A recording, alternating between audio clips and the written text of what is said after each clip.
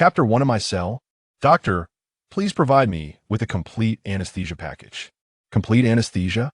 Sir, you do realize this is merely a simple procedure for the excision of excess skin tissue. So, is that not possible? It is possible, but it will incur additional charges. After settling the payment, the doctor produced a slender syringe and plunged it into the gluteal muscle of Moyuan. Subsequently, Moyuan peacefully closed his eyes. In the world of Dragon Ball, in the forests near North City on Earth, hidden within a hollowed-out mountain lies a secret laboratory, and deeper within, in an even more concealed chamber, computers are operating at an accelerated pace. In a culture dish filled with nutrient solution, cells from martial arts masters, scions, and Namekians have been collected and merged, forming an embryo that resembles a larva. An elderly man clad in a brown jacket, his white hair receding to the back of his head, gazes at the embryo in the cultured dish with a countenance full of reluctance at this time. Dr. Gero has not yet transformed himself into an android. It's taking too long, I can't wait any longer. According to the computer's calculations, the complete fusion of these cells' genes to maturity would take at least another 2 to 3 decades. It must be noted that these cells belong to the strongest beings of various races in the universe. Even if Dr. Gero were a genius, he could not expedite the fusion process. Moreover, Dr. Gero is acutely aware of his own health. While he remains relatively well, he certainly cannot live for that long. Unless Dr. Gero shook his head, even considering that, he is unwilling to wait such an interminable duration. He has long since grown weary of the days when Son Goku is still alive. He cannot bear to witness Son Goku and his companions frolicking on Earth. That person who has ruined his lifelong efforts deserves to descend into hell sooner rather than later. Dr. Gero cast a lingering glance at the embryo, turned off the lights, and prepared to leave. He has decided to abandon this place, yet he has not entirely relinquished hope, as he did not shut down the computer. Instead, he allowed it to continue operating, continuing the research. However, his own focus will no longer dwell here.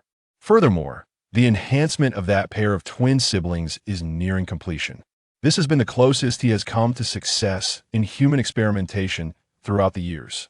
Moreover, in this experiment, Dr. Gero has concentrated all functionalities on a permanent energy core and enhanced strength capabilities. They will undoubtedly surpass all previous androids in power. If successful, even without this ultimate android, Dr. Gero is confident in his ability to eradicate Son Goku completely. With this thought, Dr. Gero's expression brightened considerably as he closed the door and sauntered away. Unbeknownst to him, at the very moment he shut the door, a faint glimmer flickered within the culture dish and then merged into the embryo. After the microlight integrated with the embryo, the various racial cells suddenly appeared to lose their barriers, merging seamlessly. Furthermore, the embryo commenced a rapid growth phase. Even the initially larval exterior gradually transformed with its development. Yet, all of this remained unknown, even to Dr. Gero, who never set foot in this chamber again. As time flows like a fleeting horse, 5 years have passed in the blink of an eye. The underground secret laboratory remains largely unchanged compared to 5 years prior. The computers continue to hum with activity, and most things remain as they were. The only change is within the culture dish. In 5 years, the previously larval embryo has entirely vanished. In its place is a charming young boy, appearing to be only 4 or 5 years old. He possesses a mane of soft, light purple hair, with 2 small-shaped horns sprouting from either side of his head. A robust tail has also emerged from his coccyx. This tail is neither the monkey-like appendage of a scion nor the dinosaur-like form of Frisia. Rather, it is a tail adorned with scales of the same light purple hue as his hair, ending in a flame-shaped fin. Apart from this, he bears no significant differences from an ordinary human. The little boy curls up inside the culture dish, completely naked. Huh, why am I in water? Wasn't I undergoing surgery at the hospital? I even opted for a complete anesthesia package. Moyuan finds himself unable to control his body, his eyelids seemingly welded shut. No matter how hard he tries, he cannot open them. It feels akin to being pressed down by a ghost. His consciousness is startlingly clear, yet his body is utterly unresponsive. Though unable to open his eyes, he can feel that he is encased entirely in water. Strangely, he is not drowning despite lacking an oxygen mask. Has the hospital advanced to such extraordinary heights? Yet surely, such high-tech measures are unnecessary for this surgery? Just as Moyuan grumbles internally, a torrent of memories floods into his mind, arriving abruptly like an uninvited relative, offering him no time to prepare. Son Goku, Vegeta, Frieza, King Cold, Piccolo, Krillin, Tien Shinhan. During these 5 years, the computer has also collected the cells of Frieza and his father, King Cold. The memories encompass not only data on these individuals, but also their martial arts techniques, his own methods of evolution, and a directive to eliminate Son Goku. Have I traversed into the world of Dragon Ball and transformed into that colossal bug, Cell? Moyuan, piecing together the memories that appeared out of nowhere in his mind, realizes the only character he corresponds with is Cell from Dragon Ball. Although he has adored the Dragon Ball anime since childhood, often striking poses in the air for a Kamehameha or raising his hands to gather a spirit bomb. However, for heaven's sake, I merely enjoyed watching, and now I'm thrust into the crowd as a spectator. Back home, I still have hundreds of acres of land and 20 houses waiting for me to collect rent. Most importantly, I haven't deleted my browsing history on my computer and phone. So, please bestow this precious opportunity upon someone else. Moreover, others who traverse into different worlds either save someone from a car accident or fall victim to a terminal illness. I, for heaven's sake, merely went in for a little crossed-out excision of excess skin tissue, and that suffices for a traversal? How the conditions for traversing become this absurd now? Moyuan gritted his teeth in frustration. It is vital to note that this is the Dragon Ball world, a realm with a perilous degree of danger. Compared to Dragon Ball, even the likes of the neighboring Legend of the Eyes and playing with bitch seem trivial. Furthermore, he has become the villainous bug? Isn't this a surefire path to an early demise? Wait.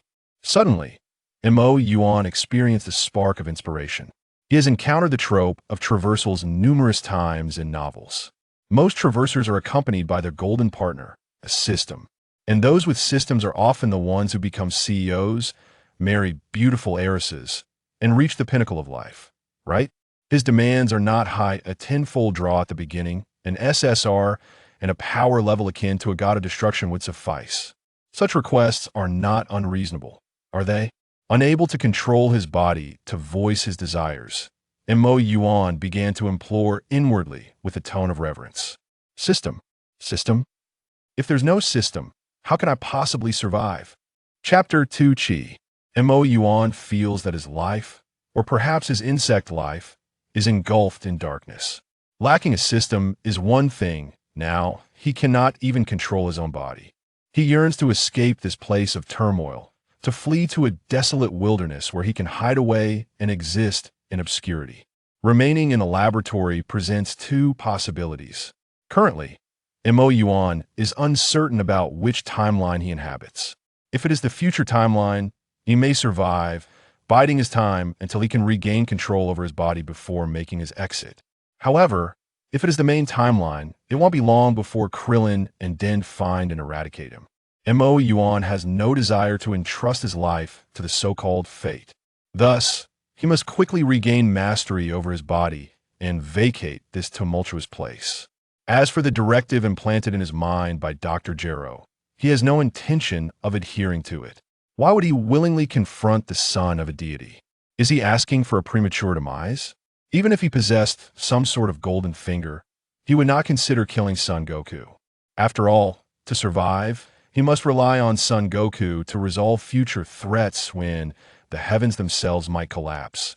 Is it not preferable to have Wukong to support them? Otherwise, judging solely by his own words, whether he could survive the saga of Bu remains uncertain. Moreover, he would not resort to absorbing the life energy of others to facilitate his own evolution. Though he may not appear fully human at present, he is fundamentally still a member of humanity. As a being nurtured in an era of peace, Moyuan finds himself deeply averse to the notion of consuming human flesh. Even the act of taking a life is something he vehemently opposes. Moyuan struggles desperately to open his eyes, yet his eyelids remain steadfastly closed. He feels as though he is akin to a person paralyzed from the neck down, with only his consciousness remaining alert. Open for me! With the fervent roar echoing within him, his eyes finally, yet remain unopened. Nevertheless, he finds himself capable of seeing. Moyuan has entered a peculiar state, one that is deeply enigmatic. From this alternative vantage point, akin to a divine perspective, he perceives the entirety of a laboratory with crystal clarity. He observes a young boy in the cultivation vessel, a look of confusion crossing the child's features. Yet, predominantly, there is a sense of joy. Despite the horns adorning his head and the tail trailing behind him, he still retains an unmistakable semblance of humanity. In the original narrative, Cell is depicted as an insect, and even upon evolving into his final form, he transforms into a somewhat handsome humanoid insect. However, his appearance still fails to align with Moyuan's aesthetic preferences. As for the reason behind such a significant transformation, Moyuan surmises it may stem from the changes wrought by his transference into this world. In the original tale, Cell's form was primarily shaped by the genes of Frieza and Piccolo. Now, it seems that due to his arrival, his appearance has evolved to be predominantly influenced by the genes of Earthlings and Psiots. Moreover, a crucial point to note is that the characteristics of Frieza and Piccolo's races are inherently genderless. And now, Moyuan gazes at the nascent appendage on his body with a sense of relief. A man born with two heads. The larger head relies on intellect, while the smaller head depends on brute force. A true man embodies both courage and wisdom. Moreover, the absence of either head would lead to dire consequences. Without the larger head, one would perish.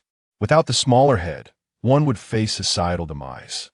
Thus, both are indispensable. In addition, Moyuan perceives the energy particles suspended in the air. The majority are white particles, with a smaller portion consisting of bluish-white particles. From his recollections, Moyuan understands that the white particles represent the so-called chi. Chi flows into a cultivator's body during their training, allowing them to wield it at will. The bluish-white particles, however, signify Yuan Chi. Speaking of Yuan Chi, inevitably brings to mind the spirit bomb. The spirit bomb is a technique that harnesses energy derived from flora, humanity, animals, and even atmospheric elements. Yet, only those with benevolent hearts can manipulate Yuan Chi, which inflicts devastating harm upon the wicked. The more malevolent the individual, the greater the damage inflicted upon them. Conversely, the harm done to kind-hearted, righteous individuals is minimal. This explains why, in the original tale, Cell and Black Goku never utilized the spirit bomb. Firstly, they may not have been capable of successfully executing it. Secondly, even if they managed to conjure it, the resulting damage would likely pale in comparison to a casual energy blast they could produce. This technique, conceived by the North Kai, may not have been employed frequently, but each time it yielded tremendous results. Indeed, during the Tournament of Power, it became the key for Sun Wukong to unleash Ultra Instinct. Moyuan is astonished to discover that his body is instinctively absorbing chi. However, the rate of absorption is exceedingly slow. Is it possible to hasten my absorption of chi? As this thought crosses Moyuan's mind, the energy particles in the air begin to flow rapidly, coalescing around his body. What astonishes him most is that not only chi gathers, but Yuan Chi also converges towards him, and it is absorbed by his body. As Yuan Chi is gradually assimilated, Moyuan realizes a faint connection has formed between him and his body. Though it is merely a fragile link, one that does not allow him even the slightest movement of his pinky, this minuscule connection evokes boundless hope within him. Previously, it felt as though he were shackled by countless restraints, imprisoned within this body, and the emergence of this slender connection serves as a key, unlocking one of those shackles. Having glimpsed hope, Moyuan no longer hesitates. He focuses intently on absorbing the Yuan Chi in the air, striving for an early escape from his confinement. Time flies swiftly, and a year passes in the blink of an eye. Moyuan in the cultivation vessel appears to have grown somewhat since a year prior. During this year, he has incessantly absorbed Yuan Qi. However, the Yuan Qi in a given area is finite once depleted. It takes time for new Yuan Qi to gradually replenish. Thus, it took Moyuan a full year to absorb sufficient primordial energy and gain complete control over his own body. Crack. As the air was entirely depleted of primordial energy, absorbed by Moyuan. The final chain binding him also shattered. After taking a moment to attune himself to his body, Moyuan opened his eyes. Within his amethyst-like gaze sparkled a radiant joy, and a smile graced his cherubic face. Still retaining a hint of baby fat, it has been a year. Do you know how I have endured this time? A year spent in this monotonous and solitary place, devoid of day and night. Devoted to endless cultivation, Moyuan felt as though he might go mad from the confinement. He vowed that upon his departure from this place, he would indulge in delightful feasts and pleasures to compensate for the losses of the past year. Although he had nutrient solution constantly fulfilling his bodily needs here, he did not experience hunger. Yet, as a true gourmand, Moyuan asserted that his desire for food was not solely driven by hunger. After a year in this place, his mouth nearly lost its taste. It was time to leave. Clenching his right fist, he exerted a slight force. Boom! A surge of violet energy shot forth from his fist. First shattering the cultivation vessel, then exploding against the laboratory wall, resulting in a violent detonation. Boom boom! The fierce explosion instantly triggered the machines within the laboratory, creating a cacophony of blasts. Smoke and dust filled the air. Moyuan stared in bewilderment at the scene before him. Please, I merely wish to sneak away from here. All right. It can only be said that Moyuan underestimated the power within his own body. After all, in this world, a mere 10,000 combat power suffices to obliterate the earth. Chapter 3.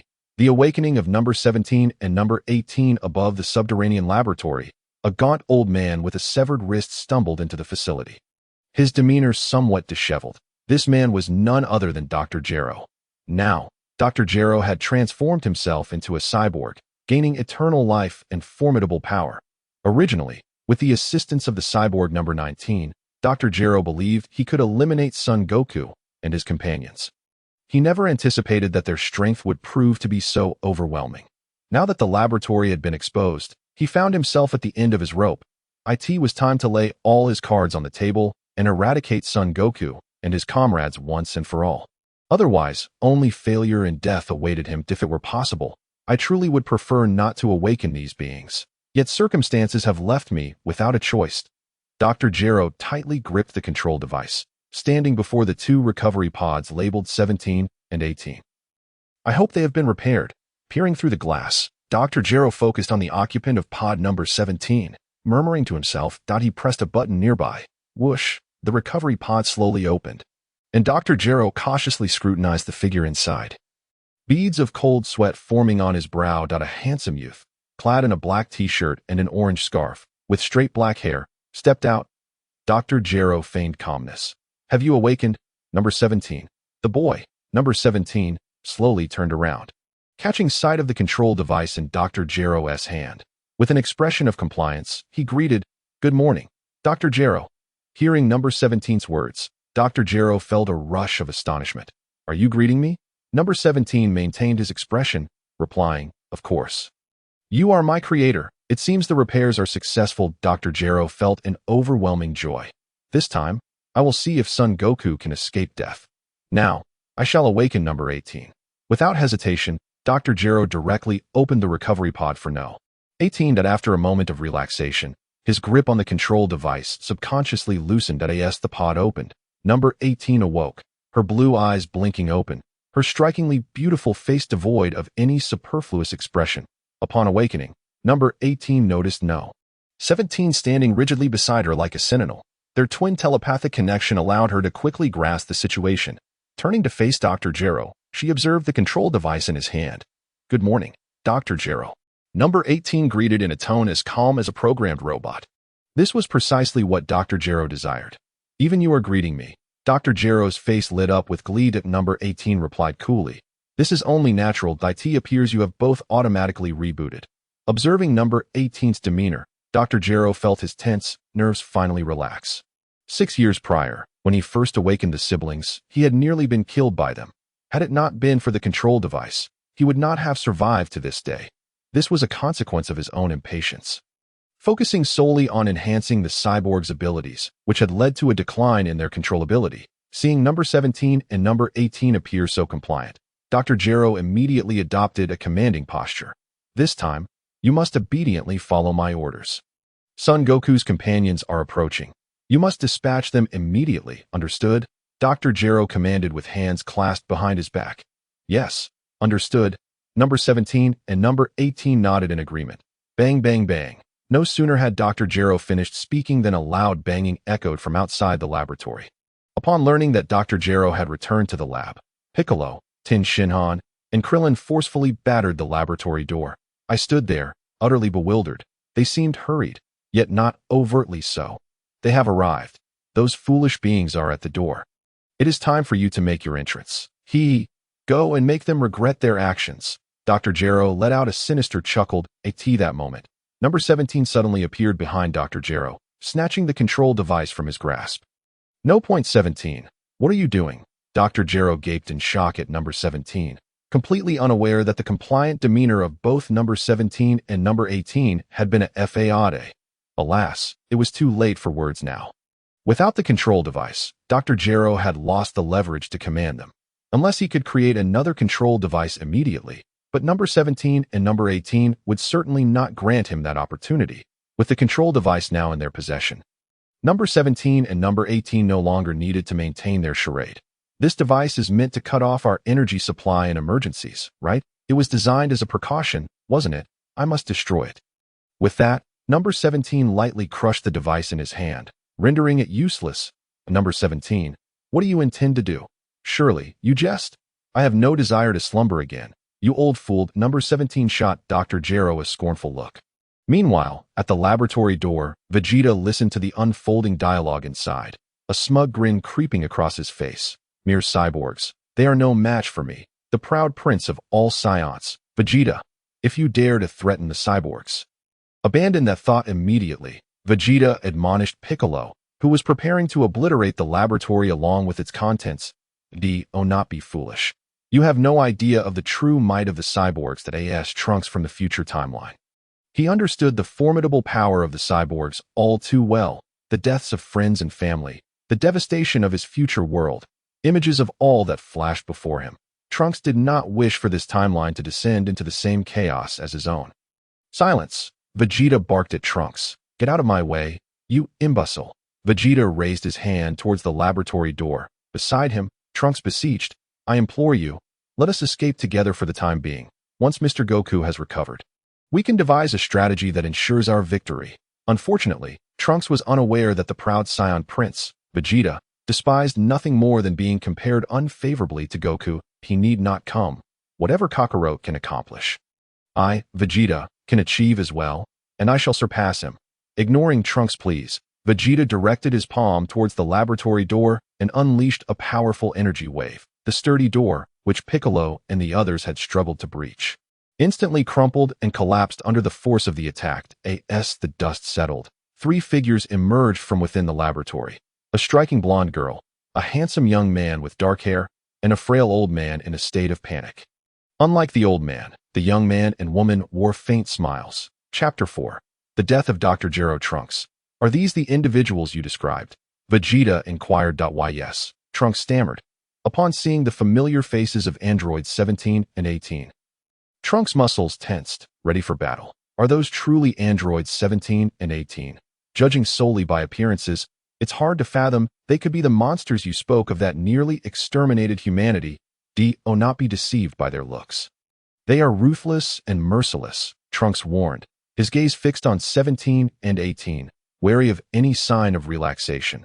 They are the very ones I mentioned before, the minions of Goku. Not underestimate them.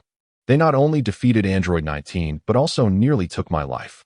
Although Dr. Gero had immense confidence in his creations, he remained cautious, as if facing a formidable adversary. Android 19, you created another android? 17 inquired. Indeed, Trunks realized that the doctor had used this creation to modify himself into an android. Is Android 19 an energy-absorbing model? 17 asked. Correct. Then why have you reverted the new android's function back to the old energy absorption model? 18, who had been silent, suddenly expressed interest. Before Gero could respond, she tilted her head and teased, "Is it because the unlimited energy androids were too powerful for you to control?" "Yes," Gero replied curtly. "If I could control them, I would have destroyed you both by now. That's why I was defeated." 18's playful voice echoed in Gero's ears once more, darkening his expression. "Even so, I have my dignity. Must you speak of this in front of others?" Gero seethed inwardly. Lack of control? Piccolo and the others were taken aback by the exchange. While Trunks finally understood why the androids from the future found pleasure in killing, it became clear that Dr. Gero's intention in creating androids was solely to eliminate Goku. With no ambition to destroy the world, with this revelation, everything fell into place. "This matter is pointless to dwell on. Should you not quickly deal with those individuals?" Gero, stung by the truth, lost sight of his situation and commanded 17 and 18. "Old man, have you not said enough? We only kill when we feel like it." "What did you say?" Gero, taken aback by 17's nonchalance, felt as if he had been doused with cold water, suddenly regaining his composure. Without a control device, he was now at the mercy of others. Rage coursed through Gero, but he could only seethe in silence, nearly biting his own tongue in frustration. "Damn it!" Gero glared at the damaged control device on the ground. If only it had not been destroyed. 18, crossing her arms, casually stepped forward and inadvertently crushed the remote control underfoot, reducing it to a pile of debris. Android 16. 18 approached a recovery chamber labeled with the number 16. Turning back to Gero, she asked, "Is this one also an unlimited energy model? Yet it seems different from us. Its size appears quite substantial. What could be the distinction?" She scrutinized the figure inside the chamber. Noticing 18's interest in 16, Gero shouted, "Do not touch him." 18, "You absolutely must not." 17 interjected, "He looks intriguing." 18, "Why not let Android 16 out?" Originally uninterested, 17's curiosity was piqued by Gero's alarm. "No, stop." Gero rushed forward to grab 18's arm. Attempting to halt her actions, "Do not take advantage of a lady." The frail old man stood no chance against 18's strength and was easily thrown to the ground. "If he is a failed project, why is he preserved so well?" "I heard you disposed of Android 15. 18 remarked, "I plan to recreate him in the future. In any case, do not act recklessly. If he awakens, he could kill us all." Gero said, his voice tinged with panic. "Are you suggesting he might kill us?" 17 activated his internal scanning device to analyze 16. "According to the data, we possess superior capabilities. Forget him. Activate him." 18. 17 insisted, no longer willing to waste time on Gero. "You dare defy my orders repeatedly. You are all failures, just like 1/6. Do as you wish. I will render you powerless." Gero exclaimed in fury, losing his composure. "But the control device is gone." 17 retorted that a new one can be constructed. Hearing the sound of the recovery chamber being opened behind him, Gero panicked. He turned and shouted at 18. "Do you not understand? 16 must not be activated." However, what he failed to notice was that when he uttered the desire to recreate a controller, the expression in Android 17's eyes shifted in one wishes to be subjugated by another. Thus, when Dr. Gero turned to speak to Android 18, Android 17 sprang into action, that he moved with astonishing speed behind Dr. Gero, his hand claw-like. Reaching for the scientist's back, Dr. Gero looked on in disbelief as a hand emerged from his chest. "Android 17, you scoundrel. Why? I am the one who created you. How could you treat me this way?" Yet, the only response he received was a powerful kick from Android 17 that the blow landed heavily on Dr. Gero's neck, snapping it cleanly and sending his head flying, landing at Krillin's feet. "You ungrateful wretches." Dr. Gero, now transformed into a cyborg, believed that as long as his head remained intact, he could continue to exist. Ungrateful. Upon hearing Dr. Gero's words, a fire of rage ignited within Android 17. He leapt into the air, aiming his foot at Dr. Gero's head. Just then, a tremendous explosion resounded from below, accompanied by a faint but ominous presence emanating from the depths. "Huh! It's him. He has succeeded. He will surely avenge me. Ha ha ha." Hearing the commotion from underground, Dr. Gero erupted into laughter. However, before he could revel further, Android 17 crushed his head beneath his foot. Chapter 5. Danger. Android 17 gazed down at the pile of shattered remnants mixed with brain matter. Curling his lip, "Tch, I was about to ask something, but I couldn't hold back. Yet, Android 17 cared little. The presence was underground, and all he needed was to find an entrance. If none existed, he would simply blast one open. After all, a great man once said, in the world, there was originally no road. Where there are many explosions, a path is forged. Lu Shurand, I will not allow you to succeed. I must ensure that no more androids are created. Trunks trembled all over. He could no longer contain himself. First, there was the emergence of Android 16, and now the faint aura from below, though not particularly strong. Indeed, it could be considered weak for him, still set off alarm bells in his mind due to Dr. Gero's final moments. After all, energy can be concealed, so that weak presence from underground might not be genuinely weak. Trunks was acutely aware of the strength of Androids 17 and 18. According to Dr. Gero, Android 16 could annihilate both Androids 17 and 18 and even bring about the world's demise. That presence from below could very well exceed Android 16 in power, with such a significant variable. Trunks felt overwhelmed. Golden flames enveloped him, his purple hair instantly turning into golden spikes. His emerald eyes brimmed with murderous intent. Trunks had but one thought: to annihilate the still slumbering Android 16 AS for Androids 17 and 18. He knew all too well that even with all his strength, he could not defeat them. A massive energy coalesced in Trunks' hands, radiating a terrifying aura. Before anyone could react, the energy wave surged toward Android 16's recovery pod. Boom! The impact obliterated the entire laboratory and even leveled the mountain instantly. If you're going to make a move, at least inform everyone first, Krillin chided. Although they had managed to escape in time, everyone except Vegeta had suffered some degree of fallout, appearing rather disheveled despite being uninjured. Foolish beings, to engage in such a meaningless act, Vegeta reprimanded. What do you mean by meaningless? Just look over there. Trunks turned to the direction Vegeta indicated. As the billowing smoke dissipated, he beheld Androids 17 and 18 standing there unscathed atop the flattened mountain.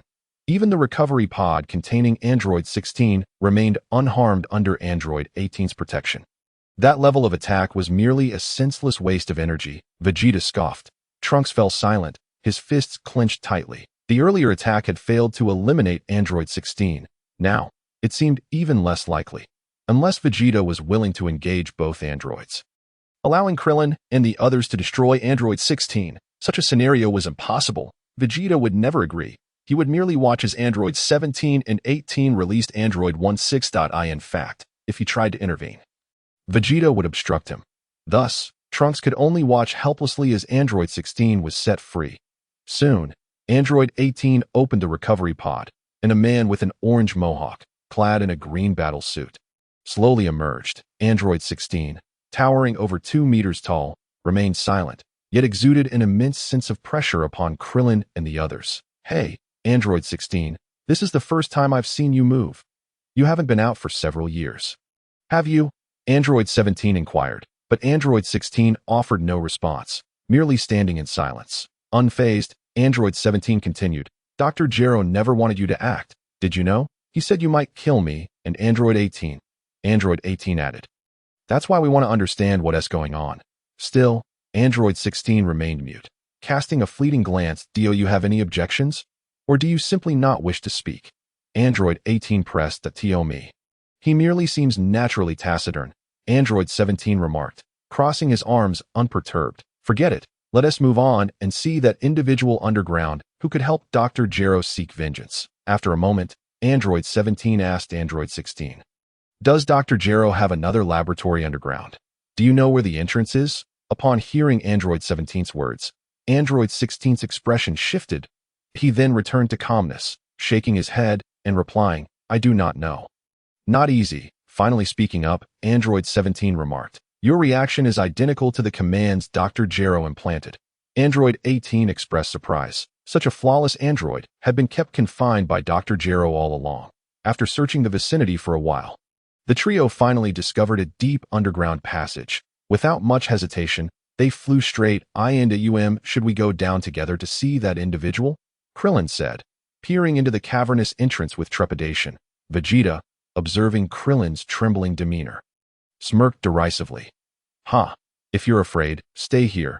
It's not like you worthless beings would be of any use down there. Having spoken, Vegeta leaped directly into the hole. Behind him, Trunks gaped, momentarily at a loss for words, only to realize that Vegeta had already jumped in, prompting him to close his mouth and follow suit. The remaining few exchanged glances, ultimately deciding to enter together.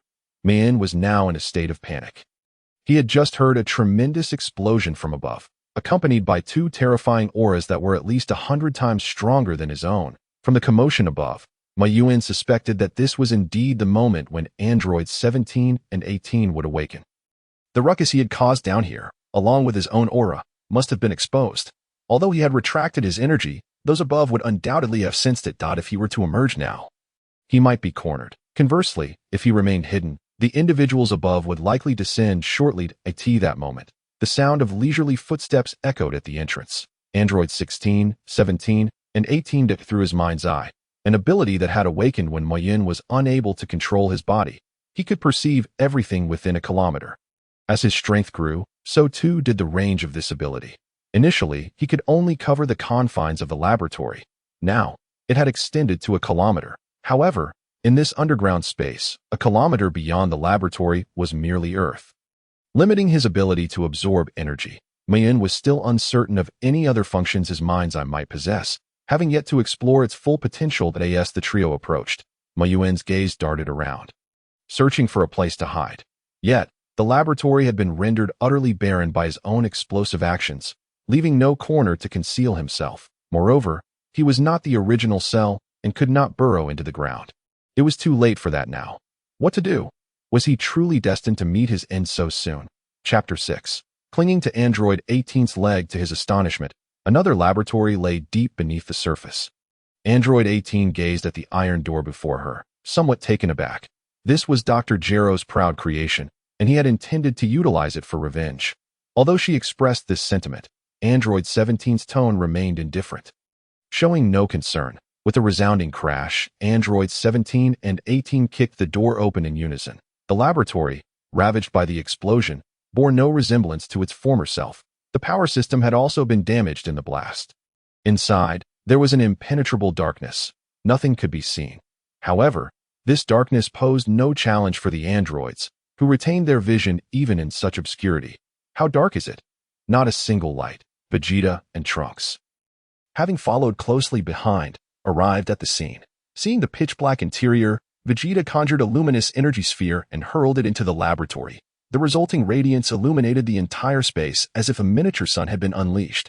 At that moment, all eyes turned to a small, huddled figure cowering in the corner of the laboratory. Moyuan, as the surroundings brightened, Moyuan realized his fate was sealed.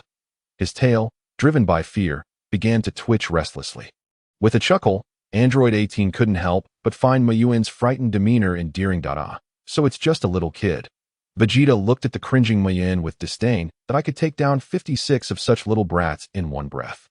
His interest waned immediately upon seeing Moyuan's frail form. The proud Scion Prince. He deemed it beneath him to lift a finger against such weakness. Androids 16 and 17 were equally surprised. Encountering a burly man over 2 meters tall would have seemed far more ordinary. They were also curious. Could this little boy truly avenge Dr. Gero as he claimed?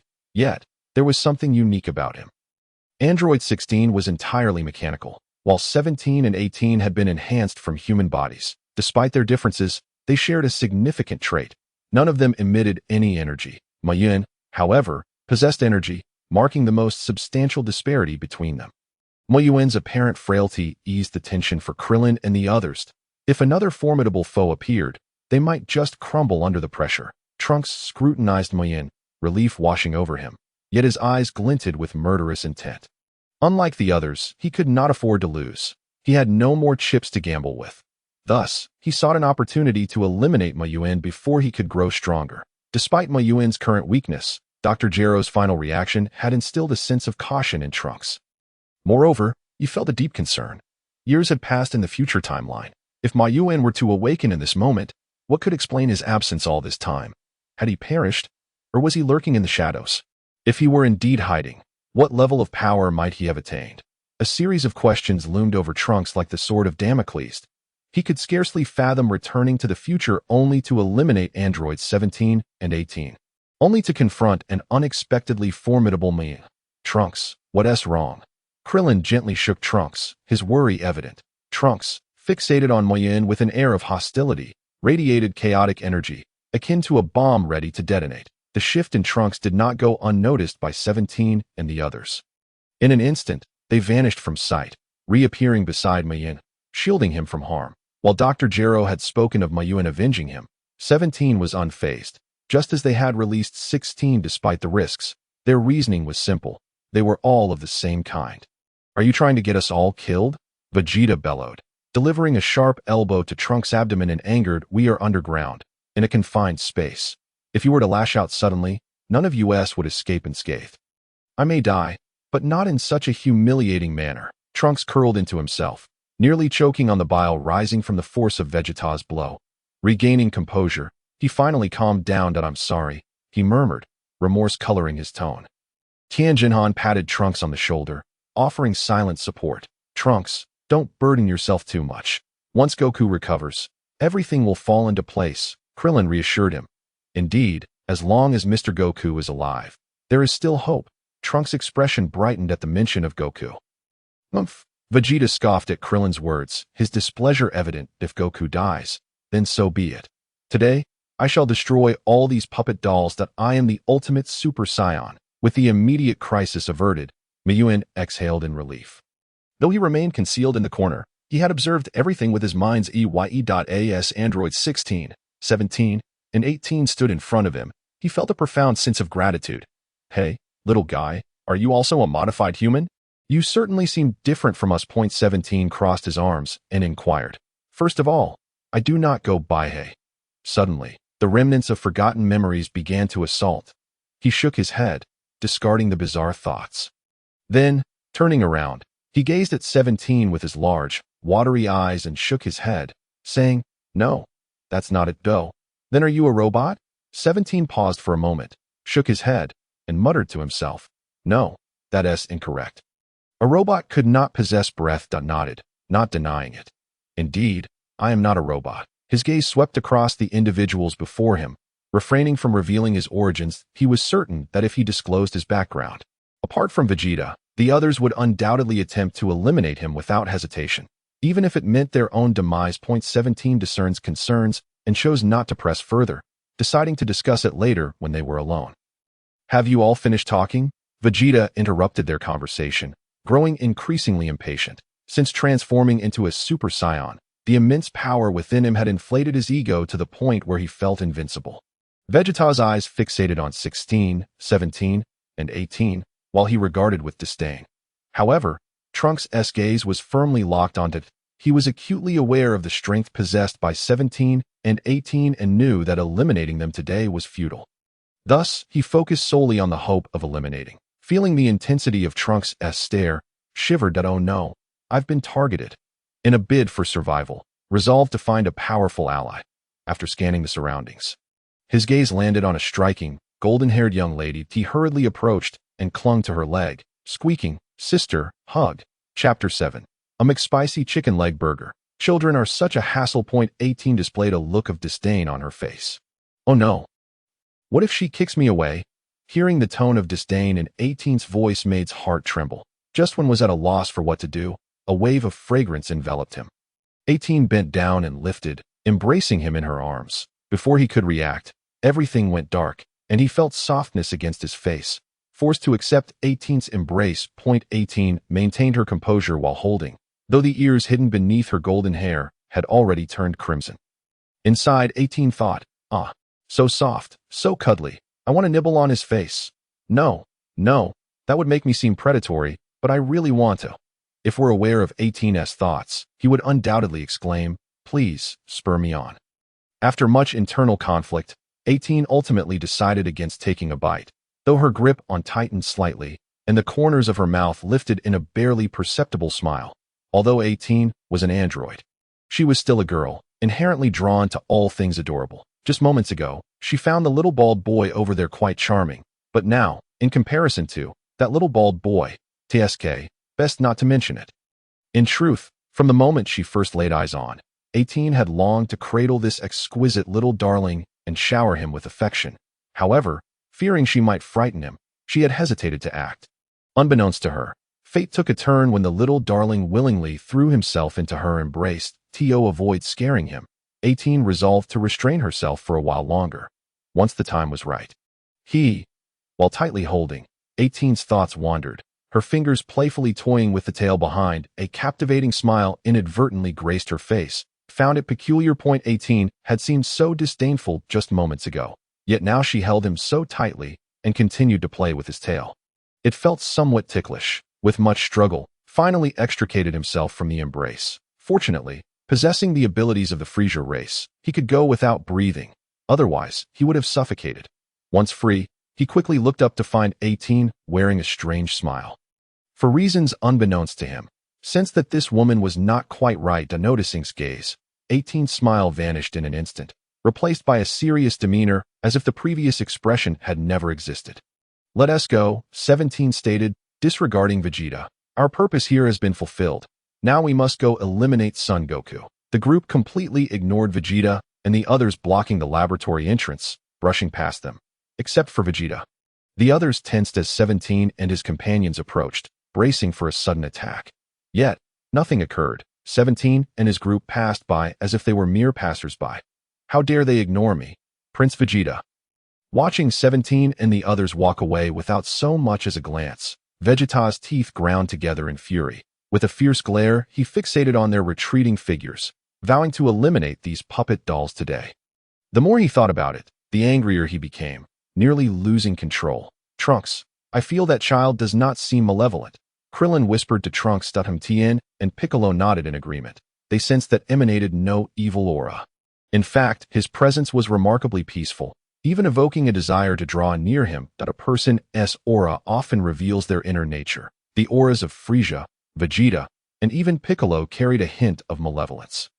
The trio of 16, 17, and 18 possessed no discernible aura, making it impossible to judge their nature based on energy alone. They could only deduce their malevolence from the future timeline. In contrast, S aura was, without exaggeration, even purer than Goku's. By comparison, Vegeta appeared more villainous. If Goku were present, he would undoubtedly assert that was a good person, as he could distinctly sense the rich life force emanating from him. No one understood life energy better than Goku. Even the Kai, who created the spirit bomb, could not, and an evil heart could never harness life energy. Even Goku could only borrow it, unable to absorb it for cultivation. And the Kai, the creator of the spirit bomb, struggled even to utilize such a powerful technique, managing only to employ it with low success rates. In truth, Trunks could sense the same energy that Krillin and the others did. However, he was apprehensive. He could not afford to take that risk. What if this was all a ruse? After all, Dr. Gero had created androids stronger than Super Saiyan's. It would not be impossible to disguise one's aura. While they conversed, Vegeta, fueled by rage, pursued 17 and his group. Trunks and the others, fearing Vegeta's recklessness, promptly ceased their discussion and followed closely behind. As and his companions emerged from the underground laboratory, they took to the skies. 17 and his group were bound for Son Goku. Though combat power was low, he was still capable of flight. However, once outside, 18 continued to hold him tightly in her embrace that was more than willing to be held. One was eager to embrace, and the other was eager to be embraced. Though they exchanged no words throughout the journey, the atmosphere grew remarkably nuanced and unexpectedly harmonious. Suddenly, 17 descended. 18 and 16 followed suit. Moments later, the trio landed on the road below, surrounded by lush mountains and clear waters. The fresh air and melodious birdsong were invigorating. 16, taking in the scenery, could not help but reveal a warm smile. 17. Why did we suddenly land? 18 inquired. 17 leisurely replied. Traveling can be so dull. Let us enjoy ourselves as we go. Observing the languid demeanor of number 17, one might assume he is preparing for a spring outing. Are you planning to walk there? Drive over. Soon, this road will witness the passage of vehicles, and we can hitch a ride. Men often engage in actions devoid of significance, yet I never anticipated you would retain a semblance of humanity.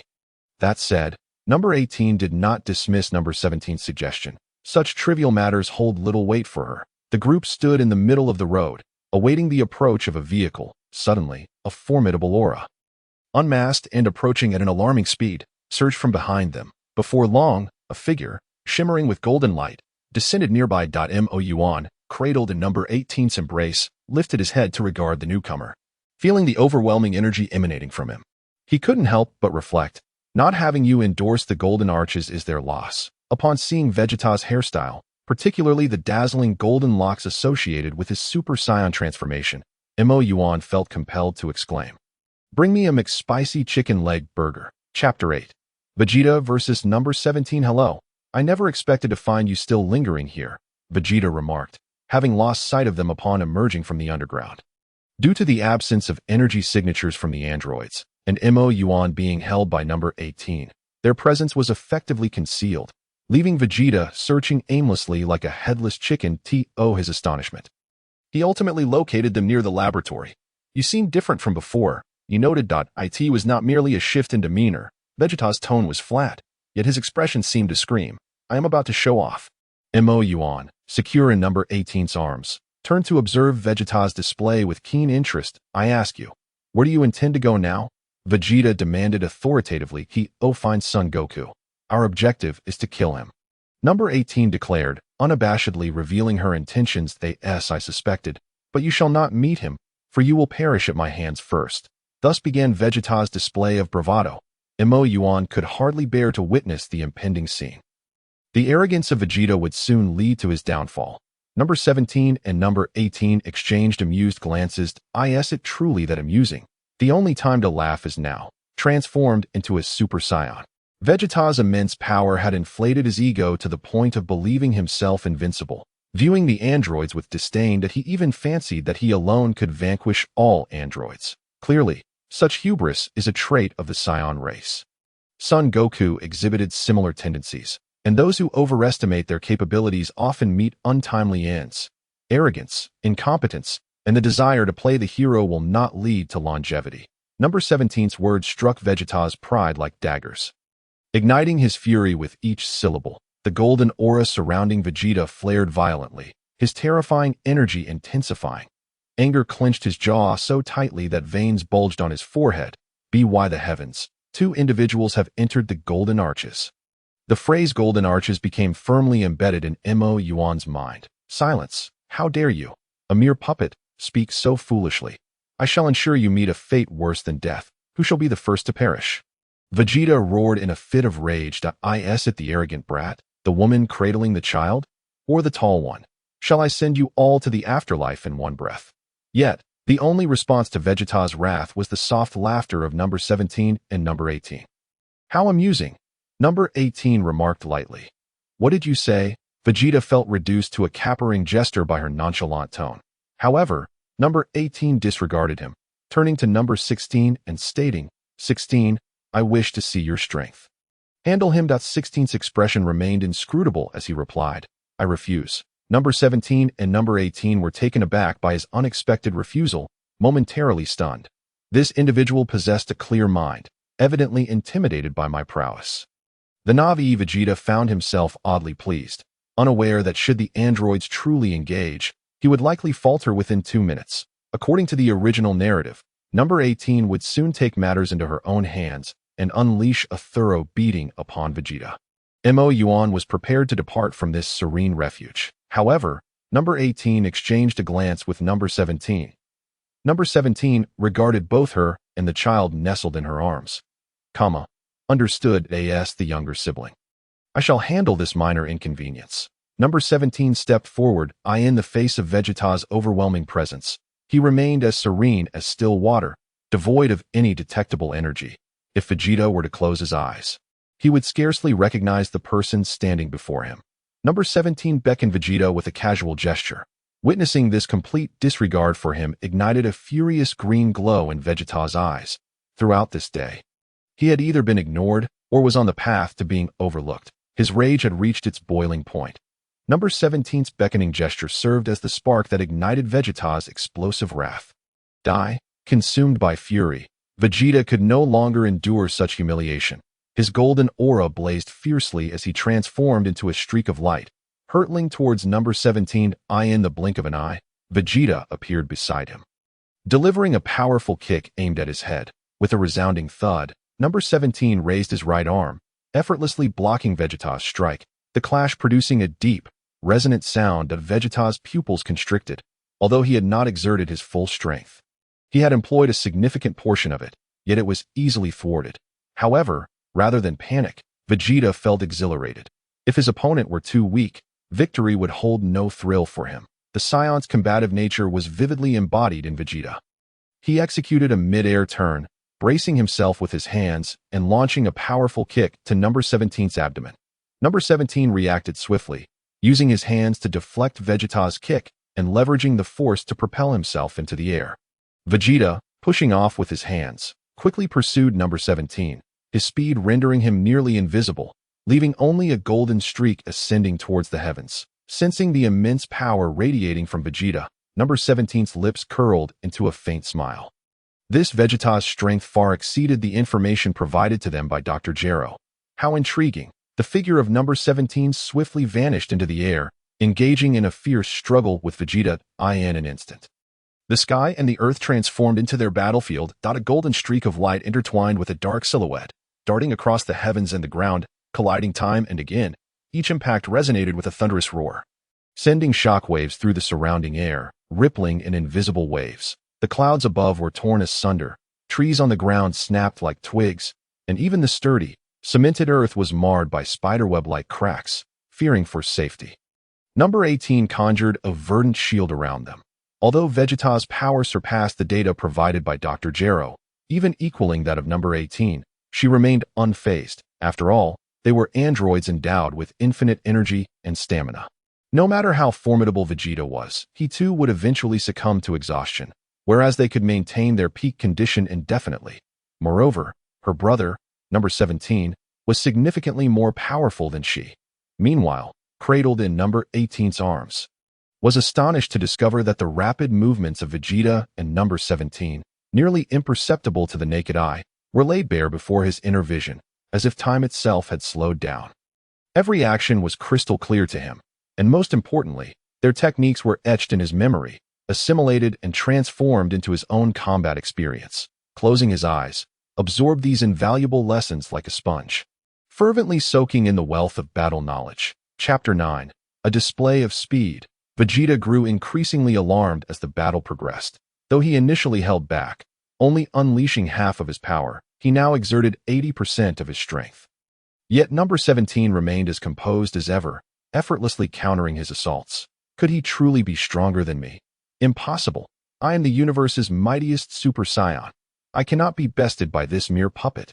With a roar of frustration, Vegeta's muscles tensed, his aura surging to its maximum potential. Grasping one of number 17's hands, he yanked him forward before bringing both fists down in a hammer-like strike to 17's back. Boom! Number 17 plummeted to the ground like a meteor, creating a massive crater upon impact. Vegeta gathered energy in both hands, unleashing a barrage of energy blasts in the direction of 17's descent, resulting in a cacophony of explosive sounds. Trees surrounding 17 were shattered into splinters, and those further away were cleaved in half by the shockwaves of the blasts. In the heart of a once lush forest, a desolate wasteland emerged. The forest. Thank you, Tony Vegeta, for your Mediterranean haircut. I appreciate your entire family. Unbeknownst to them, Trunks and the others arrived, their jaws agape at the spectacle before them. Has it been resolved? Trunks, sensing Vegeta's formidable energy, was utterly astonished. If he possessed such power, he could undoubtedly contend with the androids of the future. However, unable to sense the android's energy, he could not ascertain whether number 17 had been defeated. Nevertheless, Trunks noticed number 18's expression, rather than fear. A smirk graced her lips. Shocked, Trunks shouted to Vegeta, "Dad, be careful." No sooner had he spoken than Vegeta caught sight of a shadow flickering through the smoke. Ugh, cough cough. Number 17 emerged unscathed from the haze, using rapid movement to appear before Vegeta, delivering a devastating knee strike to his abdomen. The brutal impact left Vegeta feeling as though his insides had turned to mush, and he couldn't suppress a mouthful of blood from spilling forth. Clutching his abdomen, he curled into a defensive posture, his golden aura flickering, barely maintaining his flight. As he teetered in midair, number 17, sensing Vegeta's imminent descent, seized his hair. Number 17 uttered not a word, merely exhaling softly. Yet that sound struck Vegeta's ears like the most unbearable insult. trampling his pride and self-esteem underfoot, grinding them into the dirt. Unforgivable, the humiliation ignited a fire within him. Loosening a shackle deep inside, a surge of heat radiated from his back, reigniting the nearly extinguished golden aura, now more potent than before. The explosive energy thrust number 17 away, and Vegeta, freed from restraint, charged at him. He had forgotten his injuries, disregarding the pain coursing through him. His singular focus was on annihilating number 17. Fists, feet, knees, and elbows transformed into lethal weapons, unleashing a torrential assault upon 17. Vegeta's baseline combat power stood at 10 million, augmented to 500 million upon transforming into a Super Saiyan, granting him a 50-fold increase. Now, while his base power remained unchanged, his Super Saiyan form had escalated from a 50-fold to a 55-fold multiplier, raising his combat power to 550 million. Though, it seems I've grown stronger yet again. Number 17, feeling the force behind Vegeta's strikes, was slightly taken aback. However, he remained unperturbed, for this newfound strength was insufficient to harm him. If converted to combat power, number 17's strength exceeded 700 million. As Vegeta and number 17 clashed head-on, Vegeta's increased power still paled in comparison to 17's. Each of his attacks was deftly countered by 17. How infuriating! How could he be so strong? Vegeta had unleashed his full potential, yet every strike was in vain. That he understood with clarity that he still fell short of number 17's might. However, the pride of a Saiyan would not allow him to concede defeat. Even in the face of death, number 17, losing interest in playing with Vegeta, unleashed his full strength. Possessing infinite stamina and energy, number 17 remained in peak condition throughout the battle, under the relentless assault of a fully powered number 17. Vegeta found himself steadily retreating. Before long, he was battered and bruised, his battle attire in tatters, though his pants remained intact. Trunks watched in disbelief. He had never anticipated that the androids in this world possessed such terrifying power. With the strength Vegeta displayed later, he could easily have dispatched the androids from the future. Yet in this timeline, he was utterly overmatched. Could we truly withstand such formidable androids? Trunks murmured, a flicker of fear glimmering in his eyes as he began to doubt his own abilities. The battlefield shifted rapidly, and Krillin and the others were astounded to witness the once confident Vegeta now reduced to a state akin to a beaten dog. Although Trunks felt trepidation, the sight of Vegeta's plight spurred him into action. Drawing his sword, he transformed into a Super Saiyan, charging towards number 17 with the intent to rescue Vegeta. Sister, aren't you going to help? Number 18 pondered, glancing at number 16, yet number 16 remained utterly indifferent. Understanding that it was futile to expect him to intervene, number 18 sighed inwardly and reluctantly entrusted to him. Protect him. That was somewhat bewildered. Earlier, number 18 had seemed to disdain his presence. Now, however, she appeared reluctant to let him go. Sister, please be careful, called out to her retreating figure. Upon hearing his words, number 18 paused, a radiant smile blossoming on her previously icy visage, reminiscent of a flower blooming in the snow, captivating and impossible to look away from. Krillin, who had been secretly observing number 18, felt his shiny head flush crimson, his heartbeat quickening. Only one thought occupied his mind. How could such a lovely girl possibly be a villain? Trunks must have been mistaken. Upon departing on the 18th, alighted upon the shoulder of the 16th, the Deity was quite peculiar. Despite the 16th being a mere automaton, his surface was not frigid, but rather possessed a warmth akin to that of a human. Held a deep understanding of the 16th, this seemingly formidable giant was, in truth, a gentle soul. Had it not been for Dr. Gero's programming to eliminate Sun Wukong, he might never have harbored thoughts of violence in his lifetime. The 16th was unperturbed by his actions, his gentle gaze fixed on the distant birds, and a benevolent smile graced his rugged visage. Thus, one observed the birds in the distance, while the other beheld the battle unfolding in the skies, creating an unexpectedly harmonious atmosphere. Due to the vast distance, which exceeded the range of perception, he could only rely on his instincts and eyesight to sense the conflict afar. The skirmish did not endure for long. Vegeta had already been battered by the 17th to the point of near defeat, barely managing to muster half of his strength. Trunks was in an even more dire predicament, possessing a combat power of merely 400 million. Against the 18's staggering 500 million, coupled with her boundless stamina and energy, he was utterly overwhelmed in less than 5 minutes. The father-son duo of Vegeta and Trunks showcased a swift performance akin to a race of fallen scions. On the ground, Piccolo's face turned a ghastly shade of green, and though fear gripped him, he and Tien rushed to rescue Vegeta and Trunks as they lay vanquished. Only Krillin remained frozen in place. Paralyzed by terror. Chapter 10. The Tsundere 18. How could they have been defeated so swiftly? Just moments ago, Piccolo and Tien had charged in to assist, only to be felled by the 17th and 18th in less than a minute. Their might laid bare. The battlefield now stood with only the 17th and 18th upright, while the rest lay prostrate upon the ground. Krillin's heart raced with fear as he gazed upon his fallen comrades. The mightiest warriors of Earth. Was there truly no salvation for the planet? A chilling dread enveloped him, rendering his body icy and causing tremors to course through him, cold sweat swiftly soaking his attire. Suddenly, the 17th and 18th turned their gaze toward Krillin. He felt as though he were being scrutinized by a ferocious beast, an icy chill creeping up his spine. Trembling, he took 2 hesitant steps back.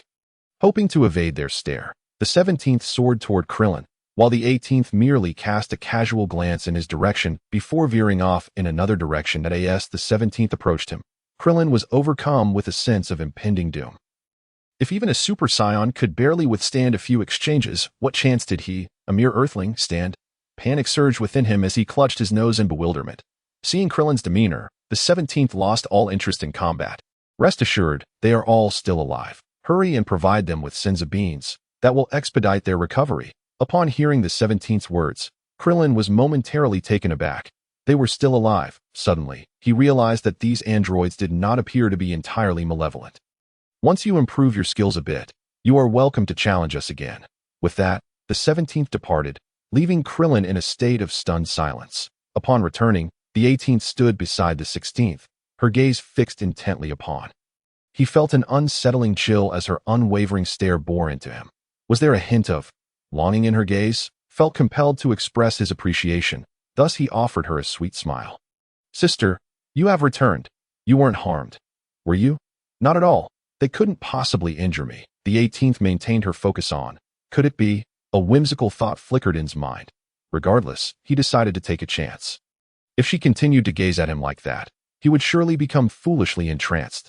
Thus, he spread his arms wide and, in a childlike tone, implored, Sister, can I have a hug? Upon hearing this, the 18th immediately soared upward, as the 16th was too tall, and sat upon his shoulder. Lifting from the 16th's shoulder, while cradling him, she pouted slightly, disdain evident in her demeanor. Humph, little children are such a bothered, amused. Ah, woman, you are utterly transparent beneath my gaze, so this is what it means to be Tsundere? Under's keen observation, the 18th's expressions were laid bare. Despite her words of annoyance, her eyes betrayed a glimmer of joy and satisfaction. Oh, woman, concluded with clarity that the 18th was simply a little Tsundere. Believing, ensconced in her embrace, could not see her expression, the 18th wore a triumphant grin. The 16th regarded the 18th with bewilderment, pondering the peculiarity of her behavior, alternating between disdain and delight. Noticing the 16th's gaze, the 18th shot him a fierce glare. What a peculiar woman. The 16th quietly diverted his attention, focusing on the distant birds, his expression softening. Ah, how delightful these little creatures are. Shortly thereafter, the 17th approached. It seems there are few vehicles passing through this area. Shall we venture to a more lively locale for some amusement? The others unanimously agreed to the 17th's suggestion, and the group took flight, leaving only Krillin standing in place, staring blankly at their departing figures. It was not until they had vanished into the horizon that Krillin regained his senses. Right? I must go rescue everyone. He finally remembered his comrades who had been knocked unconscious. He quickly leapt into the chasm created by the residual force of the battle, retrieving senzu beans to administer to each of them. Krillin hesitated briefly over whether to give one to Vegeta, ultimately deciding in favor of it. Though Vegeta was exceedingly arrogant and aloof, he remained one of the strongest fighters on Earth. His survival would greatly bolster their chances against the androids, the moment the others consumed the senzu beans. Their wounds healed instantaneously, as if the injuries had merely been an illusion. Trunks gazed solemnly at his shattered sword, which had accompanied him through countless battles, even cleaving Frieza in twain, throughout their lengthy struggles against the androids in the future. This sword had remained unscathed. Yet today, with a single swing, it had met its demise. The The androids of this timeline were far too formidable, a weight upon Trunks' chest that left him gasping for breath. Once everyone had recovered, Krillin recounted the events that transpired during their unconsciousness. What? They knew about our Senza beans. Upon hearing that the androids were aware of the beans, Piccolo's face turned an ashen green. Their knowledge of the Senza beans' efficacy, yet refraining from exterminating them, could only signify either audacity or overconfidence. If they were merely arrogant, it would be one thing. But the prospect of them possessing ulterior motives was far more alarming. The notion that such powerful androids might have hidden cards up their sleeves filled Piccolo with dread, sealing a silent resolution within him. Listening to the discourse regarding the androids' overwhelming strength, Vegeta's ire swelled with each word. Recalling his previous boasts felt akin to receiving a series of resounding slaps to the face. In that moment, Vegeta's pride and dignity seemed a mere jest. Enraged, he erupted, unleashing a torrent of energy that stirred a whirlwind of sand and debris. With a swift motion, Vegeta transformed into a streak of light, vanishing into the sky. He was determined to grow stronger, to slay these androids and reclaim his pride and dignity. Furthermore, in the course of this battle, he had glimpsed the hope of transcending Super Saiyan. He was confident that it would not be long before he achieved an unparalleled strength, one that would place him beyond the reach of all. Upon witnessing Vegeta's departure, Trunks felt compelled to pursue him, but was halted by Piccolo. Trunks, do not chase after him. Let him have a moment of solitude. Trunks turned to look at Piccolo.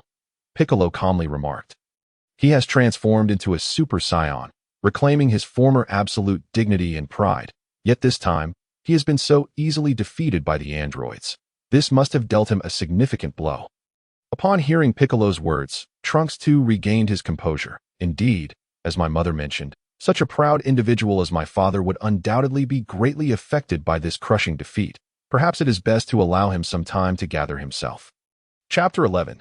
Names. After a leisurely flight of over 10 minutes through the desolate countryside, the group finally spotted a vehicle. It was a small truck, perfectly suited to accommodate number 16. Otherwise, with number 16's considerable size, a regular sedan would have been inadequate. The owner of the vehicle was inside a nearby convenience store purchasing items.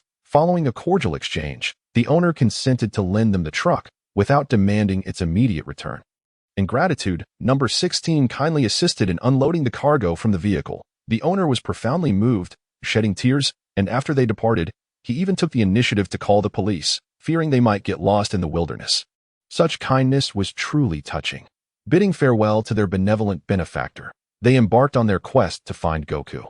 Inside the vehicle, number 17 was at the wheel, while number 18 held Moyuan in the passenger seat. Due to his immense size, number 16 could only occupy the rear compartment. With no one else to disturb them, number 17 finally began to inquire about Moyuan's origins. Hey, kid, why don't you share your background? First of all, I am not Hey, I am called Moyuan. As soon as he spoke, Moyuan noticed that everyone was staring at him in astonishment. Even number 17, who was driving, had taken his eyes off the road. What's wrong? Is there an issue? Moyuan was somewhat perplexed. It was merely a name after all. What was so surprising about it? Of course there is an issue. Androids do not possess names, only designations. Even Dr. Gero himself, upon becoming an android, assigned himself the designation Android 20. Number 18 regarded Moyuan with curiosity.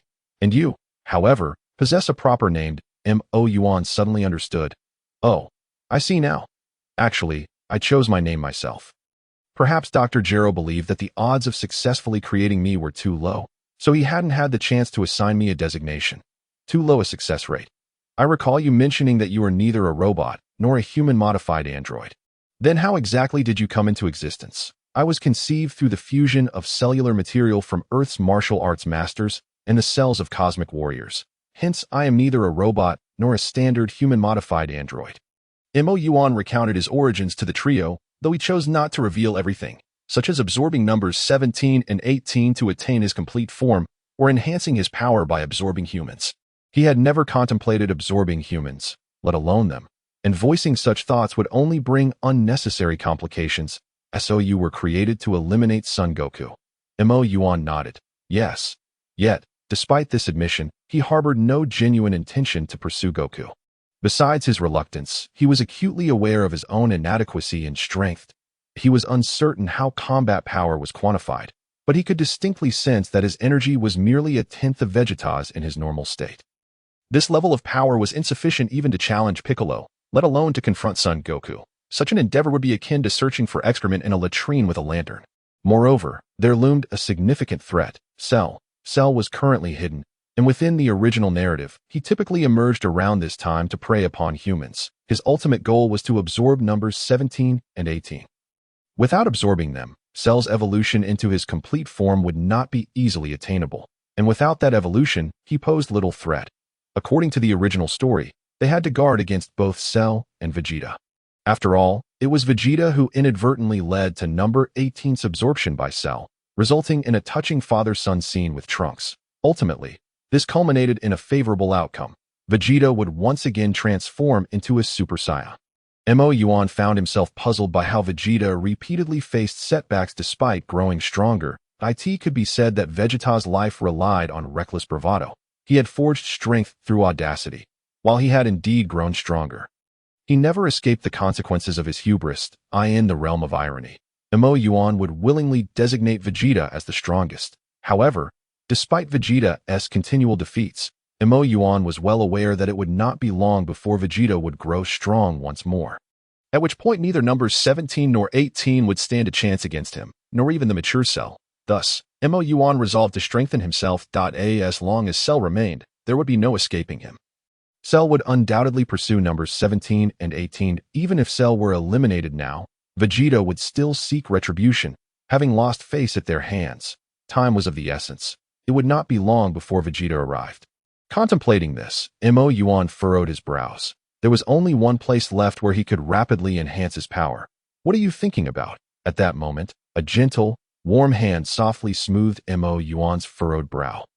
The calm tone imbued with a hint of concern. Moyuan shook his head and replied, "It's nothing. It wasn't that he was reluctant to share with them. He simply didn't know how to explain. It was hardly feasible to inform them that he would come to absorb them from a future timeline. By the way, sister, I recall you mentioning that you were transformed into androids by Dr. Gero, correct?" Moyuan quickly shifted the topic. You still remember your previous names? In the past, upon hearing Moyuan's question, a flicker of hatred flashed in the eyes of number 18, only to swiftly transform into profound sorrow. She reminisced about the years gone by. Originally, she and number 17 were residents of a village on the outskirts of North City. From that fateful day onward, everything changed. That day, Dr. Gero, accompanied by several androids, invaded their village. Faced with the formidable strength of the androids, their firearms proved utterly ineffective. In the face of such overwhelming power, they could only succumb to their fate within a mere half hour. All of them were captured by Dr. Gero, with not a single soul managing to escape. Subsequently, they were thrust into a hellish existence. Dr. Gero commenced his inhumane experiments on human subjects. Number 17 and number 18 watched helplessly as their friends and family fell victim to unspeakable horrors. They witnessed their parents kneeling before Dr. Gero, pleading for their cooperation in the experiments, desperately seeking to spare their children. Yet Dr. Gero had no need for their compliance. The androids swiftly rendered their parents unconscious and dragged them away. From that moment forth, they never laid eyes on their parents again. They were acutely aware that failed experiments were disposed of by Dr. Gero, leaving no trace behind. Hatred, when buried deep within the heart, does not fade.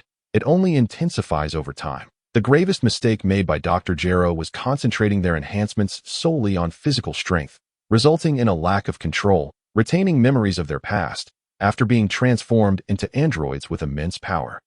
What number 17 and number 18 yearned for most was not to fulfill Dr. Gero's so-called mission to eliminate Sun Wukong, but rather to take vengeance upon the man who had persecuted their family, Dr. Gero himself. Suddenly, Moyuan sensed a palpable heaviness in the atmosphere of the vehicle, regretting his inquiry. Clearly, his question had evoked painful memories for both number 17 and number 18. A heavy silence enveloped the car. After a moment, number 18 sighed, her expression gradually softening, as if she had released a burden. "I am called Razali," she declared. Upon hearing this, number 17 loosened his grip on the steering wheel. Letting go, perhaps it was indeed time to move on. "I am called Lapisai," came the gentle smile from number 16 in the back seat. Chapter 12. The time machine and the eggshells, the act of revealing their names signified that number 17 and number 18 had truly relinquished their past. Henceforth, they would no longer be referred to as androids number 17 and 18, but rather as the twin siblings, sister Razali and brother Lapisi. Although they had let go, it did not imply that they had abandoned their quest to confront Sun Wukong. Gero had transformed them into androids for the sole purpose of slaying Sun Wukong. Thus, they still harbored some resentment towards him. Even if they did not intend to kill Sun Wukong, they certainly wished to deliver him a sound thrashing. This was the sentiment held by Razali and Lapisi as they leisurely drove towards Sun Wukong's residence. Krillin and Trunks arrived by aircraft at Sun Wukong's home, intending to escort the ailing Sun Wukong and Chi-Chi to Master Roshi's. To safeguard against any potential threats from the androids, Sun Wukong was the anchor of hope for them all. As long as he lived, they felt a renewed sense of optimism. Even Bulma from the future shared this sentiment. For when compared to Vegeta, Sun Wukong was far more dependable. On the aircraft, Krillin called Bulma to discuss the events of the day, only to learn from her that an abandoned time machine had been discovered in the western suburbs. Upon seeing the photograph Bulma faxed over, Trunks was taken aback. The machine, overrun with weeds, was unmistakably the time machine he had once piloted.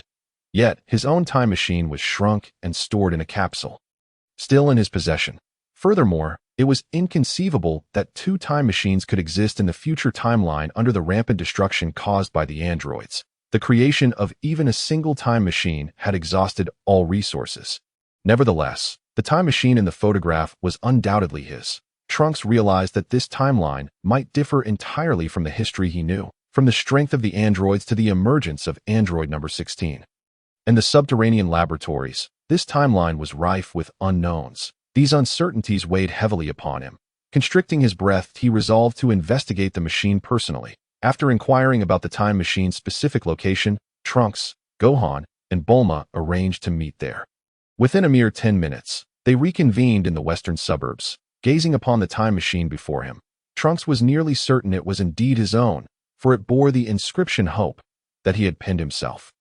Every detail, from its position to the handwriting, matched perfectly with the time machine he possessed. However, the machine's exterior clearly indicated it had been abandoned for an extended period. If Trunks's future timeline contained only one time machine, then this machine could only belong to another timeline. But what of his counterpart in that other timeline? A chill ran down Trunks's spine. Moreover, the gaping hole at the top of the machine was not something he would have caused. This machine represented the hope of their timeline. He would never inflict damage upon it, not even a scratch. Who had traveled to this timeline using this machine? An android?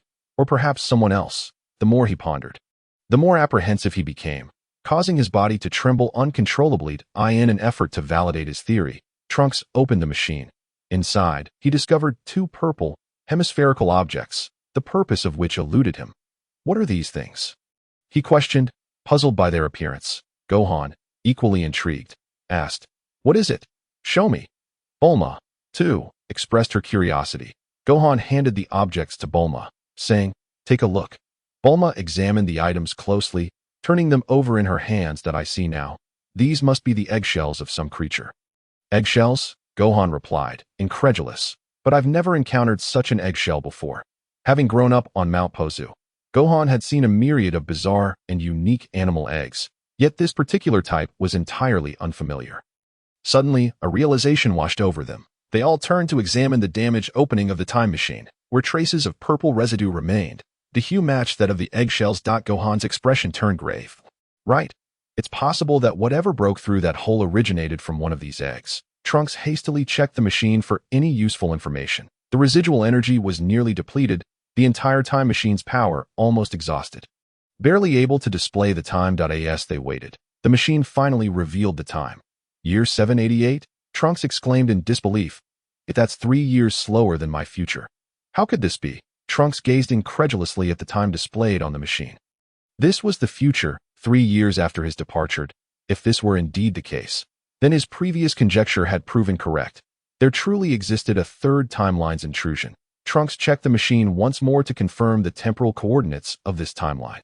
Upon seeing the time indicated on the time machine, a surge of fear began to envelop him. Approximately 4 years prior to the present, This individual had arrived a whole year earlier than Trunks had on his last visit. Who? Who is this person? Why has he come here? Could it be that the multitude of historical alterations were all orchestrated by him? Moreover, after such a lengthy period, why has he yet to reveal himself?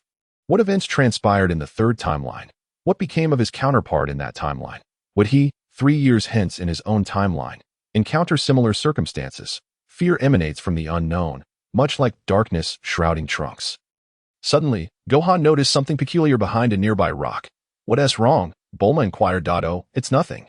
I was just pondering what that thing could possibly be." Gohan approached the strange object.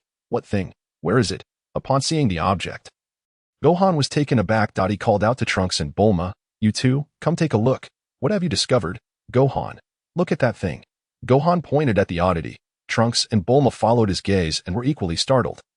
Unable to suppress a gasp. It was an object approximately 2 to 3 meters long, resembling the shape of some kind of insect. Initially, they believed it to be the carcass of a bug. However, upon closer inspection, they realized it was not a corpse, but rather a shell that some creature had shed. A shell? Where could there possibly be such a large cicada around here? Bulma exclaimed, astonished. "Not just here. It's unlikely you could find one this size anywhere on Earth. There are no cicadas of such magnitude." Trunks interjected, nodding in agreement. "This must be the shell of a creature that emerged from the time machine's egg." Gohan added, "Yes, that creature likely shed this shell after it matured." "What on earth is going on? What creature could have shed this shell?" Bulma questioned. Gohan replied, "No one knows, for no one has ever seen it. But how did it come to be? Did someone in the future place an egg in the time machine to arrive here? Or did someone accompany this egg to this location?" Trunks pondered. Thoroughly perplexed, he reached into the shell, feeling a sticky texture against his hand. Quickly retracting it, he found his hand smeared with purple goo. This shell must have been recently shed. The Supreme Kai observed the unfolding events below. Finally comprehending the source of the unease he had felt for the past 4 years, he resolved to merge with Piccolo. Chapter 13. The Division of Forces. Apologies. Dear listeners, we interrupt this program for an urgent bulletin that we now return to the continuation of the previously reported news that an hour ago, the city of Jianjia, located in the western suburbs, had suddenly ceased all communication. Following an investigation team's arrival, reports have now returned. It is said that the local residents vanished in an instant, leaving the entire city resembling a ghost town, devoid of a single soul. In the vehicle, Moyuan listened to the news report, realizing that they could no longer afford to delay. Cell had emerged, and time was running short. If they did not grow stronger soon, their fate would be to be absorbed by Cell, becoming nutrients for his evolution into his perfect form. "Sister, may I train with you? I wish to become stronger." "Train? What has prompted this thought?" "No one in this world can match us." Lapis scoffed, interrupting Lazuli before she could respond. In Lapis's mind, they were invincible. Figures such as Son Goku and Vegeta were no match for him. With someone as powerful as himself around, what need was there for training? "Just follow me for some leisure." Little Kuahem. Moyuan. Why the sudden desire for strength? Lazuli asked softly. You know, I possess the cells of Son Goku and Vegeta. Being Science, Vegeta's transformation into his golden state is a trait of their race, known as Super Saiyan. Moyuan stated with utmost seriousness. "Though, that sounds rather extravagant." Lapis retorted dismissively. "Oh, what if you can transform? You still get beaten to a pulp afterward." Do not underestimate the Saiyan transformations.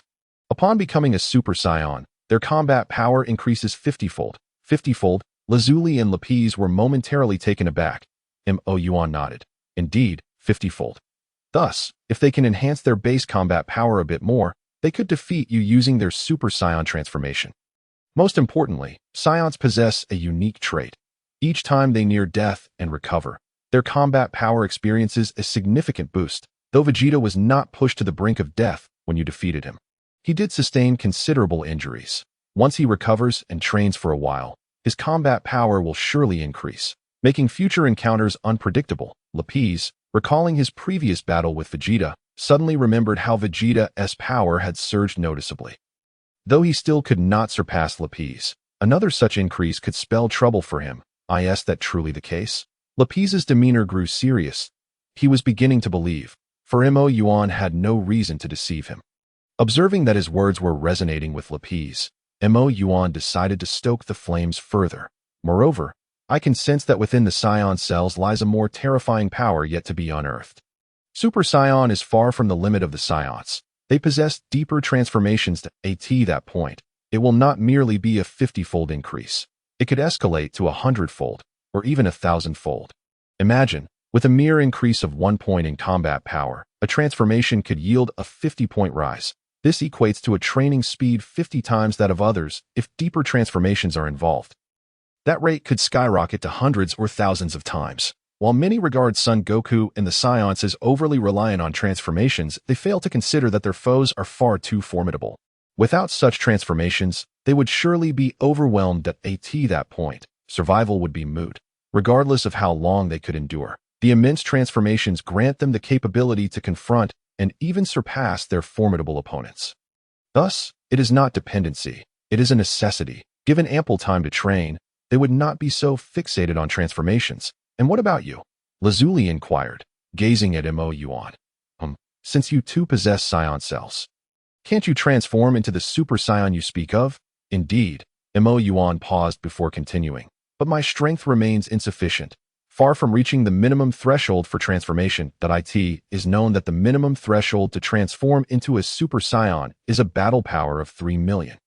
Coupled with an overwhelming surge of anger, to achieve this transformation seamlessly. Without relying on anger, one must possess a battle power that exceeds this figure. Therefore, Moyuan remains woefully inadequate. Although he is unaware of his exact battle power, he can estimate it to be around 1 million based on the auras of others. A battle power of 1 million, while formidable a decade prior, now merely qualifies one as a larger-than-average pawn. Lazuli, isn't it too late for you to train now? Moyuan shook his head and replied, under normal circumstances, it would indeed be too late. However, I am aware of a place where one can train for a year. But only a single day passes outside. Lazuli, Lapis, and even the usually unflappable 16 expressed their astonishment. Such a wondrous place exists in the world. Lapis fixed his gaze on Moyuan. But how do you know this? Among us artificial beings, none of us are privy to this knowledge, not even that old codger, Dr. Gero. Moyuan, momentarily flustered, quickly conjured an excuse. I have integrated cells from Sun Wukong, and through his cellular memories, I learned that he trained there for a month during his youth. Oh, I see. Lapis regarded Moyuan thoughtfully. To be honest, he was not entirely convinced by Moyuan's explanation. Nevertheless, it mattered little, for he sensed no malice from Moyuan. Everyone harbors their own secrets, and he did not wish to pry further. He simply needed to know that Moyuan meant them no harm. Sister, what do you think? Shall we go together? Moyuan gazed at Lazuli with hopeful eyes. Naturally, Lazuli wished to go, as a year alone with the adorable one held great appeal. Oh, however, Lazuli glanced at her brother, feeling somewhat embarrassed. Lapis, you should accompany him. He is still too weak. Venturing alone could lead to unforeseen dangers. 16, and I can manage things with Sun Wukong. Lapis was well aware of his twin sister's feelings. All right, I can't argue with you. Lazuli spread her hands, feigning exasperation, yet inwardly she was already bursting with joy, nearly ready to sing of her good fortune. Chapter 14. The borrowing. Sister, I can fly by myself at this moment. Moyuan and Lazuli had parted ways with Lapis and 16. The duo made their way to the temple, headed for the room of spirit and time for training, while Lapis and 16 continued towards Sun Wukong's residence. Once they dealt with Wukong, they would reconvene at the temple. As they stepped out of the vehicle, Lazuli embraced Moyuan once more, prompting him to suggest a minor detour. Lazuli, her expression neutral but tinged with a hint of disdain, remarked, "You fly too slowly." "Oh, very well." Moyuan felt somewhat dejected, burying his head in the snowdrift to comfort himself. Lazuli toyed with Moyuan's tail, a triumphant smile gracing her face. "Little one, do you still wish to challenge me?" Moyuan, I hold on tightly. Lazuli offered a warning, channeling energy within her to accelerate. Reluctantly, Moyuan lifted his head from the cozy embrace and said, "Sister, let us first make a stop in West City to retrieve something."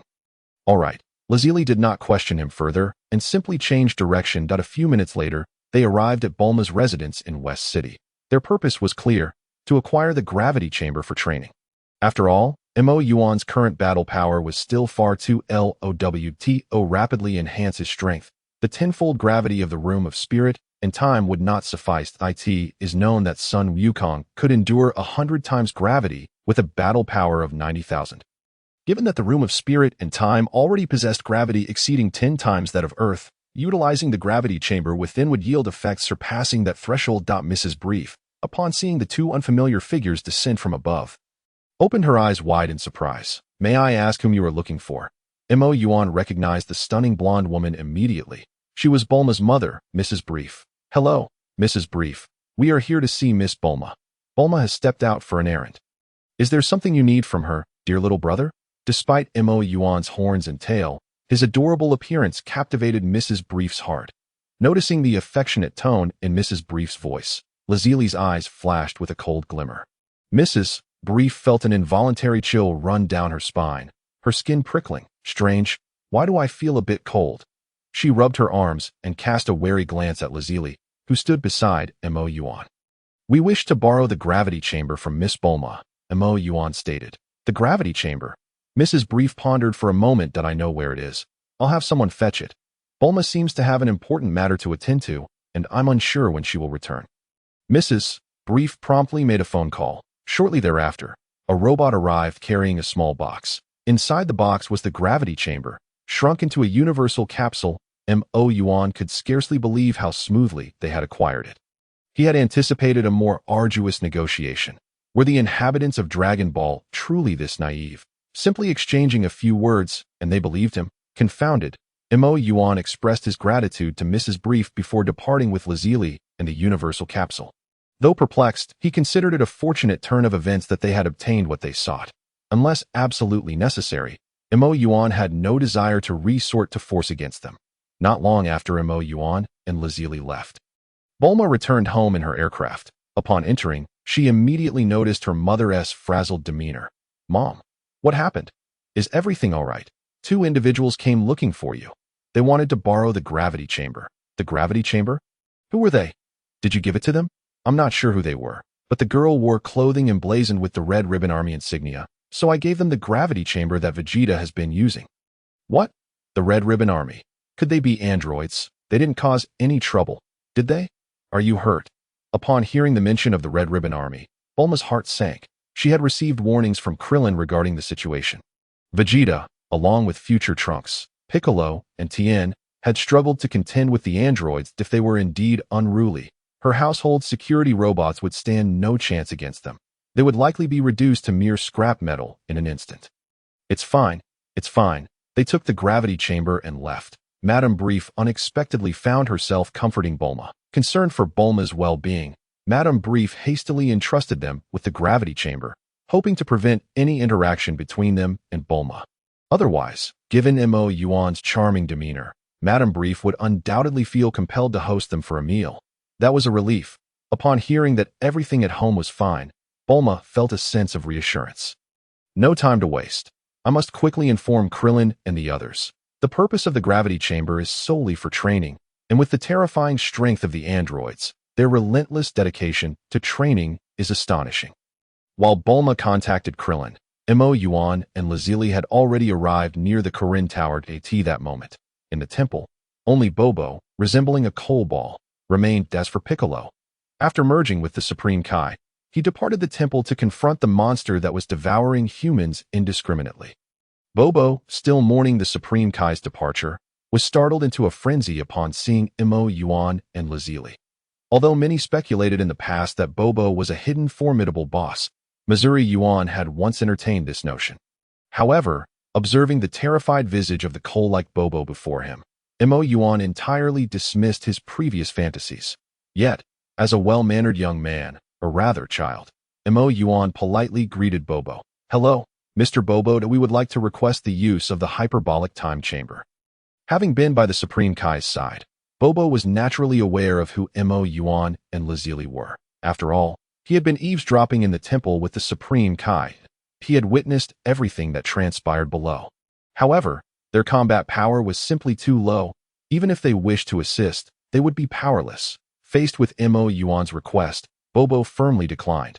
After being turned down, Lazili silently rolled up her sleeves. After a friendly exchange, Bobo was finally persuaded, bowing deeply as he granted them access to the hyperbolic time chamber. But of course, Lazili did not resort to excessive force. However, it it was likely that Bobo would be rendered unconscious for quite some time. Chapter 15. The Hyperbolic Time Chamber. As soon as the door to the Hyperbolic Time Chamber swung open, Moyuan was met with a wave of scorching air. Upon stepping into the chamber, both Moyuan and Lazili felt their bodies grow heavier. The tenfold gravity was not merely a matter of multiplying their weight by 10. The effects of gravity permeated their entire bodies, extending beyond just the surface to encompass their internal organs, or rather, every single cell within them. Thus, gravity could train every cell in the body, which explains why training under such conditions yields remarkable results. This was far beyond what mere weight could achieve, as weight training only targets surface muscles, failing to engage the internal organs or, let alone, every cell. The environment within the chamber closely resembled Moyuan's recollections of the Hyperbolic Time Chamber. Tenfold gravity. Temperatures ranging from 50 degrees to -40 degrees, and air that was but a quarter as dense as that on the surface.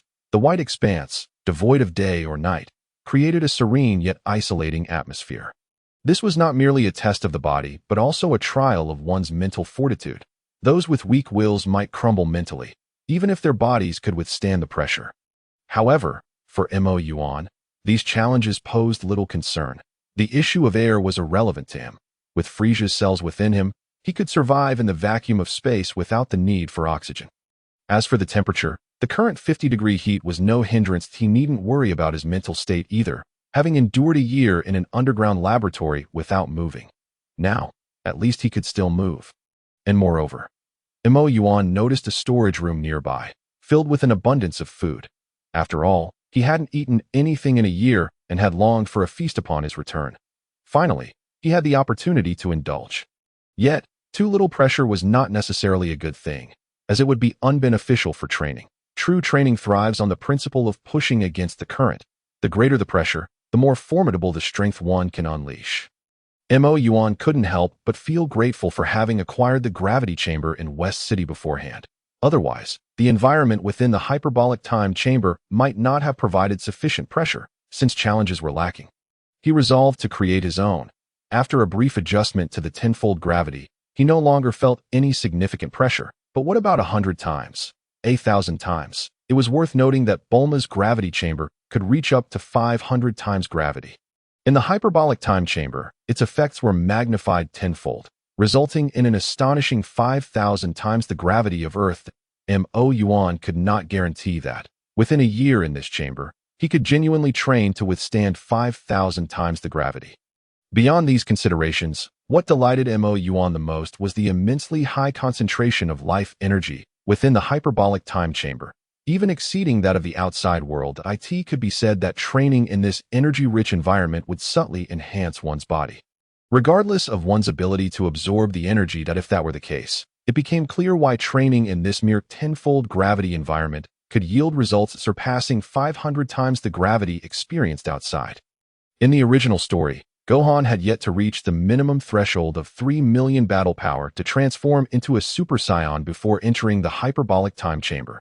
Yet after a year of training within, his battle power skyrocketed, achieving not only the full power state of a Super Saiyan, but surpassing even Goku's strength. Besides his immense potential, the life energy present in the chamber undoubtedly played a significant role. For Moyuan, the situation was even more favorable. He could absorb life energy, making the chamber a veritable paradise for him. With this abundance of energy, Moyuan felt increasingly confident in confronting Cell and Vegeta. With this thought in mind, an excited smile spread across Moyuan's face. "What's wrong? Why are you so happy?"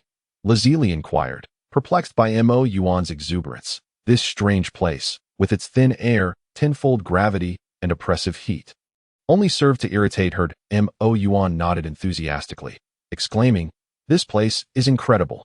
After a year, I will surely become immensely powerful." He paused, then added, "By the way, sister, you should be able to train as well, right?" Moyuan suddenly remembered that the android's strength stemmed from modifications rather than personal training. Although the old bird had mentioned that androids could train, he was just a comic artist, lacking any deep knowledge of Dragon Ball. Lazili tilted her head in contemplation. "I don't know. I've never trained before." As an ordinary human girl, Lazili had no prior experience with martial arts. The strength she possessed was a result of Dr. Gero's modifications. Although Dr. Gero had implanted some combat-related memories in them, Lazuli was still only partially aware of how to train.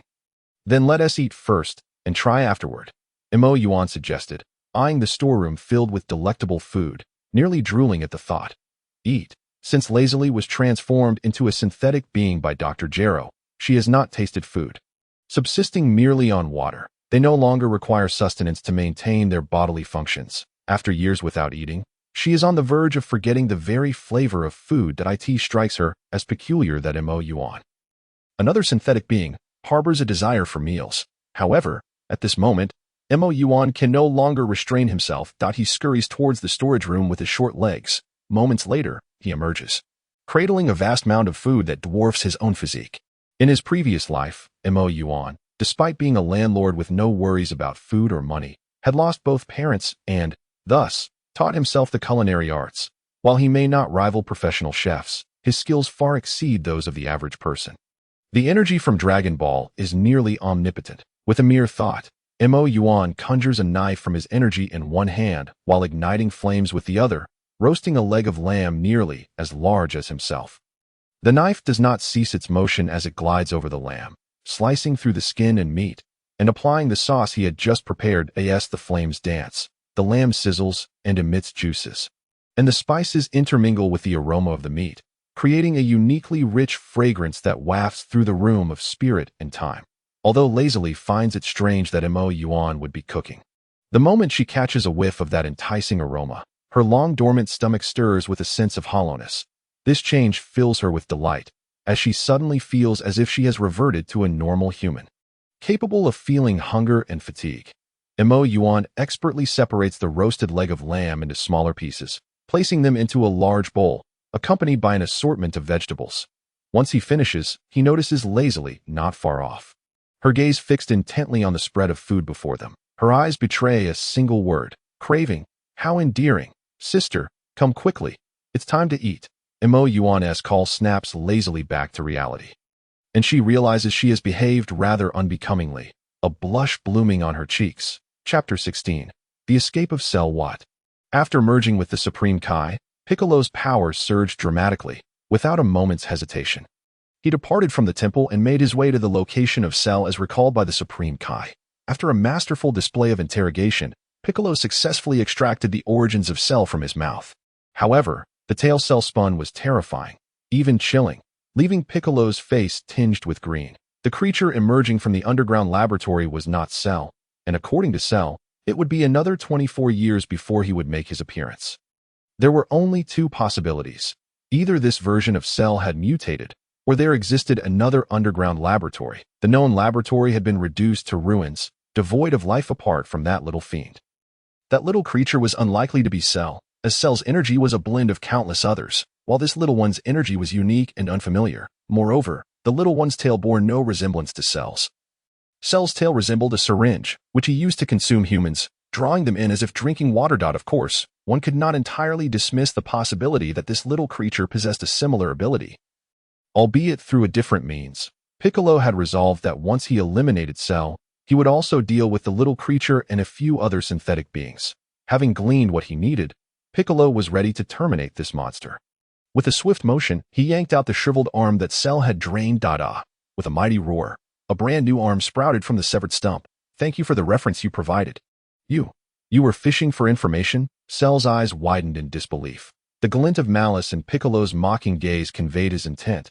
He would not allow this creature to attain its perfect form. How could you? Possessing my cells, be unaware that my arm can regenerate. You fool. Just as Piccolo and Cell were poised to clash once more, Trunks and Krillin, sensing the peculiar energy emanating from Cell, arrived on the scene. Faced with the monstrous figure of Cell, both Krillin and Trunks were taken aback. Confronted by three adversaries, Cell began to feel a twinge of fear. After all, he could not even overpower Piccolo. Although Krillin's combat prowess was negligible, Trunks could still pose a challenge. Cell leapt into the air, his silhouette merging with the sun as he spread his arms wide. Solar flare. Instantly, blinding light erupted from Cell, engulfing the world in a blinding white haze. Piccolo and the others found their eyes unable to open against the searing brightness that in that fleeting moment. Cell concealed his energy entirely and swiftly darted into the forest, using the trees as cover to escape. Damn it! I can't see, and I can't sense Cell's energy.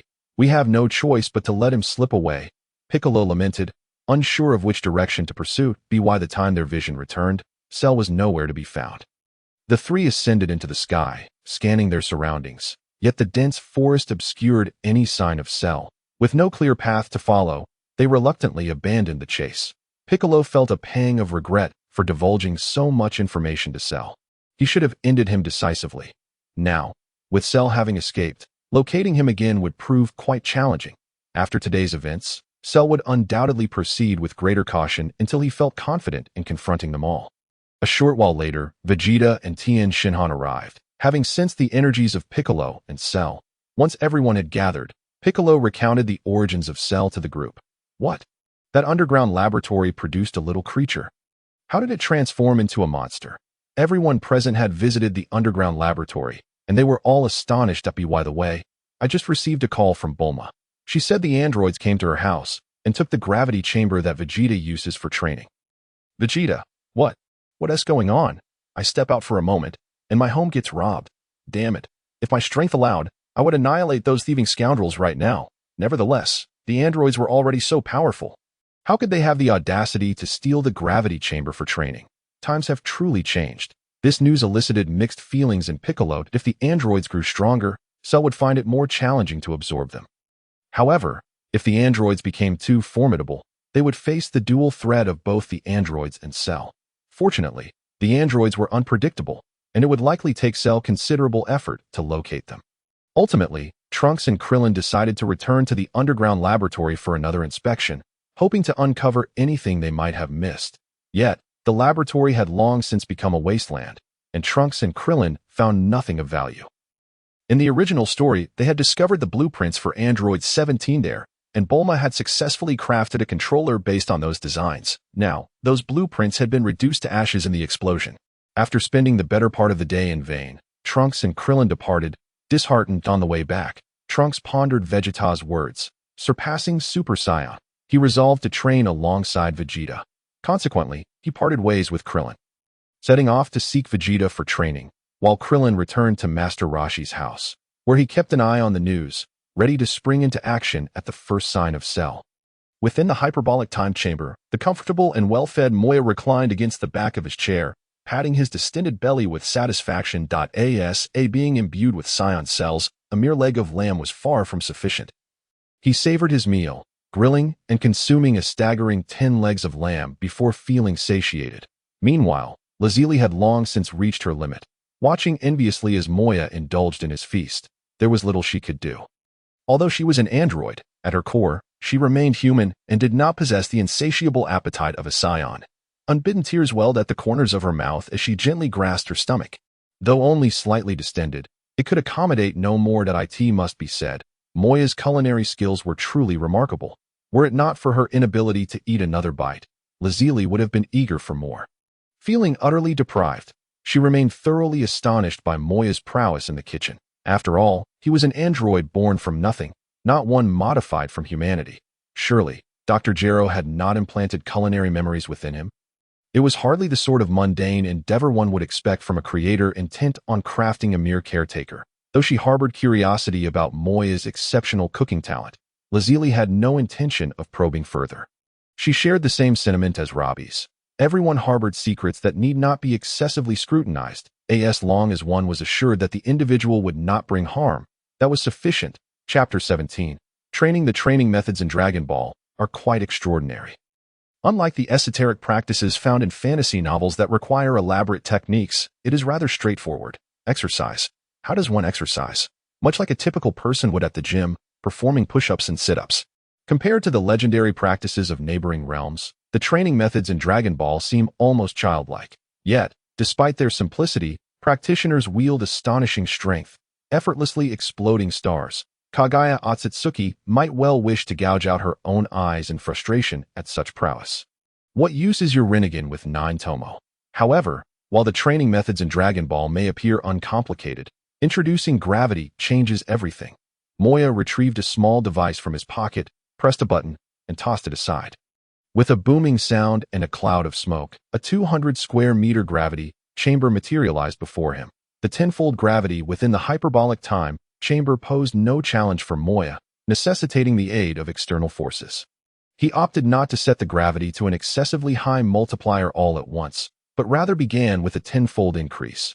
When combined with the gravity of the hyperbolic time chamber, 100-fold weight suddenly bore down upon Moya, and he instantly felt as if a mountain were pressing upon him, and even with prior preparation, he stumbled slightly under the immense load.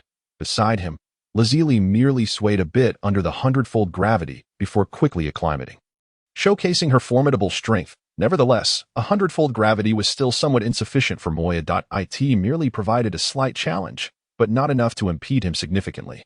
Thus, Moya proceeded to increase the gravity further. Once it reached 20-fold, equating to 200 times Earth's gravity, he finally began to feel the pressure. The immense weight threatened to render him unable to stand upright. Yet, Lazili remained largely unaffected, although she was training alongside him. Her immediate goal was not to engage in gravity training like Moya, but rather to sense her own Ki. Ki is omnipresent, existing within all living beings, though the amounts may vary. The first step in training is to perceive this Ki. Only by doing so can one's training prove effective. Without this awareness, no matter how much one trains, it would only serve to enhance physical fitness, having had no prior exposure to martial arts.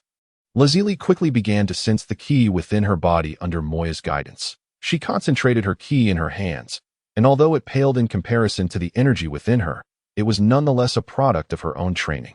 Stirring a sense of joy within her, the Ki she gathered emitted a faint glow, reminiscent of the glow of fireflies, delicate and weak. This meager energy would likely only create a small indentation in the ground if unleashed.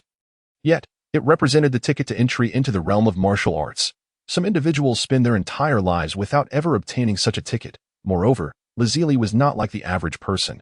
Her body, having undergone modifications, surpassed even that of a scion. One could even say she was impervious to blades and resistant to fire and water. Therefore, once she embarked on her training, it would not be long before she wielded formidable combat power solely through her Ki. In time, combined with the innate energy she possessed, she could likely surpass even Vegeta, who had trained for an entire year within the hyperbolic time chamber. Thus, Moya and Lazili labored diligently in the gravity chamber, sweat cascading down their brows. Though their exercises were merely simple push-ups and the like, the strain of 200-fold gravity rendered them particularly arduous. Lazili fared well, considering that 200-fold gravity posed little challenge to her. Moya, on the other hand, faced considerable difficulty. Each push-up felt as though he were lifting a mountain, each motion demanding nearly all his strength. Beads of sweat glistened on his face, pooling at the tip of his nose before cascading to the ground. Gritting his teeth and enduring the ache in his arms, Moya gasped for breath as he persevered. He could not quite fathom why he was exerting himself with such fervor. Was it for survival? Or for some other reason? He was unclear about it. Yet, an inexplicable premonition loomed over him, whispering that if he did not strive relentlessly to grow stronger now, he would regret it for a lifetime. Although cultivation was arduous, its effects were undeniably remarkable. Moyuan perceived with his inner eye that the surrounding aura and vital energy coalesced around him, akin to loyal guards protecting their sovereign. They then entered his body in an orderly fashion, absorbed by him. As the aura and vital energy flowed into his being, Moyuan felt a warm sensation enveloping him, gradually alleviating the aches that plagued his body. He also discovered that cultivating while absorbing energy proved to be more efficient than merely drawing it in. Furthermore, through the relentless cycle of exertion and repair, his body became increasingly resilient. In contrast, Lazili found her experience considerably easier. With her strength, training under 200 times the gravity felt as effortless as quenching one's thirst. Moreover, she possessed boundless stamina. However, the sweltering air within the time chamber left her drenched in perspiration. Her garments soaked through. The damp fabric clung to her delicate form, perfectly showcasing her enchanting figure. Regrettably, despite being within the range of his inner sight, Moyuan had no mind to contemplate anything else. His sole focus was on cultivation and becoming stronger, leading him to overlook Lazili entirely. Otherwise, he might not have been able to concentrate on his training at all. Time seemed to fly during cultivation. In the blink of an eye, several hours had passed. The resounding protest of Moyuan's stomach echoed sharply in the stillness of the space. Training for hours under the weight of gravity had consumed an immense amount of his physical energy. The meager sustenance he had earlier was now depleted, leaving him famished and feeling weak. Therefore, he decided to relent, realizing that nourishment was essential for effective cultivation. Progress in training necessitated a gradual approach. Not an instant transformation. Moyuan deactivated the gravity and immediately felt a lightness envelop him. Walking felt as though he were gliding, his entire being buoyant. After hours of training, he sensed that his internal energy had increased by nearly half, and his body had grown tougher due to the infusion of vital energy. Moreover, he had begun to acclimatize to the 200 times gravity, allowing for a slight increase in intensity during his next session. Upon concluding his training, La Zili encountered a significant dilemma. Xiao Yuan, there are no clothes to change into here. After half a day of cultivation, her attire was drenched, leaving her feeling sticky and uncomfortable. La Zili longed for a soothing bath. However, she possessed only one outfit. Deity wouldn't do to bathe and then don the same wet clothes, would it? This predicament was of little concern to Moyuan. As he glanced at La Zili, preparing to speak, he was momentarily distracted by the allure of her wet attire, clinging to her skin and accentuating her graceful silhouette.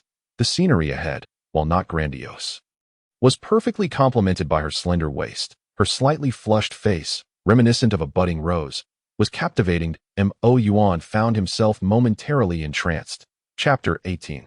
Revealing one's nature. Oh dear, I've stumbled upon something extraordinary. A glimmer of mischief danced in La Zili's eyes. She began to sway her hips, approaching Moyuan with a feline grace. Her figure swayed enticingly, and a breathtaking smile adorned her exquisite features.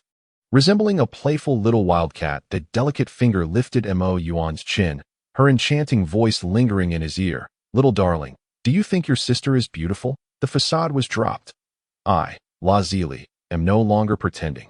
Since we must share the time chamber for a year, where could you possibly run off to? Submit to me, sweet darling. Why, you're beautiful, Moyuan stammered, his thoughts lost in a haze. Cute. What? As La Zili's face drew nearer, his eyes widened in astonishment. What was she planning to do? Suddenly, he felt something soft and damp press against his cheek, followed by a gentle suction. La Zili had intended to plant a light kiss, but, upon encountering Moyuan's tender skin, found herself unable to resist taking a deeper sip. So delightful. She even licked her lips, as though savoring something, her demeanor reminiscent of a mischievous rogue. A small blush soon appeared on Moyuan's previously pristine cheek. Touching his face in disbelief, he stared at La Zili, incredulous. You lack honor, ambushing me, a mere child. In a huff, he turned away, refusing to look at La Zili any longer. Damn it. After living 2 lifetimes, this was his first kiss from a girl. Was his precious first experience just lost like that? How could she do this? Why not steal a few more kisses? Angry, impossible. He was merely a tad bashful. Though wealthy in his past life, he had never indulged in such frivolities. He preferred the comfort of home, only venturing out to collect rent. With the advent of online payments, he had no reason to leave at all. Groceries were delivered right to his door. Living in seclusion, he had hardly interacted with anyone, let alone the fairer sex. He touched the spot where she had kissed him. Moyuan found himself drifting into a reverie. Suddenly, he felt a weightlessness as he was enveloped in a warm embrace. After all, the temperature here was a sweltering 50 degrees. Little darling, are you upset? Humph. How about I return the kiss? Moyuan was speechless, observing La Zili's face inches from his own, after waiting a while without a response. She feigned sorrow. Does my sweet darling despise me? Sister is so heartbroken. Moyuan regarded her theatrics with a silent scoff. Oh, are you trying to play with a child? Such poor acting. However, seeing her demeanor, he decided to play along, feigning panic. No, I adore you, sister. La Zili held Moyuan close, one hand pretending to wipe away tears. Really? Moyuan nodded earnestly. Really, I don't believe you. Unless you kiss me. Moyuan was taken aback. The map of Yin Kingdom was shockingly brief. Staring at La Zili's delicate face, translucent and flawless, he suddenly felt nervous, unable to suppress his swallow. The silence of the space amplified the sound. A hint of amusement flickered in La Zili's eyes as Moyuan leaned closer to her, his nostrils filled with her faint, alluring scent. In his past life, Moyuan had come across a saying, in biology, If you can smell someone's natural scent without them wearing perfume, it signifies your genes have chosen them. Whether this statement held truth was uncertain as for Lazili. Moyuan found himself at a loss for words. He undoubtedly felt an attraction toward her. Who wouldn't admire Lazili, especially among Dragon Ball fans? Yet, to speak of love, it may be a touch premature. The fragrance emanating from Lazili is the first that Moyuan has encountered in his long existence. It carries a hint of creaminess, yet is neither cloyingly sweet nor overpoweringly floral. It resembles the winter plum blossoms or the lotus after the rain, refreshing and delightful. Moyuan's lips gently brushed against Lazili's cheek, soft, supple, and faintly sweet. Their contact was fleeting, akin to a thief caught in the act.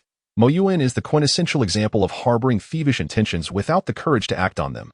His theoretical knowledge is at its zenith, yet his practical experience is non-existent. In his previous life, he had consumed countless films, conjuring in his mind hundreds of scenarios and postures, yet when it comes to practical application, he falters entirely.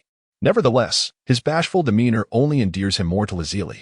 Of course, it is not a romantic fondness, but rather an affectionate appreciation akin to that one holds for a child. After all, Lazili simply adores all things cute. She is not a pervert with a penchant for children. Observing Moyuan's shyness, Lazili refrained from teasing him further, yet she did not set him down. Continuing to carry him out of the gravity chamber, Lazili suddenly remembered an important matter. She had been so engrossed in play that she had forgotten their pressing needs. Shouldn't we procure some clothing? Moyuan shook his head and replied, There's no need. I can resolve the issue of clothing. After all, within him lies the essence of Bix cells that he possesses all of Bix's skills, including his supernatural abilities. Generating a few garments is a trivial task for Moyuan, akin to conjuring the clothes he currently wears. Otherwise, he would surely face mortification, running bare in front of so many people. Oh, Lazili regarded Moyuan with a hint of confusion. A peculiar energy manifested in Moyuan's hand, and suddenly, a complete outfit appeared as if conjured from thin air. Wow. Oh, Lazili's eyes widened in astonishment, her expression of surprise rendering her exceptionally adorable. Such a talent is truly enviable. Moyuan leapt down from Lazili's embrace, puffing out his chest with pride. Sister, I can conjure any outfit you desire. Lazili pondered for a moment that it should be suitable for exercise, and perhaps a bit more stylish. Moyuan's mind began to whirl, yet his knowledge of women's apparel was regrettably limited. Ultimately, he could only produce a set of black athletic wear. While it may not have been unattractive, it was rather ordinary and lacked distinctiveness. Lazili held the clothing up for inspection, finding it to fit perfectly. However, she soon realized another matter. With a teasing glint in her eye, Lazili remarked, Little cutie, you've forgotten something. What? For reasons unbeknownst to him, Moyuan felt a twinge of apprehension at the expression on Lazili's face. For instance, a bra, and Moyuan's face flushed a vibrant red. He hurriedly conjured 2 mysterious items and dashed off to the storage room. I am going to prepare dinner. Lazili watched Moyuan flee in a fluster. She covered her mouth to stifle a laugh. Then, calling after him, she shouted, Would you like to take a bath with your sister? We could save some water. Moyuan stumbled slightly, nearly losing his balance, but after steadying himself, he quickened his pace, vanishing from Lazili's sight. Once the playful banter with the little one concluded, Lazili picked up the items Moyuan had conjured and held them against herself for comparison. To her surprise, they fit rather well. Suddenly, an idea struck her, and her cheeks flushed slightly. Chapter 19. So, it is indeed the 19th chapter. One cannot help but assert that the appeal of clothing largely depends on the wearer. What is merely a mundane athletic outfit appeared remarkably special, exceptionally beautiful when donned by Lazili. After her shower, she emerged to find Moyuan had prepared several dishes. The aroma of the meal wafted through the air, enticing Lazili's appetite. Moyuan hovered at the stove, wielding a spatula longer than his own arm, swiftly stirring the contents of the pan. Before long, another dish was ready. After serving it, he lifted the lid from a nearby pot. With a bubbling sound, a plume of white steam rose, releasing an enticing aroma that enveloped the entire space. How fragrant! Lazili hastened her steps toward him. Inside the pot, a thick broth bubbled away, featuring cubed pork belly and eggs fried to a crispy texture, all bathed in a tempting crimson hue. Gazing at the tantalizing colors and scents wafting from the pot, Lazili could not help but swallow hard, her eagerness to savor the dish palpable. Little cutie. What delectable dish is this? Lazili maintained a composed facade, yet her eyes remained fixated on the pot. Sister, This is braised pork and crispy skinned eggs, Moyuan replied in a sweet, childish tone. What does braised mean? What flavor does it impart? Is it sweet or salty? Lazili's inquiry held a double meaning. Lin, of course, understood her intent. She wished to sample the dish, but was too shy to voice it. Moreover, her audible swallowing was quite pronounced. However, Moyuan had no intention of making it that easy for her. After all, she had teased him for quite some time, and it was only fair that he turned the tables, with a playful glint in his eyes. He feigned innocence. Braised refers to the cooking method that results in this distinct red color that it requires caramelizing rock sugar and adjusting the hue with light and dark soy sauce, resulting in a flavor that is savory with a hint of sweetness. He then picked up a piece of pork belly, about the size of his palm, glistening with thick sauce, whetting the appetite. Sister, look, I have chosen the finest piece of pork belly, 3 parts fat to 7 parts lean. This ratio ensures the best texture, neither greasy nor dry. Furthermore, I have simmered it slowly over low heat for an hour, allowing excess fat to render out, resulting in tender, melt-in-your-mouth meat. And take a look at this pork skin. After prolonged cooking, it has become delightfully chewy and tender. 1 bite. And the chewy pork skin, the rich, fatty meat, and the tender, flavorful lean meat burst in your mouth. As he spoke, Moyuan popped the piece of pork belly into his mouth, closing his eyes in sheer enjoyment, letting out a satisfied hum. Lazili. The cuteness has hardened. What once seemed exceedingly adorable now appeared utterly detestable. Although Moyuan kept his eyes shut, he remained alert, noticing Lazili's clenched fists, prompting him to open his eyes quickly. Sister, you should try this too, and see if it suits your palate. Moyuan swiftly retrieved a small plate, placing a piece of braised pork and a crispy skinned egg atop it, drizzling it with a spoonful of sauce before handing it to Lazili. Lazili stared blankly at the plate in her hands. For reasons she could not comprehend, she felt a tightness in her chest, an uncomfortable sensation. Left with no choice, she transformed her frustration into appetite. Picking up the braised pork, she opened her mouth and took a bite. The texture was chewy and tender. The long-simmered braised pork melted in her mouth, requiring no chewing, simply dissolving with a flick of her tongue. The harmonious blending of spices and the rich flavor of the pork belly awakened her taste buds, leading her to close her eyes in blissful enjoyment. Observing Lazili's reaction, Moyuan silently congratulated himself, successfully averting a potential crisis. The quick tease and then escape. What a thrill! After the crisis was averted, Moyuan intensified the fire, allowing the rich sauce of the braised pork to reduce further. Moyuan had prepared quite a substantial amount of braised pork, an entire large pot. In fact, given his own appetite, it was impractical to cook just a small portion. Otherwise, he would spend an inordinate amount of time merely preparing meals each day. He had come to this sanctuary of time to cultivate, not to hone culinary skills. After sought a couple of simple side dishes, they were ready to dine. Beside him, Lazili could hardly contain her excitement. The piece of braised pork and the tiger skin egg had already vanished in just a few bites. Yet, the craving that had been stirred within her could not be suppressed. Lazili resolved that she would indulge in an extra bowl of rice. Moyuan had steamed a generous quantity of rice, for after all, braised pork without rice lacks soul. The rice, tainted with the crimson, thick sauce, appeared even more enticing. Moyuan grasped a bowl larger than his own head, entering a state of fervent feasting. In no time, the sounds of clinking bowls and incessant chewing filled the air. Lazili, determined to consume an extra bowl, fulfilled her promise, devouring 2 full bowls of rice. Of course, she used a standard-sized bowl. At first, she felt unbothered, but once she finished, Lazili realized her stomach was becoming increasingly distended. She gently touched her slightly protruding abdomen. A look of worry etched across her face. If she continued to eat like this, she might gain weight. If Moyuan were aware of Lazili's concerns, he would undoubtedly chuckle. With the amount of physical activity they engaged in daily, gaining weight would be the least of their worries. Maintaining their current physique would be a feat in itself. After the meal, Moyuan noticed a drop in temperature. If it had originally been around 50 degrees, it now hovered around 30. Moreover, the temperature continued to plummet at an alarming rate. In less than 10 minutes, it had dropped to minus 50 degrees. The leftover food on the table had already begun to freeze in that brief span. Fortunately, they were sufficiently full. Otherwise, they would have been left to dine on ice. Lazili seemed a bit sensitive to the cold, her delicate form shivering slightly.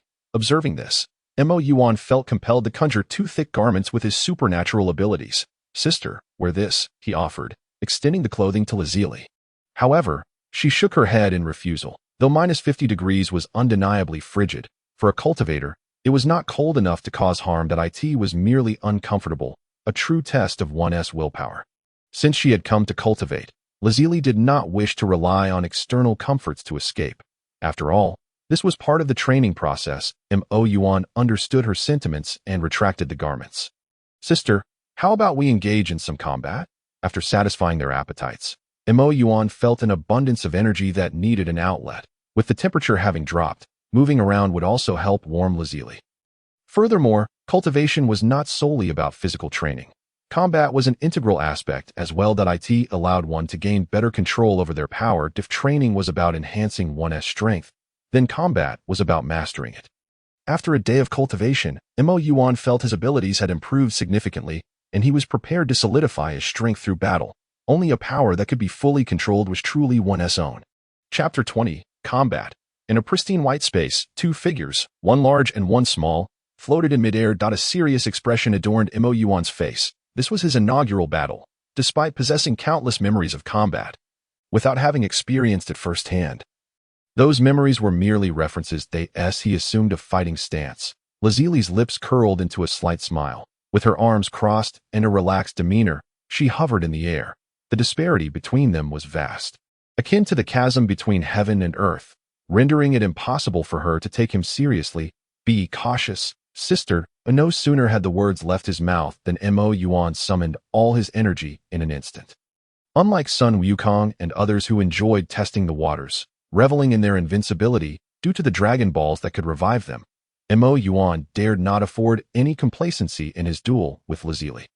In a blink, he shifted his form, employing high-speed movement to vanish from sight, reappearing like a specter behind Lazuli, his small fist, infused with overwhelming force, aimed for the back of her head. It would be no exaggeration to say that the power behind this punch could turn a mountain into a valley.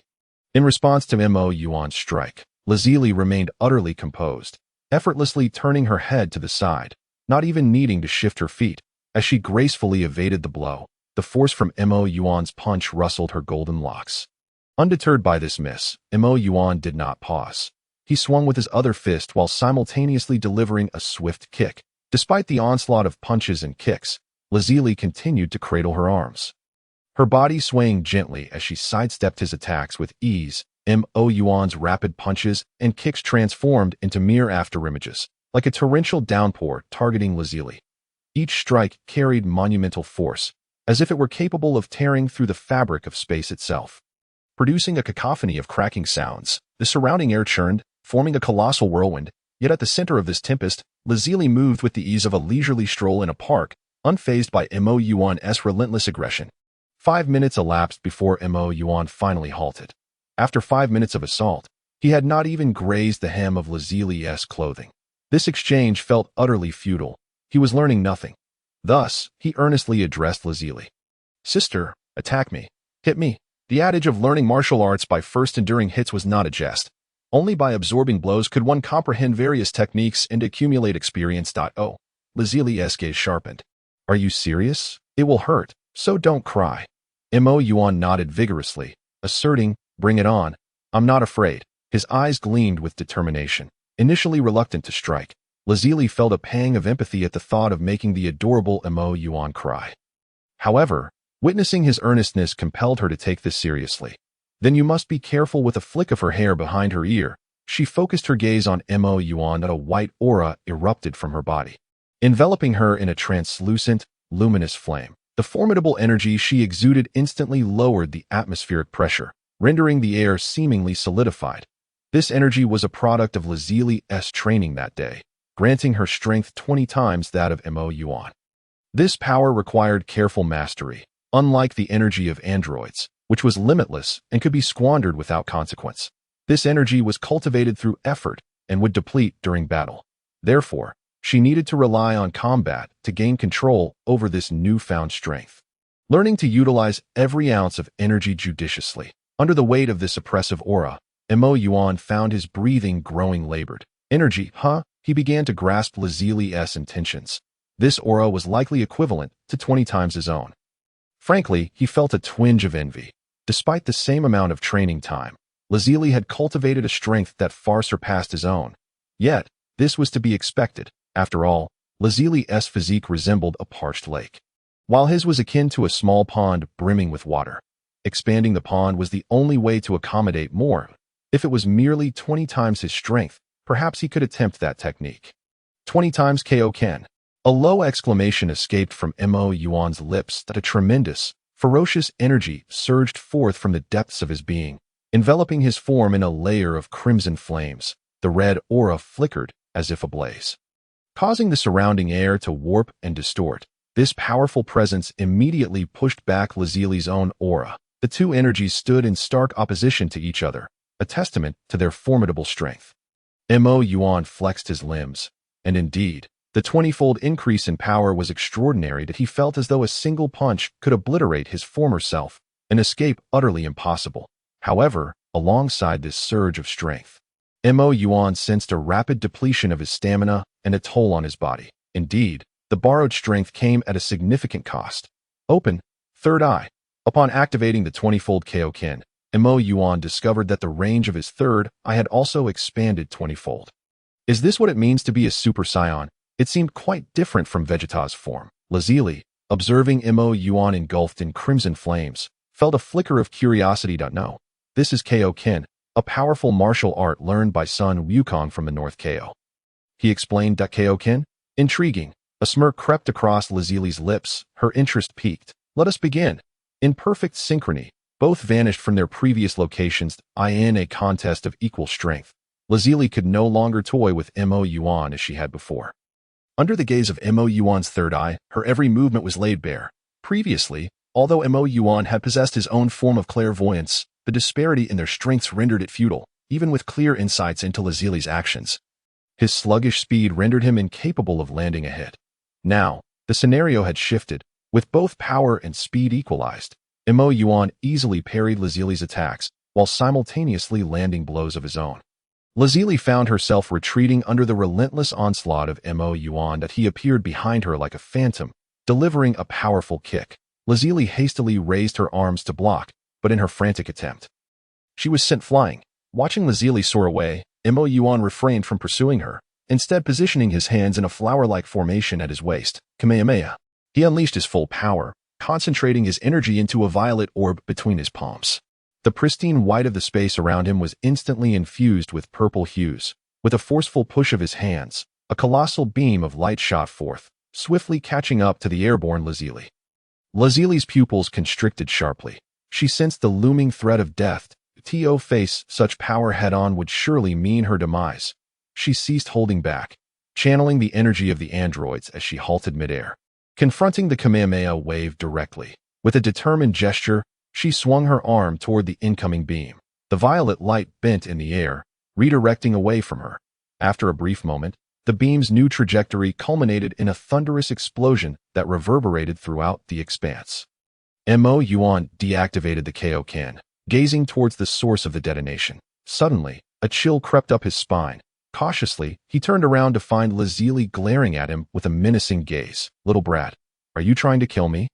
Sister, do you believe me when I say it was unintentional?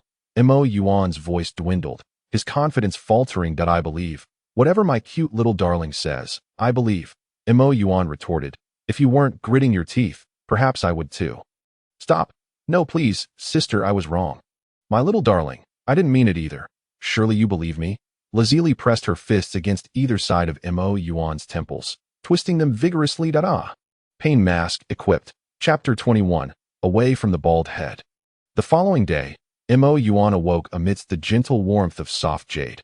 Feeling the delicate arms entwined around him and the rich scent of milk in every breath, he dared not move. Fearing he might rouse Lazili, that it was certainly not due to the presence of Yukiko. Absolutely not. Closing his eyes, it felt as though he were walking on clouds. Such exquisite indulgence. Every additional second felt like a gain. However, contrary to his wishes, the temperature within the hyperbolic time chamber began to fluctuate once more. In a mere 10 minutes, the temperature soared by 100 degrees. Lazili, too, was awakened by the scorching heat. Lazili opened her eyes. The oppressive 50-degree heat caused her to break into a sweat, her skin becoming slightly damp. Still not awake? Lazuli mused, glancing at the peacefully sleeping Moyuan with a tinge of envy. His remarkable ability to withstand both cold and heat was truly enviable. Yesterday, at -50 degrees, Moyuan had radiated warmth like a small furnace, allowing her, who was sensitive to the cold, to sleep soundly. Now, as the temperature soared to 50 degrees, Moyuan's body temperature had dropped correspondingly, becoming as cool as ice, exuding a gentle chill. Choosing not to wake Moyuan, Lazuli arose and headed to wash up. Once she departed, Moyuan exhaled in relief. His pretense of sleep was not for any particular reason, merely a sense of embarrassment. Although his exterior appeared youthful, his soul was that of an adult. And it was his first experience sharing a bed with a girl, which inevitably felt awkward. Moyuan began to assess his body. After a period of rest, the toll from the previous day's Kaio-Ken had been fully restored with the aid of his energy. Moreover, his battle prowess had doubled once more. While both Kaio-Ken and Super Saiyan enhanced combat capabilities, their principles were fundamentally different. The Super Saiyan transformation drew upon bloodline strength, akin to an external memory card for a phone. Regardless of the multiplication factor, it imposed no damage on the body, merely exhausting stamina and lacking endurance. In contrast, Kaio-Ken forcibly expanded one's innate capacity. The more one amplified it, the greater the bodily toll. It was akin to a balloon. The more one inflates it, the thinner the material becomes. When the internal pressure exceeds the balloon's capacity, it bursts. Without the restorative properties of energy, excessive use of Kaio-Ken would lead to physical ruin. Furthermore, the prerequisite for training in Kaio-Ken was the utilization of energy as a catalyst. Otherwise, Moyuan would have considered teaching Lazuli the technique. Imagine if Cell, after absorbing countless beings, believed himself invincible and attempted to absorb Lazuli in the piece, only for Lazuli to suddenly unleash Kaio-Ken, instantly vanquishing Cell. However, if Lazuli could harness Kaio-Ken, then Cell could undoubtedly master it as well. In the original story, Cell's physique was undeniably more formidable than that of Sun Wukong. Yet he never utilized Kaio-Ken until his demise, likely not due to a lack of desire, but rather an inability to wield it. Otherwise, a mere twofold Kaio-Ken would have rendered him unstoppable on Earth. This is also why, in the original narrative, aside from Wukong, no other character employed Kaio-Ken. Had it been otherwise, given Wukong's nature, he would have undoubtedly imparted this technique to his friends. The potential for strength is secondary. At the very least, it would prevent them from feeling so powerless in the face of adversaries. Time for breakfast. Lazuli's gentle voice resonated in his ears. All right. Moyuan responded loudly, and no longer feigning sleep. He arose and prepared himself. The dining table was already laden with delectable dishes. Gazing at the spread, Moyuan's stomach could no longer contain its protest. I can't wait to try and see if it suits my palate. Lazuli's eyes sparkled like stars, filled with anticipation as she gazed at.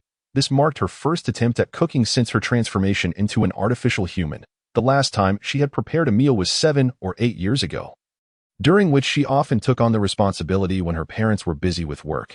After such a lengthy hiatus, she felt somewhat rusty in the kitchen. However, after tasting her own creations, she found them quite delightful. The only uncertainty lingered regarding whether her adorable guest would enjoy her culinary efforts.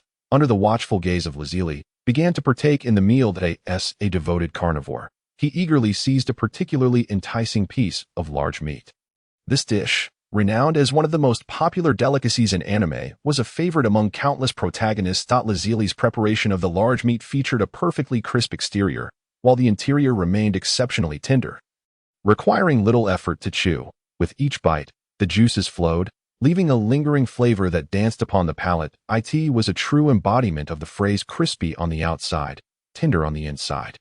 Delicious, gave Lazuli a thumbs up in approval. Receiving such praise evidently brought joy to her, as a radiant smile illuminated her face, causing her beautiful eyes to curve into crescent shapes. Understanding's appetite.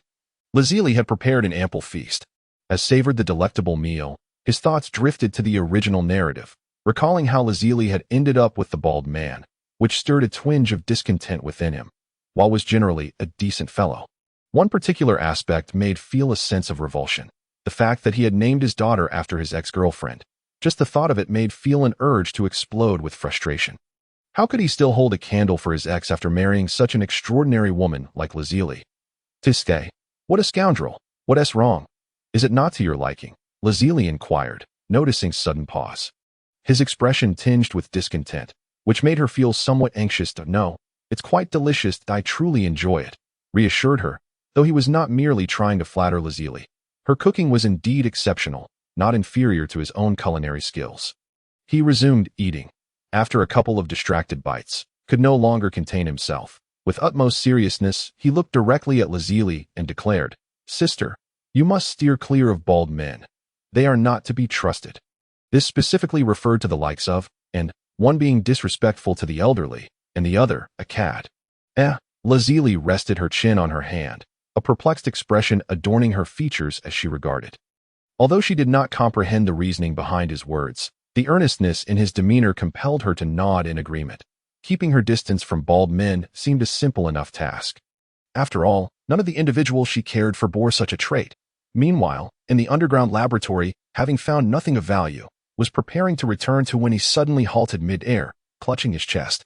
It was peculiar for reasons unknown. He felt an inexplicable emptiness within, as though something precious had been lost. Just as he pondered this strange sensation, he noticed pursuing two individuals on the ground.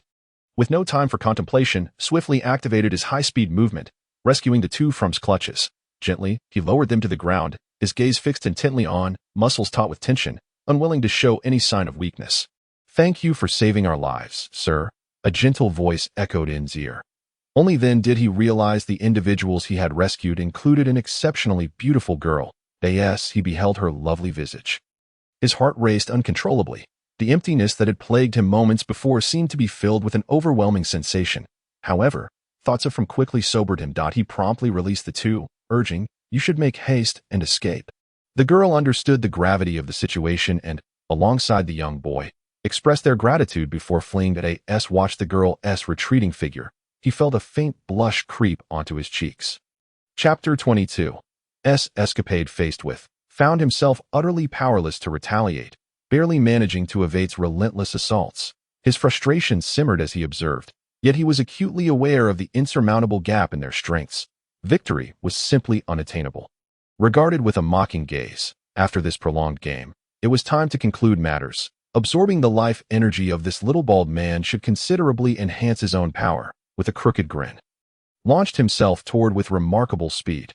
However, what awaited him was not life energy, but rather a blindingly brilliant bald head. Solar flare, much like had during his escape, opted to unleash the solar flare. An intense radiance illuminated the world, rendering momentarily blinded. When he opened his eyes again, had vanished, yet glanced upward to see a plane departing the area, albeit at a rather slow pace.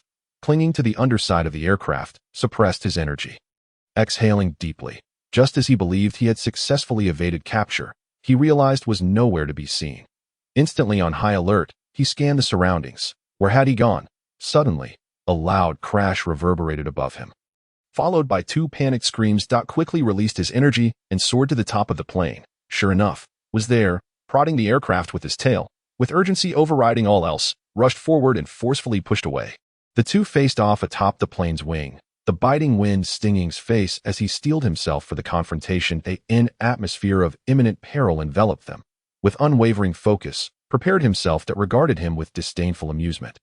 The needle-like tip of his tail glinting menacingly. Whoosh! Sheru's tail struck like a venomous serpent poised to hunt, darting swiftly towards Klin. The speed of the attack was astonishing, even though Klin had been on guard. He barely managed to evade it. However, Sheru showed no mercy, appearing before Klin in a mere blink after he dodged. Following that, Sheru's massive fist, akin to a cauldron, descended upon Klin's head with a powerful blow. This time, Klin was unable to escape. Sheru's fist loomed larger in Klin's vision, and then, like a kite severed from its string, Klin was propelled backward at great speed, crashing through the sides of the cabin.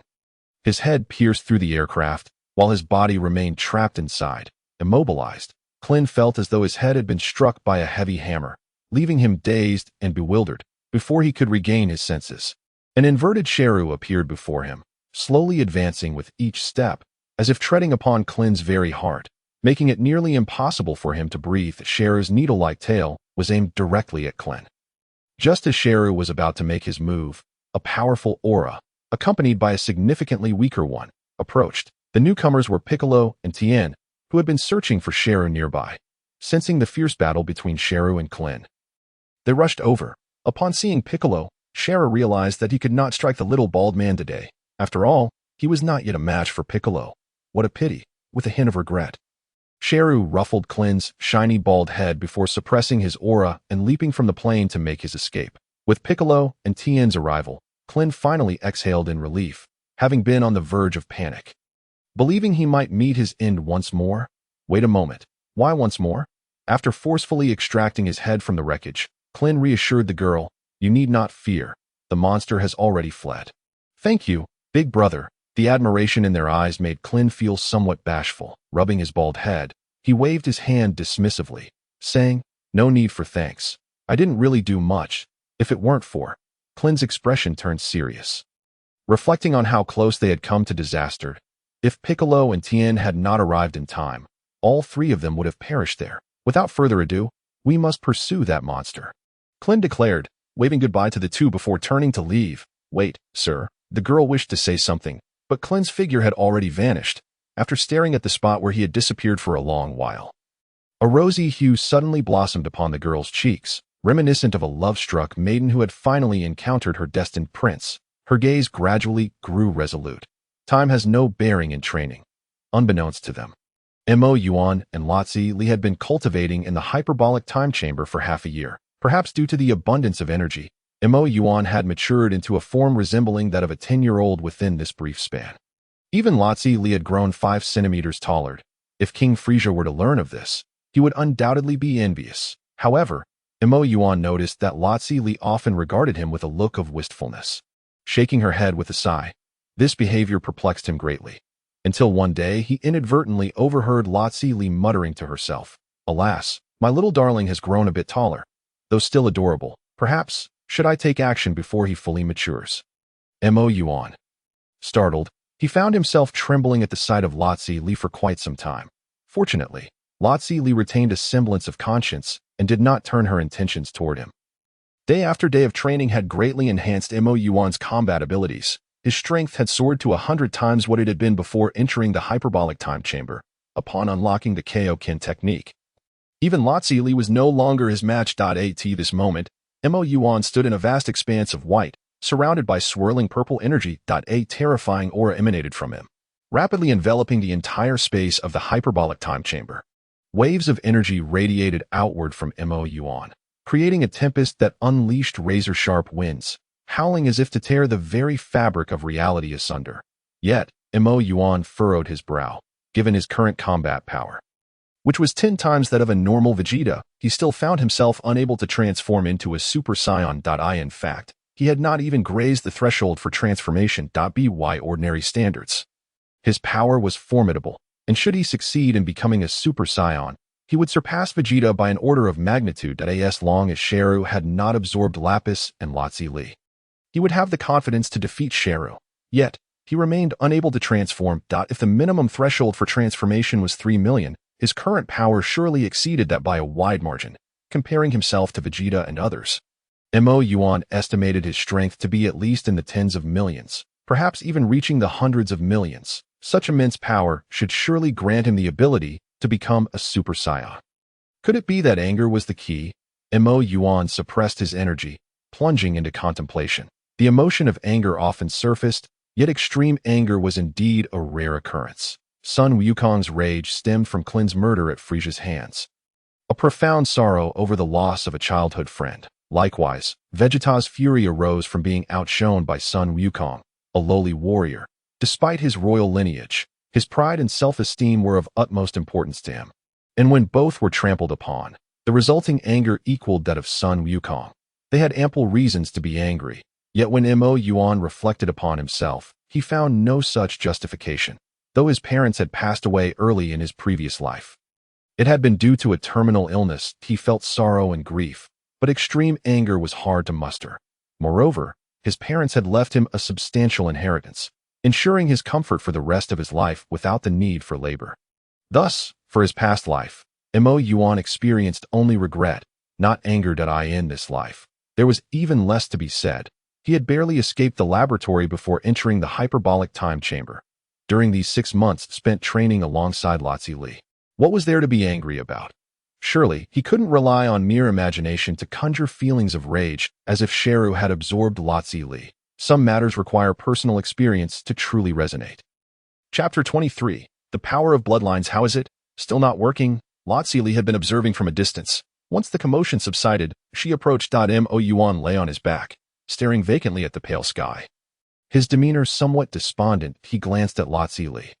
I'm not sure where the issue lies. This situation had persisted for 5 months that I in just 1 month of training here. Moyuan had elevated his combat power to match that of Vegeta's normal state. Since that time, he had been attempting to transform into a Super Saiyan, yet every attempt had ended in failure. Li, observing Moyuan lying on the ground, instinctively reached out to lift him. However, halfway through, she suddenly realized that Moyuan was no longer the small child she could easily hold. He had now grown to a height of 1.40 meters, making it impossible for her to carry him as before. So much joy, and in an instant, it's gone. She squatted down, stroking Moyuan's soft hair, and comforted him. Don't worry, there's still half a year left, you'll definitely succeed. All right, let's go. Dinner is ready that we can think about this later. Having spoken, Li forcefully ruffled the hair atop Moyuan's head twice before rising and walking back. Never mind. Moyuan decided to temporarily set this matter aside. He would address it after dinner. After all, it was not something that could be resolved in just a day or two. During the meal, Moyuan found himself somewhat distracted. Although he had resolved to put it aside, he could not help but ponder where the problem lay. Was it due to the fact that I have not yet fully transformed? Or has my presence caused a change in my constitution? After all, I have traversed dimensions. The probability of such an occurrence happening is far less than that of, well, the chance of a dog. Cabello by drawing an epic card. Why not call it Dog Ka? I wish I could, but he drew me a Pizza Hut yesterday. Oh, what else could be deemed impossible? He hastily filled his stomach. Moyuan once again entered the pristine space, sitting cross-legged on the ground. This time he did not attempt to transform into a Super Saiyan as usual. Instead, he focused inward. Preparing to thoroughly examine his own body, Moyuan controlled the energy within him, allowing it to circulate through his body, carefully sensing every nook and cranny. After a considerable duration, he opened his eyes. Disappointment evident in his amethyst-like gaze, he had detected no abnormalities within his body. If only the third eye could allow for introspection. Moyuan murmured. Wait, of course. His eyes suddenly sparkled with realization. Although Moyuan had never utilized his third eye for introspection, that did not imply it lacked the ability. Perhaps he simply had not considered using it in such a manner. Without any hesitation, Moyuan closed his eyes once more, channeling the power of his third eye. This time, rather than dispersing the power outward as he typically did, he concentrated it within his own body. In that instant, Moyuan clearly perceived every organ within him, every vein, every acupoint, and every drop of blood. Even every single cell. After a thorough investigation, he found no issues with his organs, veins, or acupoints. Thus, Moyuan concentrated the power of the third eye within the cells. The concentrated energy of the third eye acted like a microscope. Under its scrutiny, the cells began to magnify, enlarging, and enlarging once more. Soon, everything within the cells came into Moyuan's view. Aside from the normal cellular structure, he discovered 4 orbs of different colors within his cells. Golden, purple, green, and white. These 4 colored orbs each dominated their respective spaces within the cells. Among them, the golden, purple, and green orbs were relatively large, forming a tripartite balance of power. The white orb, however, appeared quite feeble, cowering in a corner. The golden orb emanated a ferocious aura, filled with boundless battle intent. The purple orb radiated an ominous energy, tinged with ruthless, murderous intent. The green orb exuded a benevolent aura, brimming with infinite vitality. The white orb, devoid of any remarkable energy, seemed rather mundane. Yet, it imparted to Moyuan a sense of compatibility with all things. Through the aura of these orbs, Moyuan deduced that they likely represented the bloodline powers of the several races he had merged with. The golden orb belonged to the Scion bloodline, the purple orb to the Frisia clan, the green orb to the Namekians. Therefore, the white orb could only represent the bloodline of Earthlings, compared to the other 3 races. The Earthling bloodline was undeniably weak, akin to a flickering candle, at risk of extinguishing at any moment. However, the power of the Earthling bloodline possessed a peculiar quality, as if it held infinite potential. Observing these four bloodline powers, Moyuan began to form hypotheses regarding the reasons behind his inability to transform into a Super Saiyan. Moyuan opened his eyes and stood up from the ground. He concentrated the energy within his body onto his back. Accompanied by Moyuan's roar, his muscles tensed, veins bulging and intertwining across his flesh. The energy within him surged forth unreservedly, quickly reaching its peak. As the energy surged, the surrounding atmosphere began to churn with ferocious winds, accompanied by the distant rumble of thunder. Despite the chaos around him, he remained undistracted, his third eye firmly fixed on the bloodline power within his cells. As his energy intensified, the golden orb within his cells radiated brilliantly, nearly illuminating the entirety of the cell in gold. However, at that moment, the purple and green orbs seemed displeased with the golden orb's encroachment and began to unleash their own brilliance. Instantly, Moyuan's cells were illuminated by the combined glow of these three colors. Meanwhile, the white orb remained cowering in the corner, seemingly unaffected, under the combined suppression of the purple and green orbs. The golden orb was gradually forced back, swiftly returning to its original state. Observing the cells return to a tripartite balance of bloodline powers, Moyuan realized that this transformation had once again failed. He then retracted his energy back within. However, this time, he did not feel despondent. At the very least, he now understood where the issue lay, did he not? Since he knew the source of the problem. The next step was to resolve it. Currently, Moyuan could only contemplate two methods to address the issue. The first was to eliminate the other bloodlines, transforming himself into a pure-blooded Saiyan. The second was to merge all bloodlines into one, becoming an entirely new lineage. Out of these two methods, Moyuan leaned toward the second. After all, the abilities of the Namekians and the Frisia clan were quite formidable. The Namekians possessed the ability of regeneration, while the Frisia clan boasted tremendous physical strength and resilience in the cosmos. These capabilities were invaluable. As for the Earthling bloodline, from the original storyline, Earthlings had no notable powerhouses. After Z, they had almost exited the stage entirely. Nevertheless, the Earthling bloodline could complement the Saiyan bloodline, allowing hybrids with Earthling ancestry to transform into Super Saiyans with greater ease. Therefore, regardless of the choice Moyuan ultimately made, the Earthling bloodline could remain. With newfound determination, Moyuan approached Lazuli to share his thoughts. He then returned to his secluded training mode. This time, he was certain to succeed. Chapter 24. The Incompatibility of Water and Fire in a Pristine White Expanse. A boy possessing an exquisite visage comparable to that of a reader's ideal sat cross-legged upon the ground. His brow was furrowed, and beads of sweat glistened upon his youthful, handsome face. At this moment, Moyuan was exerting every effort to rein in the power of his bloodline within. The golden Saiyan blood coursing through him was inching closer to the green Namekian blood under his control. Among the three bloodlines, Moyuan had chosen to merge the benevolent essence of the Namekian lineage with the ferocious nature of the Saiyan blood. After all, the sinister aura of the Frisia clan's bloodline was steeped in malevolence and murderous intent, making it a formidable challenge to integrate. However, Moyuan never anticipated that the seemingly gentle Namekian blood would immediately exhibit a fierce repulsion upon contact with the Saiyan blood. It was a volatile clash, akin to fire meeting water, rendering coexistence nearly impossible. Moyuan forcefully compelled the two bloodlines to intertwine, igniting a cataclysmic chain reaction. The two powers surged forth like untamed stallions, rampaging within Moyuan's body. What was even more alarming was that Moyuan had initially attempted to merge the bloodline power within a single cell.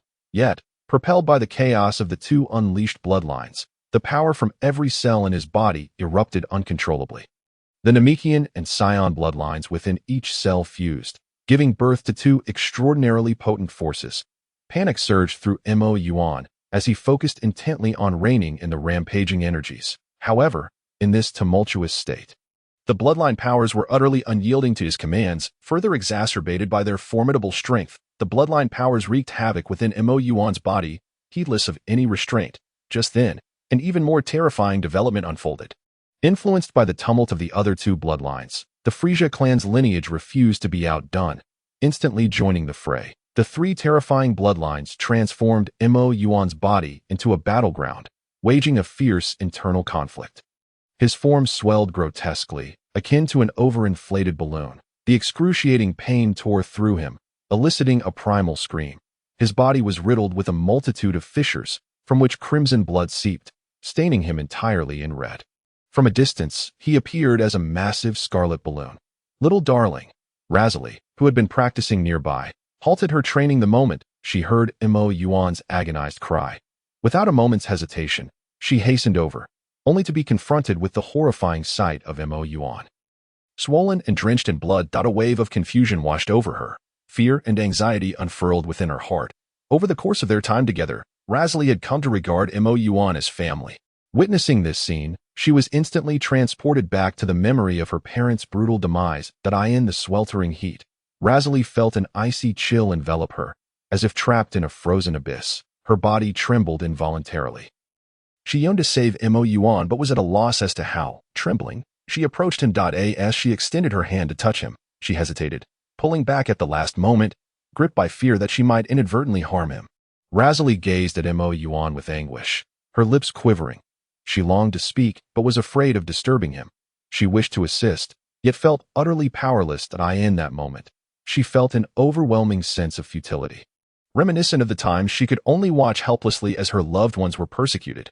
Sister, just as Razali was engulfed in despair, Moyuan's faint voice reached her ears. Unbeknownst to her, he had been observing her approach through his inner eye.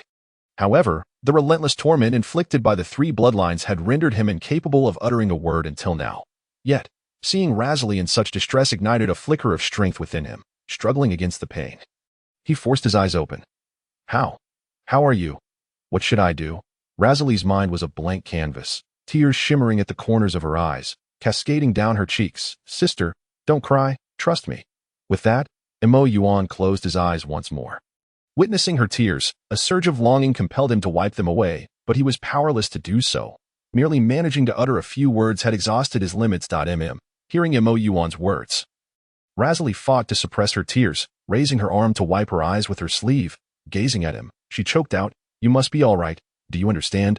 Otherwise, I will never forgive you." However, Moyuan had already shut his eyes, concentrating on quelling the insurrection within his body, leaving her without a response. Razali did not linger beside him any longer. Instead, she retreated to a distance, her gaze fixed intently upon him, fearful of causing any disruption. At this moment, Moyuan's body was a chaotic maelstrom, the three bloodlines wreaking havoc within. Externally, he appeared merely swollen, but internally, everything lay in ruin: muscles, bones, blood, organs.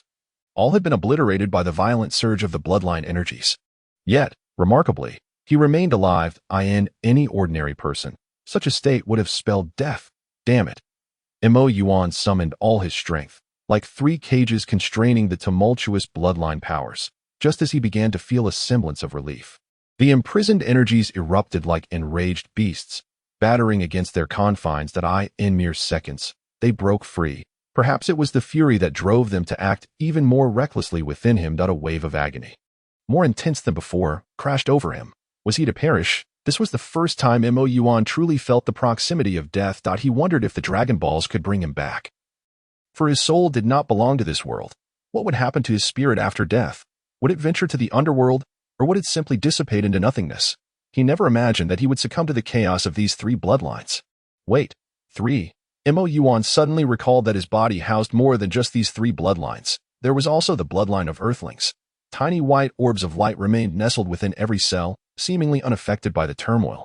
Even as the other bloodlines surged past, they remained undisturbed. A wild thought flashed through Moyuan's mind as he observed the white orbs. Let chaos reign.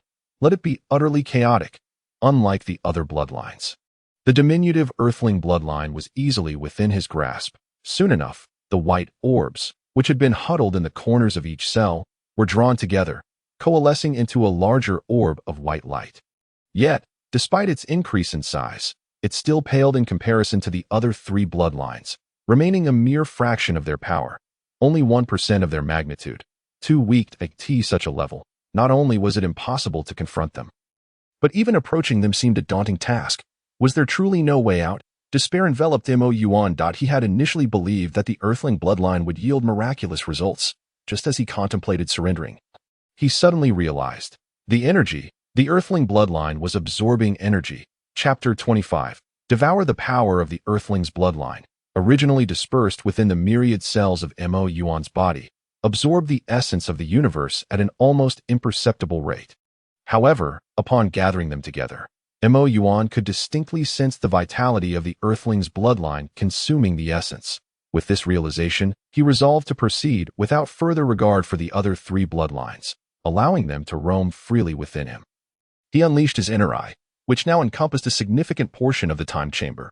In the original narrative, it was stated that the time chamber is approximately the size of Earth. The essence within the range of his inner eye surged towards him in a torrent. What was happening? Razali suddenly felt a fierce wind stirring within the time chamber. If she were capable of sensing the essence, she would have discerned that this tempest was, in fact, a whirlwind of vital energy. All the essence converged around Moyuan, forming a colossal vortex of vitality. Razali was filled with mixed emotions, uncertain whether this transformation was favorable or detrimental. Yet, there was nothing she could do. She could only silently pray for Moyuan's safety. Feast, feast. I shall provide you with as much as you desire. Once you are finished, bring me those three rebellious ones. A tidal wave of essence surged into Moyuan's being. Under his command, the Earthling's bloodline morphed into a gluttonous beast, opening its gaping maw to ravenously devour the essence. As the essence gradually diminished, Moyuan was astonished to discover that the white orb of light was indeed expanding, although the growth was exceedingly slow. It was unmistakable. Elated, Moyuan perceived a glimmer of hope in this development. Witnessing the efficacy of the essence, he immediately intensified his efforts. The external winds grew even fiercer, and the vortex of essence surrounding Moyuan swelled significantly.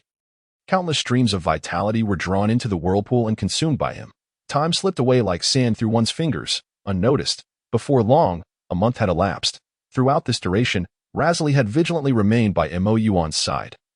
Day and night. Even with her boundless stamina, a month without rest would render her weary, albeit not fatigued.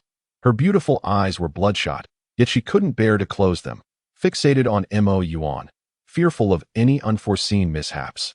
At this juncture, the vortex of essence surrounding Moyuan had become nearly imperceptible, having almost completely drained the vitality from the time chamber. Although Razali could not sense the essence, she vaguely felt that something was amiss. Soon, the vortex dissipated entirely, and the essence within the time chamber had been utterly exhausted. Meanwhile, Moyuan's body had undergone a remarkable transformation. The Earthling's bloodline, which had previously been a mere fraction of the size of the other bloodlines, was now vastly different. He had become a formidable entity, having consumed all the essence of the time chamber, his physique now comparable to that of the other bloodlines, perhaps even surpassing them. The time had come. Moyuan gazed at the other three bloodlines that had been wreaking havoc within him, a cold smile forming on his lips. He resolved to take action, with his first target being the bloodline of the Frisia clan. Why not target the Namekian bloodline first? Through careful observation over the past days, Moyuan had discerned that the Namekian bloodline was not weak at all. In fact, the Frisia clan's bloodline was the weakest among the three.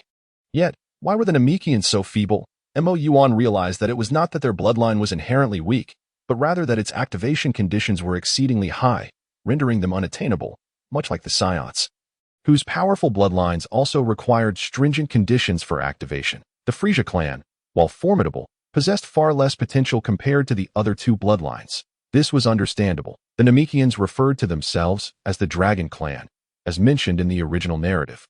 Dandy was noted as an exceptional member of the Dragon Clan, and they could create the wondrous Dragon Balls, reflecting on the dragon god, Shenron, who produced the Super Dragon Balls.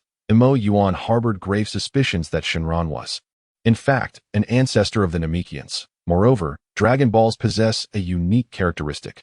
Once the creator of a Dragon Ball passes away, the Dragon Balls they created turn to stone. Clearly, the Super Dragon Balls had not turned to stone. Of course, one might argue that the Earth's Dragon Balls were activated by Dandy even after the god of Earth had perished. However, there remains a significant issue. Activating a Dragon Ball requires the strength to do so. If one were to ask Dandy to activate the Super Dragon Balls, it would seem impossible. Thus, even if the dragon god, Shenron, had long since died, there surely existed a Namekian who was not inferior to him. Now that a target had been determined, Moyuan hesitated no longer. He commanded the white orb of light belonging to the Earthling's bloodline, which transformed under his influence into a fearsome dragon, poised to strike at the violet orb of light. Before the violet orb could react, the white dragon lunged forth, viciously biting off a piece. Moyuan's instincts were correct. The Earthling's bloodline could indeed assimilate with other bloodlines. After consuming a portion of the violet orb, the once pure white dragon's body acquired a faint hue of purple, without any sense of rejection. This reminded Moyuan of the process by which Cell attained his perfect form. He first absorbed hundreds of thousands of Earthlings, followed by the two strongest among them, Razali and Lapis, before achieving his final form. Could it be that this was the very means by which he was strengthening the Earthling's bloodline within himself? Once the Earthling's bloodline reached a sufficient level of power, he could then devour the other three bloodlines and incorporate them into himself, ultimately transforming into the perfect final form to validate his hypothesis. Moyuan quickened his pace. The violet orb, caught off guard, was powerless to resist and was swiftly consumed by the white dragon. The white dragon was completely stained a pale purple. Moyuan then turned his gaze toward the Scion bloodline. It was not that he wished to attack the Scion bloodline first, but rather that the golden orb of light had autonomously transformed into a golden gorilla, brimming with fighting spirit. If that were the case, let the battle commence. Moyuan felt his blood surging with fervor as he beheld the golden gorilla. Just as they had agreed, both Moyuan and the gorilla struck out simultaneously, quickly becoming entangled in a fierce struggle. There were no martial techniques employed, only the most primal methods of combat, akin to that of beasts. Moyuan commanded the dragon to ensnare the gorilla, opening its jaws to deliver a fierce bite to the gorilla's shoulder. In response, a golden orb of light was torn away. The gorilla, pained by the attack, retaliated fiercely, one hand gripping the dragon's body while the other swung a powerful fist towards the dragon's head. However, the dragon, having already absorbed the Frisia clan's bloodline, possessed greater strength. Its foreclaws dug deeply into the gorilla's flesh. While the gorilla's strikes failed to cause significant damage, the dragon's claws, having ripped away several chunks of flesh, clearly left the gorilla considerably weakened. Chapter 26. Devour 2. Taking advantage of your illness to claim your life. As observed the great gorilla succumbing to weakness, he promptly commanded the divine dragon to intensify its assault. Striving to swiftly seize this vessel of bloodline power, the already outmatched gorilla found itself utterly defenseless against the dragon's onslaught. After several exchanges, not a single intact piece of flesh remained on the gorilla's body, which was now a grotesque tapestry of wounds. At that moment, the gorilla, ensnared by the divine dragon, could no longer muster the strength to escape, just as was poised to deliver the final blow. The green orb of the Namekian bloodline could no longer remain passive. Having consumed half of the Scion bloodline, the divine dragon was now adorned with several strands of golden light, its aura significantly amplified, instilling within it a sense of urgency. Should continue his insatiable consumption, it feared it would be next in line to be devoured. In an instant, it transformed into a verdant dragon and launched a surprise attack on the violet dragon controlled by. The green dragon was swift, colliding with the divine dragon that was entangled with the gorilla before it could react. This unexpected strike caused the dragon's grip on the gorilla to falter momentarily. The gorilla seized the opportunity, swiftly breaking free. Was utterly taken aback. The seemingly benign Namekian bloodline had revealed itself to be treacherous. His heart was filled with indignation, not to mention a hint of resentment for having been ambushed by this deceitful adversary. Now standing beside the green dragon, the weakened gorilla appeared to reach a tacit understanding, deciding to join forces against. Yet, it was far too late. Had they allied sooner, combined with the inherent power of the Frisia clan's bloodline, would have undoubtedly found himself at a disadvantage. But now, having already absorbed the Frisia clan's bloodline and half of the Scion bloodline, the power of the Earthling bloodline within him had surpassed the combined might of the two. While the Namekian bloodline was formidable, it was comparable to that of the Scions. The Scions had also produced beings of divine caliber, thus their bloodline was not inferior to that of the Namekians. The Frisia clan, being a mutated lineage, was specifically altered from King Cold, and Frisia himself was a product of asexual reproduction, leading to their bloodline's unique mutation, akin to the divine bloodline.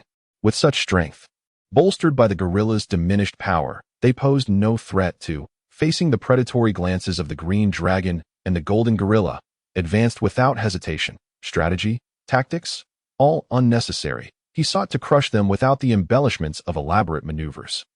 The aura emanating from the violet dragon surged forth, its form shimmering before vanishing from sight. The green dragon and golden gorilla, caught unawares, were suddenly struck down by the violet dragon's sweeping tail. sent flying in opposite directions. Fixating on the golden gorilla, the violet dragon pursued rapidly. Seizing the moment before the green dragon could react, it opened its gaping maw and swiftly consumed the golden gorilla whole. By the time the green dragon regained its composure, there was no trace of the gorilla left, only the formidable and gleaming violet dragon remaining. Sensing the terrifying aura radiating from the violet dragon, the green dragon trembled in fear, akin to a little girl confronted by a bully. Unfortunately for it, it was no beauty, and in its eyes, it was merely a rebellious child who had thoroughly disgraced itself. Without a shred of mercy, lunged forward. Having gained experience from 2 previous encounters, had become somewhat of a connoisseur. The essence of advanced bloodlines often required no complex culinary techniques. Raw consumption was the true method of utilizing bloodline power. After a month of preparation, was finally ready to savor this feast. Whether the taste was delightful or not remained uncertain, but after devouring the Namekian bloodline, only one bloodline essence remained within him. Retaining its original powers, gazing at this remnant within him, pondered whether a truly formidable warrior had once graced the earth. Though the earthling bloodline initially appeared feeble, it had grown stronger than even those of divine origin after absorbing vital energy. It could even consume other bloodlines and assimilate their abilities. Moreover, within the temple, the room of spirit and time was a wonder. Setting aside the astonishing discrepancies in time flow, the abundant vital energy within was unattainable for ordinary beings. Suddenly speculated, could it be that this vital energy was intended to awaken the earthling bloodline? Due to Earth's position on the fringes of the universe, nearly devoid of cosmic powerhouses, the absence of pressure in martial practice had led to complacency and stagnation, resulting in generations of increasingly weaker earthlings. Eventually, as earthlings began to delve into technology, martial arts fell into decline. The number of individuals capable of absorbing vital energy dwindled as martial arts waned. Those who practiced became even fewer, leading to a cycle where the potential to awaken bloodlines was lost. However, the room of spirit and time was the sole sanctuary capable of fulfilling this requirement. Yet, to access it for training, one had to ascend Korin Tower and endure numerous trials to enter the temple, a feat achieved by only a rare few. Thus, the earthling bloodlines remained deeply buried. Of course, all the above was merely personal conjecture. After addressing the remnants of the bloodline power, turned his attention to his body, now reduced to a mere pulp. It was nothing short of a miracle that he was still alive. Nevertheless, this posed little challenge for endowed with the abilities of the Namekian bloodline. Soon, a surge of immense vitality erupted from within him, initiating a restorative process. The once swollen state of his body began to deflate, the fissures upon his surface swiftly mending. His bones, flesh, and organs regenerated in rapid succession. Nearby, watched in relief as returned to his normal form. However, his body was still coated in scabs of dried blood, leaving her uncertain if he had fully recovered. Nevertheless, his restored physique was a monumental relief for lifting a heavy burden from her heart. She felt a lightness, as if the clouds overshadowing her had finally parted to reveal a beautiful rainbow. Just then, stirred, his body had completely healed. Rising from the ground, he felt an itchiness across his skin. It was merely the blood scabs. With a mighty shake, dislodged the remnants clinging to him, revealing his robust physique. Following the sound, noticed staring wide-eyed at him from a short distance away. Following her gaze downward, he was met with the sight of a massive, clawed dragon billowing in the wind. Sister! Instinctively shielded the dragon. His face flushed with embarrassment as he shouted at it. Rolled her eyes. Unimpressed. Oh please, what have I not seen before? Retorted fiercely, I don't care. Turn around. All right, conceded with a playful sigh. I'll go prepare you a meal. You must be starving after a month without food. Lazuli waved her hand with an expression of helplessness before turning away. However, in the fleeting moment of her departure, a faint blush graced her cheeks. Well, it's quite considerable. Hee-hee-oh. Q Chapter 27. A woman of unyielding strength. After Lazuli left, Moyuan hastily conjured a set of clothes to don. His previous attire had long been ruined during the expansion of his physique. Once dressed, Moyuan hurriedly caught up with Lazuli. Sister, you should take a rest. I will call you once I finish preparing the meal. From earlier, Moyuan had noticed the bloodshot eyes and weary visage of Lazuli. Surely, during the time he had been in distress, she had not rested well. A warmth spread within Moyuan's heart. It felt wonderful to have someone who cared. Ever since the passing of his parents in his previous life, no one had worried about him. nor had he experienced such attentive care. "Are you all right?" Lazili regarded Moyuan with a hint of skepticism. Her doubt was not cast upon his culinary skills, but rather his health. Concerned that he had not fully recovered. "Of course, I am perfectly fine." With that, Moyuan flexed his biceps. "Look, my body is in perfect condition now. Itsu, sister, who must not overexert yourself. If you don't rest soon, you might wear yourself out. Do not underestimate me. Oh, I possess boundless stamina and energy," Lazili declared with a proud demeanor. Moyuan gently nudged her back towards the bed. As he did so, he chimed in. Yes, you are the greatest, but you have been so long without rest. I would be heartbroken if something happened to you. I am merely resting to spare you from worry, not because I am fatigued." A woman of unyielding spirit, even with her eyelids heavy, she remained obstinate. Moyuan mused internally. Even the king could cleanse the universe yet remain unable to silence that tongue of yours. Indeed, so for the sake of my peace of mind, I kindly ask you to rest quickly. I will come to call you once I finish the meal. He gently laid Lazili upon the bed and tucked her in. The temperature had plummeted to -50 degrees, necessitating the use of blankets to ensure Lazili's comfort. Moyuan also established an energy shield beside her. This shield served no other purpose but to ward off the chill. Once activated, the surrounding temperature surged from -50 degrees to a comfortable 20 degrees. As Lazili's head met the pillow, an overwhelming drowsiness washed over her. During the turmoil of Moyuan's earlier predicament, her nerves had remained taut, the intense fear leaving her utterly devoid of fatigue. Now that Moyuan had recovered, the tension in her body dissipated, and the fatigue surged forth like a tidal wave. Indeed, she had scarcely lain down before her eyelids fluttered closed, and her breathing steadied.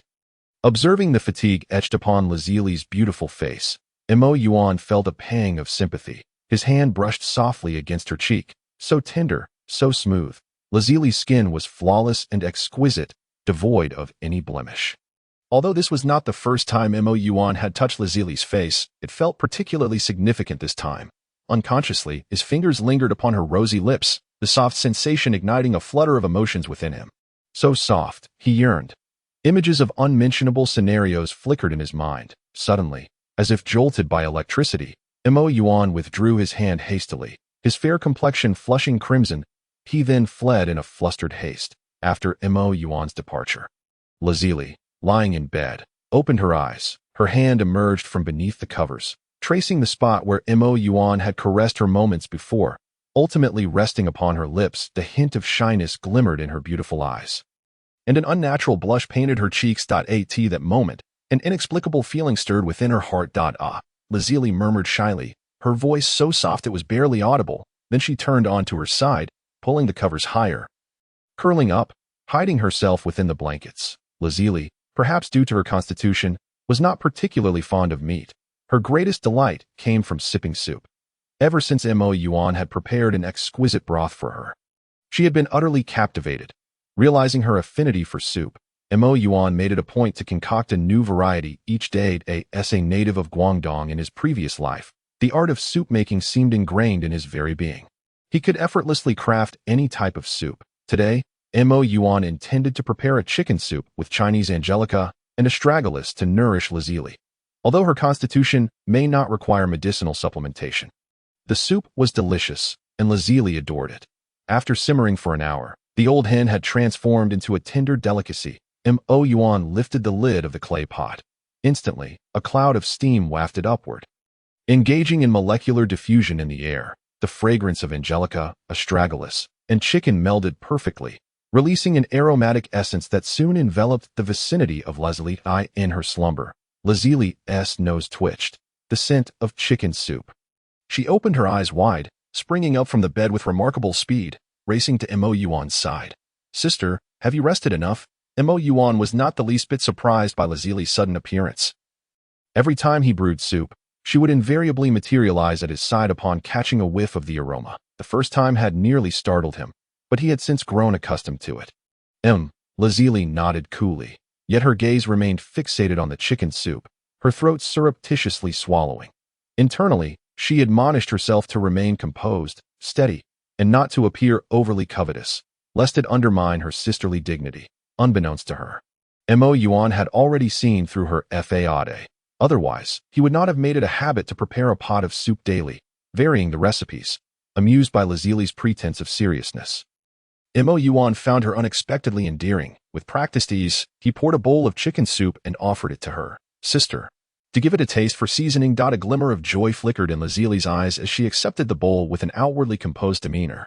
After blowing on the soup to cool it slightly, she eagerly brought it to her lips. The rich, velvety soup graced her palate. Lazili's eyes sparkled with delight. The exquisite flavors melded seamlessly, leaving a lingering sweetness of the medicinal ingredients that beckoned one to savor more. In no time, she polished off the entire bowl. While she relished the taste of the soup, she maintained an outwardly composed facade as she set the bowl down. The flavor is just right. Now, let us dine. With that, Moyuan lifted the pot of soup and made his way to the dining table. Lazili also carried over a pot of rice. The table was soon laden with an array of delectable dishes. After each filled a bowl with rice and soup, they began to feast. However, Moyuan soon noticed a peculiar detail. There was one dish that Lazili had not touched at all. This dish consisted of chicken meat blended with various seasonings and shaped into delightful forms before being fried to perfection. Not only was it delicious, but it also presented beautifully. Yet, Lazili had not taken a single bite, leaving Moyuan rather perplexed. Unable to restrain his curiosity, he inquired, "Sister, why do you not partake in this dish?" "Alas," Lazili sighed, gazing longingly at the elegantly arranged dishes on the plate, murmuring softly, "Because the chicken puree is too exquisite." Chapter 28. Finding Sun Wukong within the temple, an indistinct black object, lying in a shadowy corner devoid of sunlight. Suddenly stirred. After nearly a day of unconsciousness, Bobo finally awakened. Moyuan exhibited remarkable conscientiousness. To prevent Bobo from tanning, he had thoughtfully moved him to a cool, well-ventilated spot. Bobo mused. Some semblance of conscience, albeit minimal. It must be said that lying there, Bobo had virtually melded with the shadows. Without careful observation, it would be difficult to discern that a person lay there, still in a daze upon awakening. Bobo's round, wide eyes revealed an innocence untouched by the world's corruption. "How did I end up here? Did I fall asleep here last night? Wait. It's the android." The lost fragments of his memory returned to Bobo. He recalled being knocked unconscious by the android, and that it had fled into the hyperbolic time chamber. With this realization, a wave of intense unease washed over Bobo. A glance at the time confirmed that nearly a day had passed. This meant the android had already spent almost a year inside. Given their formidable strength prior to entering, Bobo could hardly fathom the extent of their power after a year of training in the hyperbolic time chamber. A profound fear lingered in Bobo's heart. First, there was the android, and now a man-eating monster had appeared in the lower realm. The android was training in the hyperbolic time chamber. Bobo felt utterly besieged. Ensnared between wolves and tigers, was Earth truly facing annihilation? Moreover, with the absence of the Supreme Kai, the Dragon Balls had lost their efficacy. In such circumstances, if Earth's warriors fell, they would remain dead without hope of resurrection. In an instant, Bobo felt as though he had lost his anchor, his once bright, bell-like eyes now dimmed with despair. No, I must inform Kami. Piccolo. Bobo recalled the fusion of Kami and Piccolo. Currently, Piccolo was the only one capable of confronting the androids. Yet, Bobo hesitated.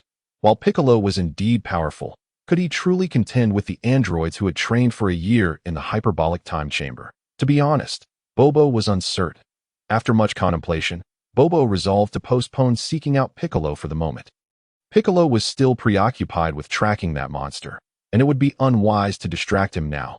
Thus, he steeled himself, settling into a meditative posture at the entrance of the hyperbolic time chamber. Exuding an aura of determination this moment, Bobo had cast aside all thoughts of life and death. Meanwhile, on the other side, Lapus had lost all desire for leisure. He merely wished to locate Sun Wukong expeditiously and reunite with Moyuan and the others.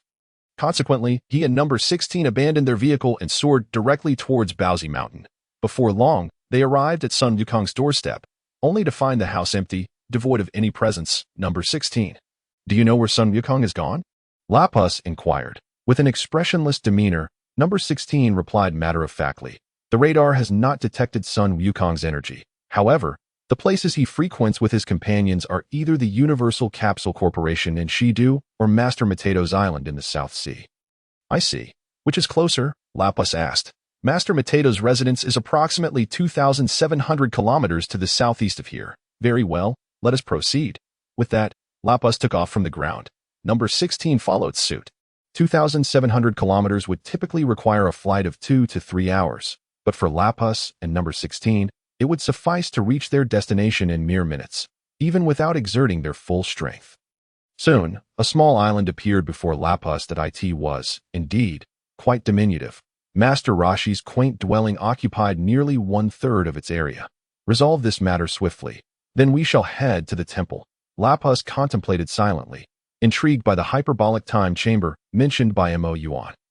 The number of inhabitants on Kame House was sparse, comprising only Sun Wukong's family, Master Rashi, Yamcha, Puar, and Oolong, Piccolo, Tien Shinon, and Krillin were still out searching for Cell. Hello, may I assist you? A charming young boy was diligently engaged with his studies on the beach. Upon spotting Lapus and number 16 descending from the sky, he politely inquired, Are you Sun Wukong's son, Sun Gohan? Recognizing the boy, Lapus quickly identified his lineage. This young lad was indeed Sun Wukong's son. Ah, yes, I am Sun Gohan. Are you here to find my father? He is unwell and has not yet awakened. Having never encountered an android, Sun Gohan mistakenly assumed they were friends of his father.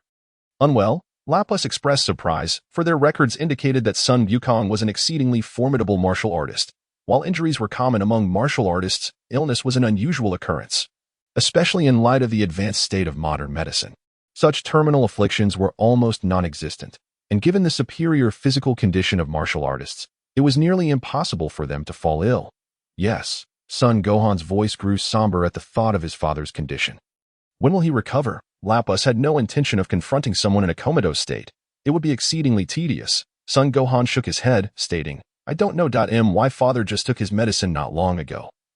He appears to be in great pain.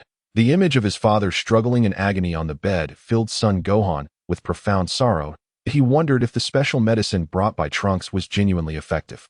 If it were not, tears began to well in his eyes. He dared not dwell further on that thought, for he was terrified of losing his father. Struggling to hold back his tears, Sun Gohan sniffed and wiped his eyes with his sleeve. Then he asked Lapus, By the way, are you my father's friends? I don't believe I've seen you before. Friends? Lapus chuckled softly. He was taken aback by Sun Wukong's son's naivety, believing them to be his father's allies. It was no wonder that he spilled everything so readily. Perhaps we are foes, Lapus teased, gazing at Sun Gohan with a playful smirk. What? Sun Gohan was utterly unprepared for the revelation that these two individuals were his father's enemies. The only foes he could conceive of were them. You are androids? He asked loudly, releasing his energy without reservation, eyeing Lapus and number 16 with suspicion. Androids? Such an irksome label. Lapus scoffed, wrinkling his nose. The term always conjured unpleasant memories for him. Android. Upon hearing Gohan's exclamation and sensing his energy, everyone inside the house rushed out. All gazes turned to Lapus and number 16, as if confronted by a formidable adversary. Lapus surveyed the small group that had gathered and quickly lost interest. They were far too weak. He felt no desire to engage them. Let us depart.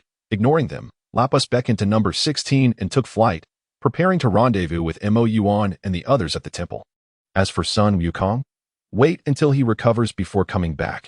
After all, he has no interest in taking action against a patient on the 16th. He said nothing and left alongside Lapus. All the inhabitants of Turtle Island stared in bewilderment at the two figures disappearing on the horizon. Suddenly at a loss for comprehension. Wasn't the android supposed to eliminate Goku? How could they let such a golden opportunity slip away without striking? My Gohan. Chi-Chi rushed over to embrace Gohan, anxiously inspecting him for any injuries. She had been terrified when she heard the androids were coming. With Goku sick and unconscious, and Gohan still so young, what would she do if something went wrong? Mom, don't worry. I'm fine. Gohan reassured her upon noticing her distress. For some inexplicable reason, he suddenly felt that the androids didn't seem so malevolent after all. Chapter 29.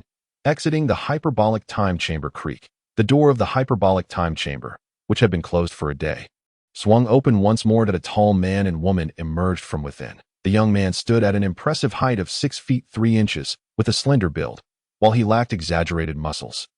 The defined lines of his bare arms suggested a well-toned physique, fitting the description of someone who appears slim in clothing but is muscular when undressed.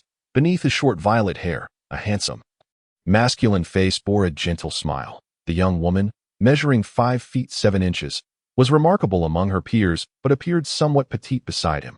Her golden hair cascaded to her shoulders, and her exquisite features, reminiscent of a mixed heritage, hinted at an exotic charm. Her figure was nearly perfect, with every curve adorning the appropriate areas, devoid of any excess. Her long, shapely legs were particularly captivating. This man and woman were none other than Moyuan and Lazili, who had spent a year training in the hyperbolic time chamber. Perhaps it was due to the chamber's abundance of energy, but after being transformed into an android, Lazili's growth rate had slowed dramatically. However, during her year in the chamber, she had grown a full 4 inches. Moyuan, on the other hand, had resolved his bloodline issues and seemed to have undergone a hormonal surge, growing taller every day. In just 2 months, he reached 6 feet 3 inches. Fortunately, he had not grown taller since then. Hand in hand, they stepped out from the chamber. Their bond had deepened significantly over the year, no longer as innocent as it once was. Their relationship was merely a breath away from crossing that final threshold. Lazili. Lapisi gazed in disbelief at the pair emerging from the chamber. He could hardly fathom that his twin sister had transformed in such a way. It was a moment of overwhelming acceptance. What? Lazili responded with a calm demeanor, still holding Moyuan's hand, showing no intention of letting go. What? You dare to ask? Lapisi stormed over, his anger palpable. Lapisi, with my sister, Min interjected, stepping in front of Lazili, hoping to have a civil conversation, considering he was his brother-in-law. Had it been anyone else, he would have been slapped away without hesitation. However, to his surprise, Lapisi dismissed him with a scoff. Who cares about your little matters? He then forcefully shoved Moyuan aside. Taken aback, Moyuan found himself unprepared for the push. After pushing Moyuan aside, Lapisi grasped Lazili's shoulders, shaking her vigorously. Tell me, how did you suddenly grow taller? Moyuan and Lazili exchanged glances, astonished that this was what he truly cared about. As Lapisi observed Lazili, who now stood 5 centimeters taller than him, he felt a pang of discomfort. They had been transformed into androids before fully developing, and for years, their heights had remained stagnant. Now, Lazili had grown a full 4 inches. It was easier for him to cope when she was shorter. Now, everything had changed. The 5-centimeter difference loomed before Lapisi like an insurmountable barrier. After all, even the king had sought after the Dragon Balls for that elusive 5 centimeters. Not everyone possessed Vegeta's impressive hair that could elevate his height from 5 feet 4 inches to over 5 feet 6 inches. Lapisi had thought he would never grow taller, but Lazili had sparked a glimmer of hope within him. He was eager to discover the secret behind her growth. Hey, Lazili pointed toward the hyperbolic time chamber. I grew taller after training in there for a year. Previously indifferent to the chamber, Lapisi now gazed at it with newfound fascination, nearly drooling at the prospect. Seeing his brother's pathetic demeanor, Lazili couldn't resist delivering a playful slap to his head. Smack! Ouch! What was that for? Lapisi complained, rubbing his head. In response, Lazili coldly uttered just 2 words. Shameful. Upon hearing those words, Lapisi's displeasure flared. All he desired was to grow taller. Was that truly so shameful? He begrudgingly began to argue with Lazili.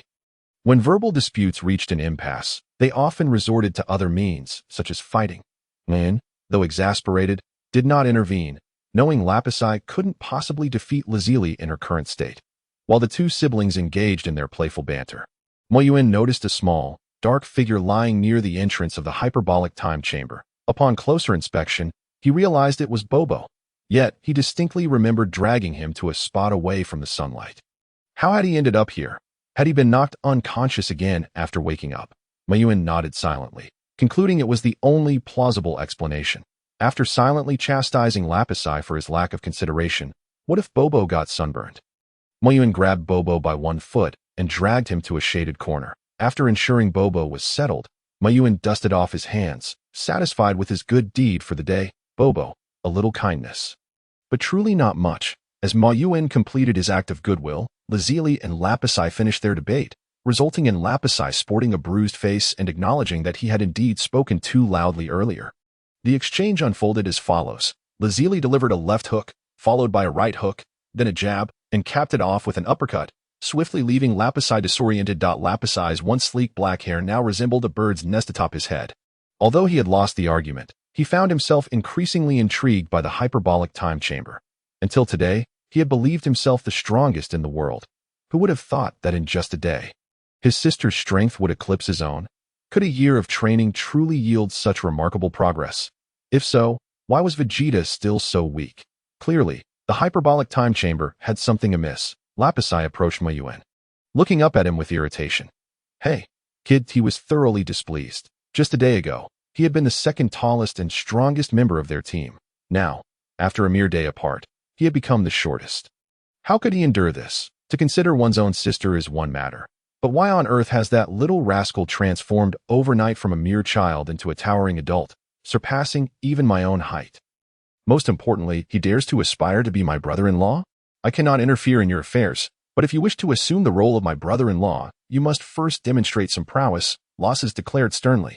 After all, without strength, how could one possibly take my place in protecting my sister?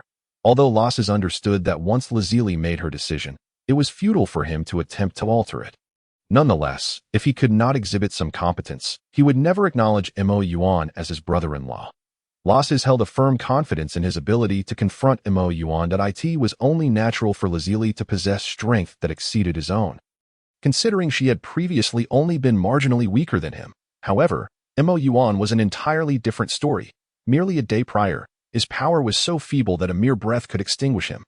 Losses could not fathom that in the brief span of a year, he could surpass him in strength. Very well, I shall compel you to admit my status as your brother-in-law, Moyuan stated earnestly, recognizing the significance of the test posed by his future brother-in-law. Thus, Moyuan resolved not to strike back. The two ascended above the temple to engage in battle, primarily to avoid damaging the sacred structure.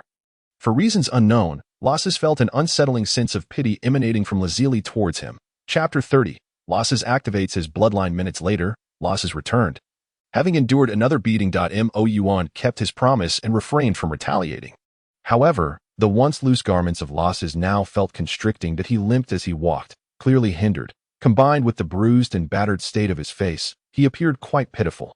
After all, Losses was indeed his little brother-in-law. Upon their return to the temple, Moyuan promptly administered treatment to him. That I didn't expect you possessed such skills, Losses remarked in astonishment, marveling at his fully restored body. In mere seconds, all his injuries had vanished. Perhaps it was due to the superficial nature of his wounds, yet it was still remarkably surprising. Moyuan offered a calm smile and replied, there is much you have yet to discover. Following this thorough thrashing, Losses was entirely convinced. With his sister under his protection, he could rest easy. Simultaneously, Lashiz's curiosity regarding the Spirit Time House intensified. Regardless of the factors at play, the undeniable truth was that both Moyuan and Lazili had grown stronger. Hence, the Spirit Time House must possess extraordinary energy. Losses could hardly contain his eagerness to enter. After a year, he would undoubtedly emerge far more powerful. Perhaps he could even best both of them. After all, he had previously been stronger than they. Given the same year of cultivation, it was only natural for him to surpass them, wasn't it? Lost in his daydreams, a peculiar smile crept across Lashiz's face. Observing her younger brother's strange expression directed at the Spirit Time House, Lazili, based on her understanding of him, sensed that he was likely harboring no good intentions. Thus, she turned to Moyuan and said, I believe he has ulterior motives. He appears quite deserving of a good thrashing. Indeed, Moyuan nodded in agreement and proposed, how about we give him another beating? Having exchanged knowing glances, they both shared the same mischievous intent. Just as Moyuan and Lazili prepared to take action, Losses suddenly felt an icy chill creeping up his spine, causing him to shiver involuntarily. To his dismay, he found himself confronted by his sister and her companion, both wearing ominous expressions. What do you intend to do? A sudden sense of impending doom compelled him to take a hesitant step back. What were you scheming just now? Lazili's calm tone evoked a profound sense of unease within Losses. This was not merely a pressure stemming from power, but rather an oppressive force emanating from the bloodline of his sister. No, I wasn't thinking of anything. Were you not just contemplating how, upon emerging from the Spirit Time House, you could easily overpower both of us? How did you know? With Lazili exposing his thoughts, Losses found himself at a loss for words. I never anticipated that someone as clever as I could be outwitted. Is this what it means to be cursed by talent? Why must one be born alongside such brilliance as hers? As they embraced each other with their arms, they observed the scene with a cold detachment. After a brief moment, resignedly lowered his arms, closed his eyes, and surrendered to the inevitable. A myriad of emotions surged within him, ultimately coalescing into a single thought. Do not strike my face. In response to the final plea of her brother-in-law, and naturally obliged with utmost satisfaction. Thus, after a series of sounds and expressions from, everything returned to normal, as if nothing had transpired. If one were to overlook's robust physique, as a considerate brother-in-law, kindly administered a restorative treatment to. The latter expressed his gratitude with profound sincerity. Following their playful antics, their rapport had grown significantly closer. Was now prepared to enter the for cultivation, since only 2 individuals could enter the at a time. Decided to accompany for a while, to teach him the ways of cultivation and to discern whether he could sense thereby awakening the latent power of his earthly lineage. As4, she would remain outside with. After all, as current prowess was sufficient to easily overpower anyone on Earth, moreover, did not need to stay the full year within the facility, it sufficed as long as he could impart the knowledge of cultivation to. Upon entering eagerly began his cultivation that elucidated the methods of training, and true to the claims of the seasoned practitioners, indeed possessed remarkable potential. Merely after a brief explanation, he commenced his practice, within mere minutes. Since the presence of within him had already begun to perceive the flowing within his body, now he merely needed to absorb the ambient through cultivation to enhance his own. Most notably, he detected a unique form of one that was purer and more potent. As previously discussed with, this was presumably the could feel his body yearning for this. Without any hesitation, he immediately began to absorb the drifting in the air. The surrounding was drawn to him, gathering in an orderly fashion and entering his body. Gradually, the was absorbed, nurturing the power of his lineage. Was somewhat astonished. Although he knew of his high potential, he did not anticipate it to be to such a degree. To be able to sense and absorb on his first attempt was indeed remarkable. Of course, this could be attributed to the abundant within nevertheless, it underscored his formidable potential. Speaking of the within it was indeed plentiful. The last time had nearly depleted the entire supply, but after some time, had replenished itself at a pace far exceeding that of the outside world. Gradually absorbed the surrounding atmosphere began to thin. However, he found himself unable to draw in from a distance. Once he had absorbed all the nearby, he would need to change positions to continue. Observing this, acted decisively. In an instant, his mind's eye enveloped the entire, summoning all to converge at great speed towards them. Suddenly, a tempest arose within creating a storm of, while cultivating, since the previously sparse once again swelling in abundance. More so than before his practice, the sheer volume was approaching that of a sea of. No fool deduced that such a significant change could only have been orchestrated by his brother-in-law. After all, there was no one else present besides the 2 of them. With the issue resolved, could now cultivate without reservations. He quickly cleared his mind and resumed his practice. Chapter 31. Do you believe in light?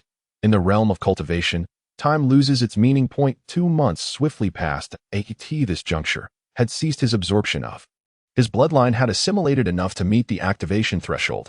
Although he had spent an entire month longer than in absorption, the quantity of he had gathered was merely 1/5 of what had amassed. Emerging from his cultivation, appeared calm on the surface, yet the joy in his eyes was unmistakable. Upon activating his bloodline, his combat prowess had doubled. However, this was not what delighted him most, beyond the enhancement of his strength. The power of his bloodline fused him completely with the permanent energy core within him. From this point forward, he could rely on cultivation to enhance the energy core. In truth, the so-called infinite energy merely indicated that the energy recovery rate of the core surpassed its energy output.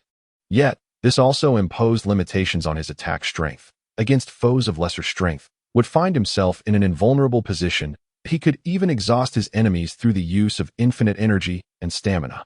However, when faced with a stronger opponent, his so-called infinite energy would prove negligible. If true infinite energy were attainable, who could possibly rival him? Not even, nor later. Only beings like the Destroyer Gods or the Omni King, who wielded special energies, could defeat him. Moreover, the energy stored in the core had its limits. Without activating his bloodline, permanent energy core could not be strengthened through cultivation. To grow stronger, he had to rely solely on cultivation. Ultimately, the core's function was merely to ensure he would not run out of energy, with little else to offer. However, now things were different. The activation of his bloodline power unified him with the permanent energy core. The core was no longer a technological artifact, but had become an integral part of his being. He could enhance the core through cultivation, increasing its energy recovery speed, expanding its energy storage capacity, and eliminating limits on his own energy output. This meant he could unleash all the energy within him in an instant, significantly amplifying his attack power. However, this also meant that he no longer possessed infinite energy. Rather, his energy recovery speed was simply exponentially faster than that of others. Of course, if he controlled his energy output to remain below the recovery rate, he could achieve the so-called infinite energy. Yet, this approach bore little significance. Against formidable adversaries, it was more effective to increase output and directly eliminate them, suppressing his elation, prepared to rise from the ground. However, upon moving, he discovered something even more exhilarating than the boost in strength. He felt that his once perfectly fitting clothing had become somewhat constrictive. Dismissing the possibility of having been beaten during cultivation, only one conclusion remained. His body had developed, elated. Sprang to his feet. A loud ripping sound echoed throughout the "All my pants have ripped." After 2 months of cultivation, S physique had rapidly developed under the nurturing of. He had grown a staggering 20 centimeters, reaching a height of 185 centimeters, and no longer did he appear as lean as before. Although his muscles were still not overly large, he now possessed a noticeably sturdier frame. His enlarged physique had stretched his clothes to the brink of bursting, and as he exerted himself from the ground, the overwhelmed fabric succumbed to the strain and tore apart. Lapis mechanically turned his head towards the direction of the laughter, only to find his cheap brother-in-law gazing at him with a mocking expression. To be precise, he was staring at the torn fabric of Lapis's trousers. Through the fissure, one could faintly discern a handsome face obscured by a veil. So, you too believe in light? He quipped. Just as your trousers have failed you. Shall I provide you with a set of Ultraman-inspired attire? Lapis, overwhelmed with indignation, exclaimed. Oh, I was merely a teenager when I was transformed into a cyborg. Is it a crime for a boy of that age to believe in light? Is it? Moyuan, lacking professional training, soon found himself unable to contain his laughter and erupted into fits of mirth. I'm not laughing at you. I just recalled something joyful. Not content with mere laughter, he conjured 3 sets of Ultraman costumes and presented them to Lapis. Would you prefer this blue one? Or perhaps this red one? Or maybe this red and blue combination, referencing the 3 forms of Diga. It's hardening. My fists are hardening. Lapis's fists have turned to stone. Unable to endure any longer, Lapis lunged forward and delivered a punch that sent Moyuan flying, leading to a scuffle reminiscent of children at play. Devoid of technique, exchanging blows haphazardly. After a while, both Moyuan and Lapis lay on the ground, their faces resembling that of a pig. Moyuan couldn't help but smirk at Lapis's pig-like visage. Ouch, he winced, as his smile inadvertently tugged at the wound on his face. You brute, do you not know to avoid striking the face? He quipped. Tisich, how dare you speak, when you were the one who struck first? Lapis retorted, gingerly touching his swollen face. Isn't it you who mocked me first? You brought this upon yourself? Don't spout nonsense. I was merely helping you realize your dreams, Moyuan declared with righteous fervor. I had it all planned out. You donned the Ultraman costume, and then, Moyuan lay on the ground, arms forming an L shape, as a purple light coalesced around his arms, and he shouted, Lapis Ray. Bayu, as Moyuan's voice echoed, the purple beam shot forth from his arms, painting a vibrant stroke across the palette space. What do you think? I even came up with the name for your technique. Are you not moved? He laughed heartily, patting Lapis on the shoulder. Though Lapis's swollen face betrayed no emotion, a dangerous glint sparkled in his eyes as his hands clenched tightly. You scoundrel, I shall end you. Hey, don't aim for my face. During Moyuan's time in the Hyperbolic Time Chamber, events unfolded outside. Cell unexpectedly encountered Vegeta and Trunks. Having absorbed hundreds of thousands of ordinary humans, Cell's power level now rivaled that of Piccolo. Together, Vegeta and Trunks were no match for him. Fortunately, Piccolo sensed the battle and arrived just in time. Otherwise, Vegeta and Trunks would have been absorbed by Cell. Upon Piccolo's arrival, Cell immediately retreated. Despite his newfound strength, he was unwilling to take the risk, especially since Piccolo had brought Senza beans. After consuming the beans, Vegeta and Trunks were rejuvenated.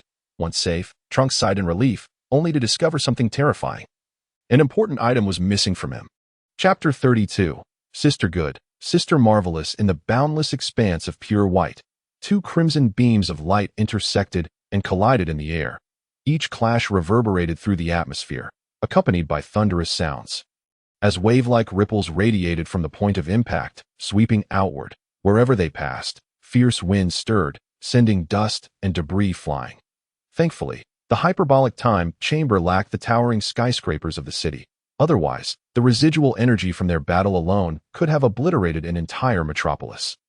After a considerable duration, the combat finally subsided. The two crimson beams came to a halt, revealing their true forms, Moyuan and Lapis. They had spent 6 months within the hyperbolic time chamber. The burning red aura enveloping them was the Kaio-Ken technique. After Lapis activated his bloodline, Moyuan had taught him this technique. Being able to sense ki, Lapis quickly mastered the Kaio-Ken. With his formidable physique, he was able to initiate the tenfold Kaio-Ken without sustaining injury, though anything beyond that would impose a burden on his body. However, the Kaio-Ken could only enhance his ki and could not accelerate the recovery speed of his energy core. Nevertheless, Lapis's natural recovery rate far exceeded that of ordinary beings. Even if the recovery speed remained unchanged, he could still maintain the Kaio-Ken state for an extended period. After releasing the Kaio-Ken, the red aura surrounding Moyuan and Lapis extinguished instantly. Through 6 months of rigorous training, Moyuan's base combat power had reached 500 million. That after Lapis activated his bloodline, his power doubled, and with an additional 4 months of practice, his combat power soared to 1.5 billion. Just moments ago, Lapis had used the tenfold Kaio-Ken, while Moyuan activated the 30-fold Kaio-Ken, matching Lapis's combat power. Perhaps due to the fusion of 4 bloodlines, Moyuan's physique was extraordinarily robust. He could even initiate the 20-fold Kaio-Ken without sustaining injury. Although the 30-fold Kaio-Ken would inflict some damage to his body, Moyuan's astonishing recovery ability meant he would recover fully in no time. Through experimentation, Moyuan discovered that with his physical attributes, as long as he did not exceed the 50-fold Kaio-Ken, he would not suffer significant harm. However, should he encounter a formidable adversary requiring the use of over 50-fold Kaio-Ken, Moyuan had superior options that wouldn't necessitate self-harm. After a day of training concluded, despite being able to survive solely on water like a Namekian after activating his bloodline, Moyuan maintained his eating habits. This was a routine shared by Lapis and Lazuli as well. Beyond their shared enjoyment of delectable food, Moyuan cherished the camaraderie of dining with friends and family. Since the passing of his parents, he had lived in solitude. The loss of his loved ones had caused him to retreat into himself, shunning the outside world and avoiding friendships. Yet, within him lay a profound yearning for companionship. He was indeed a paradoxical individual. Only in the digital realm could he unveil his innermost thoughts. There, he forged numerous friendships, seemingly overflowing with conversation.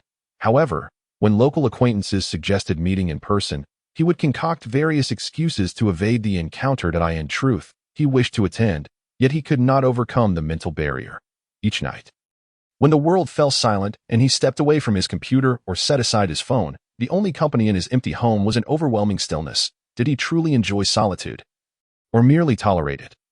No, he has merely grown accustomed to solitude that he longs to return to the days when the three of them were together as a family. Alas, time cannot be reversed. Yet, upon entering this world, despite the perils that abound, he has found love and family. Indeed, in Moyuan's heart, Lotzi Li and the others, including number 16, are his kin. If given the choice to return or remain in this world, he would unhesitatingly choose to stay, for he has already found the one he wishes to cherish for a lifetime. This meal concluded amidst the playful rivalry between Moyuan and La Bai Si. No longer needing to rely on food for sustenance, Moyuan found that he no longer needed to prepare vast quantities. A normal portion sufficed. Leaning back in his chair with a toothpick in his mouth, he appeared quite content. Meanwhile, La Bai Si was tasked with clearing the table, as it is a fundamental rule that the one who cooks does not wash the dishes. Half a year has passed. La Bai Si, I am heading out. You need me to call number 16 and to keep you company. So soon? I can manage on my own. Moyuan's face lit up with a blissful smile, revealing his unguarded a wide no choice. I find myself missing my sister La Bai Si, inadvertently subjected to a mouthful of dog food, glared with lifeless eyes. Lotzi Li is my sister, and yet you don't call me brother. Why so concerned? Moyuan scoffed. La Bai Si posed a soul-searching question. Then why don't you call me brother? In response, Moyuan rolled his eyes. What would a single dog like you know about romance? Rising, he patted La Bai Si's shoulder with sympathy. Young man, you wouldn't understand the virtues of a sister in youth. One fails to appreciate the goodness of a sister, mistaking a maiden for treasure. in youth. One fails to recognize a sister's allure, misplacing the vigor of youth. The sister is wonderful and splendid, with long legs and a curvaceous figure, alleviating your troubles and treating you as a gem. With a shake of his head, Moyuan turned and walked toward the entrance of the time room. Below the Corinta, a green, insect-like humanoid creature gazed up at the towered. Is it true that divine beings reside up there? I wonder if their essence is more delectable. He licked his lips, emitting an eerie chuckle. Following this, he shot upwards with incredible speed. Soon, he spotted an island-like structure floating in the air. Without hesitation, he soared directly into the temple.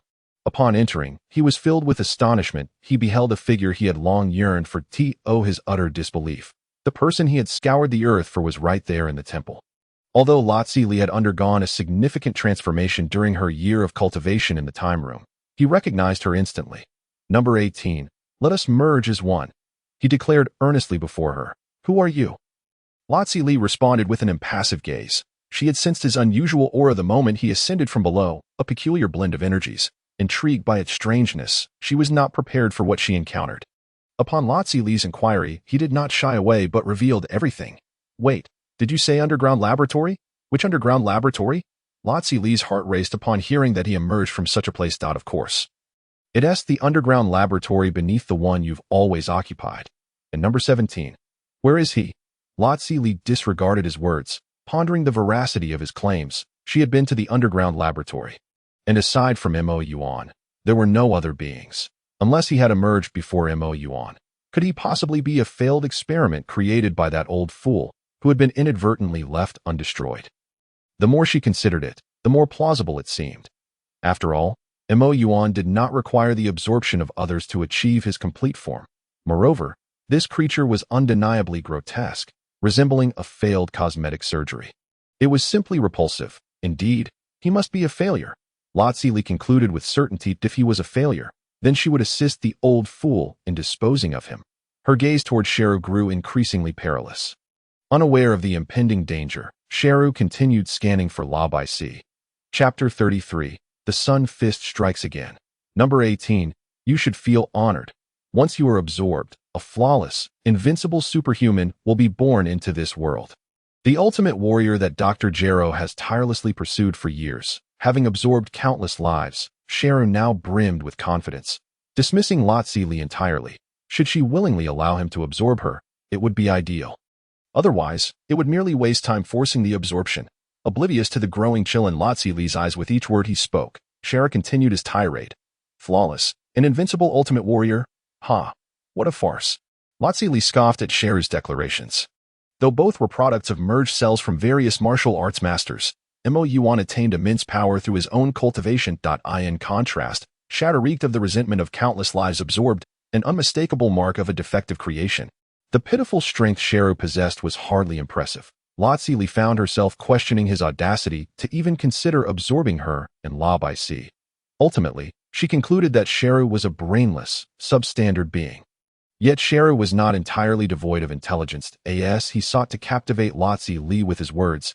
His tail quietly gathered strength, poised to strike. So you are unwilling. Gero's eyes glinted with malice upon noticing Lotzi Li's indifference. She remained cold and silent, not a single word escaping her lips, not even a punctuation mark of belief in his claims.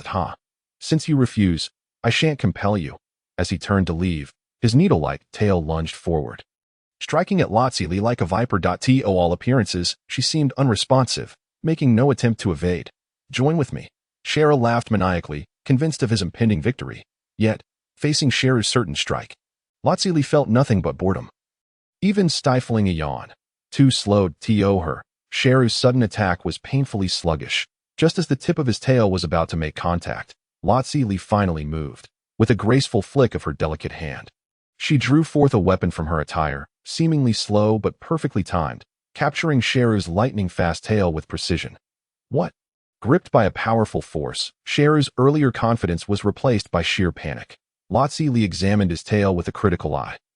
Is this the instrument you use to absorb humanity's life essence? What are your intentions? Lotzi Li paid no heed to Gero. Channeling the energy within her, she gathered it in her hand, a pure white aura enveloping it. Then, using her hand as a conduit, the energy spread across Gero's tail. It was searing, a fierce burning sensation radiated from the tail. The excruciating pain from the burn caused Gero to scream in agony. Like a creature with its tail on fire, he desperately sought to flee, yet his tail was firmly grasped in Lazili's hand. Held captive by a terrifying strength, Gero found himself utterly incapable of extricating his tail. Just as the agony threatened to engulf his entire being, he made a swift decision, severing his own tail without a moment's hesitation. Drip, drip. Purple blood oozed from the severed end of Gero's tail, staining the ground. His eyes widened in disbelief, struggling to comprehend the events that had just transpired. According to the data provided by Dr. Gero, he should have possessed strength surpassing that of androids 17 and 18. Yet here he was, utterly defenseless against 18's assault.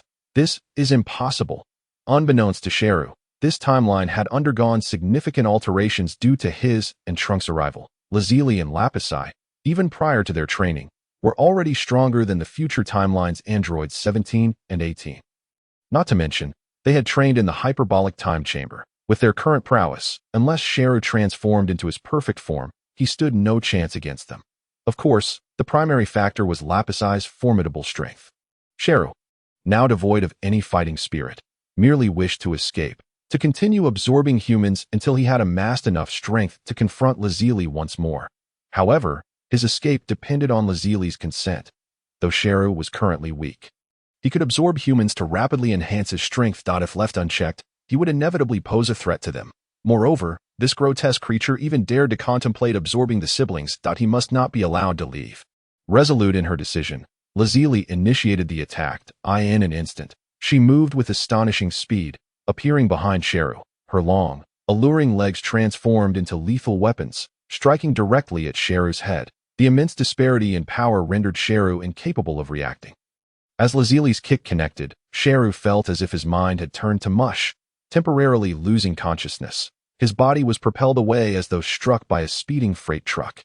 Seizing the advantage, Lazili pursued the retreating Gero at breakneck speed. From that moment on, Gero experienced the sensation of being a soccer ball, kicked about mercilessly by Lazili as if she had found a new toy. Though this toy was rather unattractive, the thrill of the game was undeniably satisfying. Gero remained passive, unable to mount any form of defense. This cannot continue. He would surely be killed. With clarity of mind, Gero understood that Lazili would inevitably end his life once she grew weary of her amusement. A fierce will to survive sharpened his thoughts, prompting him to seek any opportunity for escape. After playing for a while, Lazili lost interest, deciding to eliminate Gero. With a powerful kick, she sent him crashing toward the ground. While a terrifying energy coalesced in her hand, now was the moment. Seizing the opportunity presented by Lazili's attack, Gero spread his arms wide beside his head. Solar flare. A blinding light erupted from Gero's being.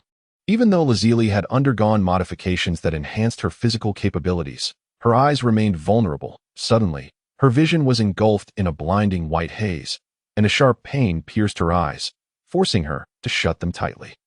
In that instant, Gero seized the opportunity to conceal his energy and slipped into the forest, swiftly disappearing from sight amidst the cover of the trees. Chapter 34. Confession, sister. What's wrong? Are you hurt? A familiar voice echoed in Lazili's ear, causing her to lower her guard. Moyuan emerged from the hyperbolic time chamber and noticed that Lazili was no longer atop the temple. Android 16 had informed him that a green creature resembling a bug had found its way here, threatening to absorb Lazili and Lapisai to attain its perfect form. However, Gero's strength was evidently far inferior to Lazili's, as he had been swiftly defeated. From 16's description, Moyuan deduced that the bug-like green creature referred to was indeed Gero. Although he knew that Lazili's strength must now surpass Gero's, he couldn't shake his worry. Having just exited the hyperbolic time chamber, he sensed no lingering energy from the battle, compelling him to act without delay. He quickly activated his sixth sense.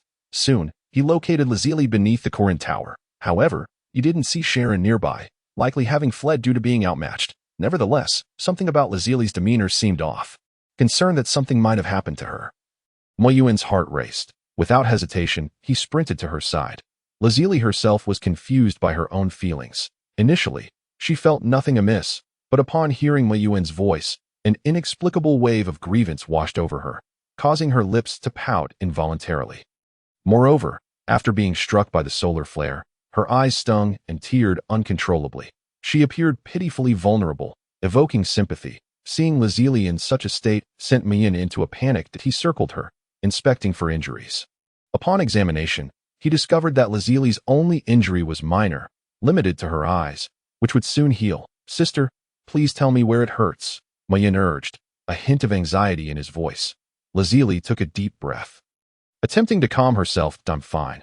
Her voice was soft, accompanied by a slight tremor that in truth, she was indeed unharmed apart from her eyes. The only discomfort was a mild soreness in her foot from kicking Gero.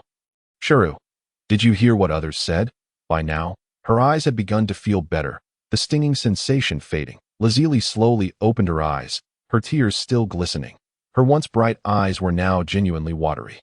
She was also feeling somewhat downcast over Gero's escape. "I'm just glad you're all right." Moyuan cradled Lazili's face, gently wiping away the tears from her eyes. Lazili felt the warmth of Moyuan's palm against her cheek. She blushed at the sight of his handsome face. The authoritative demeanor she usually maintained as an older sister melted away in that moment. But rather than feeling embarrassed, she sensed a soft spot within her heart being touched. This sensation of being cherished, it was rather nice. Lazili found herself not only accepting but reveling in this feeling, albeit with a hint of shyness that Lazili's adorably vulnerable demeanor captivated Moyuan. This was the first time she had shown such bashfulness in his presence, as she usually teased him like a rogue. Noticing the way Moyuan gazed at her, Lazili felt a mix of embarrassment and secret delight. She feigned composure, saying, "You fool, haven't you seen enough?" Suddenly, Moyuan pulled Lazili into his embrace, holding her tightly as if wishing to meld her into himself. Resting his chin on her shoulder, he whispered into her ear, "Not enough? A lifetime wouldn't suffice." Moyuan's words struck deep, piercing the very essence of Lazili's heart. Feeling his warmth enveloping her, she experienced an unparalleled sense of security. Her delicate arms wrapped around Moyuan's waist, and in that silence, everything remained unspoken. Oh, indeed, after an indeterminate amount of time, Razali suddenly recalled that there were pressing matters to attend to and quickly extricated herself from Moyuan's embrace. She then recounted to Moyuan the words spoken by Shallow earlier at that moment. Razali had not paid much attention to Shallow's remarks, but upon reflection, his statements seemed rather peculiar. For instance, he mentioned that he would be born in 24 years.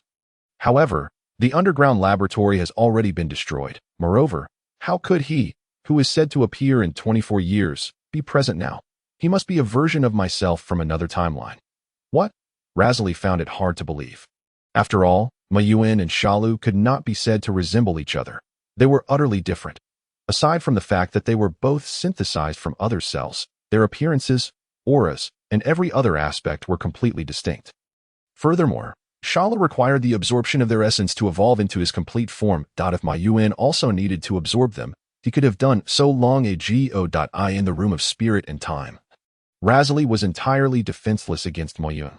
Moreover, given Moyuan's current strength, even combining her and Lapisai's powers would not suffice to defeat him. In such circumstances, Moyuan refrained from attacking them, indicating that he had no intention of harming them whatsoever.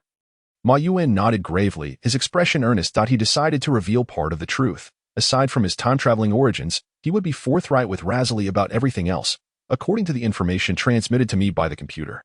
I should not be able to be born so soon, and the computer also indicated that absorbing you would allow me to attain my complete form, perhaps due to some peculiar reason. I was born prematurely, and I discovered that the information from the computer differs from reality. I only need to cultivate to attain my complete form, and do not require your absorption. Razali was utterly astounded. However, the disparity between you is simply too vast. He is so ugly. How could he possibly share the same mother? According to the data provided by the computer, Dr. Gero indeed designed me to look that ghastly. But sister, you must believe me. I would never harm you. Moyuan's gaze was fixed intently on Razali, fear creeping into his heart, afraid that she might doubt his words and distance herself from him. It must be said that Moyuan's declaration had a profound impact on Razali. Nonetheless, she chose to trust him. The reasoning remained unchanged. If Moyuan truly intended to harm them, he would have had ample opportunities to do so in the past and present. Yet he did not, which is why Razali placed her faith in him. It's all right. Sister believes you. Sensing the unease within Moyuan, Razali gently embraced him, offering comfort. However, Shallow is indeed a troublesome existence. He will undoubtedly devise a way to target me and Lapisi. Razali expressed her concerns, for no one knew how powerful Shalu could become by absorbing humans. Within just a day, he had absorbed hundreds of thousands of individuals and became stronger than he was before entering the room of spirit and time.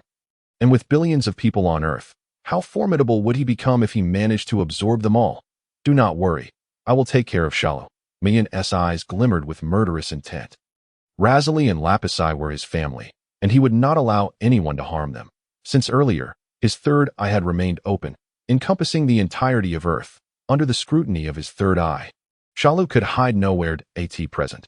Shalu had already traversed a significant portion of the globe on the opposite side of the Earth. However, if he flew at full speed, it would only take a few minutes to reach him. Wait, how does he possess that? Suddenly, Moyuan's expression changed dramatically, as though he had seen a ghost. Chapter 35. Shalu escapes to the future timeline. What's wrong? Moyuan's reaction caused Razali some unease. He observed Shalu suddenly halt, and then inexplicably produce a small box from somewhere. Subsequently, he extracted a universal capsule from the box. After a puff of smoke, a uniquely shaped machine materialized on the ground. This machine was none other than the time machine that Trunks had dropped. Shalu, too, was taken aback. He had not anticipated that the androids of this world would be so formidable. Additionally, he felt an unsettling premonition, a voice within urging him to flee. This world had diverged entirely from the history he remembered. The presence of an additional android, Android 16, and the terrifying strength of the androids far exceeding historical records spoke volumes of the peculiarities of this timeline. It was as if Shalu had not encountered Moyuan or Lapisi within the room of spirit and time. Otherwise, he would have comprehended the true meaning of cruelty. Contemplating his departure from this place, Shalu felt a profound sense of reluctance. After all, he had yet to transform into his complete form. However, time was of the essence. Remaining in this timeline posed a constant risk to his life. That it would be wiser to leave this timeline and seek alternative possibilities. Moreover, he had encountered the grown Trunks. Shalu was no stranger to Trunks. In his own timeline, he had killed him. Thus, the Trunks present in this timeline must be the one from the third timeline. The fact that Trunks still existed in this timeline indicated that the androids 17 and 18 from the third timeline had yet to be eliminated. Furthermore, he had procured the time machine from Trunks. Shalu had already formulated a plan. First, he would venture to the third timeline to absorb those two androids. After becoming his complete form, he would return to this timeline. The androids in this timeline were remarkably strong. Absorbing them could potentially elevate him beyond his complete form, becoming an existence even more powerful than that. With this thought, Shalu couldn't help but smirk wickedly. Then, stealing his resolve, he executed a swift motion, severing his lower half. He did not think of anything peculiar. He had nothing below. Due to the time machine's limited size, it could not accommodate his complete form. The previous time he used the time machine to enter this timeline, he had chosen to devolve into an EGG. To be frank, that decision had been utterly irrational, resulting in a waste of several years. Possessing the abilities of a Namekian, he could have simply shrunk himself on a physical level and reverted upon traversing time, maneuvering his upper body into the time machine. He pressed a few buttons. Finally, he cast a deep glance at this world. That I will return. The time machine vanished instantaneously, leaving behind only Shalu's lower half and a pool of purple blood. Damn it. I was still a step too late. Shortly after Shalu's departure, Moyuan arrived. Upon witnessing Shalu produce the time machine, he had no time to explain to Razali, hastening his approach at full speed. Alas, he was still a moment too late. Gazing at the severed limb on the ground, Moyuan felt a sense of helplessness. He had never anticipated that Shalu would acquire a time machine. This was not part of the original narrative. It seemed that his presence had altered this timeline. Aside from the discarded time machine that Shalu had arrived with, there was only the one belonging to Trunks on Earth. Using his third eye, he discerned that Trunks was currently at Bulma's house in West City. Meanwhile, Bulma was attempting to repair the abandoned time machine. That it was likely that the time machine Shalu had used had originated from Trunks. Moyuan casually released a ki blast, evaporating the severed limb on the ground to prevent environmental contamination. Although it was regrettable that Shalu had escaped, Moyuan felt no significant fear. After all, who among them was not a complete form? Moyuan harbored considerable confidence in his own abilities, taking into account the year spent honing his skills in the underground laboratory, coupled with an additional year and a half of training within the spirit time room. Moyuan had diligently dedicated 2.5 years to the pursuit of martial arts. With such a solid foundation, he felt unperturbed by any challenge that may arise. However, this situation also instilled in him a heightened sense of vigilance. This world was a tangible reality, and his presence would undoubtedly alter its course. Nothing would unfold as it had in the original narrative. For instance, today he had assumed that Cell could not escape his grasp, which led him to forego an immediate pursuit, allowing Cell to flee instead. Little did he anticipate that Cell would acquire a time machine and vanish into another timeline. This lesson was not lost on Moyuan. He vowed never to commit such a fundamental error again. Meanwhile, in West City, Trunks was engulfed in anxiety. He was restless, unable to find solace. The loss of the time machine filled him with dread, as he feared Cell might venture into the future. Without his presence, the Earth of that future timeline would be as malleable as a soft fruit, vulnerable to any who dared to exploit it. And then there was his mother. Trunks dared not dwell further on this thought. He had lost the motivation to train alongside Vegeta. His sole desire now was to wait for Bulma to repair the time machine, so he could return to the future without delay. Above all, he must prevent that monstrosity from wreaking havoc in the future timeline. Amidst the ruins, an oddly shaped machine materialized out of thin air. Its transparent lid slowly lifted, revealing a green creature with only half a body drifting forth. Were this scene to be witnessed by an ordinary person, they would surely believe they had encountered a ghost. The creature, with its waist severed, oozed purple liquid from the jagged edge of a being with half a body, dripping blood, hovering in the air. Who would not be terrified?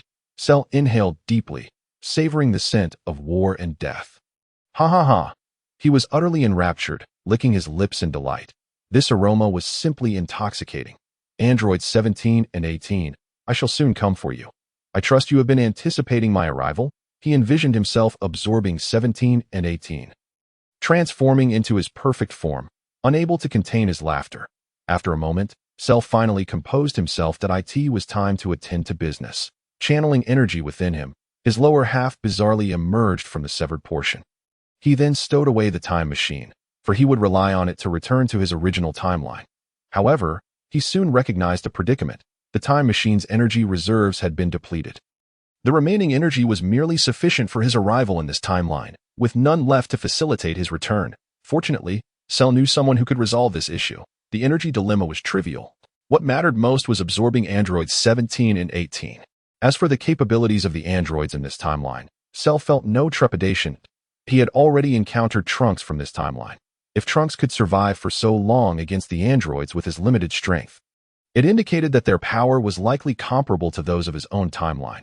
They could not possibly be overwhelmingly stronger.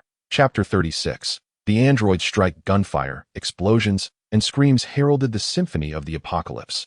In this realm steeped in death and despair, humanity was forced to cower in the shadows, too fearful to emerge. Gray tones dominated the landscape. Within a clandestine underground refuge for humanity, a middle-aged woman with blue hair, clad in a white lab coat, tirelessly wielded her tools against a machine, perspiration glistening on her brow. After a prolonged effort, she finally paused, wiping the sweat from her face with her sleeve, a joyful smile illuminating her weary features. At last, she had succeeded. With the nutrient extraction machine, the pressing food shortage could be addressed in this desolate world. Humanity could no longer cultivate crops. The androids could appear at any moment, leaving humans unable to remain in one place for any length of time. They were forced to subsist on wild animals and foraged greens for the supplies within the cities. 2 decades since the arrival of the androids had rendered most resources either destroyed or inedible due to the passage of time.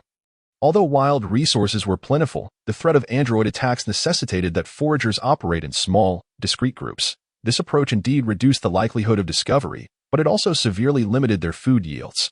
Most individuals barely managed to eat 1 meal a day, often going hungry. Bulma took a piece of wood and inserted it into the machine, then pressed the switch. The machine whirred to life. 2 minutes later, a transparent liquid, reminiscent of water, emerged. Bulma lifted the cup to her nose and inhaled. The aroma of wood was neither unpleasant nor fragrant. She drank the nutrient solution in one gulp, the bitter taste lingering in her mouth, akin to consuming medicine. Nevertheless, the bitterness did not dampen her spirits. She relished the experience, savoring the harsh flavor. After consuming the nutrient solution, Bulma felt a noticeable replenishment of her bodily functions. Akin to having enjoyed a hearty meal, though the taste left much to be desired, at least she would not go hungry, right, Trunks? Her voice faltered. As she thought to share her joy with her son. It suddenly struck her that he had embarked on a journey through the time machine to another timeline in search of the power to defeat the androids. The thought of her son filled Bulma with worry. Several days had passed, and she could only wonder how he fared. Had Goku's illness been cured? And what of Vegeta? Reflecting on Vegeta, Bulma shook her head in resignation. She hoped he might set aside some of his pride. But she knew such a notion was futile. After all, he was the prince of the Scions, was he not? Boom. Suddenly, the ground trembled, accompanied by a series of violent explosions from outside. The shockwave knocked Bulma, still weak, to the ground. This was not the first time such an occurrence had happened. Over the past 20 years, she had grown somewhat accustomed to it. Remaining calm, she rose to her feet and began to gather her belongings. Packing everything into a universal capsule, Bulma, Dr. Bulma, a voice called out, accompanied by hurried footsteps. Several armed individuals rushed in from outside. A bearded man asked, Dr. Bulma, we must evacuate immediately. The androids have arrived. Bulma nodded. Yes, I have packed everything. Are the others assembled? They're all gathered, ready to depart as soon as you arrive. Then let us not delay. We must leave this place at once. After years of a life spent in evasion, they dared not linger even for a moment. Their actions were swift and decisive, and soon they had joined forces with others, under the protection of Trunks, coupled with Bulma's continual invention of machines to enhance human survival. Their ranks swelled to nearly 1,000. While this may seem a modest number, it was, in fact, the largest gathering of humans on Earth. Should their numbers increase further, they risked exposing their whereabouts, making it all too easy for the androids to locate them. Thus, they were compelled to fragment their forces into numerous small strongholds to avoid being annihilated en masse by the androids. Bulma frequently devised new machines for Trunks to distribute to the other outposts, ensuring that humanity could continue to endure on Earth. The sounds of gunfire and explosions reverberated outside. Children huddled trembling in their mother's arms, while adults clutched their offspring tightly, their faces etched with fear. Despite having faced such harrowing experiences countless times, the dread in their hearts remained insurmountable. Dia, come here, called a bearded uncle to a young man not far away. What is it, uncle? Dia responded immediately, joining a group of other young men. The bearded uncle removed the rifle slung over his shoulder and handed it to Diameter. Take this. It is now entrusted to you. The other uncles followed suit, surrendering their rifles to the younger generation, leaving only a few hand grenades in their possession. Uncle, Dia's eyes welled with tears upon witnessing their actions. This scene was one they had confronted an uncountable number of times. Whenever the androids attacked, the elders would stay behind to confront them, while the youth took up weapons to lead the others to safety. Rather than a defense, it felt more like a sacrifice to satiate the androids' thirst for bloodshed. Eventually, once their amusement waned, the androids would depart. For the past 2 decades, this had been their grim reality. Otherwise, humanity would have long been extinguished. The androids played a cruel game of cat and mouse, gradually rendering humanity incapable of resistance before devouring them whole. The bearded uncle patted Da's shoulder, his gaze calm and reassuring. Do not be sorrowful. We have survived for 20 years. That is sufficient. The other uncles echoed his sentiments, fully aware of the fate that awaited them. Yet they exhibited no trace of fear. Their actions were merely to preserve the flicker of hope for humanity. Let us move, the bearded uncle proclaimed with resolute authority. All present sprang into organized action, with a dozen uncles trailing behind him. Their determined gazes, steadfast strides, and indomitable spirit coalesced into a formidable presence that stirred the hearts of all. They marched with purpose toward the exit. As Dia beheld their retreating figures, tears streamed from his eyes like a faucet. Bulma, with tears glistening in her eyes, gently patted Da's back in silence. Suddenly, Dia lifted his head and shouted, Uncle, what is your name? With a creak, the door swung open, yet the bearded uncle did not falter in his advance. Once outside, they shut the door behind them, just as the door was about to close, leaving only a narrow gap. Dia heard a clear voice whisper in his ear, Sloan, Chapter 37. The powerful androids with a resounding thud, the door slammed shut, and the figures of the uncles vanished. Sloan? Uncle Sloan. A radiant smile broke through the tears streaming down Dia's face. This was the first time he had learned the name of Uncle Sloan. For 10 years, every time he inquired about the uncle's name, he would always reply that names were unimportant and that he could simply call him Uncle. No one in the outpost knew his name, The older folk referred to him as the bearded uncle, while the younger ones simply called him Uncle, since that fateful day 10 years ago. When Uncle Sloan had rescued him from the ruins, Dia had remained by his side. Over the years, he had come to regard Sloan as a father figure. Wiping away his tears, Dia realized there was no time for sentimentality. They had to leave swiftly. Otherwise, the sacrifice of the uncles would hold no meaning. He raised the rifle entrusted to him by Uncle Sloan and shouted, "Let us go." Bulma, too, suppressed her sorrow. Inwardly chastising herself for her perceived inadequacies, a brilliant scientist, her skills had focused too narrowly. Despite her ability to create a time-traveling machine, she had made little progress in the realm of weaponry. Furthermore, being relentlessly pursued by androids left her with scant resources to research weapons. Thus, over the years, she had only managed to produce a few ordinary arms. Although these weapons were superior to those of the past, they proved ineffective against the androids, inflicting no damage even when the androids stood still to be attacked. Ultimately, these weapons had become little more than tools for hunting. Boom! The blonde girl and the dark-haired boy unleashed beams of light from their hands. Wherever the beams struck, violent explosions ensued, painting the sky crimson with flames. The young duo regarded the fiery spectacle with faint smiles, as if savoring a splendid fireworks display. Not far from them, several weathered faces concealed themselves behind rocks, occasionally peeking out to fire at them. These marksmen were skilled, landing 7 or 8 out of 10 shots on target. Yet, the bullets seemed to ricochet off an impenetrable barrier, sparking without inflicting any harm. Growing increasingly agitated by the barrage, the young boy raised his hand and unleashed beams of light toward the assailant's hideout. Flames flickered, leaving behind charred remains. Cursed! Sloan, just emerging from the outpost, witnessed this scene with eyes nearly bulging in disbelief. His heart ablaze with fury, he retrieved a hand grenade and hurled it towards the androids. Number 17, noticing the grenade flying toward him, smirked dismissively. Without a second thought, he attempted to swat the grenade away. However, the moment his hand made contact, the grenade's surface fractured into countless fissures, and a blinding light erupted from within, illuminating the faces of 17 and 18. Boom!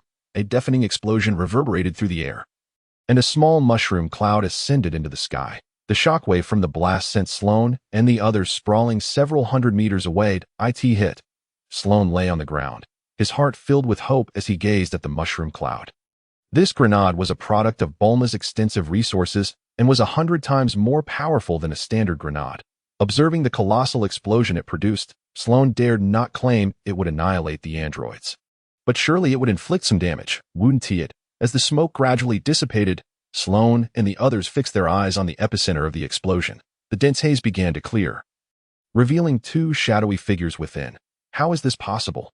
As the thick smoke dissipated, Sloan and his companions gazed in disbelief at the 2 figures standing motionless before them. The 2 androids stood with their arms crossed, wearing mocking smiles upon their faces. Apart from their slightly tattered clothing, they bore no visible injuries whatsoever. Although Sloan and his group had never confronted an android directly, they had harbored certain assumptions regarding their formidable strength. However, they were utterly astonished to discover that even grenades of such tremendous power could inflict no harm upon these beings. In that moment, an overwhelming sense of powerlessness enveloped them. They could not help but wonder whether humanity could indeed vanquish these 2 monstrosities. 17 brushed the dust from his attire, expressing his boredom. 18, I no longer wish to continue this game. It has become exceedingly tedious to tee this. 18 nodded slightly, conceding that it was indeed rather dull. Shall we then eradicate humanity and venture to another planet for amusement?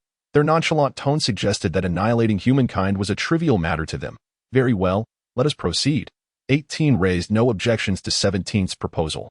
After 2 decades of hunting humanity, she had grown weary of this game. It was time to engage in something different, perhaps the extermination of humanity, or the obliteration of Earth. A cruel smile danced across 18's lovely features. Having resolved to abandon their current pastime, neither 17 nor 18 wished to squander any more time in this place. They intended to swiftly eliminate all humans on Earth, beginning with the insignificant ants before them. Sloan and his group, witnessing the malevolent expressions on the androids' faces, instinctively realized their sinister intentions. Stop them, Sloan bellowed, hurling a grenade towards the androids. The dozen or so individuals behind him followed suit, producing grenades of their own. In an instant, a barrage of grenades rained down upon the androids. 17 and 18 appeared oblivious to the onslaught. allowing the grenades to strike them unimpeded. Boom, boom. The explosions echoed relentlessly. As they beheld the androids buried beneath the debris. Sloan dared not entertain even the faintest hope. He understood that these grenades were utterly ineffective. However, they had never entertained the notion of annihilating the androids. Their only aim was to stall them, providing others with a chance to flee. For reasons unknown, a foreboding feeling washed over Sloan, particularly the mocking grin that adorned the androids' faces just before the explosions, a nightmarish vision that haunted his mind. Quickly, throw the grenades. We must release them all. I have none left. I've thrown them all. Neither do I. I've exhausted my supply. Everyone confirmed that they had depleted their stock of grenades, with their weaponry now rendered useless. Sloan and his companions braced themselves for an unarmed confrontation with the androids. Get out of the way, Sloan cried out, noticing a flicker of light within the smoke. In an instant, the group scattered in panic.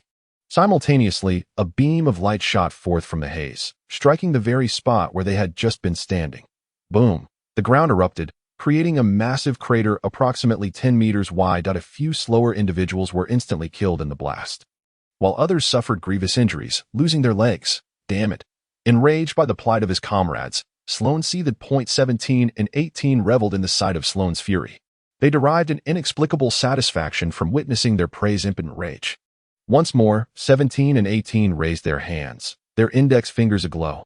Take cover, Sloan shouted in alarm, warning his companions. 17 and 18 coldly observed the panicked crowd, their lips curling into smirks, with a swift flick. Beams of light shot from their fingertips, as swift as lightning. Sloan suddenly felt a searing pain in his chest, followed by a blinding flash as a beam pierced through him. He staggered forward a couple of steps before collapsing helplessly. In that fleeting moment, he envisioned his parents beckoning him. Father, mother, are you finally here to take me away? Sloan knew he was beyond saving. His heart had been shattered. Yet, he found solace in the thought that they had bought enough time. Surely, everyone had managed to escape safely. Now, he could finally rest. So weary. Sloan gradually closed his eyes, a smile gracing his face, devoid of resentment. Only relief remained. Dia? You must survive. Chapter 38. The End of Humanity? In the wilderness, a convoy of over 100 vehicles sped forward. Above the convoy, a blonde girl and a dark-haired boy floated in the air, closely trailing behind. Damn it! Dia slammed her hands against the steering wheel in frustration. What on earth do these androids intend to do? For the past half hour, the two androids had pursued them, yet they had not initiated an attack, merely followed. Initially, they had contemplated scattering the convoy and fleeing in different directions. However, as soon as any vehicle strayed from the group, the hovering androids would obliterate it along with its occupants. Dia, change direction. Ahead is a dead end, Bulma said, furrowing her brow as she studied the map. All right, Dia swiftly turned the steering wheel, preparing to alter their course. Just as Dia completed the turn, a beam of light descended from the sky, striking the ground a short distance ahead, creating a gaping crater in what had once been a relatively even surface.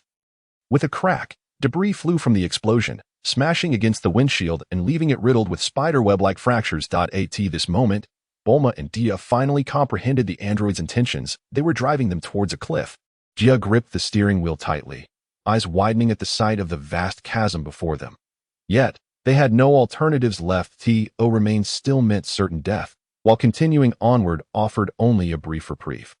Bulma, let us fight back, Dia declared through clenched teeth. He could no longer contain his frustration. The androids had caught up, signaling that Sloan, the man he regarded as a father, had perished at their hands.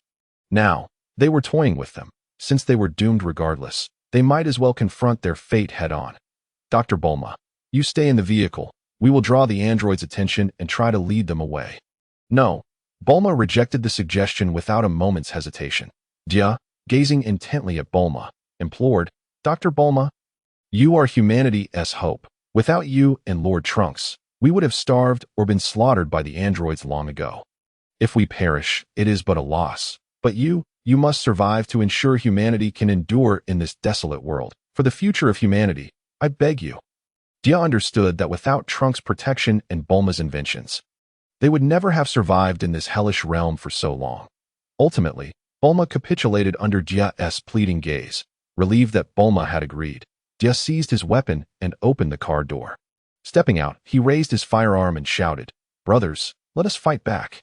The stronghold they occupied had seen nearly all of its elder members perish. The majority of those remaining, armed and ready, were mere youths in their teens and early 20s. At the peak of their vigor, these young men were consumed by a wrath ignited by the torment inflicted upon them by the androids. Fear had long since abandoned them. They even sought to pierce the very heavens. Thus, upon hearing Jia's command, they surged forth from the vehicles, weapons drawn, aiming at the androids above. Fire! With Jia's authoritative shout, the air erupted with gunfire. Bullets cascaded like a torrent, enveloping androids number 17 and number 18 in a relentless barrage. The two androids, arms crossed, could scarcely be bothered to dodge. They allowed the bullets to strike them, finding the feeble assault utterly tedious. Number 17 flicked a finger, unleashing a tiny energy sphere that plummeted into the crowd below. Boom! A colossal explosion erupted skyward. The projectile's speed and ferocity left little time for evasion, claiming the lives of several young warriors and obliterating nearby vehicles in an instant. Run! Jiuk bellowed, in perfect synchrony. Everyone dashed into their cars, scattering in all directions. Yet, within the vehicles, they did not remain idle. They opened the sunroofs, poking their heads out, guns blazing in a frenzied assault against the androids above. Number 17 exchanged glances with No. 18, a smirk curling at the corner of his mouth. Let the games begin. A contest of who could claim more lives. Without hesitation, number 18 burst forth, her palms radiating a blinding light. Energy spheres erupted from her hands. Boom! Boom! Ha ha ha! Number 18 laughed maniacally, unleashing a torrent of energy spheres with no need for precision, the speed of her fire comparable to a Gatling gun. With her boundless energy, she was free from the worry of depletion. In times of scarcity, a single bullet suffices. In times of abundance, one overwhelms with firepower. Clearly, she belonged to the latter category. The explosions rang out incessantly, dust billowing into the air. Soon, a thick cloud of smoke enveloped the area, obscuring everything for miles. Finally, number 18 ceased her frenzied onslaught. Under her relentless barrage, not a single inch of land remained unscathed. As the smoke began to dissipate, it revealed a landscape marred by craters, reminiscent of the moon's surface. Vehicles and bodies had vanished, not in flight, but reduced to mere dust by the explosions. Monsters, demons, they are demons. The onlookers were filled with horror. Those with fragile constitutions trembled uncontrollably, sapped of all strength at that moment. Number 17 descended from the sky, clutching a figure in his grasp. Bulma. Jia's heart sank upon seeing who number 17 held. He had not anticipated the androids would take action against Bulma. Number 17 cast Bulma to the ground, stating coolly, "No wonder you went to such lengths to divert our attention. It was all for her." And number 17 recognized Bulma from the files provided by Dr. Gero, the genius scientist and mother of Trunks, who had thwarted their plans on multiple occasions. It was clear why these humans would risk their lives for her. Jia could no longer contain himself upon witnessing Bulma's capture, charging out with his weapon spewing fire. Rat-tat-tat-tat. All the bullets struck number 17. Annoying insects. Number 17 hissed, his eyes glinting coldly. In an instant, he vanished from sight, reappearing before Jia and delivering a casual yet devastating punch to his abdomen. That seemingly trivial blow folded Jia like a shrimp. Blood mingling with bile spilling from his mouth, Jia felt his insides churn violently, every ounce of strength drained, his consciousness fading. After incapacitating Jia, number 17 disregarded him. Striding towards Bulma, he tightened his grip around her slender neck, lifting her effortlessly. "You wish to protect her, did you? Come now," number 17 taunted. The young warriors gripped their weapons tightly, yet none dared to fire, for number 17 held Bulma as a shield that a shot would surely harm her. And bullets were futile against androids. They could only watch helplessly. "Heh, it seems you have no intention of saving her." Seeing no one move, number 17 began to exert pressure. As his hand constricted, Bulma struggled to breathe, her face turning a shade of purple from oxygen deprivation. She clawed at number 17's hand, desperately attempting to pry it away, but her strength was no match for his. Gradually, her struggles weakened, her consciousness dimming. Trunks. In that moment, Bulma yearned to see her son one last time. But alas, Kekekek, you shall not kill her. Chapter 39. Hero, Sel Kekekek, you shall not kill her. Suddenly, Bulma heard a sinister voice whisper in her ear, and she felt the grip around her neck loosen. She collapsed to the ground, gasping for the fresh air she so desperately craved. At last, I found you. Androids 17 and 18 the chilling voice echoed once more. Bulma looked up to see a towering green figure before her. Her immediate thought was Piccolo, yet upon closer inspection, she realized this being bore little resemblance to him aside from the color. His green skin was speckled with dark spots, insect-like wings protruded from his back, and his face was reminiscent of a bug. Overall, he struck her as grotesque and repulsive. This insect-like creature had seized the hand that had been choking her. Understanding dawned on Bulma. She had been saved by him. Instantly, her perception of this strange being softened. "Who are you?" Bulma inquired. The creature, Cell, turned his eyes toward her and replied, "I am Cell, a friend of Trunks. Sent by him to deal with these two androids." Trunks? Bulma was taken aback.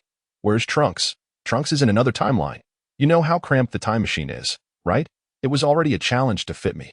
He remains in the other timeline, awaiting my return with good news." Cell continued to weave his tale. As Bulma gazed upon Cell's towering figure, she began to believe him. "All right, we can chat further once I've dealt with these androids." Bulma wished to ask more, but before she could speak, Cell interrupted her. However, Bulma was not one to be unreasonable. Now was indeed not the moment for idle chatter. She nodded in agreement, stepping back to regroup with the others. "You ugly creature, who are you?" On the 17th, his hand was firmly grasped by Cell, rendering it impossible to extricate himself, and a wave of terror surged within him. "Ha! Your power is truly pathetic, but fear not." Cell, sensing the strength of number 17, found it comparable to the information provided by Dr. Gero, and was instantly exhilarated. His eyes sparkled as he gazed at number 17 and number 18, akin to a connoisseur eyeing a sumptuous feast. Indeed, in Cell's perspective, 17 and 18 were no different from delectable delicacies, destined to be devoured. "Damn it, you hideous creature, perish," angered by Cell's derision and lack of response to his question. Number 17 erupted with fury. He had always looked down upon others. When had it become his turn to be scorned, especially by a grotesque being? With a powerful leap, he unleashed all his strength and delivered a fierce kick towards Cell. Caught in his moment of reverie, Cell was unprepared and was sent flying by 17's strike, hurtling through the air until he collided with a mountain peak miles away, shattering it upon impact. Is this a joke? Such power. The nearby humans were once again struck with fear by the might of the androids. Bulma stood frozen, astonished that the very individual who had just saved her had now been defeated so effortlessly. "Wait, look over there." Suddenly, someone shouted, and the crowd turned to see a green figure rapidly approaching them. In no time, Cell reappeared before them, and scathed. As if he had not been sent flying moments ago, he casually touched the spot where 17 had kicked him. Grinning widely. "Ha! Not bad." That actually stung a little. Realizing he was outmatched, number 17 exchanged a knowing glance with number 18. As twins, they shared a unique telepathic connection, allowing them to understand each other's thoughts with a mere look. In unison, they activated their high-speed movement, materializing beside Cell in an instant. They attacked him from both sides. "Watch out." The nearby humans gasped in alarm. Yet Cell remained motionless, as if he were oblivious to their presence. Thud, thud. Number 17 and number 18 each struck Cell with powerful kicks aimed at either side of his neck. Impossible. They were both taken aback, their expressions reflecting sheer disbelief. They had held nothing back.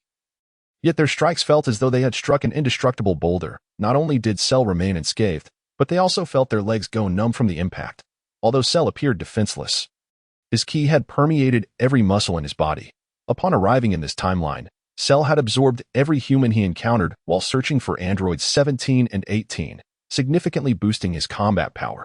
Now his strength had surged to an astounding 800 million, while the combat power of 17 and 18 was merely 400 million, half of Cell's.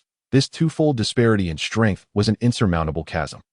Earlier, even without defense, 17's full-force attack had only managed to repel Cell without inflicting any damage. Now that Cell was actively defending himself, they were not even qualified to make him budge.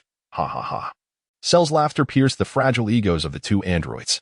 Having reigned supreme on Earth for 20 years, this was their first experience of being looked down upon. In an instant, they lost their composure. Their limbs became mere blurs as they relentlessly assaulted Cell time and again. Their strikes interspersed with energy blasts, yet Cell stood firm like an unyielding mountain, impervious to the tempest of their onslaught. Incredible, the androids' attacks are utterly futile, having no effect whatsoever. I declare, from this moment forth, Cell shall be my idol. Wasn't your idol Bulma and Trunks? Having a girlfriend doesn't preclude me from admiring a brother. In that moment, Cell's stature grew immensely in the eyes of the onlookers. Even his insect-like grotesqueness now appeared undeniably cool. 5 minutes passed. Cell had thoroughly enjoyed himself. With the swiftness of a striking serpent, he seized one leg of each android. Then, like wielding a massive hammer, he lifted them high and smashed them down into the ground. Boom! A colossal pit, several meters deep, was instantly formed. Number 17 and number 18 lay at the bottom like two lifeless dogs, their garments in tatters. Their bodies riddled with countless wounds, resembling shattered porcelain dolls. Damn it! Despite the excruciating pain, they gritted their teeth and struggled to rise.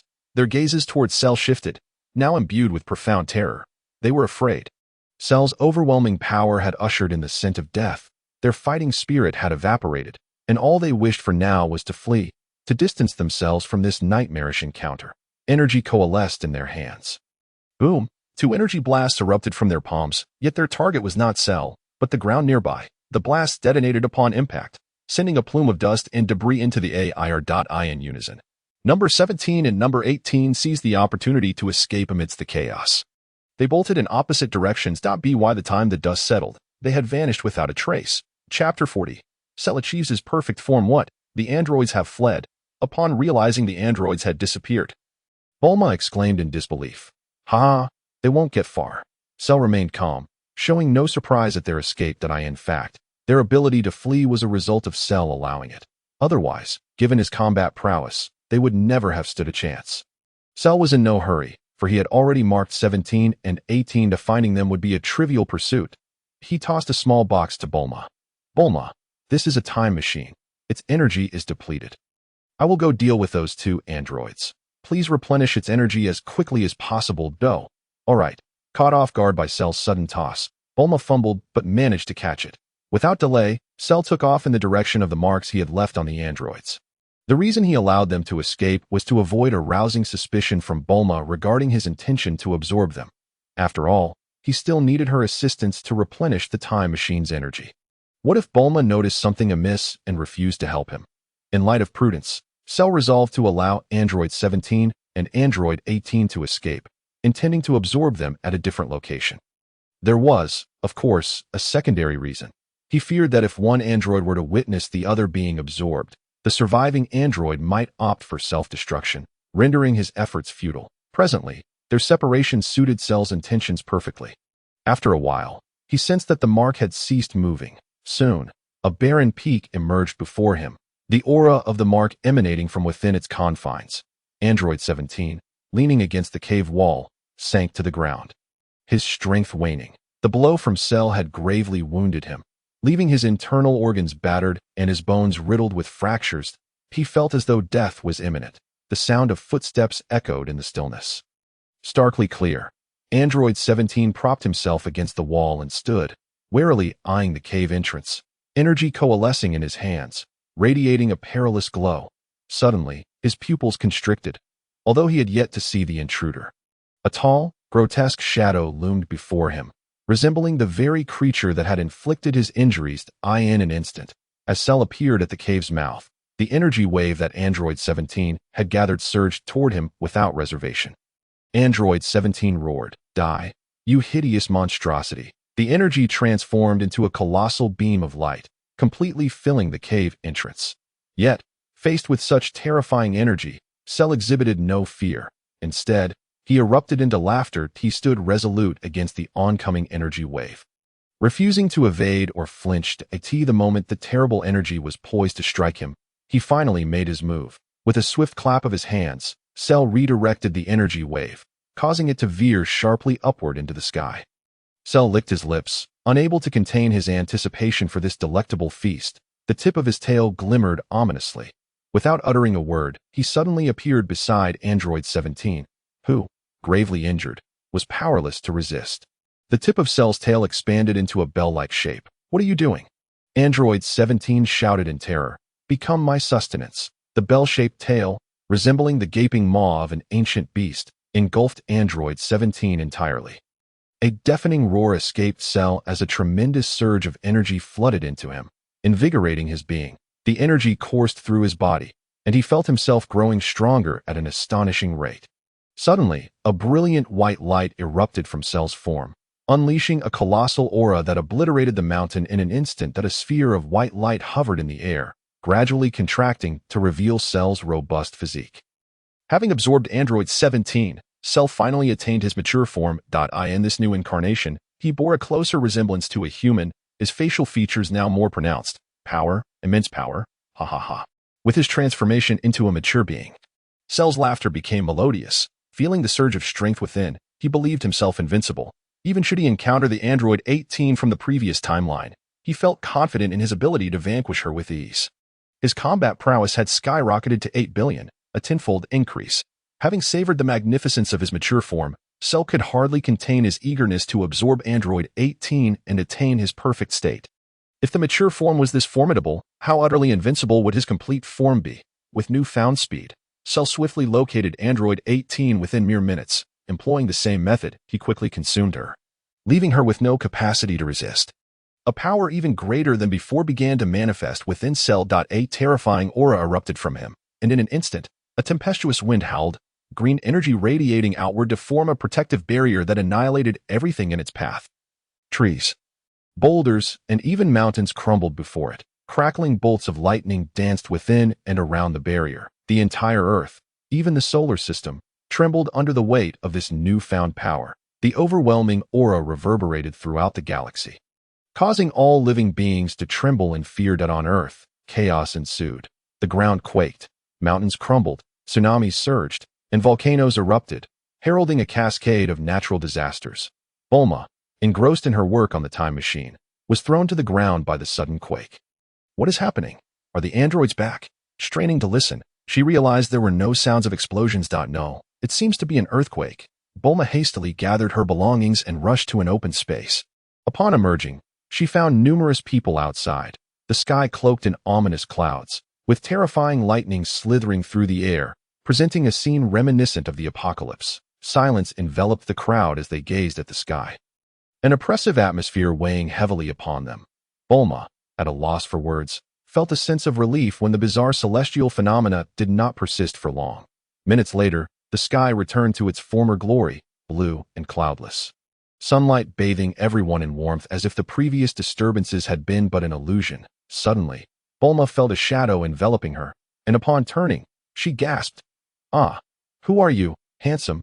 before she could receive an answer. A nearby Gero approached, brimming with excitement. "Lord Cell? You must be Lord Cell." Cell nodded affirmatively. The crowd erupted in jubilation, astonished that the striking figure before them was indeed Lord Cell. In their memories, Cell had always appeared rather unremarkable. Yet this handsome visage bore a striking resemblance, with utterly transformed features that left onlookers in awe. Curiosity piqued, Bulma inquired, "How did you become like this?" Cell chuckled lightly. "Oh, it's nothing much. I've simply surpassed my previous limits, and my form has grown more perfected." Bulma nodded in understanding, then suddenly recalled something and urgently asked, "What about the androids? I have already eradicated them." He replied, "To this proclamation." The crowd erupted once more. "The accursed androids have finally been vanquished. The war is over. Long live Lord Cell. Lord Cell is so handsome. I love you, Lord Cell. I want to bear your children. I wish to duel with you." Wait, something strange seems to have intruded. Cell mused silently as he observed the joyous humans embracing one another in ecstatic tears. What would Trunks think if he knew this timeline had transformed into my shape? Surely he would be thrilled, for I have saved this timeline. Chapter 41. Kintown to in the main timeline. 3 days had elapsed since Cell fled to the future. Within the temple, Mr. Popo called out, "Come, let us dine together." Moyuan greeted Bobo with enthusiasm, as if he had already made the temple his home. The long dining table was laden with a sumptuous array of dishes, and Moyuan, Lazuli, and Lapis gathered around it, ready to partake in their meal. 16, the robot, had no need for sustenance and often spent his days wandering the woods below, lost in thought. After Bobo awakened from his second bout of unconsciousness, Moyuan and the others refrained from rendering him unconscious again. Instead, they conveyed their goodwill, assuring him that they harbored no intentions of destroying Earth or annihilating humanity. Although Bobo was somewhat skeptical, he felt powerless to resist, as their strength was undeniable. Thus, Moyuan and company settled temporarily in the temple, Over the past few days, Moyuan had extended invitations to Bobo for meals, which he consistently declined. Initially, he wished to maintain his distance, as he was no ordinary individual and had no need for food to survive. However, as days passed, Bobo's resolve began to waver. He observed that these individuals genuinely did not seem malevolent. And moreover, their culinary creations were simply irresistible. Despite not being hungry, he found himself increasingly tempted that in just a few days, he had swallowed more times than he had in the past century. This time, Bobo hesitated. Noticing Bobo's uncertainty, Moyuan hurriedly approached and pulled him to the dining table. Those familiar with Dragon Ball would likely appreciate Bobo's character, if not outright adore him, and Moyuan was no exception. He sincerely wished to befriend Bobo. Though dragged over by Moyuan, Bobo felt a flush of embarrassment creeping onto his face, though his dark complexion concealed it well. Each time Moyuan prepared a meal, he set out 4 sets of utensils, allowing them to sit down and eat without the need to fetch additional tableware. Bobo felt a twinge of emotion, regardless of how many times he had previously rejected such invitations.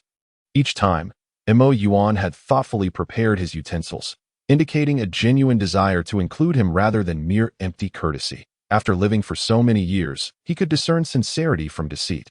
The meal unfolded in a harmonious atmosphere, subtly strengthening the bond between them and Bobo. After days of craving, Bobo indulged in several bowls of rice, causing his already round belly to become even more plump.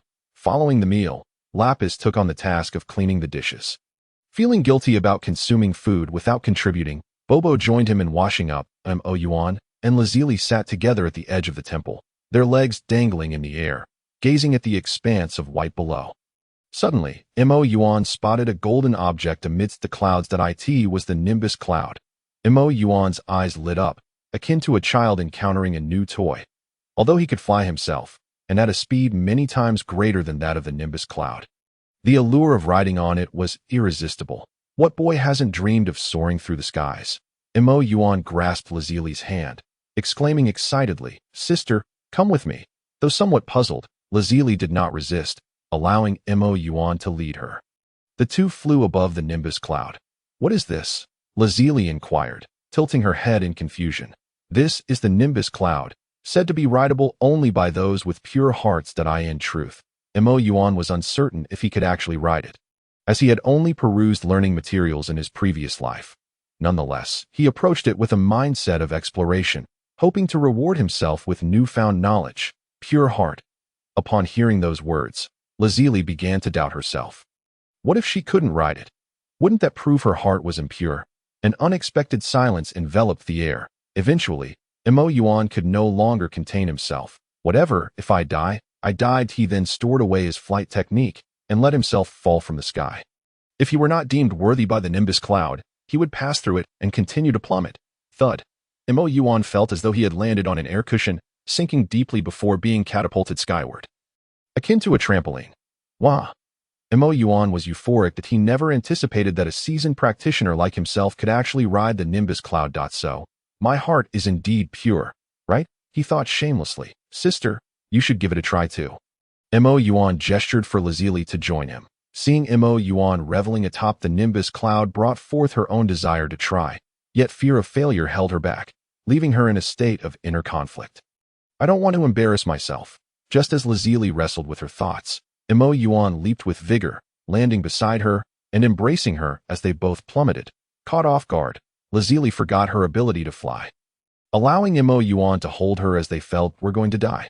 Moyuan, oblivious to Lazuli's inner turmoil, believed that if he could ride it, she surely could too. As Lazuli prepared to weep, they landed upon the Nimbus cloud. Though she was cradled in Moyuan's arms and not fully in contact with the cloud, her hands did touch it. Remarkably, her hands did not pass through, but rather made solid contact, feeling soft and elastic, akin to cotton yet with a superior texture. The exquisite sensation enchanted Lazuli, prompting her to wriggle free from Moyuan's embrace and frolic atop the Nimbus cloud like a carefree child. After some time, they lay side by side on the cloud, gazing at each other. "Sister, let me whisper a secret. I honestly didn't think I could sit on the Nimbus cloud. I thought I was going to fall." "Huh?" Lazuli gasped.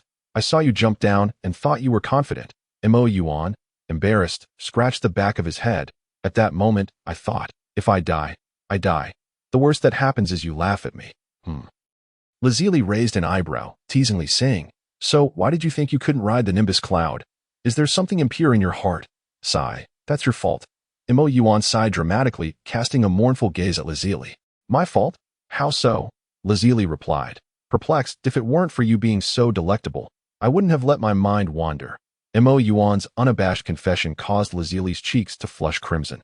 However, the proud Lazuli, even while bashful, retorted defiantly, "What were you thinking about?" Moyuan remained silent, simply gazing at her with deep affection. Lazuli, feeling flustered under his gaze, lightly punched him, pouting, "Spill it. I want to eat you." "Huh? What?" In that moment, time stood still, and the world fell silent. Even the sun blushed, retreating behind the clouds, shy to look any further. Chapter 42. Sensual Bobo's Guidance on the Vast Nimbus Cloud. Moyuan sat beside Lazuli, sporting an awkward grin. Lazuli was preoccupied with her small mirror. "I'm sorry, sister. It's my first time, and I lack experience." Moyuan mumbled in a meek tone. "Humph," Lazuli huffed, her pride evident. "Who isn't a novice at some point? Can you really be so forceful on your first try?" She delicately traced her fingers over the inflamed area. "That you've even swollen my lips. How will I face others later? Those who think wrongly should reflect in solitude." He, aware of his misdeeds, found himself utterly speechless. Suddenly, an idea struck him. Possessing healing abilities, he might be able to assist. Thus, he cautiously inched closer to Sister's large hand gently encircled slender waist, drawing her into his embrace. "What are you doing? Can't you see I'm still angry?" Pouted, her tone laced with irritation. Yet, she made no effort to escape's hold. Eager to placate her, remarked, "I merely wish to atone for my mistakes." He then tenderly pressed his finger against swollen lips. Immediately, she felt a refreshing coolness emanating from his touch, alleviating the fiery, swollen sensation that had plagued her. Astonished, traced her fingers over her lips, discovering they had entirely returned to normal, devoid of any redness. To prevent such an occurrence in the future, we must engage in more practice. Voice drifted into his ear. Tinged with mischief. As she turned, she found his face gradually enlarging in her view. Autumn Bean sack.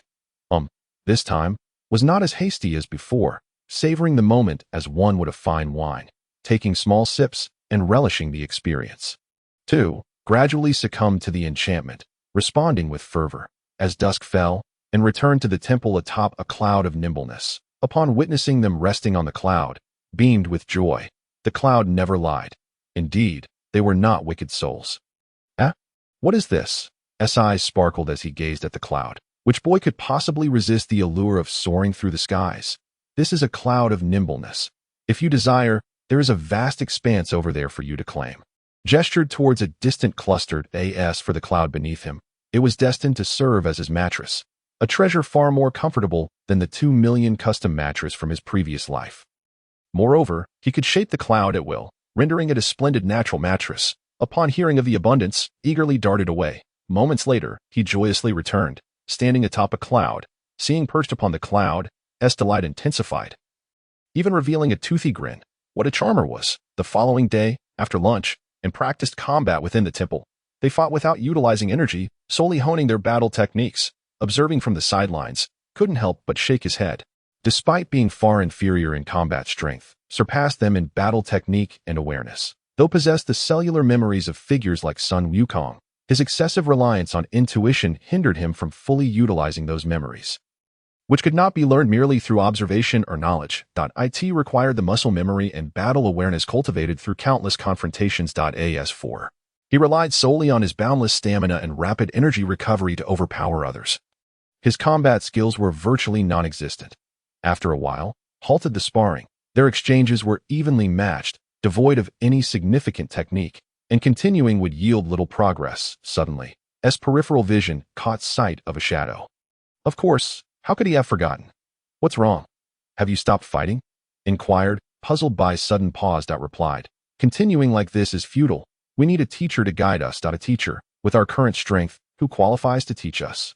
Scoffed, gazed at, speechless. The youth clearly had not faced the harsh realities of life. Did he truly believe himself invincible with such meager prowess? "There is one right here." "Here? Who? You can't possibly mean, right?" Ha ha. Although they had become friends with could not fathom that someone he had knocked out with a single blow could serve as his teacher, that asserted, "Do not underestimate. I can assure you that in a contest of equal strength, you would not stand a chance against him." He then approached. "Could you teach us combat?" "Of course," replied without hesitation. As a friend, he would naturally oblige such a modest request. Furthermore, the stronger and became, the safer the earth would be. From every perspective, had no reason to decline. "Let's have a match. I'll lower my combat power to match yours, and I want to see if you can defeat me," declared defiantly, eyeing nodded, a mysterious smile gracing his face as he stepped forward. Settled beside, whispering, "Is about to get a beating." "Really?" Was taken aback by his words. She was aware of his combat prowess and didn't believe her brother could be outmatched by raised an eyebrow. "Shall we wager?" "Wager on what?" "If loses, you must kiss me, and if he wins, then I shall kiss you." Responded. "Get lost." While they exchanged playful banter and had already begun their duel, since had reduced his power to matches, their combat was visible to the naked eye. Devoid of any reliance on energy sensing, launched a fierce assault on, yet remained stationary, evading or blocking all of his attacks without shifting his stance. In fact, he even retaliated with several blows too. The more fought, the more alarmed he became, feeling as though could see through his every move, whilst every strike left him with no means of evasion. Feeling indignant, became enraged, channeling his energy to the maximum level, matching his peak strength. His fists, feet, knees, and elbows transformed into instruments of attack, unleashing a relentless barrage upon, interspersed with energy blasts. This time, even the experienced could not remain immobile as before. However, onslaught merely forced to move. As for defeating him, that remained a distant dream. It is simply impossible. Bobo strolled leisurely amidst the tempestuous onslaught of Lapus, akin to an elderly gentleman meandering through a park. Each attack from Lapus was deftly evaded with the slightest of arcs, while Bobo's every strike found its mark with precision. After 10 minutes, Lapus came to a halt, not from fatigue, for he could endure such a skirmish for an entire month without weariness, but from utter capitulation. In this brief span, he had fully acknowledged Bobo's capability and merit to assume the role of his teacher. Chapter 43. Wukong awakens in a future timeline. After defeating the androids, all of Earth's inhabitants congregated to celebrate for 3 days and nights in jubilant revelry. Presently, the total human population on Earth amounted to less than 100 million. Although the numbers were few, with the genius scientist Bulma at the helm, the pace of humanity's reconstruction of their new homeland was anything but sluggish. As the hero who saved Earth, a grand statue of Gero now stood proudly in the center of the new capital city, Gero City. Wherever Gero went, admirers clamored for photographs and autographs, akin to a major celebrity. However, Gero had no time to indulge in such frivolities. His sole desire was to return to that timeline and absorb the androids there. Gero rushed to Bulma's laboratory and inquired of her. "Bulma, how much longer until the energy for the time machine is ready?" "It will take at least another half-month. Extracting the energy necessary for time travel is exceedingly challenging," Bulma replied. "Fortunately, you defeated the androids. Otherwise, gathering these materials alone would have consumed several months." Upon hearing Bulma's words, Gero felt resigned. Half a month it would be. He chose not to linger in the laboratory and turned to leave. The thought of remaining in this future timeline for another half-month bored him. There were no formidable opponents here, and he could not enhance his strength. Absorbing humans had become beneath him. At his current level of combat prowess, even absorbing the entirety of Earth's dwindling population would yield negligible gains. Suddenly, a thought struck Gero. This moment in time coincided with his own emergence from the underground laboratory. If he were to absorb his counterpart from this timeline, his battle power would surely see some enhancement, wouldn't he? It allow me to assist in eliminating the final threat on Earth. Do try not to be overly moved. Ha ha ha. Main timeline. In pursuit of swiftly enhancing their combat skills, Moyuan and Lapus resolved to train within the hyperbolic time chamber. Under Bobo's meticulous guidance, both Moyuan and Lapus made remarkable progress as their techniques improved. They grew increasingly astonished by Bobo's combat prowess. Moyuan even speculated that if Bobo's battle power were sufficiently formidable, he might directly grasp the essence of the Ultra Instinct technique. The elevation of their combat skills also led to significant increases in their own battle power. Even the typically disinterested Lazuli found herself drawn into the hyperbolic time chamber for one-on-one training sessions with Moyuan. 600 million Lapus, 1.7 billion Lazuli. Android energy, 500 million. Key 800 million. Came house boom. A tremendous noise reverberated, causing the entire island to tremble violently. Kiki, holding a glass of water, was knocked over by the sudden jolt as she prepared to wipe Goku's body. What? What was that? Could it be the androids attacking? The thought of the androids sent a jolt of anxiety through Kiki. Goku. She hurriedly ascended to the upper floor. Upon opening the door, she found the room empty. Goku? There was no sign of him within. Kiki leaned out the window, and before her appeared the figure she had long yearned for. Goku was fully recovered. Overwhelmed with joy, Kiki leaped from the second-floor window and engaged in a flurry of affectionate antics with Goku. Ultimately, Goku decided to take Gohan along to the Hyperbolic Time Chamber for training. Although Kiki was initially reluctant, she understood that her objections would be futile, and thus she acquiesced. Recently, Gero had vanished without a trace. Although Trunks speculated that Gero may have stolen his time machine and retreated to the future timeline, everyone remained vigilant. They patrolled incessantly to guard against Gero's sudden emergence. Furthermore, since the androids last appeared at Kame House, they had not been seen again. Thus, their patrols were not only to guard against Gero but also against the androids. Goku swiftly located Gohan through instant transmission and then brought him to Vegeta, who had returned to train alongside him. That A.S. Bulma's research on the time machine progressed slowly. Trunks was determined not to waste time. He needed to strengthen himself if he could not defeat Gero. Returning to the future would be of no consequence. Vegeta, Goku said, flying beside him. Quit being a nuisance, Kakarot. Get lost. Vegeta had nothing pleasant to say to Goku. Don't be like that. I know of a splendid training location where 1 year inside equals only 1 day outside. Upon hearing this, Vegeta's expression shifted dramatically. That place was a room within the Supreme Kai's temple. Is that true? Vegeta was intrigued. If such a place existed, he was confident he could defeat those accursed puppets and that hideous green creature. Sensing Vegeta's interest, Goku seized the opportunity to press further. It's real. Come with me. I'm not suggesting we train together. It's just that the room is large enough for both you and Trunks to enter. Understanding Vegeta's temperament, Goku knew that without offering him a way out, Vegeta would refuse. Fine, but I get to go in first, Vegeta stipulated. All right, Goku nodded. As long as Vegeta agreed. It was merely a matter of who entered first.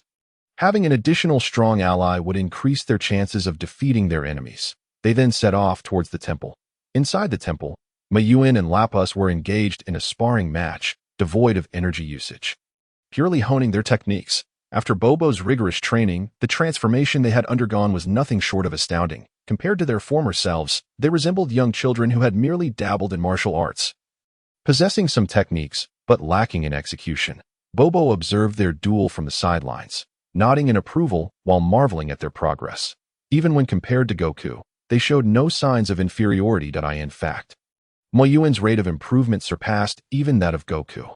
Gradually, the match reached its conclusion, with Lapus inevitably falling to Moyuan once more.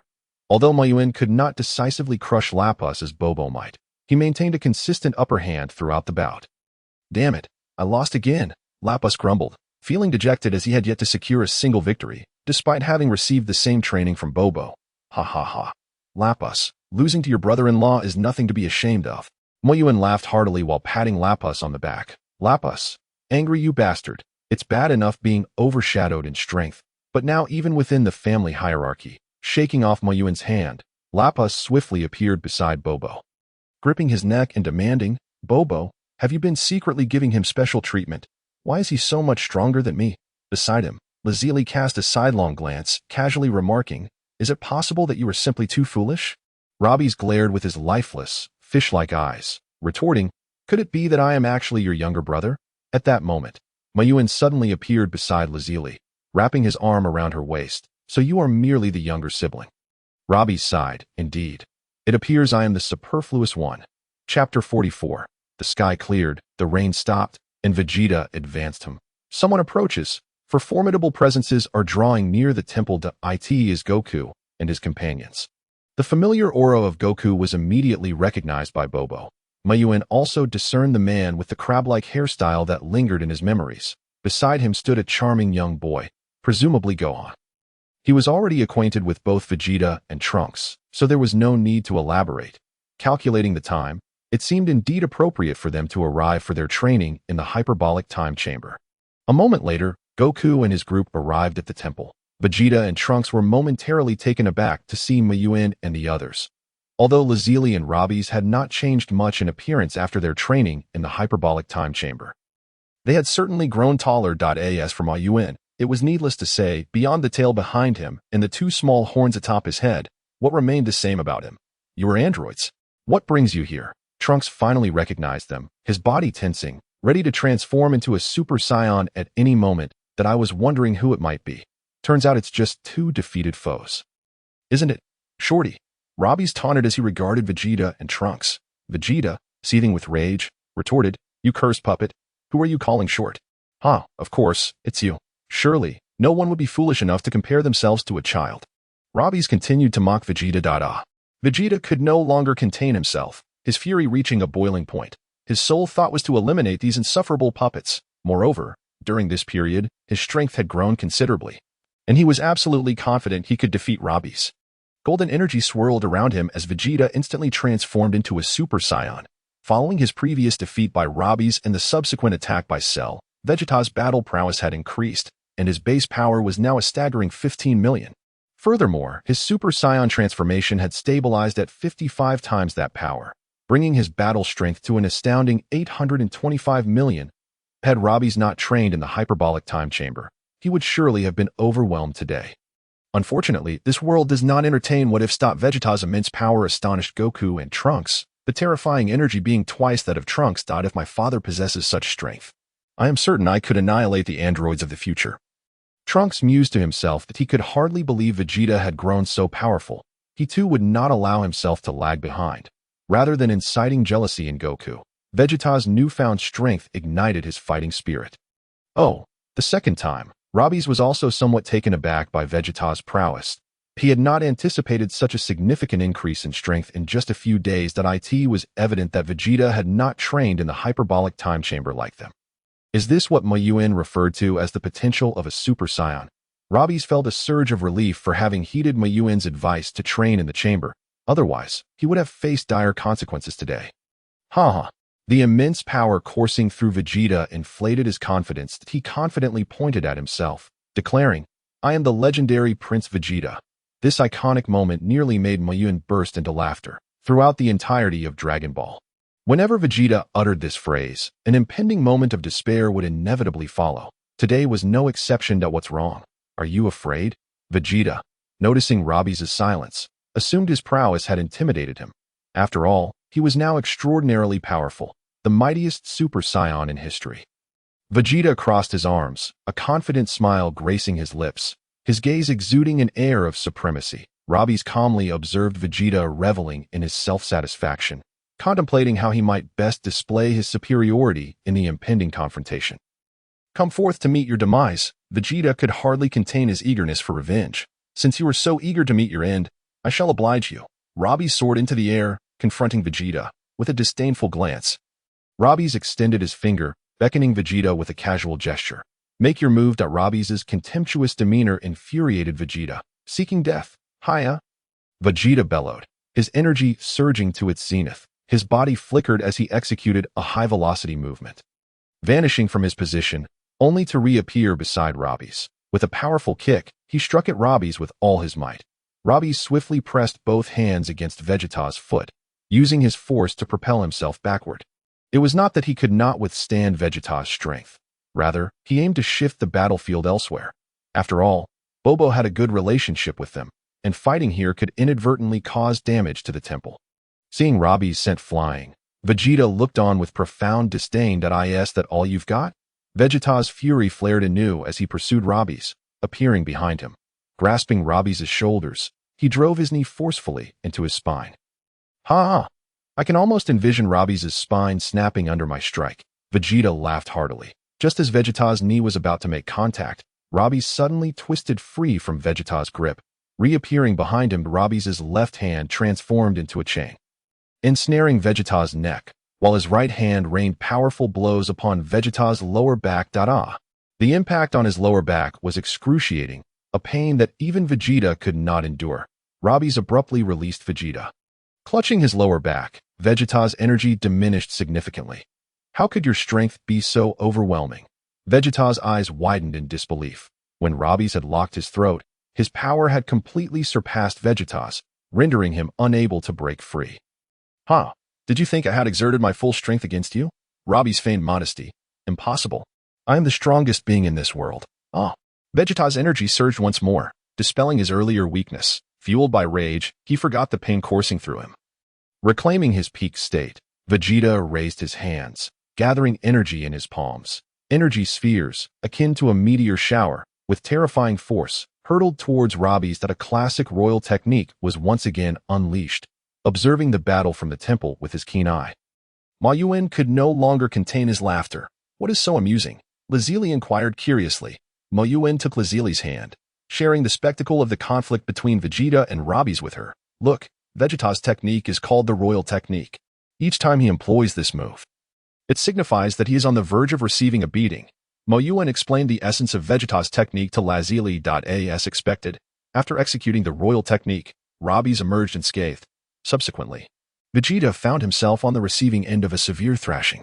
Lazuli could no longer hold back her laughter, joining Moyuan in mirth. Minutes later, Robbie's returned, tugging at Vegeta's hair. Chapter 45. Robbie's vs. Goku slap. Lapis carelessly tossed Vegeta before Goku and the others, akin to discarding refuse. Father! Vegeta! Trunks cried out in despair, rushing over to assist Vegeta in standing. Rest assured, I did not go easy on him. He is still alive. Lapis's nonchalant voice floated into their ears and Moyuan regarded him with a peculiar expression. Goodness, I never imagined this lad, with his delicate features, could be so adept at feigning strength. Vegeta has been reduced to such a wretched state by your hand, yet you claim to have held back. What, is sparing his life a sign of leniency? I observed the earlier battle quite clearly. Not to mention, at least one of Vegeta's kidneys was shattered by Lapis, and this is considered holding back? Is it any wonder that Vegeta cannot withstand a beating? Goku hastily retrieved a Senzu bean and administered it to Vegeta. Upon consuming the bean, Vegeta instantly revived, even regrowing his destroyed kidney. This miraculous scene left Moyuan in silent awe. Once restored, Vegeta, perhaps feeling embarrassed, stood to the side in sullen silence. Goku and the others refrained from approaching him, realizing that he must process this experience on his own. The opinions of others would bear little weight. Goku turned to Moyuan and the others, his demeanor serious. What brings you to the temple? Have you done something to Bobo? Goku. At the sound of Goku's voice, Bobo hurried over. Bobo, are you all right? Have they bullied you? No. Moyuan and the others have not bullied me. They are my good friends, not villains. Bobo quickly waved his hands in explanation. Bobo's words left Goku and Trunks in shock, their eyes nearly popping out. Artificial humans are not villains. Could they truly be good? Gohan hesitated, tugging at Goku's clothing, and said, Father, I too believe they do not seem like bad people. A few days ago, they came to Kame House looking for you. But upon learning that you were still unwell, they left. Moreover, they have yet to kill anyone. For reasons unknown, Gohan felt that these artificial beings were not malicious, with the sole exception of Cell. Impossible. How could artificial humans possibly be good? Trunks was utterly unconvinced by Bobo's claims. His timeline had suffered irreparable damage at the hands of these two artificial beings. At that moment, no one could persuade him otherwise. The mere sight of Lapis and Lazuli ignited his fury, fueling a desire to obliterate them in revenge. One could only wonder how Trunks would react upon returning to a future timeline now dominated by Cell. It's true, they can even ride the flying Nimbus. Bobo, sensing their skepticism, divulged further. The flying Nimbus. Goku was taken aback. The Nimbus was not something just anyone could ride. Even Master Roshi, let alone Krillin and Bulma, could not manage it. Only those with pure hearts could ascend upon the Nimbus. Is that truly the case? Goku regarded Bobo with a serious expression. Bobo nodded emphatically. Mr. Goku, it is absolutely impossible for artificial humans to be good. Trunks, witnessing Goku's growing belief, became visibly agitated. Trunks, calm down. Goku swiftly reassured him before continuing. You must recognize that this timeline has diverged significantly from history. In your recollections, only 2 artificial humans existed. Yet now there are 7. Given this deviation, it is conceivable that artificial humans could turn out to be benevolent. Trunks lowered his gaze. He understood the possibility but was unwilling to accept it. If artificial humans were indeed good, it would be for the best. If not, the horrors of the future would inevitably resurface. The stakes were too high for him to gamble with certainty. Goku, judging by your appearance, it seems your illness has abated. Lapis interjected as he approached. He had awaited this moment for quite some time. The last time he spared Goku was due to his disdain for attacking a sickly opponent. This time, nothing could deter him. Yes, I am well, Goku replied, his gaze fixed intently on Lapis. Then let us settle our scores in battle. Moyuan did not intervene in Lapis's actions, for there was no reason to do so. Some grievances must be addressed. Although the origins of their strife lay with Dr. Gero, Goku bore his share of responsibility. Had Goku eradicated the remnants of the Red Ribbon Army, Lapis and the others would not have suffered. This confrontation was an inevitable consequence of past actions. If blame were to be assigned, it would fall upon Goku for failing to eliminate the threat entirely. Observing how easily Lapis had subdued Vegeta, Goku realized he was no match for Lapis. After all, during Goku's illness, Vegeta's prowess had far surpassed his own. If even a formidable Vegeta could be so thoroughly defeated, how could Goku hope to prevail? Yet, despite this realization, Goku felt no fear. Rather, a thrill coursed through him. To engage a masterful opponent was a lifelong aspiration. Moreover, he was not devoid of hope for victory. As if struck by inspiration, a confident smile crept across Goku's lips. The two stood in opposition, poised in the void. Goku's muscles tensed, adopting a battle stance. Fully prepared. In contrast, Lapis appeared remarkably relaxed, arms crossed, exuding an air more akin to a leisurely outing than a clash of titans. Goku bellowed, a golden cyclone swirling around him. In an instant, a blaze of golden energy erupted from within. Fierce and unyielding, his cold emerald eyes fixed intently on Lapis. Goku's power surged, transforming him into a streak of golden light as he charged at Lapis, his right fist imbued with cataclysmic force. Boom! Lapis responded with a punch of his own, the terrifying energy of their fists colliding, creating a shockwave that reverberated through the air, whipping up a tempest that scattered the clouds. The two momentarily separated before resuming their flurry of strikes. Goku's expression twisted with ferocity, each blow delivered with every ounce of strength he could muster. Lapis, however, maintained a smirk, effortlessly countering Goku's onslaught while deftly landing blows from unexpected angles. The searing pain elicited grimaces from Goku, his expression growing even more feral. Boom! Utilizing Lapis's momentum, Goku created some distance. Panting heavily, he caught his breath while Lapis observed him with calm scrutiny, choosing not to capitalize on the moment. Impressive. It is no wonder Vegeta fell so easily to you, Goku remarked, wiping the blood from the corner of his mouth, though his demeanor grew increasingly grave. Heh, Goku, your combat prowess pales in comparison to Vegeta's, Lapis retorted with a chuckle. Lapis crossed his arms, casting a disdainful glance at Son Wukong. Father, Son Gohan looked on with deep concern as he witnessed his father coughing up blood. Chapter 46. Instant transmission to combat. The battle had yet to cease. After taking a couple of breaths, Son Wukong erupted with renewed energy, an overwhelming aura surging towards the heavens. He was exhilarated. It had been quite some time since he had encountered such a formidable opponent. Ever since his victory over Frieza, he had not faced such an immense pressure. At present, Son Wukong's battle power was a mere 500 million, while Lapis had just exhibited an astonishing 800 million. In a flash, Son Wukong executed a high-speed movement.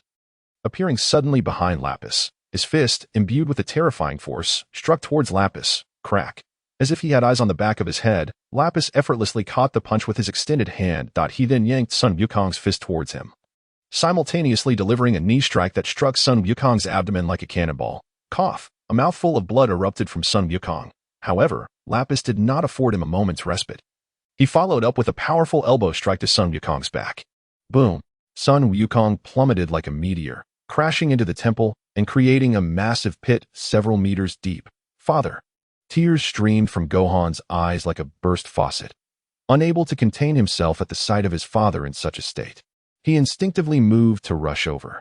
Gohan. I'm fine. Don't come over. At that moment, Son Wukong's voice echoed from the pit, halting Gohan in his tracks, with both hands bracing against the ground. Son Wukong struggled to rise. His martial arts uniform lay in tatters, with only his pants barely holding together. His body was riddled with bruises and scars, presenting a pitiable sight. Yet, the fighting spirit in his eyes remained undiminished. Ha! Son Wukong roared. His aura once again reaching its zenith, he extended 2 fingers from his left hand to his forehead, and in an instant, he vanished from his spot, reappearing behind Lapis. Thwack! A swift kick landed on Lapis' waist. Sun Wukong was acutely aware of the vast gulf between himself and Lapis. A high-speed movement would not suffice to evade Lapis' senses. Lapis was not only stronger, but also faster. Although high-speed movement was swift, it left a trace. Lapis could detect his energy signature and ascertain his position. In contrast, instant transmission involved vanishing and reappearing in the blink of an eye, effectively traversing space without leaving a trace for the enemy to detect. By the time he reappeared, his attack would already be upon them, leaving no time for the opponent to react. Observing from below, Moyuan could not help but smirk. This was precisely what he had been waiting for. If even Cell could learn it after a single demonstration, Moyuan had no reason to believe he could not achieve the same. Perhaps it was due to the fusion of Sun Wukong's cells within him. As Sun Wukong executed the instant transmission, Moyuan distinctly sensed a peculiar wave of energy surrounding him, an energy belonging to the realm of space. Closing his eyes, Moyuan concentrated on the spatial energy around him. Before long, he beheld a wondrous world composed of countless spatial nodes. Yet, these nodes remained unknown. Stepping into them carelessly could lead to perilous areas, such as spatial rifts. Thus, one needed to rely on energy signatures to locate the desired spatial nodes. A misstep could lead to irrevocable consequences. Moyuan was filled with excitement. Although instant transmission could not serve as a conventional combat technique, it could yield unexpected advantages in special circumstances, just as Sun Wukong had used it to land blows on Lapis. Moyuan opened his eyes to a stunning sight. Countless spatial nodes appeared before him. Typically, spatial nodes would only manifest in one's mind, making it impossible to ascertain their physical locations. However, Moyuan could see these nodes, indicating that wherever his gaze fell, he could use instant transmission freely without relying on energy signatures. If this were the case, his instant transmission could become a standard combat maneuver, akin to Hit's time skip. With this newfound ability, he felt like a child with a new toy, eager to test whether instant transmission met his expectations. His first target was a spatial node merely 2 meters away. Moyuan linked to that node, and in an instant his body disappeared from its original location, reappearing 2 meters away. Success. The experiment yielded results that did not disappoint. The effect matched his expectations. Consequently, while Moyuan's battle power remained unchanged, his practical combat capabilities had multiplied several times over. Wait, let me try this. Moyuan suddenly thought, if his clairvoyance could also perceive spatial nodes, then he could move freely within its range, couldn't he? Eagerly activating his clairvoyance, the entire Earth came under its purview.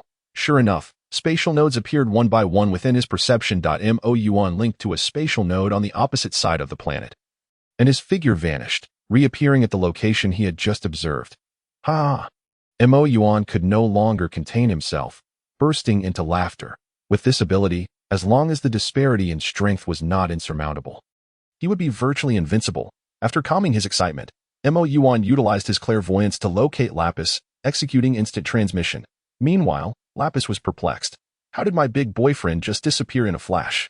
She sat on the steps, resting her chin on her hands, feeling rather glum. Isn't my wife adorable? However, it wasn't long before Moyuan reappeared at her side that a glimmer of joy flickered in Lapis' eyes, though her demeanor remained composed. Where did you go? Moyuan replied excitedly. Sister, I just learned Sun Wukong's instant transmission.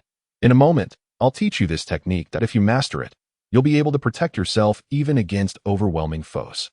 Moyuan's first thought upon mastering instant transmission was to impart this ability to Lapis. After all, this world was rife with powerful beings, and they could not possibly remain together at all times. With instant transmission, even if Lapis encountered an adversary she could not defeat, she would have a means to escape. Hearing Moyuan's words, Lapis felt warmth spread through her heart. At this juncture, the battle between Lapis and Sun Wukong was drawing to a close. Although Sun Wukong had managed to land several unexpected hits on Lapis using instant transmission, those strikes were akin to mere tickles, failing to inflict any real harm. Meanwhile, Sun Wukong had nearly depleted his energy after prolonged combat. With a resolute glint in his eyes, Sun Wukong decided to go all out. After creating some distance from Lapis, he placed his hands on his hips. Kamehameha, an overwhelming energy coalesced between his hands, forming a brilliant blue sphere that radiated blinding light. Whoosh! Sun Wukong shaped his hands into a flower-like posture, and the blue sphere transformed into a colossal beam of light.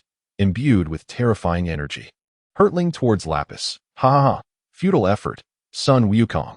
Lapis remained unfazed, enveloped in a green energy shield. Tenfold Kaio-Ken. Kamehameha.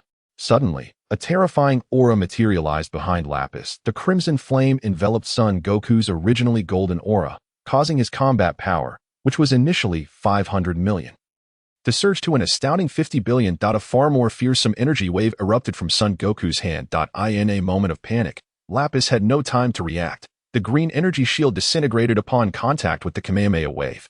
The force of the Kamehameha washed over Lapis's body, causing it to crumble under the weight of such overwhelming power. Just as Lapis felt the grip of death closing in, the energy abruptly vanished.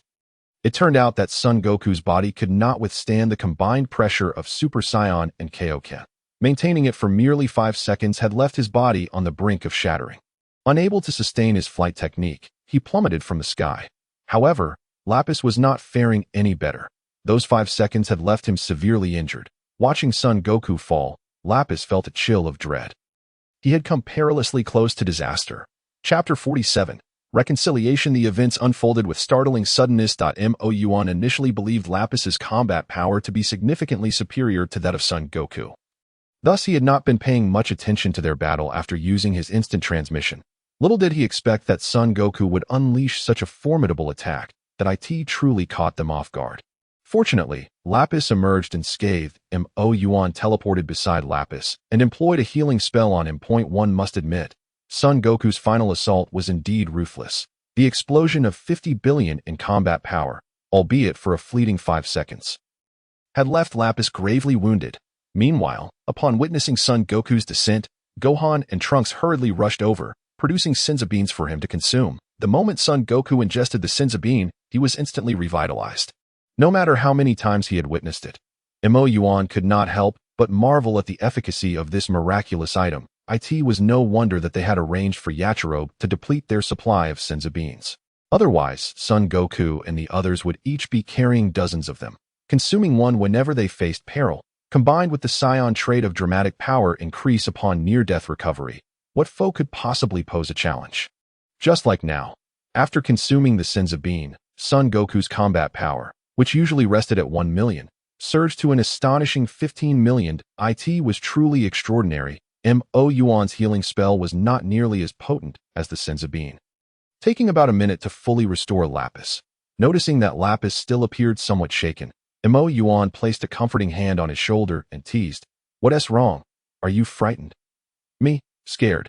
Never," Lapis retorted, rolling his eyes. He then added indignantly, "That Son Goku fellow doesn't adhere to the rules of combat. He resorts to sneak attacks. If it were a fair fight, I could easily knock his head askew." Sure. Let us head back. You nearly gave your sister a fright," Moyuan replied dismissively, pulling Lapis along. The banter between the siblings was undoubtedly hereditary, Moyuan mused to himself, upon their return to the temple. Laziri meticulously examined Lapis's condition. After all, Lapis was her only family, and such events would naturally cause her concern. "Lapis, I'm fine. Moyuan has already healed me," Lapis said with an impatient tone, though he complied with Laziri's examination. Being twins, Lapis had only been born a few minutes after Laziri. Hence there was no tradition of calling her sister. They addressed each other by name. In fact, during their childhood, he often aspired to turn the tables and claim the title of older brother. But Laziri had always mercilessly quelled those ambitions. Having fully recovered, Son Goku approached them. "Is there something you need?" Moyuan inquired. With a cheerful grin, Son Goku replied, "Our grievances have been resolved. We are now friends." Instantly, Moyuan and the others were expressions of disbelief. "Since when did we become friends? Who is your friend?" Lapis retorted bluntly. "Oh, come on, don't be like that." Son Goku chuckled, waving his hand dismissively. "Allow me to introduce myself. I am Son Goku." He then pointed to the two individuals beside him, saying, "This is my son, Gohan, and this is Trunks." He gestured towards Vegeta in the distance, adding, "That is Vegeta." Finally, he extended his right hand. His gaze fixed intently on Moyuan and the others. Moyuan glanced at Laziri and Lapis, noting their indifferent expressions, as if to say he could take the lead. Understanding their intent, he extended his own right hand to shake Son Goku's. "I am Moyuan. This is my girlfriend, Laziri," and the one you just sparred with is my brother-in-law. Lapis. Laziri blushed slightly at Moyuan's introduction. Trunks, astonished, exclaimed, "Androids have names too? I thought they were simply referred to as number 17 and number 18. His words darkened Laziri and Lapis's expressions. "This is the last time I want to hear anyone refer to us as androids," Moyuan said coldly, fixing Trunks with a piercing glare. "You probably don't know how they became androids, do you?" Moyuan then recounted the experiences of Laziri and Lapis. After listening intently, Trunks and Son Goku bowed sincerely to Laziri and Lapis. Apologizing, "We're sorry. We had no idea that androids were created from living humans." Trunks soon realized that Laziri and Lapis retained their humanity due to Dr. Gero's enhancements, which was why they had killed him. Previously, he had thought they lacked humanity for killing the very man who created them, but now he felt Dr. Gero had met a fitting end. In contrast, the androids from the future timeline were evidently devoid of any humanity. Reveling solely in slaughter, Son Goku, too, was taken aback to learn that his oversight had led to the demise of so many. Although unintentional, he felt a profound sense of shame. Laziri and Lapis remained silent. Merely huffing softly, Moyuan could tell from their reactions that they had already forgiven them. By the way, Moyuan, I heard them mention that you came from an underground laboratory. Are you perhaps the result of Dr. Gero using our cells to create you? Son Goku inquired curiously. Moyuan. Moyuan shot Son Goku a bewildered glance. "That you're quite bold and familiar, aren't you?" he remarked. "Indeed," he confirmed without hesitation. "That's amazing. I heard you looked like a child just a few days ago, and now you've grown so tall," Son Goku exclaimed, gesturing towards Moyuan's height. "But why do you look completely different from Cell?" "Perhaps it's a mutation," Moyuan replied, not elaborating further. Moyuan, have you seen Cell? Trunks asked urgently. Moyuan nodded. "He came here a few days ago but was driven away by us. Do you know where he went?" Trunks pressed, his eyes fixed on Moyuan with anxiety. Moyuan shook his head. "I don't know. I only saw him board a strange machine and then disappeared." Trunks's pupils dilated and his body trembled. The very thing he feared most had come to pass. "Mother." Trunks seemed to lose his spirit. "I need to go back right now." The news sent Trunks into a rage, and he prepared to fly back to West City. "Trunks, calm down." Son Goku held him back. "Bulma, has he finished repairing the time machine yet? Returning now would be futile. You should train in the hyperbolic time chamber with Vegeta. Once you're stronger, you'll be able to confront Cell. But I'm scared. I only have my mother left. I can't lose her." Trunks was engulfed in profound anguish, tears streaming incessantly down his face. Chapter 48. Moyuan vs. Sun Wukong. Since the arrival of Sun Wukong and his companions, the temple had become a hub of activity. Ultimately, Trunks managed to suppress the turmoil within and entered the hyperbolic time chamber with Vegeta to train. Vegeta, having endured a beating from Lapis twice, was harboring a deep-seated frustration. Before they entered, Moyuan entrusted the gravity chamber back to Trunks, effectively returning it to its rightful owner. As for the extent to which Trunks could harness the gravity chamber for training, that would depend on his own fortitude. Regarding the gravity chamber, it serves as a minor advantage I have granted to the protagonist. There is no need to dwell on whether gravity can be compounded within the hyperbolic time chamber. The protagonist is unlike Sun Wukong and the others, who possess years of accumulated strength. What can a newborn accomplish in terms of accumulation? After Trunks and Vegeta entered the hyperbolic time chamber, the others remained busy as well. Sun Wukong was training with Gohan, while Moyuan was instructing Lazili and Lapis in the art of instant transmission. Lapis exhibited tremendous interest in this ability, as Sun Wukong had previously used it to catch him off guard multiple times, nearly leading to his defeat. Unfortunately, despite Moyuan's teachings, Lapis struggled to sense spatial energy. Sun Wukong approached to console him, revealing that he too had spent over half a year before he could sense spatial energy, followed by another half year to barely master the skill. According to Sun Wukong, his innate spatial talent was not particularly high. He could only apply this ability for travel and in combat. He could barely utilize it to gain an unexpected advantage. Conversely, those with higher spatial talents could use instant transmission freely, without needing to sense energy each time, a method he himself could not comprehend, as he had not reached that level. Upon hearing Sun Wukong's words, Moyuan experienced an epiphany that it was no wonder that such a powerful skill as instant transmission had become merely a means of travel in Dragon Ball. It stemmed from Sun Wukong's insufficient talent. It is worth noting that time manipulation abilities, like the flash time technique employed by Hit, shone brilliantly in combat. There was no reason spatial abilities could not be utilized as conventional combat techniques. Upon hearing Sun Wukong's remarks, Lapis's enthusiasm for instant transmission waned. He decided to let fate take its course. However, to everyone's surprise, Lazuli managed to sense spatial energy within just 1 hour under Moyuan's guidance. Even more astonishing was that, like Moyuan, she could perceive the spatial nodes surrounding her.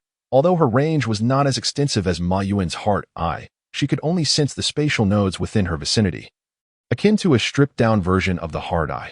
Nevertheless, this was impressive, indicating that Lazuli could seamlessly integrate instant transmission into her combat style. She would not need to rely on energy signatures to pinpoint spatial nodes. As long as she was within her sensory range, she could use instant transmission at will. With her newfound ability, Lazuli began to frolic joyfully. Observing her flickering figure within the temple, both Lapis and Sun Wukong gazed on with envy. Lapis, in particular, could not help but let tears of jealousy spill from the corners of his mouth. Alas, a lack of talent remained a lack of talent. No amount of force could change that. Out of sight, out of mind, Lapis sought out Bobo for a sparring session. After battling Sun Wukong, he realized his combat experience was still lacking. Despite being significantly stronger than Sun Wukong, he had nearly stumbled.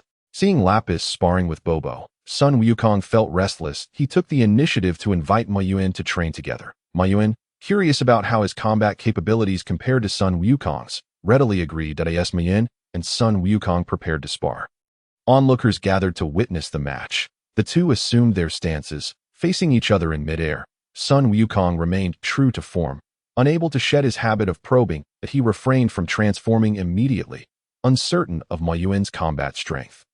And resolved to test the waters first out. Moyuan's base combat power stood at 600 million, while Sun Wukong's was a mere 15 million. To Moyuan, each of Sun Wukong's movements appeared agonizingly slow, akin to sparring with an infant.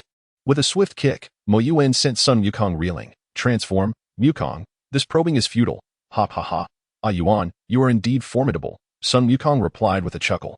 Although he could not ascertain the full extent of Moyuan's power from their initial exchange, Sun Wukong felt assured that it would not be significantly weaker than his own post-transformation strength. Be careful now, he cautioned, his gaze sharpening. A golden vortex enveloped him as he instantly transformed into his Super Saiyan form. With this transformation, Sun Wukong's combat power soared from 15 million to a staggering 750 million, unleashing a terrifying aura. Moyuan felt a slight pressure from this overwhelming presence. Moyuan too unleashed his energy, emanating a purple aura that fully expressed his 600 million combat power. Their formidable energies clashed, creating a fierce standoff. Incredible! Moyuan's aura left Sun Wukong somewhat astonished, though his combat power was marginally lower. His energy was no less potent. Deity was truly peculiar. The overwhelming aura altered the very atmosphere, darkening the once bright sky with ominous clouds. Crack! A thunderous roar echoed, signaling the commencement of battle. Moyuan and Sun Wukong surged toward each other in unison. Boom! Their fists collided with tremendous force, creating a vacuum around them. Sun Wukong shouted, limbs transforming into mere afterimages as he struck at Moyuan with tremendous power. Come on! Moyuan exclaimed excitedly. He relished this style of combat. During his sparring with Bobo, he had to suppress his strength, and Bobo's combat instincts were so formidable that he always felt constrained. When fighting Lapis, he found Lapis's combat skills lacking. Unless Lapis unleashed a greater degree of power, he would always dominate the fight. But with Sun Wukong, their strengths were comparable, and yet Sun Wukong's combat experience surpassed his. This battle was just right for Moyuan. Moyuan was quick to react, immediately engaging in a fierce exchange with Sun Wukong. However, Sun Wukong's combat prowess, honed through countless life and death struggles, proved formidable. He consistently struck Moyuan from unexpected angles, but this was precisely why Moyuan refrained from using his heart eye, had he employed it. Unless Sun Wukong's speed surpassed his ability to evade, he would have found it exceedingly difficult to land a hit. Yet Sun Wukong was taken aback to discover that Moyuan's combat skills were rapidly improving. Initially, during 10 attacks, Sun Wukong could land 5 or 6 hits, but now he could only manage to connect once or twice.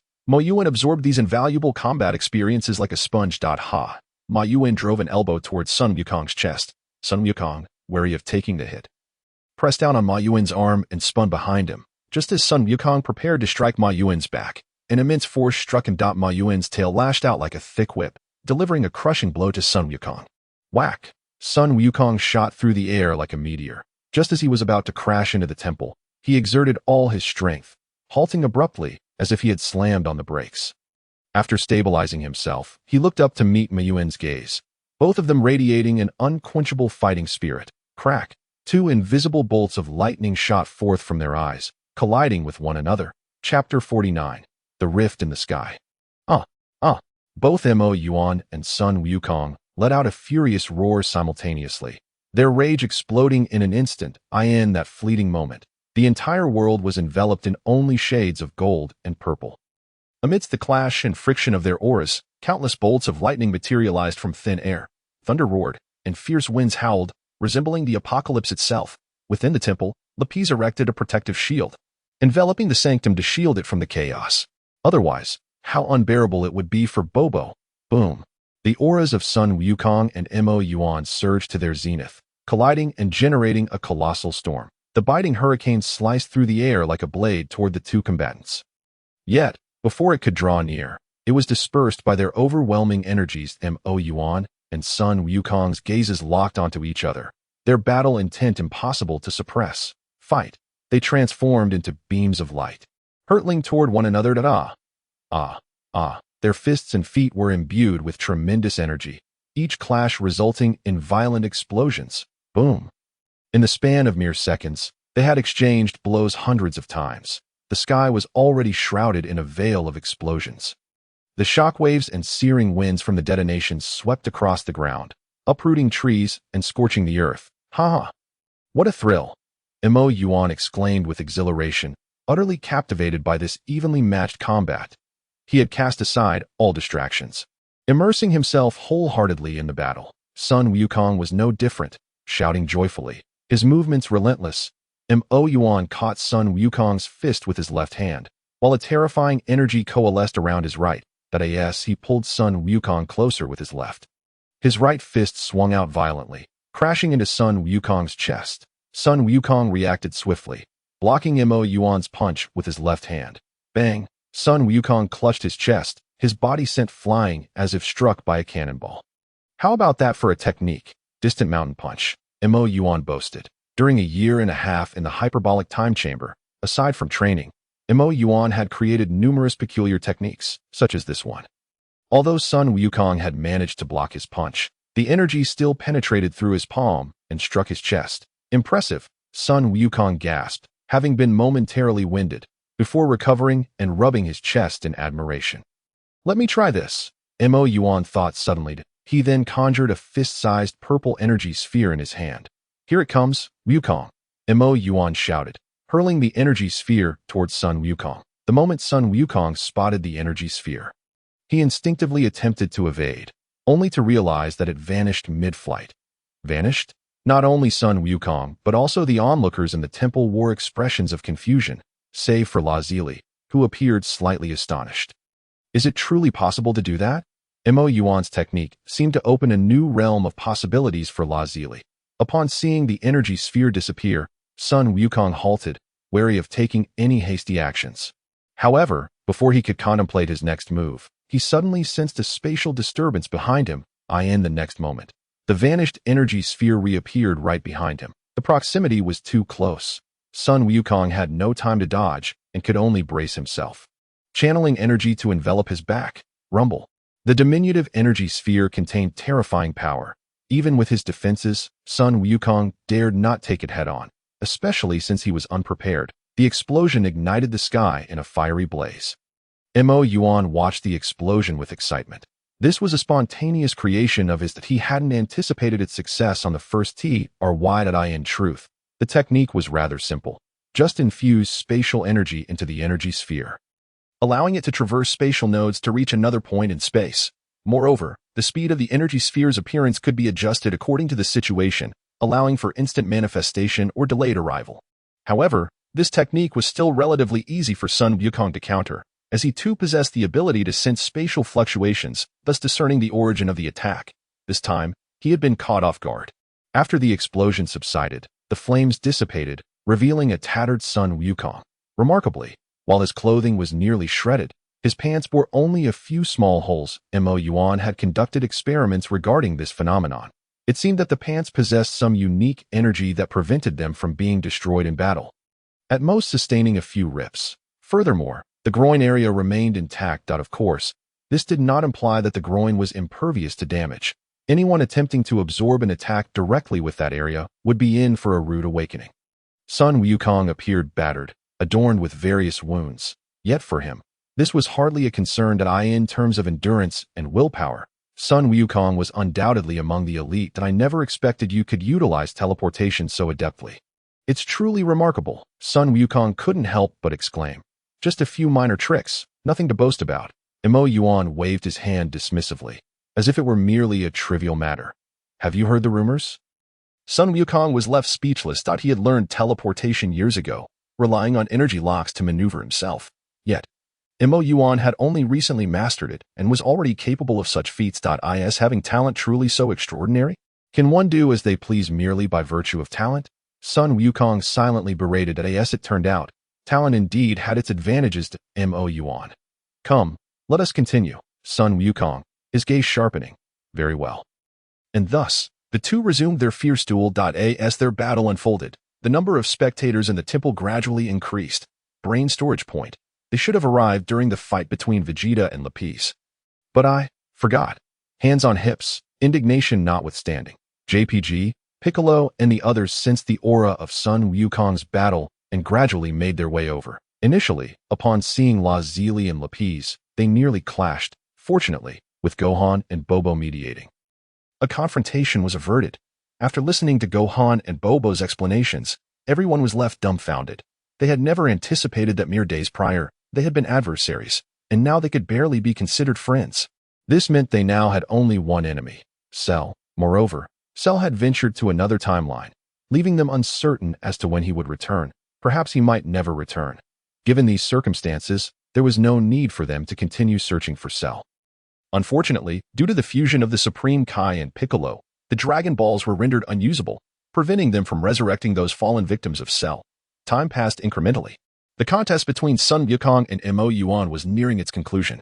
At this moment, a stark contrast was evident. Sun Wukong was tattered and covered in wounds, while Moyuan, despite some damage to his attire, appeared largely unscathed. This was not solely due to Moyuan's combat prowess being significantly superior to Sun Wukong's. Rather, it stemmed from Moyuan's physique, which blended the bloodlines of Namekians and the Frisia race, endowing him with superior resilience and formidable regenerative abilities. Furthermore, since they were merely sparring, neither had been intent on delivering fatal blows. Sun Wukong panted heavily. Let us conclude this with one final strike. Moyuan gazed intently at Sun Wukong. Bring it on. The two individuals shared an unspoken understanding, once again elevating their breaths to the utmost peak. Sun Wukong positioned his hands in a flower bud shape at his waist. Turtle School's Kamehameha, a small azure sphere materialized between his palms. Moyuan, with his right hand forming a sword gesture, exuded a purple radiance from his fingertips, emanating an aura sharp enough to seemingly rend the very fabric of space. Sun Wukong gazed at the purple glow emanating from Moyuan's fingertips, his demeanor turning grave. Unconsciously, he channeled more energy into the sphere between his hands. Gradually, Sun Wukong sensed that he was nearing the limit of his control over the small orb. Wave. He shouted, thrusting his hands toward Moyuan, unleashing a colossal wave of energy imbued with the might to sweep away legions. In an instant, the heavens and the earth were bathed in blue light. The spectators in the temple grew tense, their eyes fixated on Moyuan. Quick, evade. Even Lazili, well aware of Moyuan's true power, couldn't help but cry out nervously. Moyuan seemed oblivious to the impending assault, his focus entirely on his fingertips. Just as Sun Wukong's energy wave was about to collide with him, the purple glow at Moyuan's fingertips ceased its flickering, solidifying into a blade. Rend the void, the two soft words echoed in everyone's ears. In a flash, the purple light appeared. The Kamehameha wave, destined to strike Moyuan, shattered piece by piece. A purple sword beam surged toward the center of the energy wave, advancing towards Sun Wukong. Wherever it passed, the energy wave transformed into specks of starlight. How is this possible? Sun Wukong could hardly believe his eyes, energy surging wildly from his body into his hands. The Kamehameha wave swelled and thickened once more. Yet it remained insufficient to stop the sword light, merely slowing its pace. Sensing the imminent danger, Sun Wukong hastily employed instant transmission to escape. Without the obstruction of the Kamehameha wave, the sword light vanished into the horizon like a dragon returning to the sea. Light years away from Earth, a flash of purple light erupted, causing several stars to explode in succession. In the silent, splendid fireworks, they quietly transformed into cosmic dust. Chapter 50. Searching for a new god. Yuan. Your technique is terrifying. If I had been even a moment slower, I would have surely perished. Sun Wukong patted his chest, feigning a frightened expression. In the final moments, he had known he could not withstand it, and had hastily used instant transmission to reach Moyuan's side. Reflecting on the encounter with that technique, he still felt a twinge of fear. Hearing Sun Wukong's words, Moyuan smiled faintly, neither confirming nor denying. This move was the culmination of Moyuan's extensive effort. Combining the essence of Sun Wukong's Kamehameha, Piccolo's special beam cannon, and Krillin's energy sphere slash, along with a touch of his own unique creativity. If energy were likened to water, then Sun Wukong's Kamehameha would be a high-pressure water gun. While Moyuan's Rin the Void would be akin to a water knife, the high-pressure water gun is used for cleansing, whereas the water knife can slice through stone and steel. The same force, when concentrated, inflicts far greater damage. The power of Rin the Void is immense, possessing formidable penetrating capability. Of course, its drawbacks are apparent. It requires a lengthy build-up and significant time to gather energy. Once unleashed, it is nearly impossible to control. If the opponent, like Sun Wukong, manages to flee, the attack becomes virtually ineffective. However, this issue was resolved for Moyuan once he mastered instant transmission, enabling him to manipulate spatial nodes. He had refrained from using it earlier mainly because it was unnecessary. He had no desire to truly kill Sun Wukong. Come, let me heal you. A green glow enveloped Moyuan's hand as he pressed it against Sun Wukong. Wow, you can heal too, Sun Wukong exclaimed, feeling his wounds rapidly mending, filled with astonishment. This would save them a Sinzabine. Ever since the Sinzabines had been squandered by Yachirobe, they were now desperate enough to split one in half just to make do. Indeed, they did resort to such measures. In summary, Sinzabines had become a rare commodity, and every bit counted. After healing Sun Wukong, the two returned together to the temple. Sun Wukong was somewhat surprised to see Piccolo and the others present. Piccolo. What brings you here? Piccolo crossed his arms, looking exasperated. Given the commotion you two are causing, it would be strange if we didn't come. True, haha. Sun Wukong chuckled sheepishly, scratching the back of his head. Oh, by the way, Piccolo, can you revert to your form before merging with the god? Sun Wukong suddenly recalled something and inquired. Ever since learning that Cell had escaped to another timeline, Sun Wukong had yearned to use the Dragon Balls to resurrect those humans slain by Cell. However, since the fusion with the god, the Dragon Balls had become unusable. No.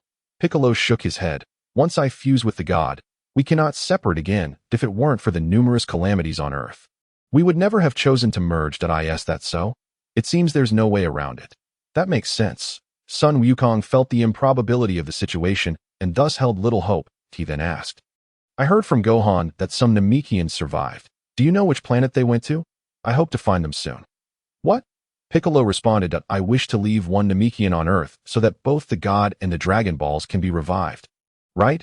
Upon hearing Sun Wukong's words, Bubbles' eyes lit up, and with a glimmer of hope, he gazed at Wukong, saying, If we can find a new god, I would owe you my thanks. Bubbles was overjoyed at the prospect of a new god, his spirits soaring. Although Bubbles, Moyuan, and Sun Wukong were all good friends, he understood that they could not remain in the temple indefinitely.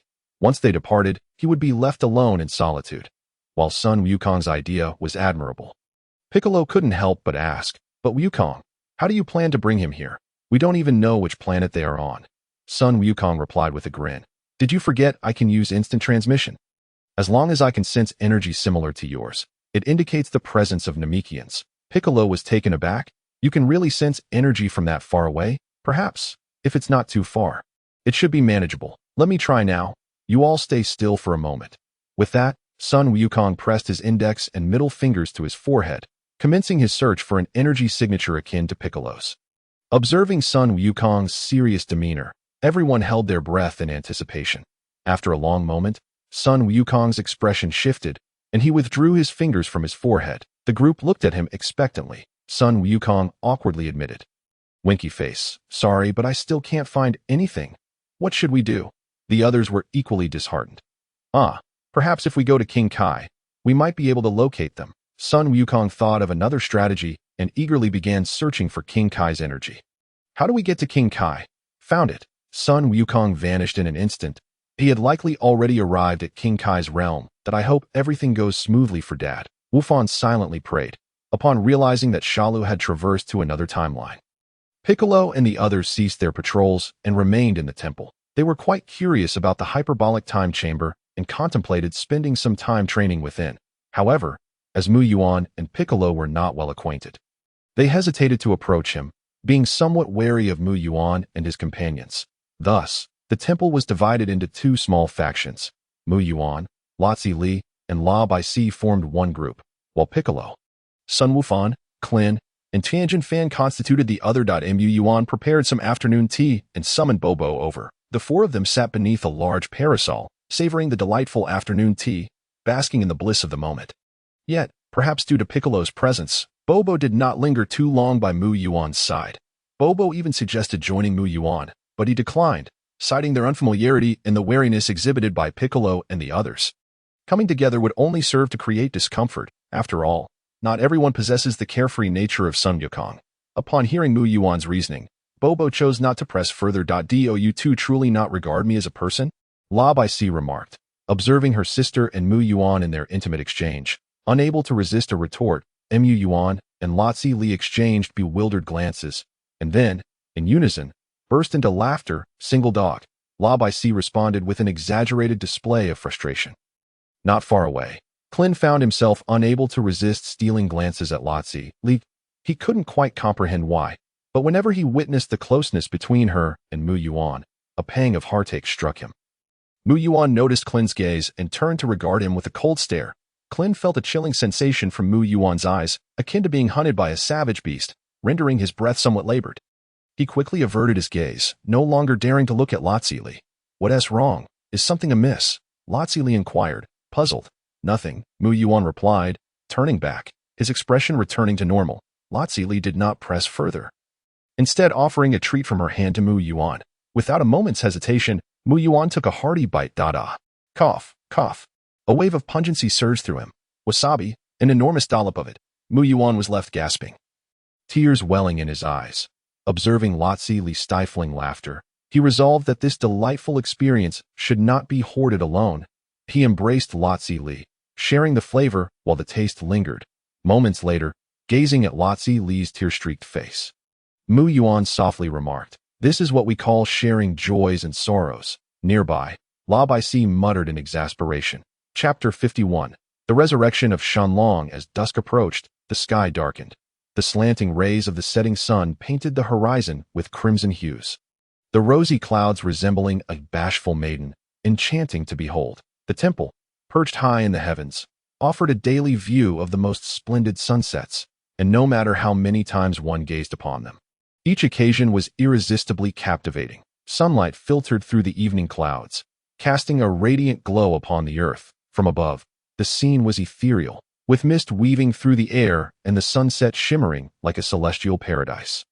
Indescribably beautiful, the evening glow gently enveloped Lotzi Li in a delicate pink halo, making her appear like a fairy who had descended to the mortal realm. Breathtakingly lovely, Moyuan held Lotzi Li's soft hand, a sense of unexplainable tranquility washing over him. This feeling was profoundly cherished by Moyuan. Had it not been for the knowledge of formidable foes looming ahead, he would have wished to find a secluded place with Lotzi Li, leading a stable life filled with shared meals and seasons. Alas, in this world, the desire for a peaceful existence was a luxury. If he were an ordinary person, he might have had no choice but to acquiesce. However, now that he possessed strength, Moyuan was unwilling to place his life in the hands of another. This was not solely for himself, but also for those he wished to protect. Moyuan gazed tenderly at Lotzi Li, his grip on her hand tightening ever so slightly. 2 hours had passed since Sun Wukong's departure. The sky was nearly dark. One could only wonder if Wukong had located the Namekian. Klin sat cross-legged on the ground. Utterly bored, he will definitely succeed. My father will surely find them, Wufan declared with unwavering conviction. Suddenly, a ripple in space occurred, and two figures materialized within the temple. Hello. I've already visited the new Namek, son Wukong returned, accompanied by a child who bore a striking resemblance to Piccolo. Dundee? Piccolo exclaimed, astonished by the child's son Wukong brought along. After all, Dundee was merely a child. Piccolo had not anticipated that Sun Wukong would introduce a child to the Earth's deity. Is he the new deity? Bobo looked at the child, who bore a likeness to the former deity, his face lighting up with joy. Indeed, Sun Wukong affirmed with a nod. Dundee.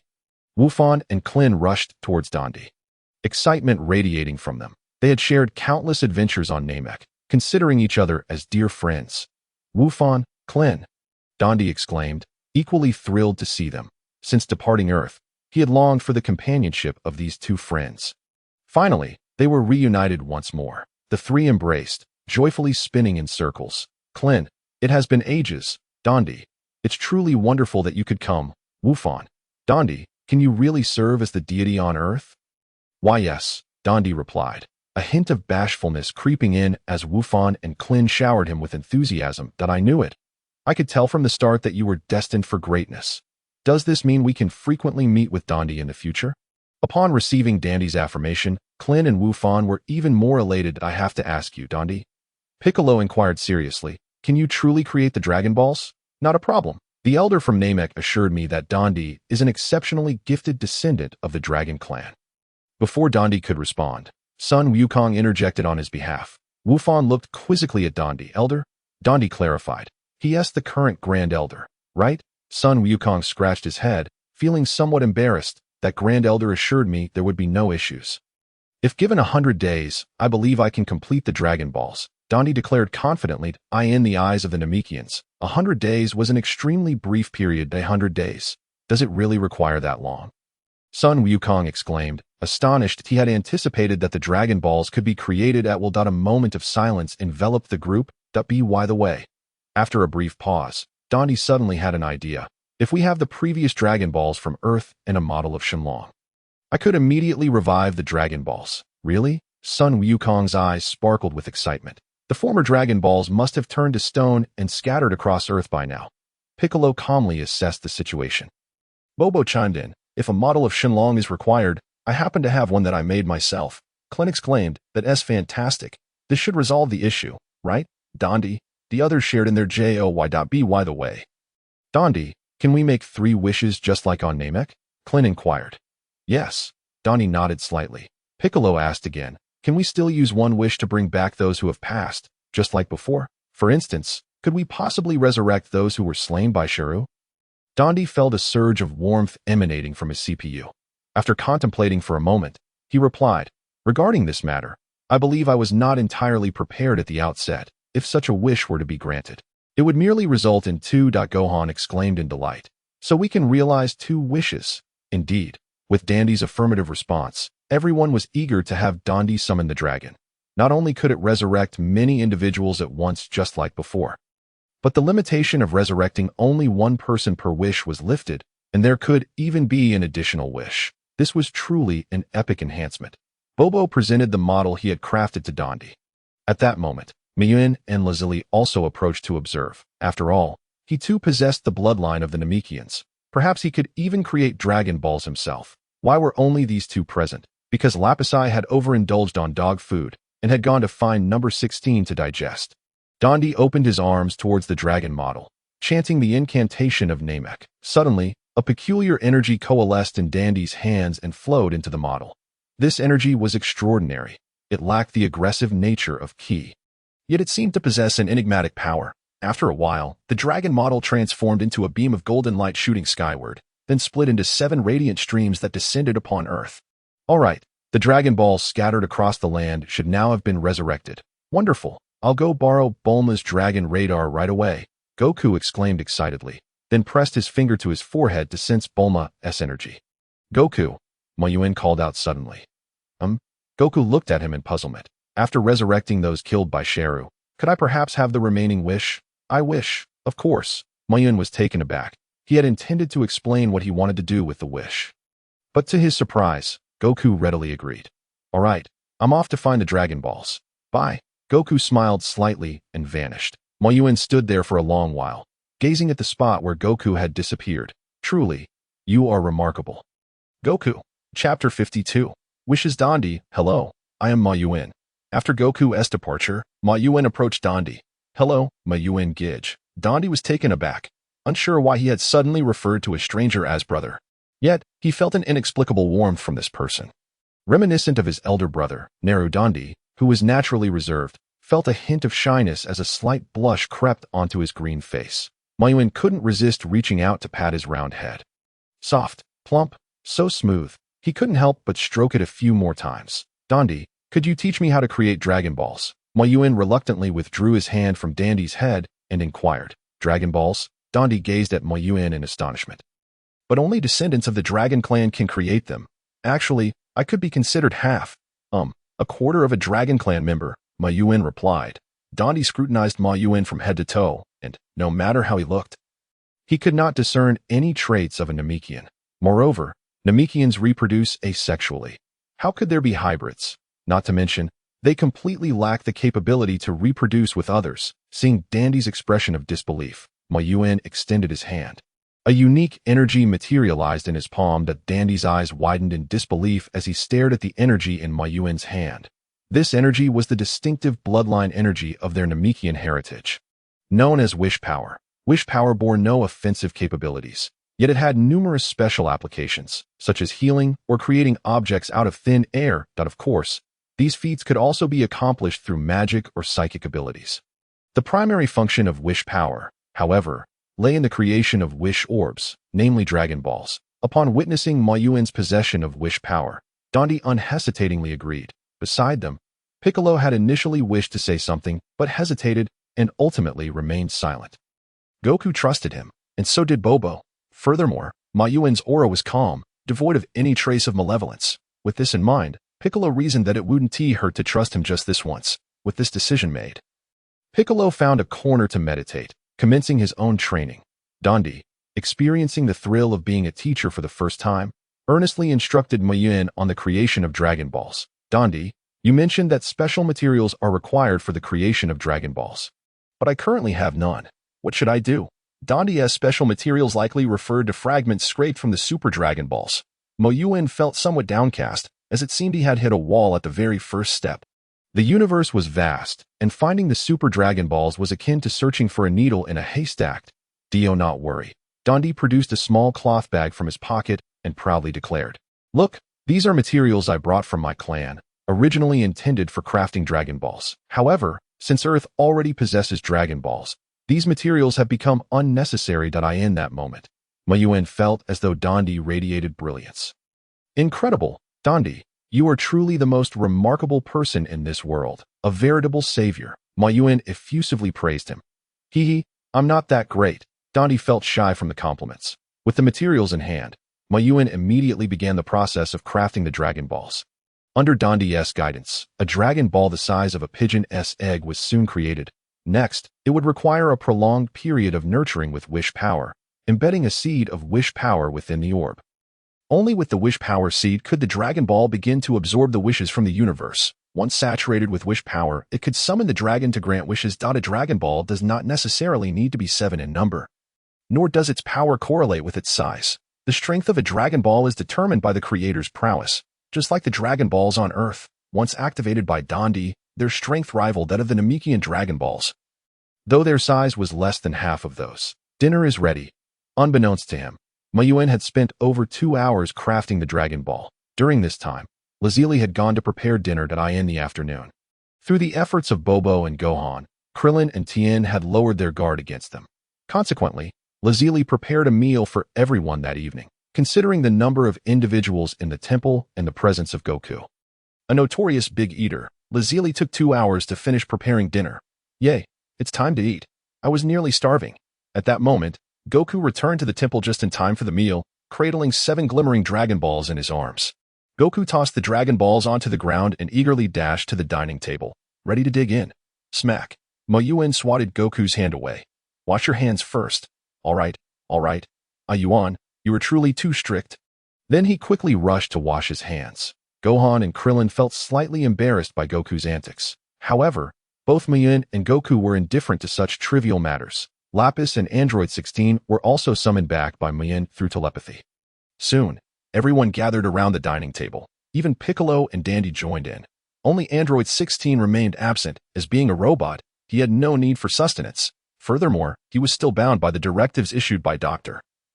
Gero, and it was commendable enough that he managed to refrain from confronting Goku. The meal proceeded harmoniously, without any unexpected incidents. After dining, the fully revitalized Goku finally recalled the Dragon Balls. "Sister, do you wish to return to being an ordinary person?"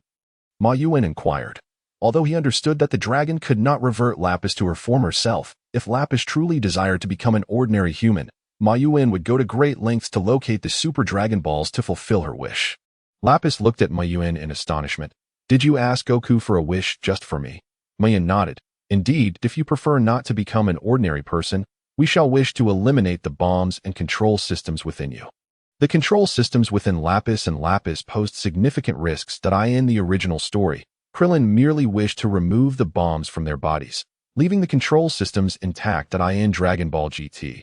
Dr. Gero exploited the control systems to manipulate Lapis and subsequently created Hell 17, merging it into Super 17. While it remained unclear whether this timeline was from Super or GT, it was certainly safer to eliminate these hazards. Lapis felt her eyes moisten slightly and could not help but embrace Moyuan.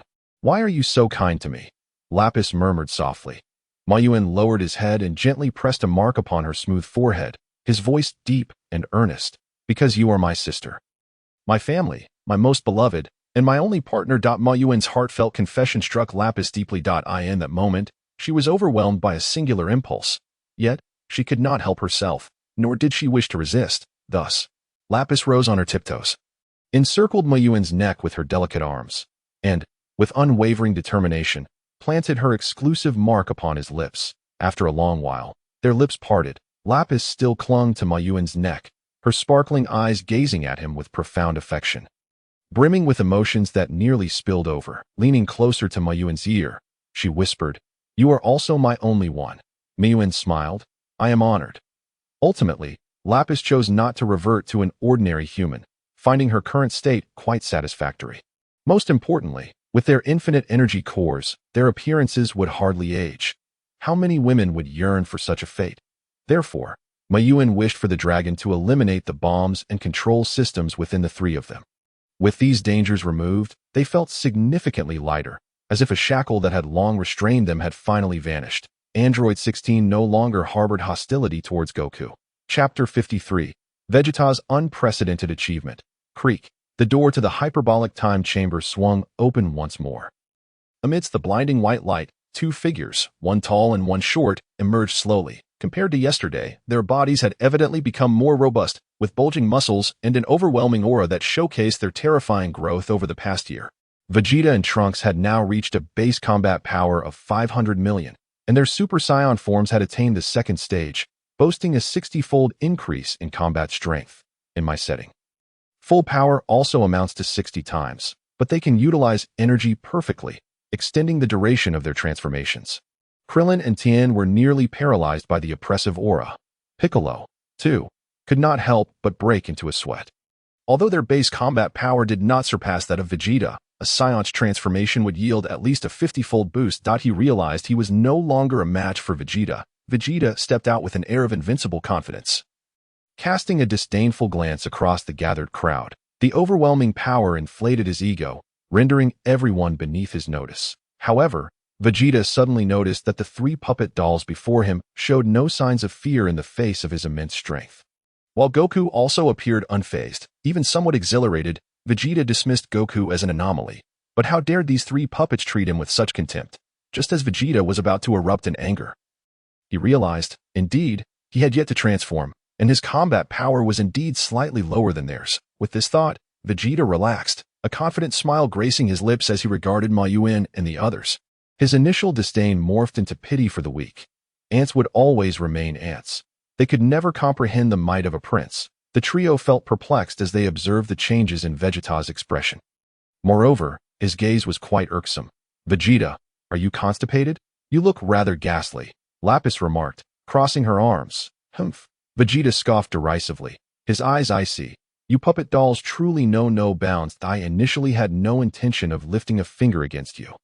But since you foolishly stepped forward to seek your demise, do not blame me for my ruthlessness. The sight of Lapis reminded Vegeta of the humiliations he had suffered at her hands previously. It was utterly unforgivable. Vegeta, don't act recklessly. Lapis is one of us, not an enemy.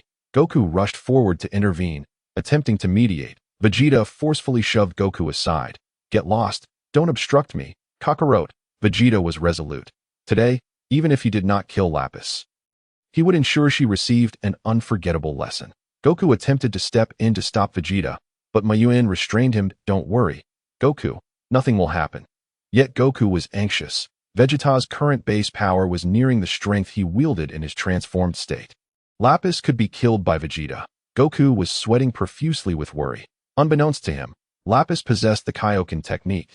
He assumed Lapis's combat power was merely in the billions. Don't worry, don't worry. Lapis isn't as weak as you think, Moyuan reassured him nonchalantly. During their 6 months of training together in the Hyperbolic Time Chamber, Lapis had already mastered the 20-fold Kaio-Ken.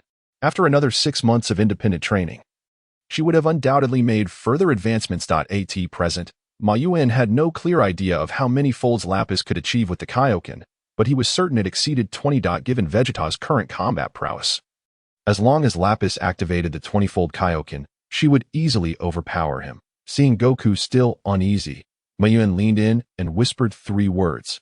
Kaio-Ken technique. Goku was immediately taken aback, staring incredulously at Moyuan.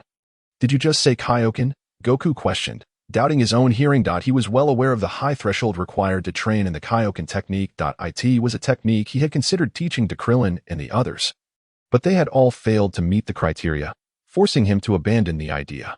Moyuan remained silent, simply gathering a small orb of energy in his hand. Goku's eyes widened in realization. Now I understand. No wonder I felt you weren't bad people. So that is how it is. By the way, how many folds can Lapis achieve with the Kaio-Ken? Moyuan held up 2 fingers, at least 20-fold. Hiss.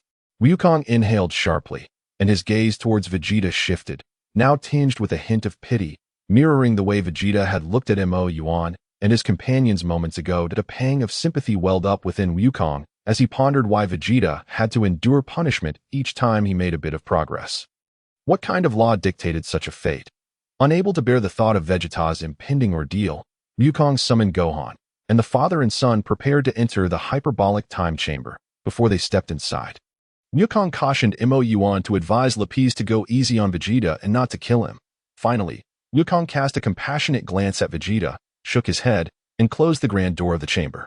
Meanwhile, Vegeta and Lapis had already ascended above the temple, their auras surging with intensity. Vegeta looked down at Lapis with disdain, scoffing, "You worthless fool, I shall grant you a chance. Kneel and beg for mercy, and I shall spare your life." Lapis crossed his arms, mockingly retorting, "It seems you've been constipated for far too long. Perhaps excrement has filled your brain." To everyone's surprise, Vegeta did not erupt in anger. His mindset had transformed.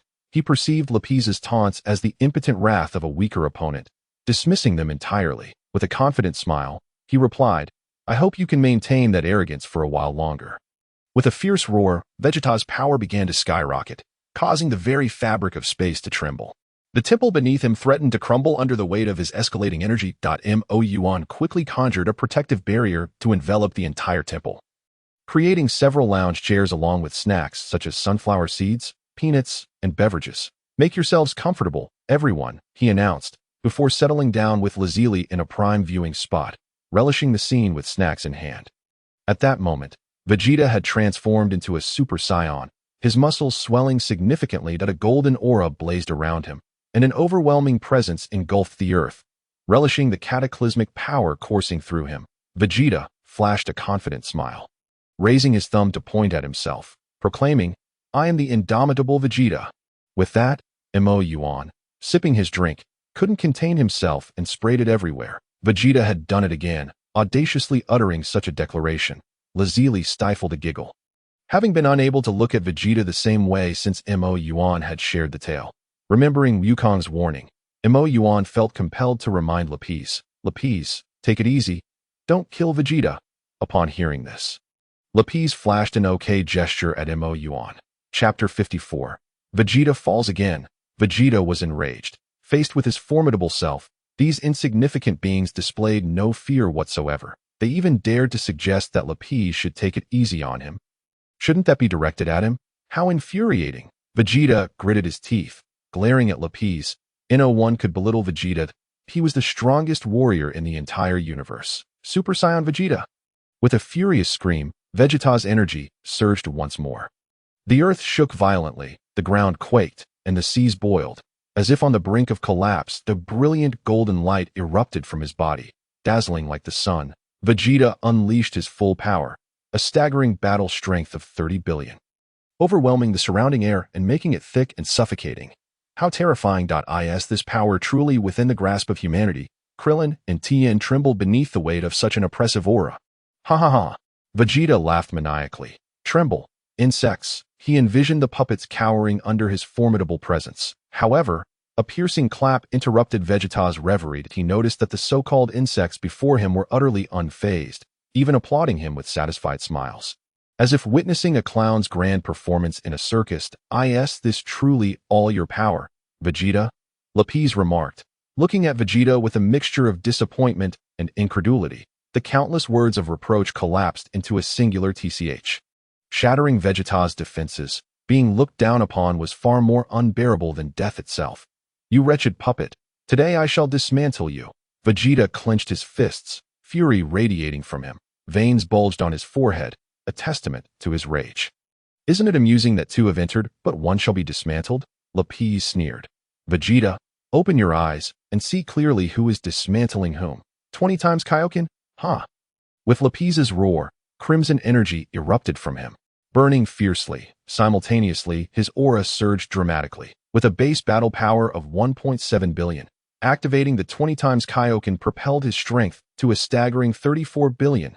Yet the overwhelming energy instantly suppressed Vegeta. However, despite the 40 billion difference in their current state, the disparity was not insurmountable. Although Vegeta was being overwhelmed, he was not entirely defenseless. Thus, Lapis resolved to escalate his power further, determined to defeat Vegeta with overwhelming force. This marked their third confrontation.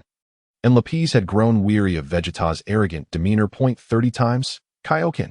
A wave of excruciating pain coursed through Lapis's body, yet he did not flinch. During the past 6 months in the hyperbolic time chamber, he had honed his physique, enabling him to activate the 20 times Kaio-Ken without sustaining injury. While the 30 times Kaio-Ken would inflict some damage, it remained within his limits upon activating it.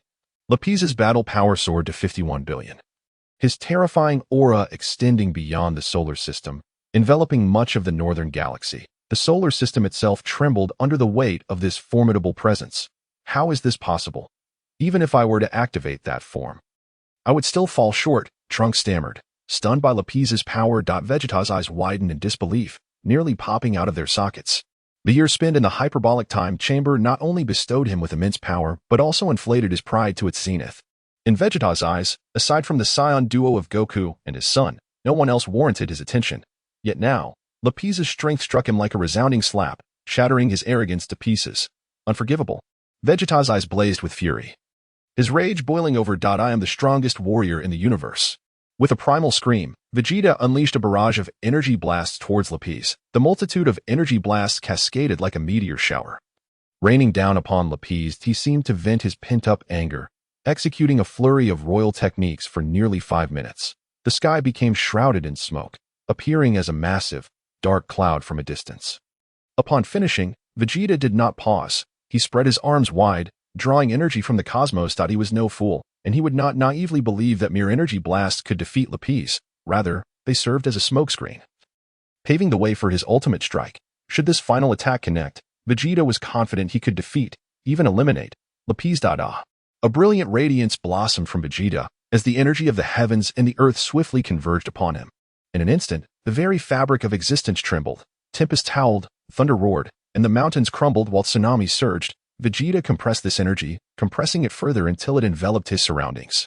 The energy that leaked from this force transformed into lightning, wreaking havoc across the cosmos. The sanctuary, shielded by Moyuan, remained unscathed. However, the earth below was far less fortunate, marred by landslides and devastation. Vegeta, is this your final reliance? As the smoke dissipated, Lapis stood unscathed in the air. Arms crossed, observing the energy gathering around Vegeta with an indifferent gaze. That I concede your strength, but I simply cannot believe you would dare to withstand my attack. Vegeta extended his hands toward Lapis, a ki blast crackling with lightning flickering between them. Yet, the terrifying aura emanating from it was impossible to ignore. The energy of this ki blast had surpassed Vegeta's utmost combat prowess and continued to ascend. Vegeta continued to provoke, proclaiming, "I find that improbable. You are, at best, a coward." Lapis remained silent, calmly watching Vegeta's display. Seeing Lapis's lack of response, Vegeta assumed he had tacitly accepted the challenge, a smirk creeping onto his face. The ki blast, crackling with electricity, danced restlessly at Vegeta's fingertips. The force contained within had reached double Vegeta's power, amounting to a staggering 60 billion. Vegeta found himself unable to compress the ki any further, struggling to maintain control over the volatile energy. "Ha! Perish now, you wretched puppet!" The final flash. Vegeta, assured of victory, could not contain his laughter any longer, ceasing to restrain the ki blast in his hand. In an instant, a colossal wave of energy erupted from Vegeta, carrying an aura capable of annihilating worlds as it surged toward Lapis. The energy wave streaked across the sky, transforming into a beam of light that penetrated the depths of the universe. Hiss! Ha! Hiss! Ha! Vegeta gasped for breath, nearly depleted of his internal strength. Yet, he found solace in the thought that the wretched puppet had been vanquished. Looking back at the spot where Lapis had stood, he was met with emptiness. Unable to suppress his triumphant laughter. "Ha! What does strength matter if it ultimately leads to your demise at my hands? What are you laughing at?" A calm voice, like a whisper from a demon, echoed in Vegeta's ears. This voice sent chills down his spine, and beads of cold sweat broke out across his body. Turning around, he beheld Lapis, who should have perished beneath his onslaught, standing perfectly intact, evidently having evaded his lethal strike. "Why, tch, Lapis could not help but chuckle at Vegeta's incredulity. "Vegeta, are you foolish, or am I? Do you think such a crude provocation would ensnare me? You?" Vegeta was rendered speechless by his anger. "Enough, just allow me to give you a good beating, and know this. Should you dare to speak disrespectfully to us again, I will not hesitate to end your life." Lapis cracked his knuckles, malice glimmering in his eyes. "You?" Vegeta wanted to retort but swallowed his words upon seeing the chilling intent in Lapis's gaze. "Very well, remember my name. I am Lapis. Ensure you do not misname me again, lest I truly take your life." 10 minutes later, Lapis once again seized Vegeta by the hair as they returned to the sanctuary. It must be said, Vegeta's hairstyle was remarkably convenient to grasp. Lapis had declared it satisfactory after his third attempt. Chapter 55, Preparing to Journey to the Future. In the vast, boundless desert, two beams of light, one golden and one purple, intertwined and collided in the air. The thunderous sound of their clash resonated throughout the land. The residual force of their battle generated invisible shockwaves, sending golden sands swirling into towering waves, resembling a cataclysmic scene. Boom! Following another collision, the purple beam faltered, crashing to the ground like a meteor, embedding itself deep within the desert and forming a massive pit. The golden beam hovered above the crater, revealing the silhouette of Sun Wukong, with an aura that had coalesced within him. He had harnessed the full power of Super Saiyan 1 during his year in the Hyperbolic Time Chamber. In this stage, not only had his combat power surged to 60 times its original strength, but he could also perfectly control the power generated by his transformation, containing it within himself without wasting a single ounce. Moyuan was buried deep beneath the sands, a thin layer of aura separating him from the surrounding earth. Engaging Sun Wukong in his normal state was indeed a display of overconfidence, for Sun Wukong was no longer the same as before. His base combat power had reached an astounding 600 million, and upon transforming, it soared to 3,600,000,000. Yet, rather than feeling disheartened, Moyuan smiled widely. During his skirmishes with Sun Wukong, he had discovered that under such immense pressure, his own power was rapidly increasing. Previously, whether battling Laziri or Lapis, he had always matched his strength to that of his opponents. In his earlier, weaker days, Laziri had also lowered her power to challenge him. Thus, he had remained oblivious to the terrifying potential he possessed. In this battle, Moyuan's power had risen significantly, now reaching a base level of 700 million. Eagerly, he anticipated continuing his duel with Sun Wukong. Moyuan let out a low growl, his purple aura erupting forth. The sands in the pit formed into a massive vortex. Bang! The sand at the center exploded, revealing Moyuan's unscathed form. Observing Moyuan's intact state, Sun Wukong could not help but feel a twinge of envy. Though he had held back during their previous encounter, his attack had been beyond what Moyuan's current power could withstand. The fact that Moyuan had emerged unscathed was a testament to his formidable strength. Yuan, with Scion cells within you, you should also be able to transform into a Super Scion, correct? Come now, unleash your full power. Sun Wukong urged earnestly. Moyuan's lips curled into a subtle smile as he nodded. Yes, I can indeed transform, but my transformation may differ somewhat from yours. Differ? Moyuan's words piqued Sun Wukong's curiosity. In what way? Is it the form that differs, or the extent of the power increase?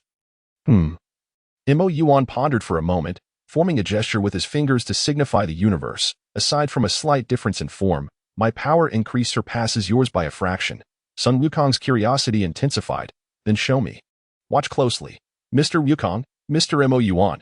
Just as Moyuan prepared to transform, he was suddenly interrupted by a voice from afar. Moments later, Trunks hurriedly appeared before them. Hi. Trunks, what's the matter? Is there something wrong? Wukong inquired. The situation is this. My mother has repaired the time machine, and I wish to invite you to journey to the future with me to help defeat Cell. Trunks regarded Moyuan and Sun Wukong with utmost seriousness. Initially, after receiving a phone call from Bulma, Trunks was eager to return. However, he suddenly recalled Moyuan's ominous words regarding the terrifying power that Cell would wield upon achieving his perfect form. Thus, exercising caution, he resolved to enlist Sun Wukong and the others to accompany him to the future timeline to eradicate Cell. This led to the present scene. Naturally, Moyuan and Sun Wukong had no objections to Trunks' request, as a formidable opponent was precisely what they desired. Moyuan was also curious to ascertain whether he or the perfect form of Cell was superior. You go ahead. I shall arrive shortly, he stated. Moyuan then focused his mind's eye on the temple, initiating instant transmission, vanishing from his current location. Inside the temple, Lazuli was diligently practicing various applications of her spatial abilities. In terms of spatial talent, Lazuli was exceptionally gifted, having developed numerous distinct spatial abilities solely from her instant transmission technique. She had created a dimensional space for item storage, a rending space technique, and the ability to immobilize an enemy's spatial movement, among others. If she continued on this path, once Lazuli's power increased, she would undoubtedly rival Hit, who possessed time manipulation skills. Suddenly, a wave of spatial energy enveloped her, followed by a familiar aura. Sister, I have returned, Moyuan murmured as he embraced Lazuli. How did you return so quickly? She inquired. Moyuan recounted his plans to journey to the future timeline with Trunks, after a moment of silence. Lazuli responded, You should go. Shall I take my leave then? Moyuan asked, locking onto Bulma's location in preparation for instant transmission. Wait. What is it? Moyuan queried, puzzled as he gazed at Lazuli. She gracefully approached him, standing on tiptoe. Moyuan caressed his dampened lips, grinning foolishly. You silly, hurry and go. Don't keep them waiting, Lazuli playfully chided. Moyuan regarded her with a sudden realization. I just remembered that there is something important I have yet to do. Lazuli tilted her head in confusion. What is it? At that moment, she noticed Moyuan's face magnifying in her line of sight. After a brief pause, Moyuan, gazing at the slightly flushed face of Lazuli in his embrace, declared with conviction, the important matter is, of course, to reciprocate. Mutual respect is a splendid virtue. All right, I shall truly take my leave now, he stated earnestly as he released Lazuli's autumn-like eyes shimmered with affection, as if harboring unexpressed sentiments. That I will await your return. Moyuan was momentarily taken aback before nodding earnestly. Very well. He locked onto Bulma's location and vanished from sight. Lazuli watched the spot where Moyuan had disappeared for quite some time, her expression gradually solidifying with determination as she intensified her training. She did not wish to remain sheltered behind Moyuan when encountering adversaries in the future. After all, she was the elder sister. Chapter 56, The Savior of the World, the Hero of Humanity, Cell. When Moyuan arrived at Bulma's residence, Sun Wukong, Trunks, and Vegeta were already present. Yuan, you have finally arrived, Sun Wukong exclaimed, rising with excitement upon seeing Moyuan. He was eager to engage Cell in battle. Vegeta cast a sidelong glance at Moyuan, turning his head away in silent anger. Each time he beheld Moyuan, he was reminded of his recent defeat at the hands of Lapis. Just wait. This prince will eventually eliminate each one of you, Vegeta thought bitterly. Hey there, handsome. Would you care to join me for a date? Bulma's mother, Mrs. Brief exclaimed as her eyes widened upon seeing the striking Moyuan.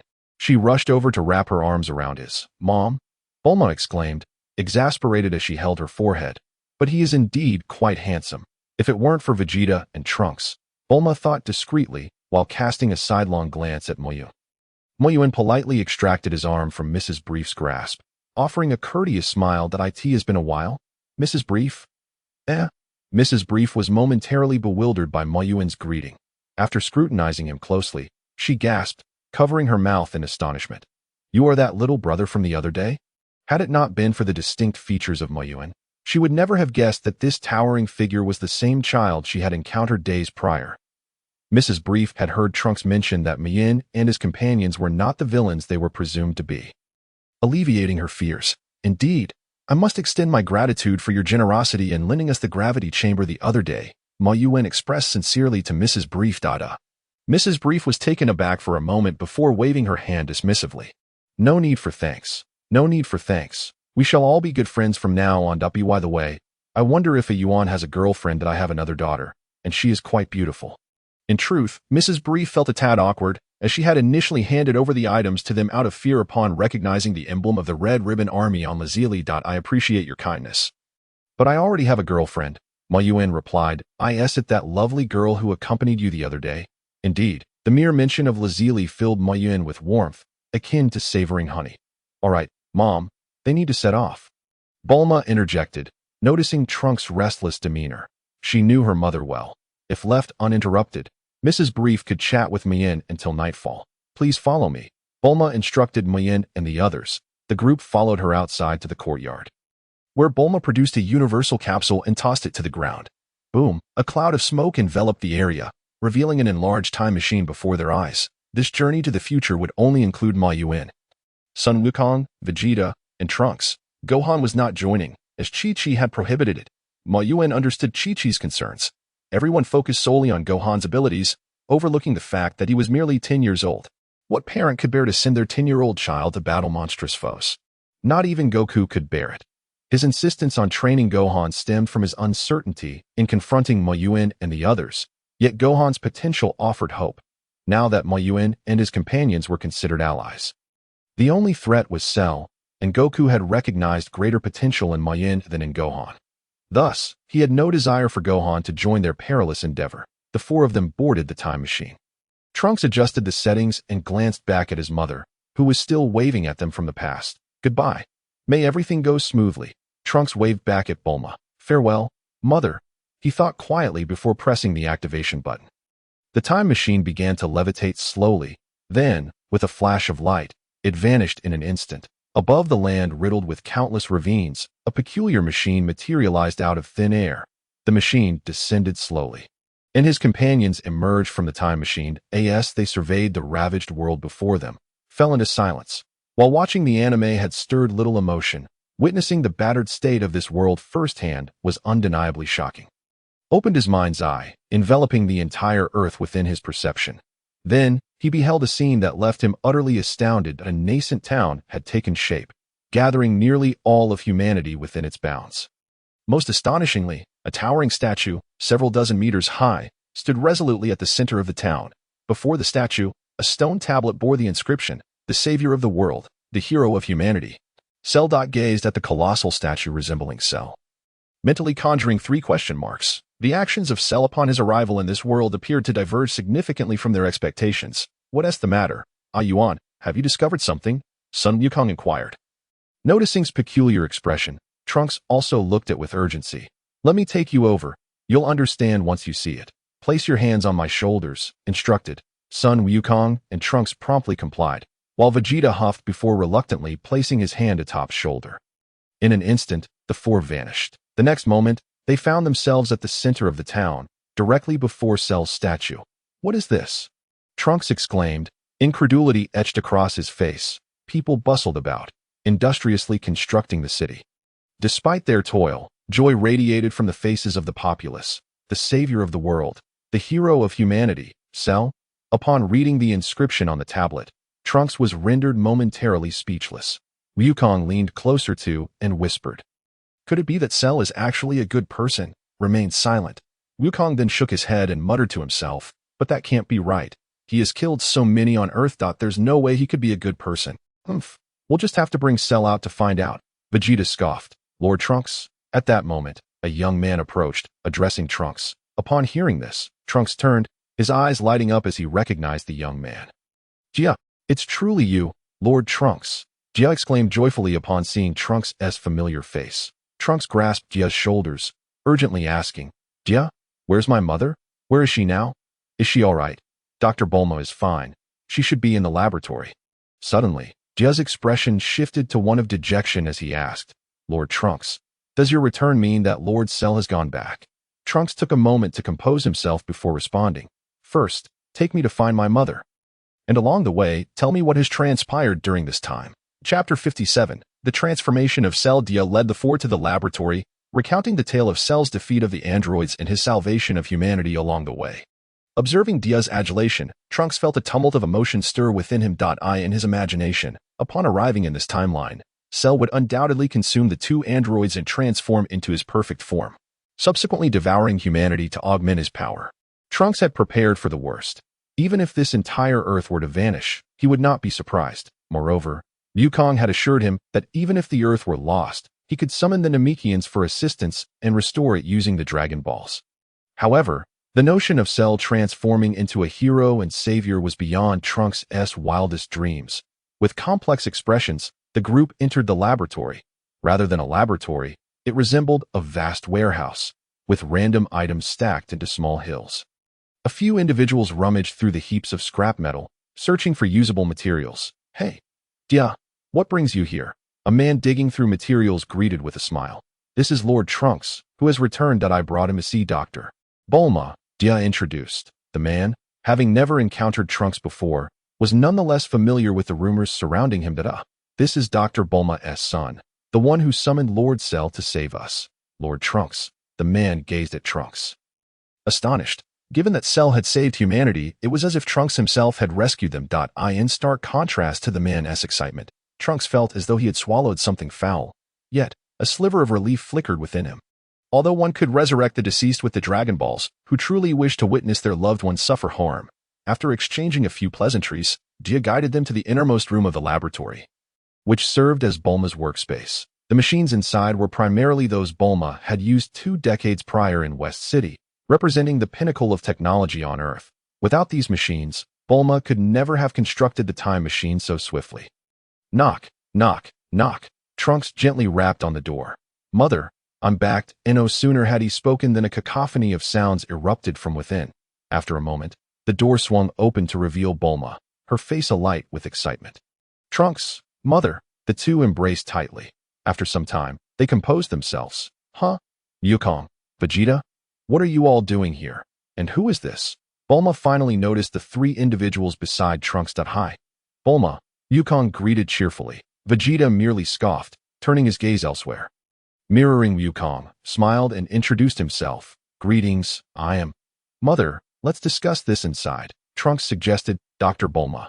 Lord Trunks, I have matters to attend to, so I'll take my leave. I won't disturb you further, Gia said before instinctively departing. What? Bulma gasped. Unable to fathom the revelation she had just heard from Trunks, she learned of Cell's true nature. To her astonishment, the being they had hailed as a savior was, in fact, a creation of Dr. Gero. Moreover, he was not Trunks' ally but had stolen Trunks' time machine to arrive in this timeline, solely to absorb the androids number 17 and number 18 and achieve his perfect form. The notion of saving humanity may have merely served as a guise to compel her to create the special energy required to activate the time machine. Naturally, Bulma wholeheartedly believed her son's words. By the way, Mother, do you know where Cell has gone? Trunks inquired. Bulma shook her head, replying, I'm not sure. He visited the laboratory a few days ago, but I have not seen him since. I know where he is. As began to speak, he had just opened his inner eye to search for the whereabouts of, after thoroughly scanning the surface of the Earth without any discoveries. A peculiar aura suddenly caught his attention near Doctor's laboratory. Following this sensation, he eventually located in an underground lab.at. That moment, the energy fluctuations emanating from were alarmingly vibrant, suggesting that some earth-shattering transformation was underway. Through his inner eye, could distinctly sense the terrifying magnitude of the energy within, which had entirely surpassed the peak combat power of .it. Is worth noting that, with the aid of the gravity chamber in the hyperbolic time chamber, had already exceeded his original combat prowess. In fact, under full power as a Super Saiyan 1, S strength had eclipsed that of the fully realized from the original narrative. However, the before him now boasted an astonishing combat power of 500 billion. And it was still on the rise. This was merely the complete form of. Should he transform into his lightning form, his power would at least double at that point. Even would find it challenging to contend with him. Without further delay, urged everyone to act swiftly, instructing them to place their hands upon him. He then utilized instant transmission, vanishing in an instant, within the underground laboratory, for figures materialized out of thin air. Upon sensing their arrival, immediately opened his eyes wide. He snarled, glaring at the newcomers with a fierce intensity. Days prior, he had come here and encountered his counterpart from this timeline. The fully realized effortlessly devoured the nascent of this dimension. Yet, after consuming this version, realized that his body felt like it had completed the final piece of a puzzle, transforming into a flawless entity. Additionally, he experienced a new metamorphosis, currently undergoing the process of transformation. Originally, his complete form possessed a combat power of 250 billion, but after several days of evolution, it had soared to 500 billion. This represented a twofold increase from before, and the metamorphosis was far from complete. Should the transformation reach its zenith, could hardly fathom the extent of his newfound strength. Yet now, everything was being thwarted by the very presence of these four individuals, forcefully exiting his transformative state. Found it impossible to regain the sensation of entering that phase again. You shall pay for this. He seethed, nearly grinding his teeth to dust as he glared at and his companions. Chapter 58. The Transformation of Four Bloodlines Fusion. Roared in an instant. The power within him surged to its zenith, unleashing a terrifying aura that erupted into a colossal pillar of light ascending into the heavens. The ground above the underground laboratory vaporized instantly under the impact of this overwhelming force. The skies darkened, winds howled, and thunder rumbled. The entire Earth, the solar system, and even the entire galaxy trembled under the weight of this formidable presence. Strange phenomena manifested across the Earth, as if the apocalypse had descended, and were all visibly shaken. Yet, that was the extent of their reaction. Just days ago, the 30-fold Kaio-Ken wielded by had proven to be superior to by a hair's breadth. He felt an immense relief that he had not ventured back to this timeline alone. Otherwise, he would undoubtedly have been no match for. Although had never revealed his true strength before them, it was evident to them that he held a position of dominance among the four. After all, how could someone without formidable power assume such a role? Observing the unruffled demeanor of, felt a surge of confidence, as suppressive aura seemed to diminish significantly. Do you have confidence in dealing with him? Inquired, his gaze cautiously fixed upon. Calmly nodded, affirming, no problem. That's good. With you backing me up, I feel reassured, replied with a smile. Retorted, you may not believe it, but initially, my thought was that if the sky were to fall, you would hold it up. How did it suddenly shift to me being the one to support you? Where did things go awry? For a moment, fell into contemplation. Upon hearing the exchange between, and felt a surge of irritation. When had he, Prince, ever needed to rely on others for support? Since his transformation into a Super Saiyan, he had believed that only could stand as his rival. Yet now, one after another, they all seemed to surpass him. Even Sun had reached a combat power that matched his own. The more pondered, the angrier he became, his face flushed, fixating his gaze on. He yearned to vent his frustrations. Enough chatter. Let's attack together. The three of us should be able to take this guy down. Declared coldly, he was not foolish. He recognized that given the vast disparity in combat power, facing alone would be futile, a lesson he had learned from his encounter with, upon hearing's words, felt a thrill of excitement. As a warrior of the Saiyan race, his enthusiasm for battle was unparalleled, thus and instantly transformed into Super Saiyans. After being thoroughly beaten by days prior, S combat power had seen a slight increase. His regular combat power now equaled that of, reaching 600 million. After transforming, S power stood at 360 billion, S at 360 billion, Ants at 300 billion. Regarded them with disdain.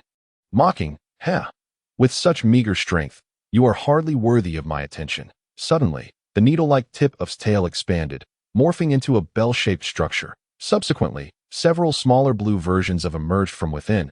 A total of 7, each exuded a powerful and malevolent aura.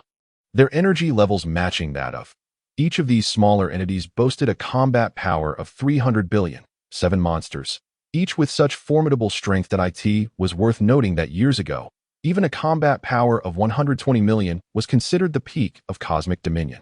As exemplified by if were to appear now, he would likely perish within 3 seconds. The 7 cackled ominously, fixated on their adversaries. You handle these few, I'll take on, stated, with a serious expression, gazed at the 7 diminutive figures and nodded in agreement. Although their individual combat powers were slightly lower, their sheer numbers, 7 in total, offset that difference that in such circumstances, the disparity in power would be neutralized, and they might even find themselves at a disadvantage.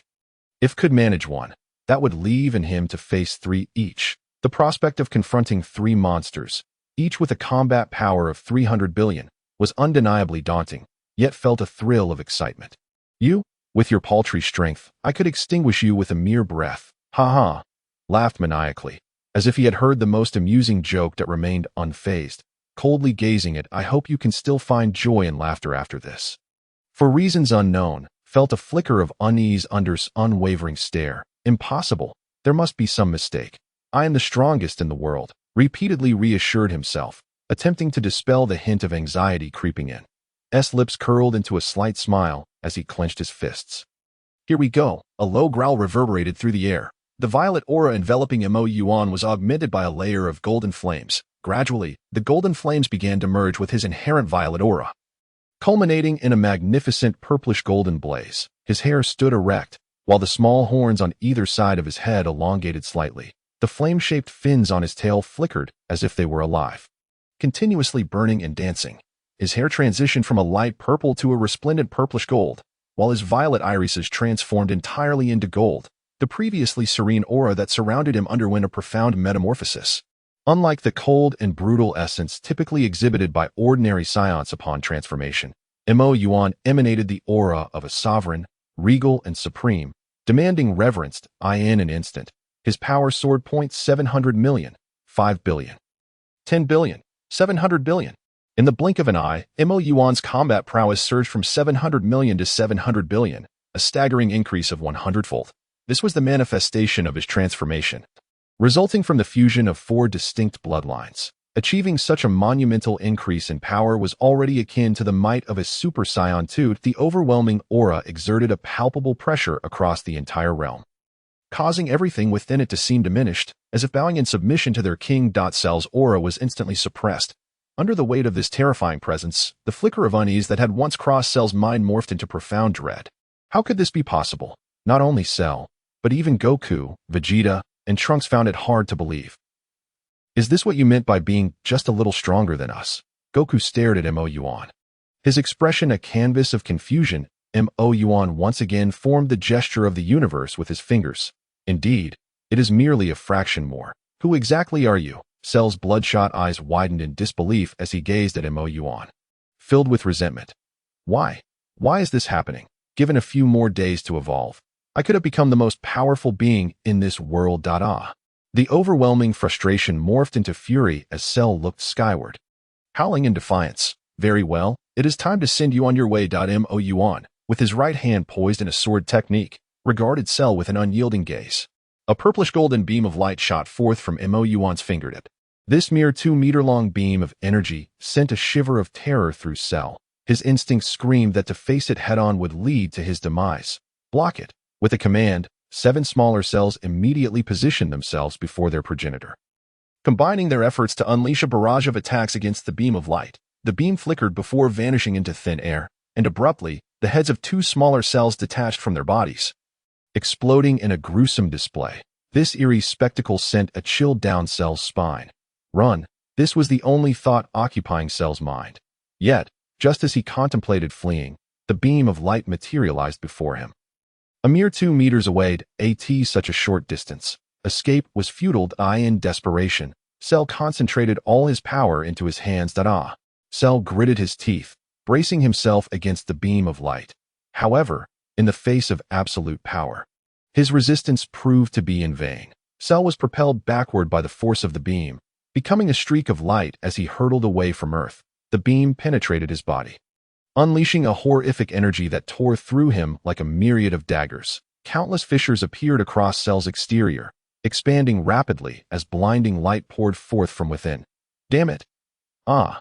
Alas, Cell's anguished roar in the vacuum of space dissipated into silence, his cries becoming mere whispers against the brilliance of the explosion that transformed him into a radiant firework. Chapter 59, Silver Cell? Is this truly the end? Goku stood speechless, gazing at the colossal firework in the cosmos. Vegeta and Trunks were equally astounded, their mouths agape in disbelief. The remaining 5 smaller cells huddled together, trembling in fear. These 5 were deliberately spared by Moyuan, considering that Goku and Vegeta might be eager to engage in battle. As for the reason behind the elimination of 2, although Goku and Vegeta surpassed the smaller cells in strength, facing 3 simultaneously would be a challenge, while 2 was just manageable. Moyuan scrutinized the heavens, his brow furrowing in concern. What is it? Goku noticed the change in Moyuan's demeanor and inquired. Moyuan's gaze remained fixed on the sky as he spoke solemnly. Cell is not dead yet. What? Goku and the others gasped, unable to fathom the implication. Yet, Moyuan's expression suggested he was not jesting. Through his inner vision, Moyuan discerned a silvery mass writhing at the explosion's epicenter, aware of Cell's vulnerabilities. He had not held back in his previous assault, specifically targeting Cell's core. Yet, he was taken aback to find that even under such a formidable attack, Cell's core had managed to endure. Moreover, the silvery core emanated an unsettling pressure. Hinting at the terrifying power it contained, Moyuan again formed the sword technique with his hand, preparing to deliver another blow to Cell. However, after a brief moment, he relinquished the idea, recognizing it was too late. The mass in space was rapidly pulsating, enlarging. Before long, a silver-hued Cell emerged amidst the cosmos, enveloped in crackling lightning, radiating an overwhelming aura that sent shockwaves through the void. Cell inspected his hands, flexing his fingers. A newfound strength coursed through him, an intensity he had never experienced before. Initially, he had believed his demise was imminent, only to discover that the core within his mind had survived the cataclysmic onslaught. Furthermore, his core had completed its metamorphosis. With his physical form obliterated, the evolved core had resurrected him. Revived, he perfectly inherited the core's power, becoming the most formidable Silver Cell. Ha! Cell erupted into maniacal laughter, unleashing his full might without restraint. The terrifying aura he exuded conjured a tempest within the cosmos. The storm surged towards Earth, instantly unleashing a cataclysmic maelstrom of death upon the planet. The very ground trembled, mountains crumbled, and countless peaks were leveled by the onslaught. The construction site of Cell City was obliterated in mere moments. Countless lives were buried beneath the rubble of collapsing structures, while others were swept away by the tempest, reduced to mere pulp amidst the swirling debris. Cell City transformed into a nightmarish realm. You stay here to deal with the smaller cells, Trunks, and I will return. In a moment of urgency, Moyuan seized Trunks and addressed Goku, without waiting for a response. He activated instant transmission, vanishing from the spot. The next second, they materialized in Cell City. Moyuan raised his hand, and instantly, a colossal transparent barrier enveloped the entire area. In that moment, the howling winds ceased, and the debris suspended in the air fell like rain, cascading to the ground. As the storm subsided, the surviving humans gazed at the ruins that were once their city, tears streaming down their faces. Trunks found Bulma in the laboratory. Fortunately, there was a basement. Once the storm struck, everyone in the lab had swiftly taken refuge there, narrowly escaping disaster. However, those working above ground were not so fortunate. Countless lives were lost in the onslaught. The once thriving population of tens of millions on Earth had dwindled to mere hundreds of thousands in the aftermath of the storm. Lord Trunks, what on earth is happening? Dia dragged himself towards Trunks, a shattered leg trailing behind him, his body marred by countless wounds inflicted by the debris stirred up by the storm. His left leg had been gruesomely crushed by a massive rock. Is it Cell? Lord Cell? How could this be? Was he not your ally? He even vanquished those 2 fiends and saved humanity, Dia shouted, his eyes ablaze with fury. Trunks, gazing solemnly at Dia, replied, Cell is not my friend. He is also an artificial being. The demise of those 2 was merely a means for him to absorb them and attain his perfect form. Impossible. This cannot be. Dia sank to the ground, his gaze vacant, shaking his head repeatedly. Since Cell had obliterated the 2 androids, Dia had idolized him. Yet now, he was confronted with the harrowing truth that his idol was also an android. and his actions to save Earth were driven by ulterior motives. After enduring numerous life and death separations, Jia's spirit had become exceedingly fragile. Cell had nearly become his sole pillar of support. With the collapse of that foundation, Jia was utterly devastated. Trunks, speaking ill of others behind their backs is not the mark of a cultured person. Suddenly, Cell appeared overhead. With a shift in tone, he continued, "Moreover, your assertions are not entirely accurate." Hearing Cell's words, Jia's eyes brightened as he crawled towards Cell, dragging his broken leg. "Lord Cell, what he said is utterly false." "Right? Humph," Cell scoffed, unleashing a powerful surge of energy that sent Jia, who was nearly beside him, hurtling away. He then mockingly declared, "He omitted a crucial detail. I intended to annihilate the Earth after acquiring the energy from the time machine. I never anticipated that Trunks would return. However, since you are both back, you must still possess a time machine, correct? Haha. Once I eliminate you all, I shall seize your time machine and return." Cell could not help but lick his lips. Jia's dreams lay in ruins, the overwhelming shock causing his vision to fade to black as he lost consciousness. Yet, Cell spared him not even a glance. Before that, however, Cell turned his icy gaze towards Moyuan, filled with murderous intent. "Just now, I nearly thought I would perish." Upon transforming into his silver form, Cell's combat power had surged dramatically, now reaching an astonishing 150 billion. This exceeded Moyuan's power by over 10 billion. A terrifying aura enveloped Moyuan, instilling within him a sense of pressure, perhaps influenced by his scion bloodline, rather than fear. Moyuan felt exhilaration under this pressure. A slight smile crept onto Moyuan's face as he looked at Cell. Brimming with determination, "Then let us engage in battle. The victor lives, and the vanquished dies. That suits me perfectly." Chapter 60. Gaining experience faced with the Silver Cell, Moyuan, though unafraid, did not dare to underestimate him. After all, Cell's combat power far surpassed his own. Cell, however, was exceedingly arrogant, his overwhelming strength leading him to disregard Moyuan entirely. To him, Moyuan's combat prowess was so meager that a mere flick of his hand could extinguish it. Cell sneered at Moyuan. "Make your move. Otherwise, when I strike, you may find yourself without a chance." With arms crossed, Cell stood defensively unguarded. Observing Cell's hubris, Moyuan could not help but smirk inwardly. In an instant, Cell's pupil shrank to pinpricks. Moyuan had vanished. Yet, before Cell could react, a dull thud echoed. Cell clutched his abdomen, the disdainful expression on his face replaced by one of agony and distortion. Moyuan seized Cell's shoulder and activated instant transmission. The two vanished from Earth, transferring their battle to the vastness of space to prevent any damage to the planet. Both possessed Frisia's cells, granting them the ability to survive in the void of space. Cell could scarcely fathom that despite the vast disparity in their combat powers, he had been struck so hard by Moyuan that he struggled to regain his composure. What he did not realize was that although Moyuan's power was inferior, his frequent absorption of energy had imbued him with a strength surpassing that of an ordinary individual, along with the unique characteristic of dealing greater damage to those of malevolent nature. Clearly, Cell met such criteria, as he bore the weight of millions of human lives upon his shoulders. Thus, even with their power gap, Moyuan could inflict harm upon Cell, not merely failing to breach his defenses. Seizing the advantage, Moyuan gripped Cell's shoulder with one hand, while relentlessly striking his face with the other. Slap, slap, slap. Moyuan mentally provided sound effects for himself, as no sound could be heard in the vacuum of space. Cell's head buzzed, his silver face now adorned with several handprints, his cheeks swollen and resembling a creature from nightmares. Following this, a kick landed on Cell's abdomen, the force of Moyuan's foot propelling Cell like a meteor, crashing through a dozen asteroids before becoming firmly embedded in a massive one. Bastard. Bastard. Bastard. Cell finally regained his senses, the stinging pain on his face serving as a cruel reminder of the events that had just transpired. Moyuan's slaps had not only struck Cell's face, but shattered his pride as well. Cell let out a silent roar, unleashing all the power within him. Lightning crackled around him like a furious beast. Roaring in rage, blinding light illuminated the void.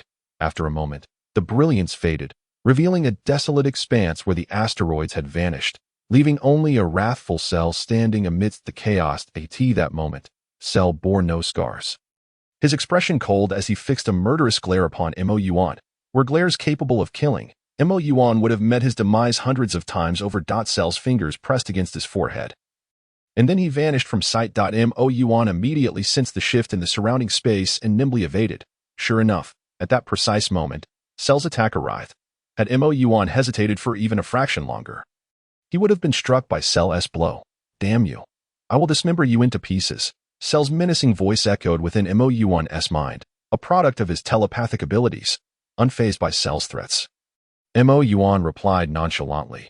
Heh, does your face still ache? You are courting death. Cell's fury ignited, his eyes flashing with murderous intent as he launched a fierce assault against Moyuan. Bring it on. Moyuan was filled with excitement.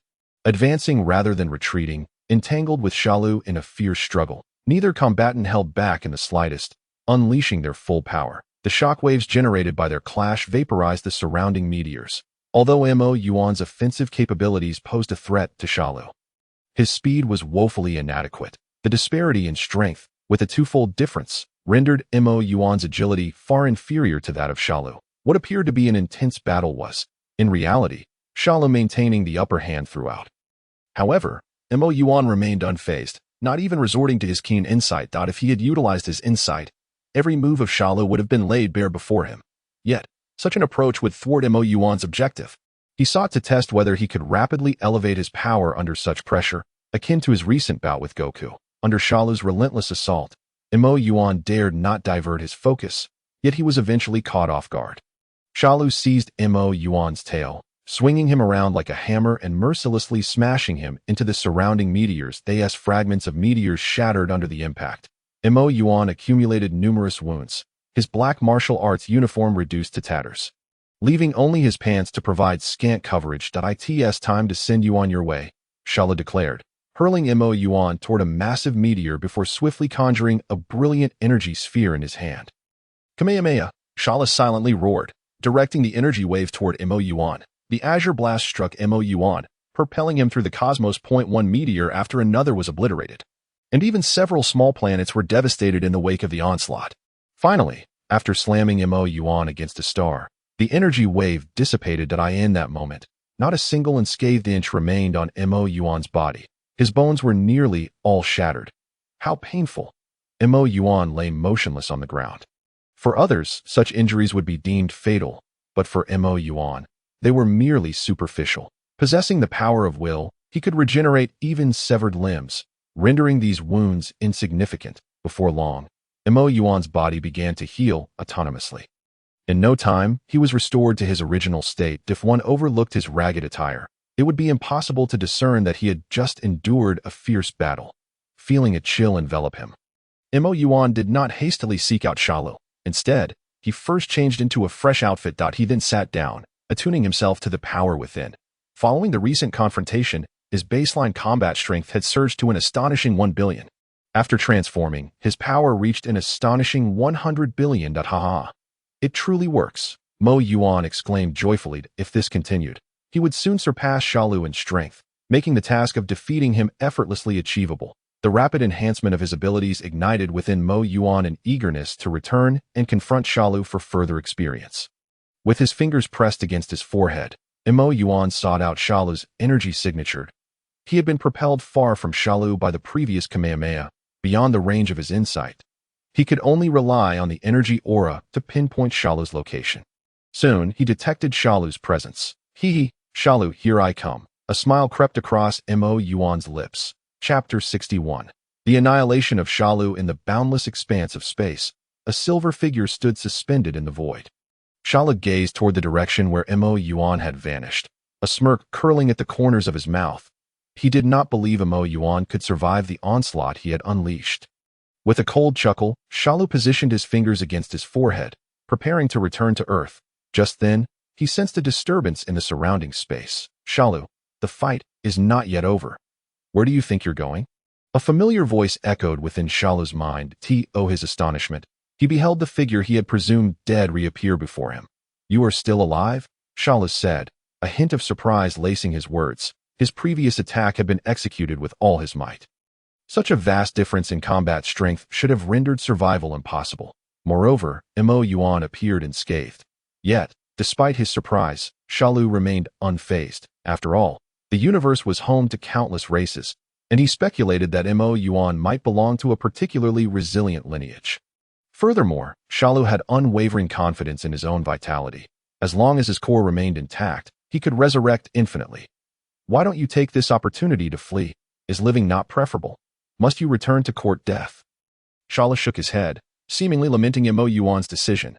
Enough of your prattle. Let us engage directly, Moyuan retorted, his focus solely on acquiring experience. Come forth, he beckoned with a flick of his finger. Humph. A fool courting his own demise. Shalu scoffed, unable to suppress his disdain. With a steely gaze, Shalu initiated the attack, unleashing a barrage of light beams toward Moyuan. Just as the assault was about to connect, Moyuan vanished abruptly.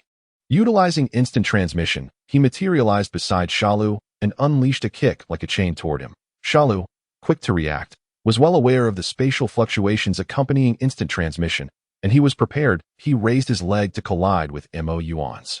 The resulting impact sending shockwaves rippling outward, annihilating meteors and reducing them to cosmic dust. Shalu's mind reeled in shock as a searing pain radiated from his leg.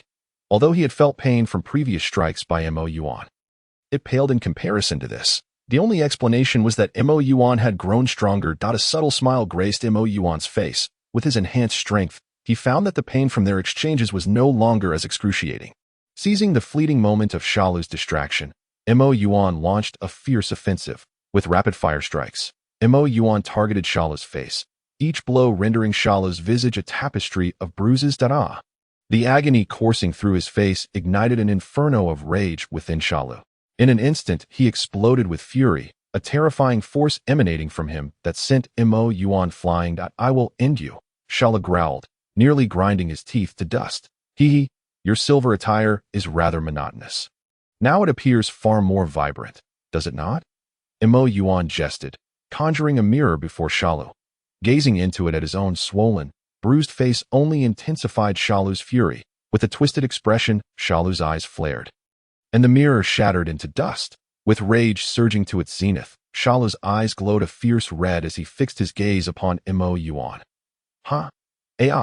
Shalu silently roared, his aura transforming into a tangible force. A tempest of terrifying energy radiated outward, shaking the very fabric of space. Suddenly, Shalu vanished, reappearing beside Moyuan, his palm charged with a spherical blue energy blast aimed directly at him. Moyuan's pupils constricted in alarm. He was too fast. In a moment of desperation, he could only raise his hand to brace for the impending strike. Die. As the energy spheres in Shalu's hands struck Moyuan, they exploded instantaneously, resulting in a tremendous detonation.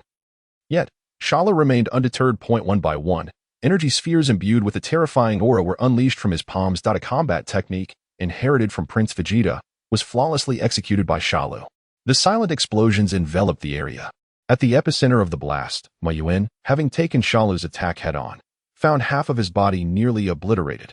However, drawing upon the willpower within him, he soon fully restored his form, and his combat strength surged slightly, reaching a staggering 11 billion. A violet golden aura erupted with ferocity, sending Shalu's energy spheres flying. Then, with a powerful kick into the void, Moyuan soared out of the explosion, launching himself towards Shalu once more. The two clashed again, their fists and feet colliding, unleashing waves of energy that swept through the surroundings. Moyuan effortlessly swatted away one of Shalu's energy spheres, which then plummeted onto a small asteroid. In an instant, the asteroid crumbled, collapsing and ultimately vanishing into the void. The two had been battling for several hours. Shalu grew increasingly alarmed. From the outset, he had dominated the fight against Moyuan, yet now the two were nearly evenly matched, with Moyuan subtly gaining the upper hand. This transformation had occurred in merely a few hours. The sense of dread began to swell within Shalu. Moyuan's rate of growth was astonishingly swift. Moreover, Shalu could feel the immense drain on his internal power, while his opponent seemed to remain in a state of perpetual peak performance. If this continued, it would not be long before he met his demise. Moyuan sensed the power within him and realized his base combat strength had surged to 14 billion. With the transformation granting him a staggering 140 billion, although Shalu's power exceeded his by 100 billion. In practice, Moyuan's combat prowess was superior, inflicting greater damage with each strike. Consequently, Shalu began to fight with hesitation. As Shalu could no longer exert pressure on him, Moyuan noted that the growth of his own power had slowed dramatically, indicating that Shalu had almost become irrelevant. A Shalu stripped of purpose only had death awaiting him. A glint of cold light flashed in Moyuan's eyes that he could not allow Shalu to escape, especially since this pest had been incessantly fixated on his wife, who could tolerate such an affront. With determination set, Moyuan resolved to end this farce swiftly, dispatching Shalu so he could return home and enjoy tender moments with his beautiful sister. Moyuan's aura erupted, transforming into what appeared to be true flames. Warping the space around him, Shalu responded in kind, their energies clashing vehemently. Their gazes collided like lightning. Shalu, upon catching a glimpse of the murderous intent in Moyuan's eyes, felt a chill run down his spine.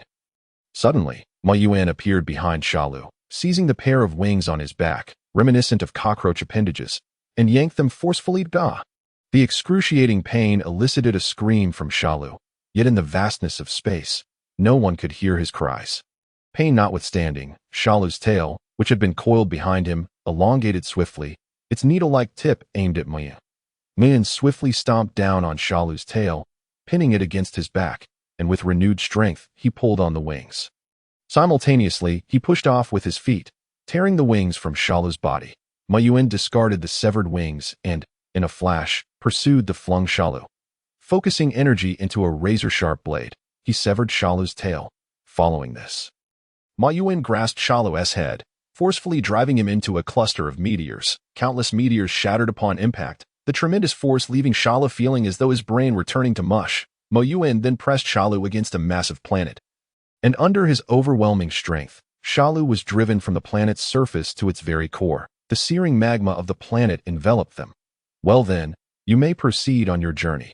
And, with his other hand forming a sword gesture, had prepared the rift. I have a question. Shalu, begrudgingly, gazed at Moyuan. Who are you? Your existence is not recorded in history. Oh, did I not mention this? Moyuan pondered briefly, realizing he had indeed not shared this information. Actually, I am you, from a different timeline. With that revelation, as Shalu's eyes widened in shock, the violet golden blade plunged into the core of his brain. The silvery core disintegrated instantaneously. Men teleported away from the planet, unleashing the full force of the rift. In an instant, the entire planet, along with Shalu, was obliterated, reduced to cosmic dust. Chapter 62. Rebuilding the homeland on Earth. Son Goku and Vegeta, having each consumed a senzu bean, finally vanquished the 5 small Shalus. In this battle, both warriors experienced significant gains, with their base combat strength increasing by 200 million, now reaching a staggering 800 million after eliminating the small Shalus. Son Goku and Vegeta returned to Shalu City, which lay in ruins. Buildings had collapsed entirely, leaving not a single structure unscathed. Severed limbs and remnants were strewn across the city, and the ground was stained with red and white. Even Vegeta, who had endured countless atrocities since childhood, felt a chill at the sight. Trunks was organizing the survivors to rescue the afflicted humans. Upon arrival, Son Goku immediately joined the rescue efforts. Vegeta, initially reluctant to assist, found himself involuntarily drawn into the fray upon witnessing Bulma, weary and drenched in sweat, tirelessly working to help others. That's right, we can use the Dragon Balls to resurrect them.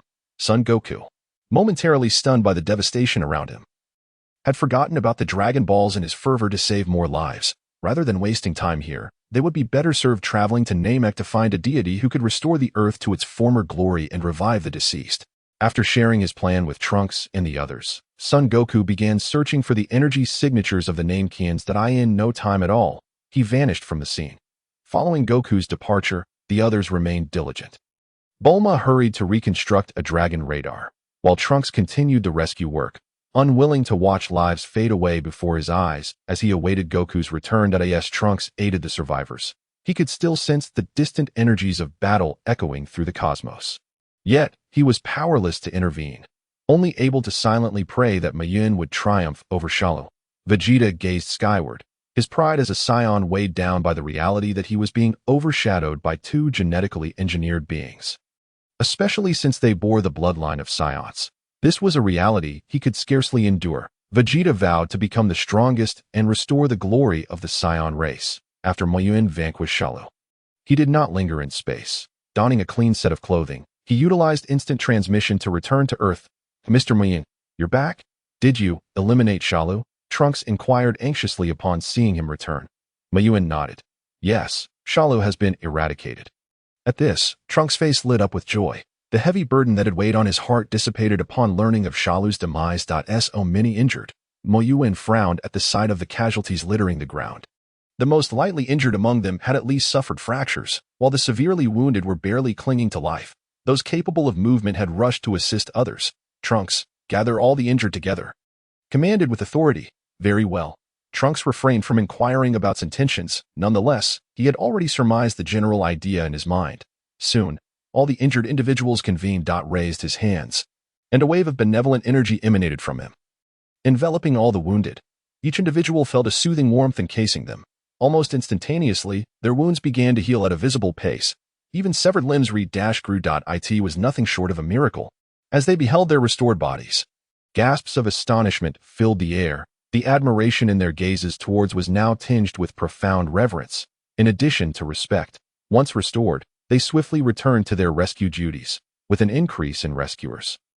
More lives were saved. One by one, the injured were brought before, and under his care, they swiftly regained their health. Felt akin to a miraculous healing being, capable of restoring life with a mere wave of his hand. In actuality, his ability to heal these individuals so readily stemmed from the nature of their injuries. They were merely ordinary wounds. The term ordinary wounds does not imply that they were not severe, but rather that they were not inflicted by energy-based attacks. Injuries caused by powerful beings that utilized energy would leave residual energy, complicating the healing process. The difficulty lay not in repairing the wounds themselves, but in eliminating the lingering energy. Time seemed to fly amidst the flurry of activity. As evening approached, Goku returned with a Namekian resembling Piccolo, who was none other than the grown-up Dandy. Goku brought Dandy to the temple to resurrect the eternal dragon. After the dragon's revival, Goku hurriedly seized the dragon radar freshly crafted by Bulma to collect the Dragon Balls. Approximately an hour later, he returned, cradling 7 Dragon Balls. Come forth, eternal dragon, and grant my wish. After uttering the incantation, dark clouds shrouded the sky, and a colossal dragon materialized in the AI. It seemed that Dandy, having cultivated for 20 years in this timeline, possessed greater strength. The enhanced dragon could grant 3 wishes.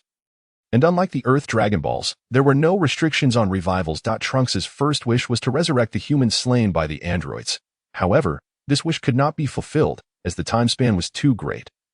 Many had already reincarnated and were beyond revival, including Goku and the other Z fighters. It seems implausible that Goku and the others remained in heaven for training while the androids wreaked havoc on Earth for 2 decades. If they had not been reincarnated, they would surely not have remained idle. Ultimately, they could only revive those who had been killed by the androids within the past year. The second wish was to resurrect those killed by Cell, which presented no issues. However, in doing so, androids 17 and 18 were also revived. Just as they came to grasp the world around them, Trunks swiftly dispatched them with a single stroke, sending them back to hell. For their final wish, they initially intended to revert the Earth to its state prior to the android's emergence. Yet, after careful consideration, they abandoned this notion. Instead, they requested provisions sufficient to sustain humanity for a period. As for Earth, they planned to reconstruct a new home in a shadowy corner. A young man curled up, his gaze vacant, his presence devoid of vitality. The sound of clear footsteps elicited no response from him. A bearded gentleman approached, observing the youth's despondent state with palpable sorrow, but he placed his large hand on the young man's head and gently ruffled his hair. "Yeah, I have returned." In that moment, sunlight seemed to pierce through the gloom, illuminating the dark corner. The lifeless aura was dispelled by the sun's rays, and Jia's dulled gaze sparkled with a hint of life, gradually reviving. Slan? Uncle. Chapter 63. The birth of the second sugar baby in the primary timeline. On Earth, in West City, at the Capsule Corporation, after spending a day in the future timeline, and the others returned to their own time via the time machine. Unlike their departure, which saw 4 individuals, only 3 returned. Upon their arrival, Bulma immediately advocated for a celebratory feast. And Goku had no objections. However, before that, they needed to retrieve their family members. Fortunately, both were capable of instant transmission, making it a matter of moments. Quickly located Lazili's position and vanished from sight. During the day apart, truly comprehended the meaning of the phrase "a day apart feels like 3 autumns that reappeared." he was met with the sight of a graceful figure rushing towards him. He opened his arms, expertly embracing her and spinning her around. "Sister, I'm back." Hearing the deep, magnetic voice near her ear caused a flush of warmth to rise to Lazili's cheeks. "Was everything smooth? You weren't hurt, were you?" Lazili's concerned inquiries warmed his heart. The feeling of being cared for was unparalleled. "Things went relatively well. Cell has been eliminated. But what?" Seeing hesitate, Lazili grew anxious. "Are you injured?" She began to tug at S clothing. Eager to check for injuries that grasped Lazili's restless hands. "I'm suffering from internal injuries. One's not visible from the outside." Internal injuries. Upon hearing this, Lazili's worry deepened. Suddenly, she noticed the glimmer of mischief in his eyes. As if realizing something. "What should we do? Can it be cured? If not, should I find a place to bury you?" Upon her words, could easily discern that Lazili had caught on to his playful teasing. Feeling somewhat guilty, murmured, "It's not that it can't be treated. Just give me a kiss, and it will be instantly cured." A kiss. Is it really that simple? Indeed, nodded fervently, "No need for extensive treatments in bed." Lazili's eyes sparkled, and a captivating smile graced her lips. Her delicate fingers caressed chin as she teased. "If possible, the effect should be even greater." "Is that true?" Then, under his eager gaze, Lazili slowly leaned closer. 10 centimeters. 5 centimeters, 2 centimeters, half a centimeter. Just as anticipated, Lazili perfectly missed her mark, whispering playfully in his ear, "Keep dreaming, my little man." With that, she pushed aside and turned to leave. Watching Lazili's graceful silhouette, anger flared. "Pants off, and this is all I get. How can I endure this? What man could endure it? Even if I could, the readers certainly cannot." Furious, instantly employed instant transmission. Sensing the spatial disturbance, a glint of cleverness flashed in Lazili's autumn-like eyes. Suddenly appeared before Lazili, capturing her soft lips amidst her startled gasp that a fierce battle of wits ensued, culminating in Lazili surrendering with tears in her eyes, waving a white flag, gazing at the tear-streaked Lazili in his arms. Declared resolutely, "You know I'm no child." Lazili appeared to have a sudden realization, her delicate face flushing a rosy hue. That evening, everyone gathered at Bulma's residence. To everyone's astonishment, Krillin had brought along a beautiful girl who was nearly his height. With her chestnut hair, it was evident to Moyuan that she was not his ex-girlfriend Marin. Moyuan had always been too kind to Krillin, harboring suspicions that he might secretly harbor feelings for Bulma, especially since his former girlfriend bore an uncanny resemblance to her. Of course, this was merely Moyuan's conjecture. Only Krillin knew the truth of his affections. The girl Krillin introduced was named Karen, and through his explanation, everyone learned how he had met her. Karen was the very girl Krillin had rescued from Cell. A few days after Krillin's heart was shattered by Marin, he fortuitously encountered Karen, with her pursuing him. They quickly became a couple. Notably, Karen was the sole heiress of a wealthy tycoon on Earth. Although her family wasn't as affluent as Bulma's, they were still among the elite in terms of wealth. Unlike Marin, who treated Krillin like an ATM, Karen had never taken a dime from him and frequently gifted him presents, which made Yamcha feel a tinge of envy. Thus, Krillin had become the second man in the room living off a woman, undeniably reaching the pinnacle of his life. Just look at Vegeta's current gluttonous demeanor to understand how enjoyable such a lifestyle can be. After all, attractive and kind-hearted wealthy women are a rare breed in this world. "Are you envious?" Lazili casually inquired, flicking her hair. However, Moyuan perceived the bold words in her gaze. "You better give me a proper answer." Moyuan shook his head and replied softly, "Not particularly. While living off a woman does seem enticing, it's not to my taste."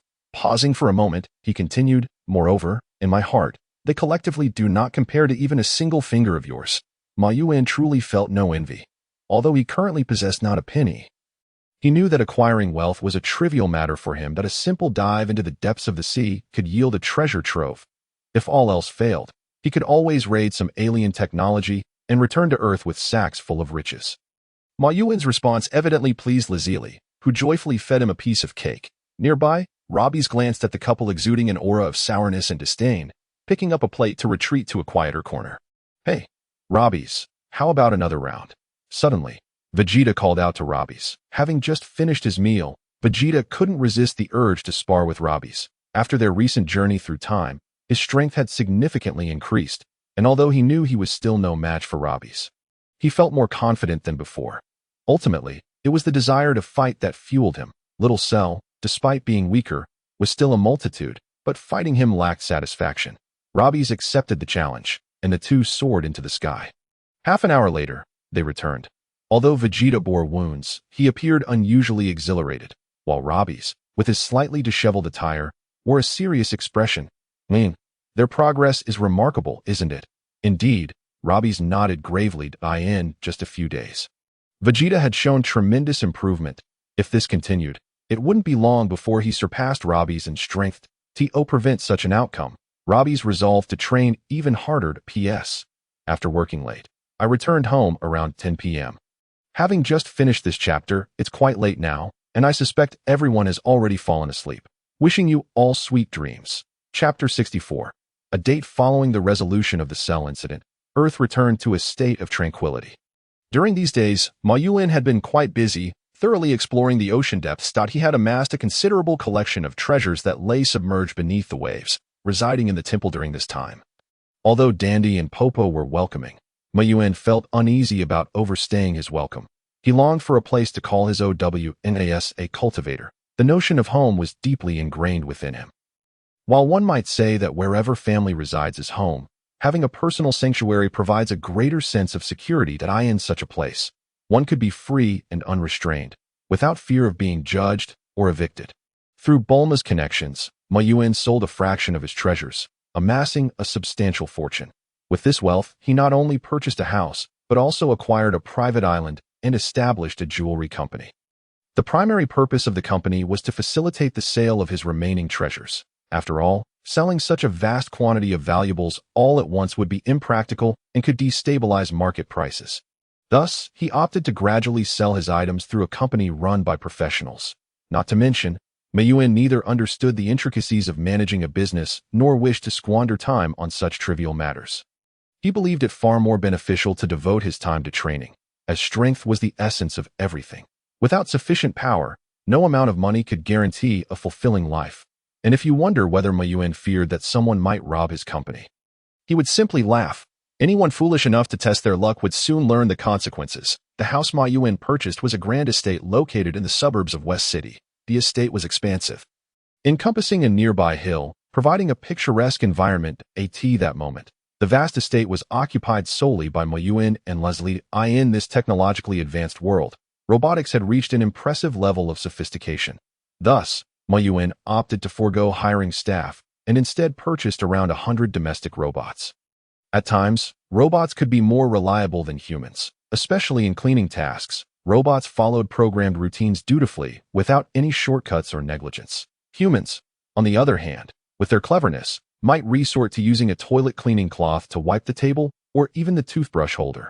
As for Robbie's and Android 16, they were likely still scouring the globe for endangered animals to rescue and transport to the island for protection. Lazuli lounged on the sofa, idly pressing buttons on the remote control. Perhaps due to a lack of appealing morning shows, she found herself flipping through channels without success. Eventually, she switched off the television, yawned, and nestled into Moyuan's embrace, seeking the most comfortable position like a lazy cat. Feeling tired? Moyuan asked, holding her close to prevent her from slipping away, gently wiping away the tears that had formed at the corners of her eyes from yawning. Lazuli murmured softly, too fatigued to engage in conversation. After contemplating for a moment, Moyuan suggested, how about we go shopping? We could also pick up some new clothes. Indeed, the allure of shopping and acquiring new attire is a temptation that most women find irresistible. And Lazuli was no exception. Upon hearing the prospect of shopping, she immediately perked up. For this outing, Moyuan decided against flying or using instant transmission. Instead, they would travel like ordinary people on a motorcycle. In addition to motorcycles, Moyuan had also purchased several cars. But why choose a motorcycle? Well, let's just say it was an exhilarating choice. The road conditions that day were not ideal, and what should have been a 30-minute drive turned into an hour of bumpy travel. Upon reaching their destination, Lazuli dismounted from the motorcycle, her legs feeling a bit wobbly. With a slightly flushed face, she couldn't help but roll her eyes at Moyuan playfully, exclaiming, "You little rascal." Upon entering the shopping mall, Lazuli began to showcase her formidable combat prowess. From the ground up, she could peruse nearly every shop in a single sweep. However, Moyuan did not feel the slightest bit fatigued. How does this outfit look? Is it appealing? Lazuli changed into a form-fitting khaki dress, the fabric hugging her curves, while her long, exquisite legs were enveloped in gossamer black stockings, accentuating her voluptuous thighs and slender, straight calves. Such a visual feast left Moyuan utterly invigorated. It must be said, Lazuli possessed an extraordinary figure, serving as a perfect mannequin for any attire. Especially after spending a year in the spirit time room, she had grown 10 centimeters taller, with nearly all of that height manifesting in her legs. Those long limbs, surpassing a meter in length, were utterly irresistible. Without waiting for Moyuan's response, Lazuli could read his gaze, one that seemed to devour her whole, and knew this outfit was destined to remain. Besides trying on clothes for herself, Lazuli also coaxed Moyuan into sampling several outfits. Ultimately, after her meticulous selections, they both donned new garments. Naturally, they did not forget about Lapisi and number 16, acquiring several outfits for them as well. Oh, there's another shop. Lazuli suddenly discovered a store tucked away in the corner, likely another clothing boutique. Adhering to the principle of better to mistakenly apprehend than to let slip away, she pulled Moyuan into the establishment. Inside, aside from a cashier, there was no one else present. The garments here were quite peculiar. Lazuli held up a set of clothing, noting how scant the fabric was, with a low neckline, a short skirt. In both thin and sheer material, Moyuan quickly discerned the truth. This was evidently an adult shop. Beyond a few specialized uniforms, it was filled with an array of intriguing props. Handcuffs, whips, and mace were all available, stirring a tempest of thoughts in Moyuan's mind. Seizing the opportunity while Lazuli was distracted, he deftly snatched up several uniforms and, under the cashier's bemused gaze, quickly settled the transaction before stowing them away in his dimensional space. After surveying the store, Lazuli seemed to grasp the situation, her face flushing crimson as she hurriedly dragged Moyuan out. As they departed the mall, dusk was approaching. The pair strolled hand in hand down the street, intending to visit a nearby snack street for dinner. In the Dragon Ball world, with its advanced technology, all machines utilized pollution-free energy sources, resulting in particularly fresh air. Breathing in the crisp atmosphere, with his hand enveloping hers, Moyuan felt his heart swell with contentment. An overwhelming sense of satisfaction washed over him. He wished this path would never end. "What's the matter? What has you smiling so joyfully?" Lazuli inquired, eyeing him curiously. "Oh, it's nothing, just feeling fortunate." "Fortunate?" Moyuan beamed brightly. "Yes, fortunate to have arrived in this world, and to have met you." Such candid words rendered Lazuli bashful. Lowering her head, she murmured softly, "Me too." Chapter 65. Watching a movie as evening descended. It was the perfect time for dinner. Even before setting foot on the food street, the tantalizing aromas of various delicacies wafted through the air. "How delightful!" Lazuli exclaimed, her petite nose twitching in response to the fragrances that invigorated her spirit. Eagerly, she tugged on Moyuan's hand, hastening towards the stalls. The snack street buzzed with life, vendors on either side bustling with activity. The lively atmosphere stemmed not only from the plethora of food, but also from the nearby university, where youthful girls donned JK uniforms traversed the scene. The arrival of Moyuan and Lazuli instantly captivated the attention of countless onlookers. So handsome. Moyuan stood tall and strikingly masculine, rendering the girls momentarily speechless, causing even their snacks to lose their appeal. Although Moyuan sported horns atop his head and a tail trailing behind him, making him appear distinct from the norm, this world was not solely populated by humans. Beastmen with fur-covered bodies existed as well. Thus, the crowd didn't find his appearance odd, nor did they cast him sidelong glances. Many bolder girls, their eyes sparkling, contemplated approaching him. However, upon noticing the ethereal beauty of Lazuli by his side, they hesitated, feeling dwarfed by her radiance. The disparity between them and Lazuli was akin to that of mere mortals compared to a celestial being. Likewise, Lazuli garnered the attention of numerous boys, but when they compared themselves to the towering Moyuan, their self-confidence waned, leading them to abandon their unrealistic aspirations. Yet, a few overly self-assured individuals attempted to approach, only to feel their hearts race as if gripped by a powerful hand, rendering their breath shallow. By the time they gathered their composure, the pair had already moved on. The gazes of others did not affect the appetites of Moyuan and Lazuli. They commenced their culinary adventure at the first stall they encountered. Watching the squid sizzle on the iron grill, Lazuli couldn't help but salivate. The squid, as large as her face, was flipped and turned by the skilled hands of the grill master, brushing oil, applying sauce, pressing, flipping. These seemingly simple actions required great finesse and experience to execute with such ease. Finally, after a layer of secret sauce was brushed atop the squid and sprinkled with seasonings, a fragrant skewered squid was ready. The chef placed the squid into a brown paper bag and handed it to Lazuli. The enticing aroma wafted up, igniting her appetite, and with a hearty bite, she exclaimed, "QWP, it's delicious." She then offered the grilled squid to Moyuan. "Try it. It's incredibly good. Indeed, it's quite remarkable. The squid is exceptionally fresh, devoid of any fishy taste, with a savory flavor, slightly charred on the surface. The meat is firm and springy, becoming more delicious with each chew." Delicious. Moyuan couldn't help but praise. They shared the large skewer, taking turns to savor each bite. Continuing down the street, they indulged in nearly every snack stall they passed: taiyaki, tamagoyaki, takoyaki, tempura, grilled eel, chicken skewers, odin, and so forth. As they neared the end, Lazuli took only small bites of each dish, leaving the majority to Moyuan, as there was simply too much food, and her appetite couldn't match that of Asaya. After 2 hours of culinary exploration, they finally completed their journey through the food street. With juices in hand, Moyuan and Lazuli strolled leisurely, digesting their feast. Moyuan felt unfazed, capable of consuming more, while Lazuli felt as though her stomach might burst. "Shall we catch a movie? There is nothing pressing to return to," Moyuan suggested, spotting a cinema. "Sounds good. I haven't watched a movie in ages," Lazuli replied enthusiastically. Ever since being transformed into an artificial human, she hadn't even had the chance to watch television. Although her stomach was full, she insisted on ordering a bucket of popcorn, for a movie without popcorn lacked soul. Besides, even if she couldn't eat much, Moyuan was there. He had an insatiable appetite. After the tickets were checked, the two individuals entered the screening room, which appeared remarkably similar to cinemas from a previous life, albeit with slightly more spacious seating. Their seats were situated towards the middle, a bit further back. The air conditioning was set quite low, and since Lazuli was already somewhat sensitive to the cold, coupled with the fact that it was summer and she was dressed lightly, she couldn't help but shiver. Moyuan took out a jacket and draped it over her legs, which were clad in black stockings. He then wrapped his arm around her shoulders, drawing her into his embrace. Leaning against Moyuan's shoulder, Lazuli felt the chill dissipate from her body. This familiar sensation evoked memories of the times they had warmed each other in the spirit time chamber. Since leaving that place, they had not shared a room again, as Lapis's presence made Lazuli somewhat hesitant. She found herself reminiscing.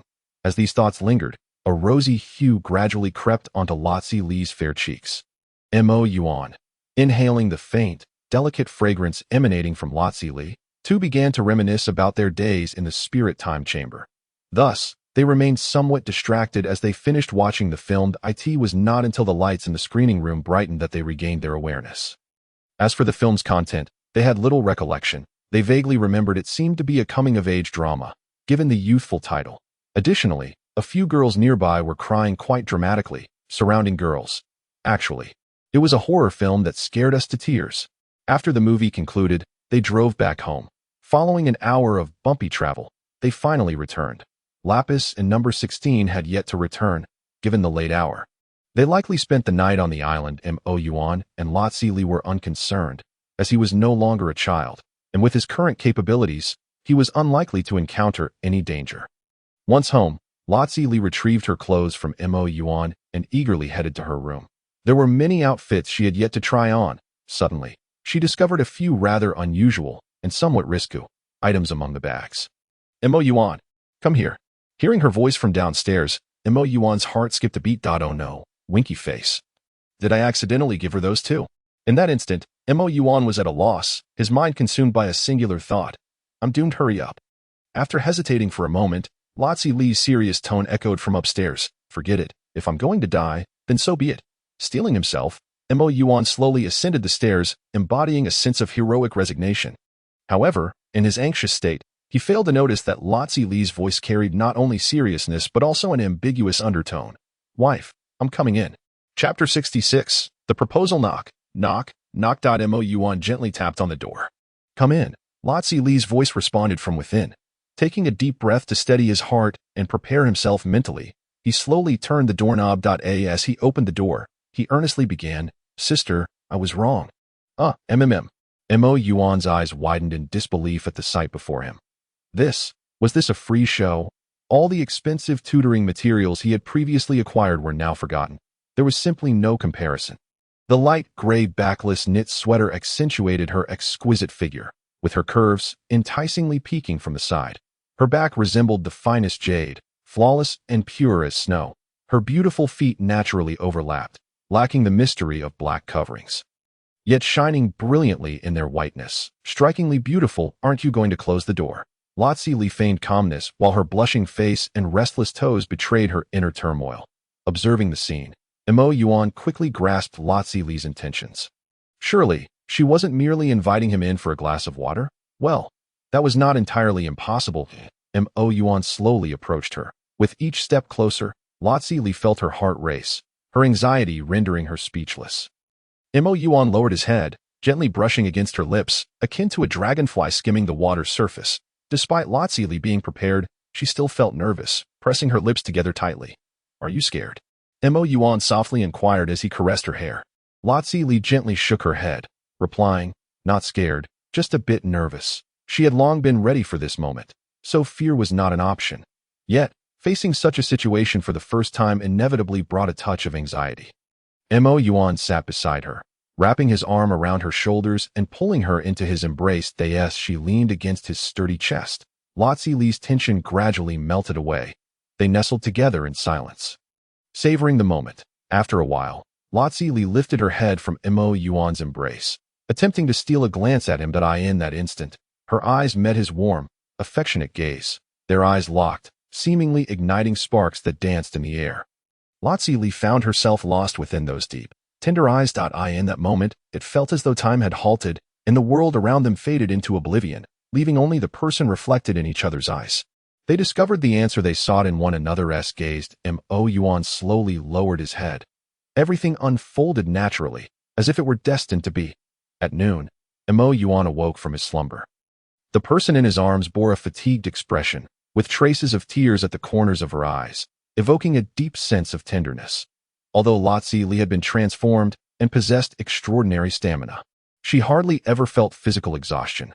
However, the emotional toll of sustained high spirits weighed heavily on her. Seeing her in such a state, Moyuan decided against waking her. He placed a gentle kiss on her lips and quietly got out of bed. After freshening up, he headed to the kitchen, intending to prepare a nourishing dish of danshun and red flour stewed black chicken. Not only was it delicious, but it also had the benefits of nourishing yin, tonifying the kidneys, and replenishing energy and blood. Most importantly, Lotzi Li loved it. While the soup simmered, Moyuan also began kneading dough, planning to make his signature sauce-flavored pancakes, crisp on the outside, yet soft on the inside. With distinct layers, brushed with a layer of sweet and savory secret sauce, and finally garnished with chopped green onions and sesame seeds. Once everything was prepared, Moyuan returned to the room. Lotzi Li was still sleeping soundly. He gently shook her a bit, whispering, "Sister, it's time to wake up." Lotzi Li murmured without opening her eyes. She pulled the covers over her head and curled up into a ball. Moyuan, observing the lump under the blanket, couldn't help but find it amusing. Pretending to be helpless, he shook his head with a sigh. "Alas, I've made your favorite chicken soup. It seems I'll have to drink it myself now. Otherwise, it will get cold and lose its flavor." Chicken soup? The mere mention of those words echoed in Lotzi Li's mind, gradually dispelling her drowsiness. Gurgle. After a night of activity, her stomach was now empty, protesting with audible grumbles. Slowly, she poked her head out from the covers. Her heavy eyelids barely open, sleepily gazing at Moyuan while extending her arms. In a soft, tender voice, she pleaded, "Help me." Now she was genuinely tired, struggling to keep her eyes open, feeling lethargic and unwilling to move even a little. Lotzi Li couldn't comprehend it. Wasn't it said that only the overworked ox would tire? The cow, at present, appears far from exhausted. Rather, it exudes vitality and vigor, seemingly brimming with life. In contrast, the field bears the marks of having been overworked. Moyuan lifted Jili from her cocoon of blankets. Gazing upon her exquisite form nestled in his arms, he felt a stir of restlessness within, with a heart as clear as ice. Untroubled by the heavens' fall, he quickly recited the ice heart mantra in his mind, striving to douse the flames of desire within. After considerable effort, he finally quelled the fire in his heart. By the time all was settled, Half an hour had elapsed. After refreshing herself, Zhili appeared significantly more spirited. Yet, she continued to snuggle against Moyuan, resembling a languid kitten. Like a devoted father, he cradled her and began to feed her. Occasionally, Zhili would bestow gentle kisses upon his cheeks and lips as a form of reward. Following their meal, the two nestled on the sofa, engrossed in the television. "Sister, what is it?" Zhili inquired. Her brow furrowed in confusion. "Do, it's nothing. I simply wish to kiss you." Zhili rolled her eyes in exasperation, then pouted her rosy lips and said, "I really can't do anything about you. Go ahead." As she gazed at him with anticipation, their lips gradually met.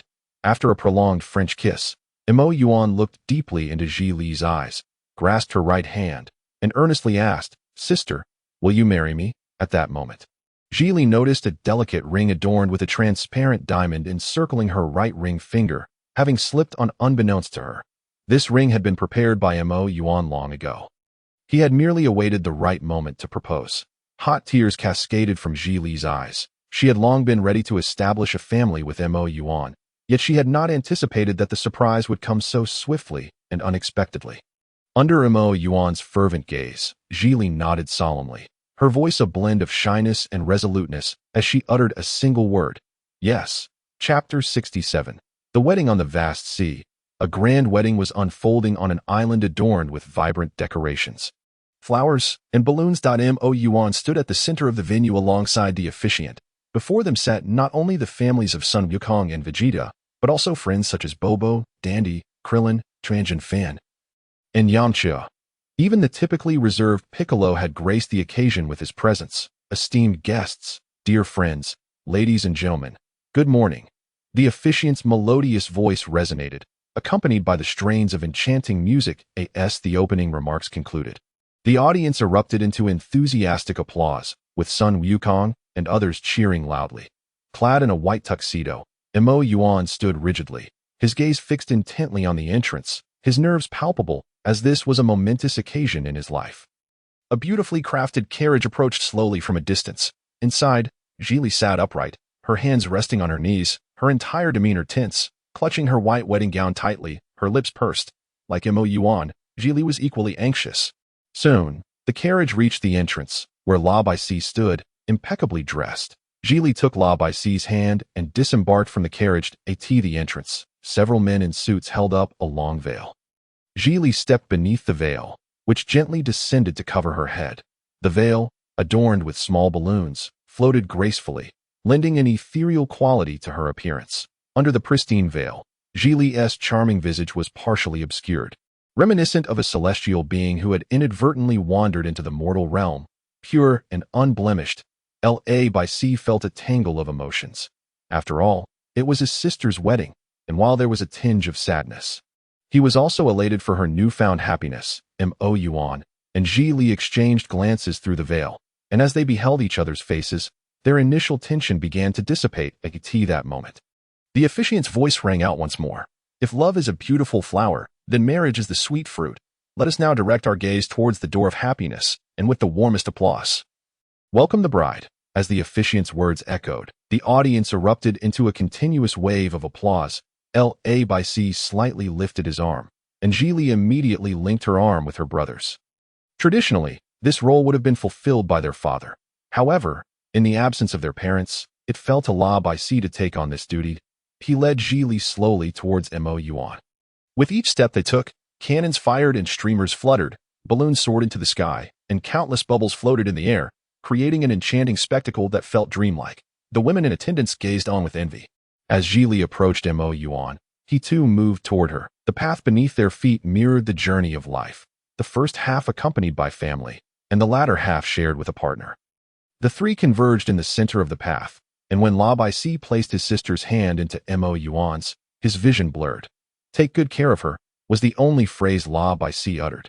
Moyuan met La Bai Si's gaze, nodding solemnly as he vowed, "I will." He took Zhili's hand, turning to face the horizon beyond. La Bai Si remained rooted in place, watching their retreating figures. Gradually allowing a smile to grace his face, thought he should be happy for his sister. Shuntihi, accompanied by music and applause, Moyuan and Zhili approached the officiant Bobo, stopping to face one another slightly askew.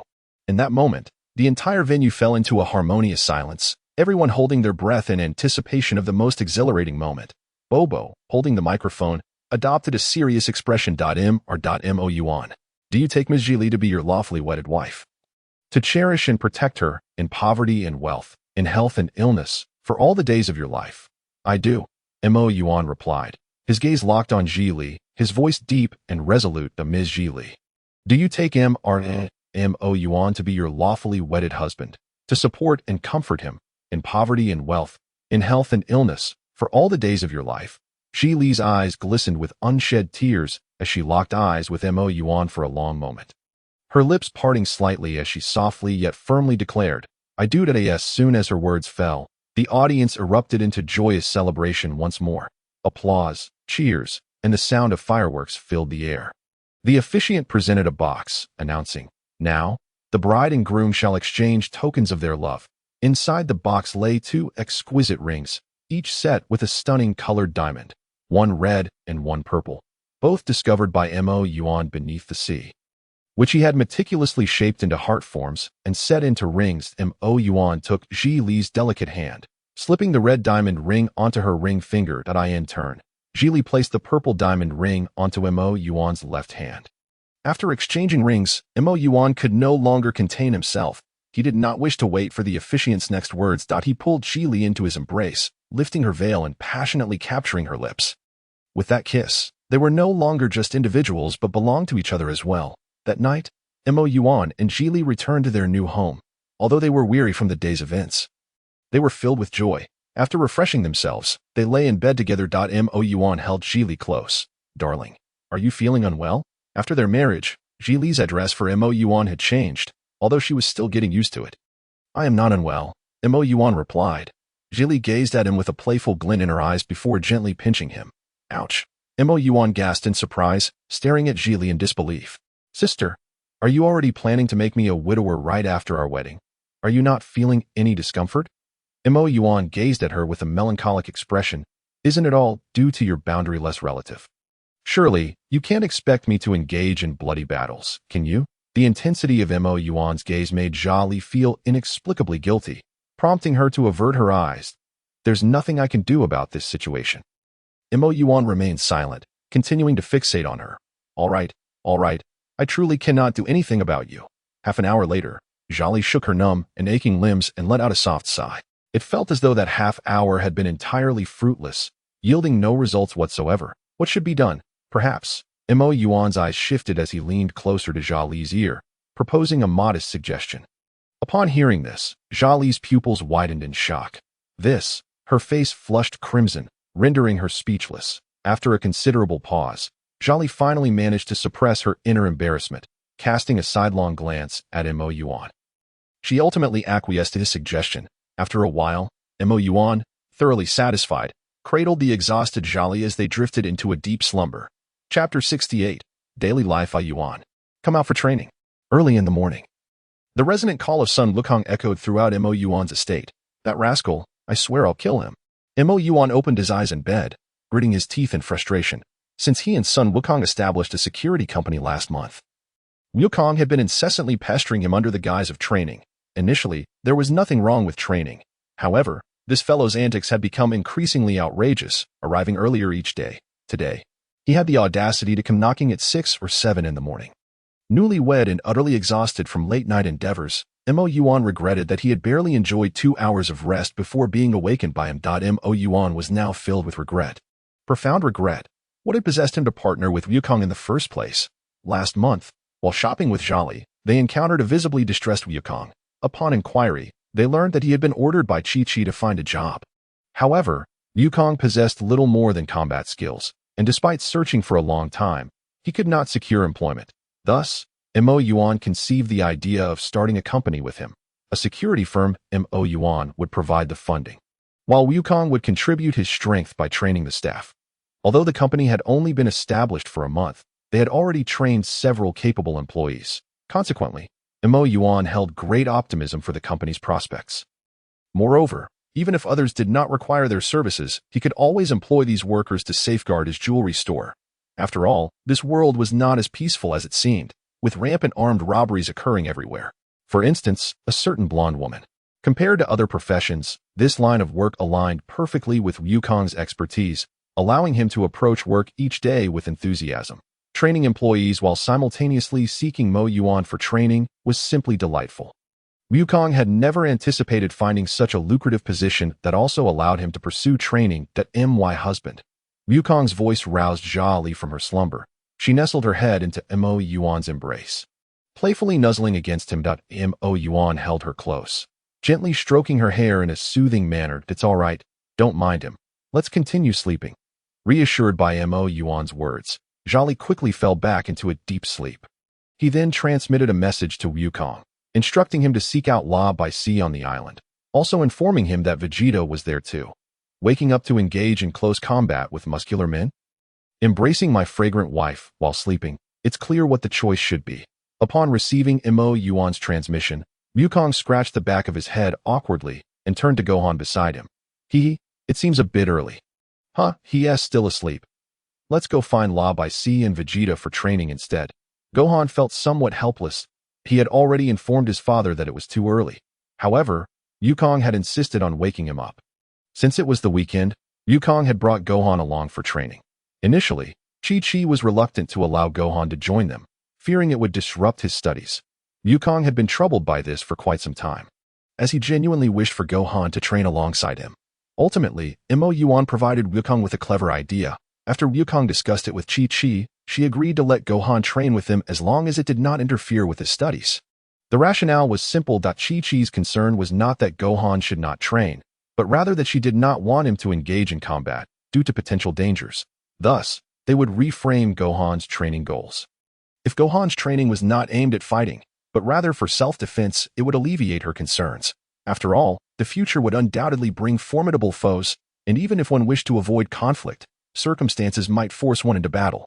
Without some level of strength, the consequences could be dire. Eventually, after much persuasion from Wukong and Gohan's assurances that his studies would remain unaffected, Chi-Chi relented. When Wukong and Gohan found La by sea, he and Vegeta had already finished their training session. They lay on the beach, panting heavily, their clothes tattered and barely concealing their forms. Ever since that fateful encounter at the banquet, Vegeta had taken to seeking out La by sea for sparring sessions. Through intense training, Vegeta's strength had surged dramatically to avoid being outdone by Vegeta. La by sea had also begun to train diligently. The two had developed a camaraderie that stemmed from their battles. Bulma had recently complained to Jia Li, claiming that La by sea and Vegeta were truly a pair, especially since Vegeta had been spending less time at home, often staying out late. Whenever questioned, he would simply say he was with La by sea, which nearly drove Bulma to her wits' end. Had she not known Vegeta's character, she might have suspected him of infidelity. What? You two have finished already? Wukong exclaimed in astonishment at the sight of the two sprawled on the ground. I thought I woke up quite early. Next time, I'll have to rise even earlier. I can't let them get ahead of me. Unbeknownst to him, these two were not early risers at all. They had simply pulled an all-nighter, battling until dawn. A by sea, and Vegeta mumbled an acknowledgement, lying on the ground without moving, too exhausted to even open their eyes. They were utterly drained and, having gone without sleep all night, felt a bit drowsy as well. Well then, Wukong conceded, recognizing the situation. Fortunately, Gohan did not have school today, allowing them to train together. Gohan, let us start with some warm-up exercises. Wukong suggested. Gohan nodded in agreement. All right, Dad. The two then jogged over to a nearby spot to commence their warm-up. Before long, the father-son duo, having completed their warm-up, ascended into the air to engage in combat. In an instant, wind surged and waves roared, as thunderous explosions reverberated across the land. Meanwhile, La by sea and Vegeta remained peacefully asleep on the beach, occasionally stirred by the crashing waves, yet seemingly oblivious to the world around them. Had it not been for their steady breathing, one might have mistaken them for lifeless corpses. By noon, Moyuan and Jia Li finally arose from their slumber, feeling rejuvenated. After enjoying a delightful lunch, Moyuan led Jia Li to find their companions. Upon arrival, they were greeted by the sight of four bodies lying neatly on the beach, their attire in tatters and bearing visible wounds, clearly having endured a fierce battle. Alas, sighed softly before approaching them to administer treatment. Ever since the emergence of this humanoid divine being, their skirmishes had escalated to an alarming degree. validating the adage that if one cannot be vanquished, one should strike with unrelenting ferocity. That a few minutes later, a miraculous revival unfolded. The four lifeless bodies sprang back to life with vigor. Sun Wukong executed a nimble leap from the ground, clapping a hand on shoulder. Grinning broadly, "Thank goodness for you." Looked at him in exasperation. "It's one thing for you to go hard against Vegeta, but Gohan, did you have to hit him so brutally?" When laid eyes on Gohan, he nearly considered calling the authorities for child abuse. Gohan was covered in bruises, not a patch of unscathed flesh remaining. "Huh, I inadvertently lost control. I'm fortunate you're here, or I would have faced a scolding from Chi-Chi upon returning." Sun Wukong chuckled, showing no hint of remorse. In response, could only harbor silent sympathy for Gohan. Chapter 69. Dragon Balls. Across the vast, unending ocean, streaks of light zip through the air, causing the waters to churn and waves to surge violently.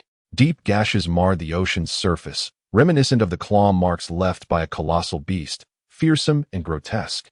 Bang, bang, bang. The luminous trails vanished into the ether, succeeded by a cacophony of collisions. Invisible shockwaves roiled through the atmosphere, disrupting the surrounding air.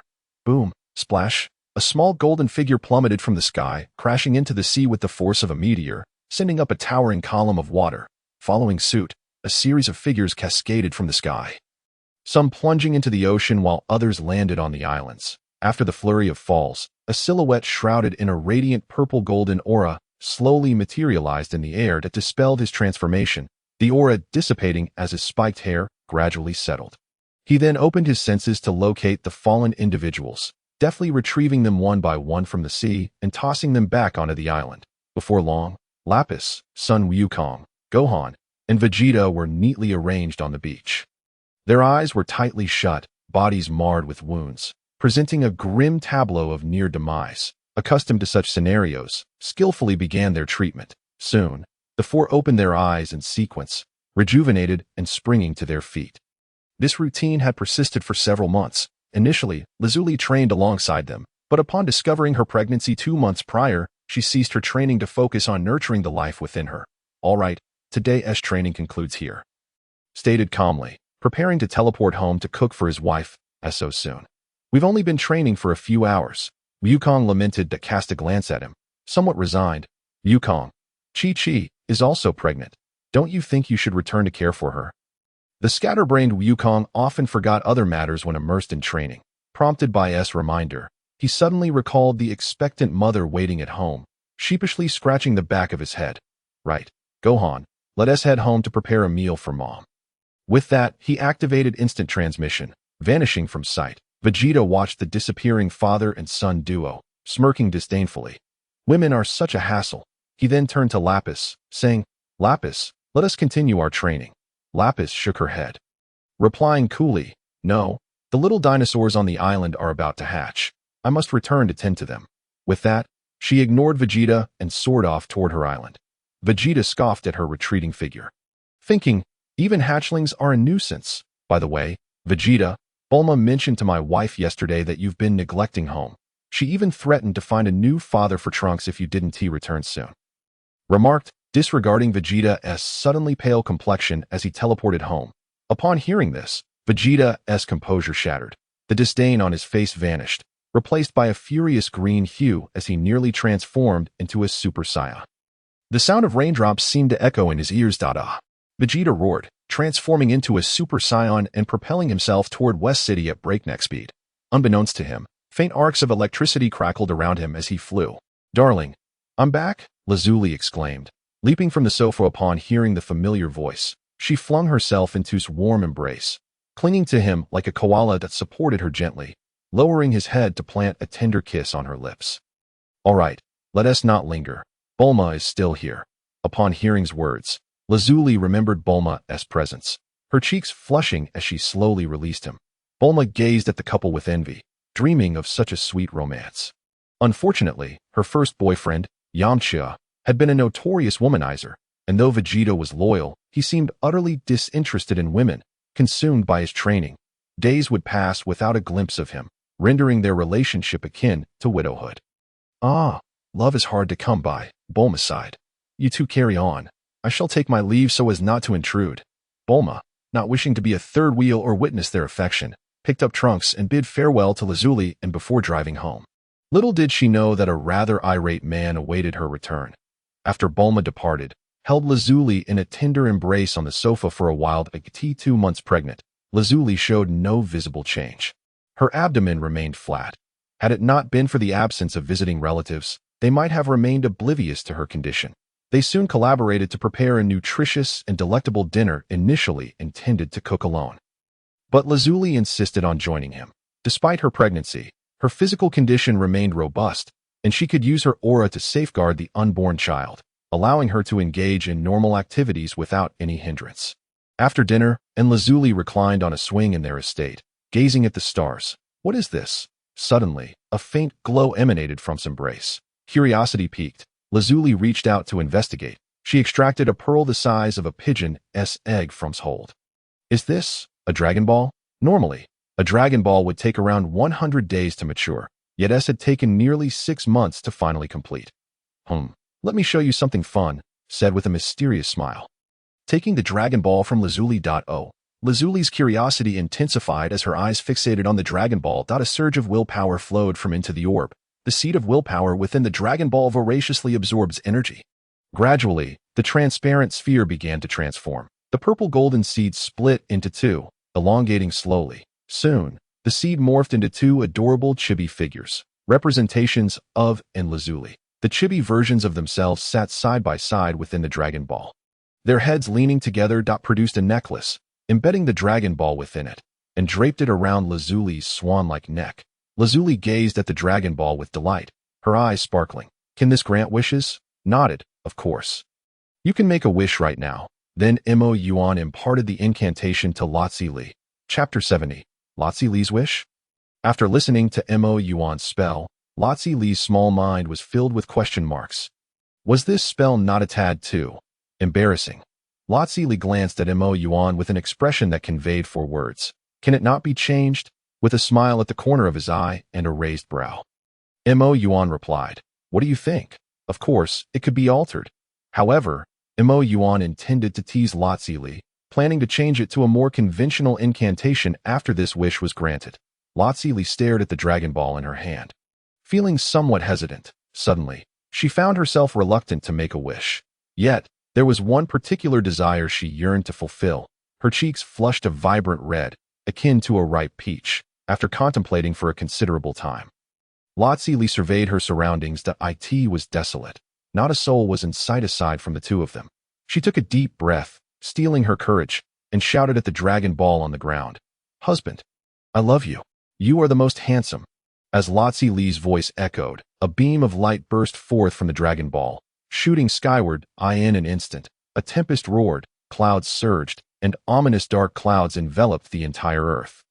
With innumerable flashes of lightning weaving through the storm, producing a deafening cacophony of thunder. A colossal purple-golden divine dragon materialized in the cosmos, its size dwarfing the solar system by thousands of times. It opened its abyssal maw, swallowing the entire solar system whole. To others, the only indication of disturbance was the earth shrouded in dark clouds.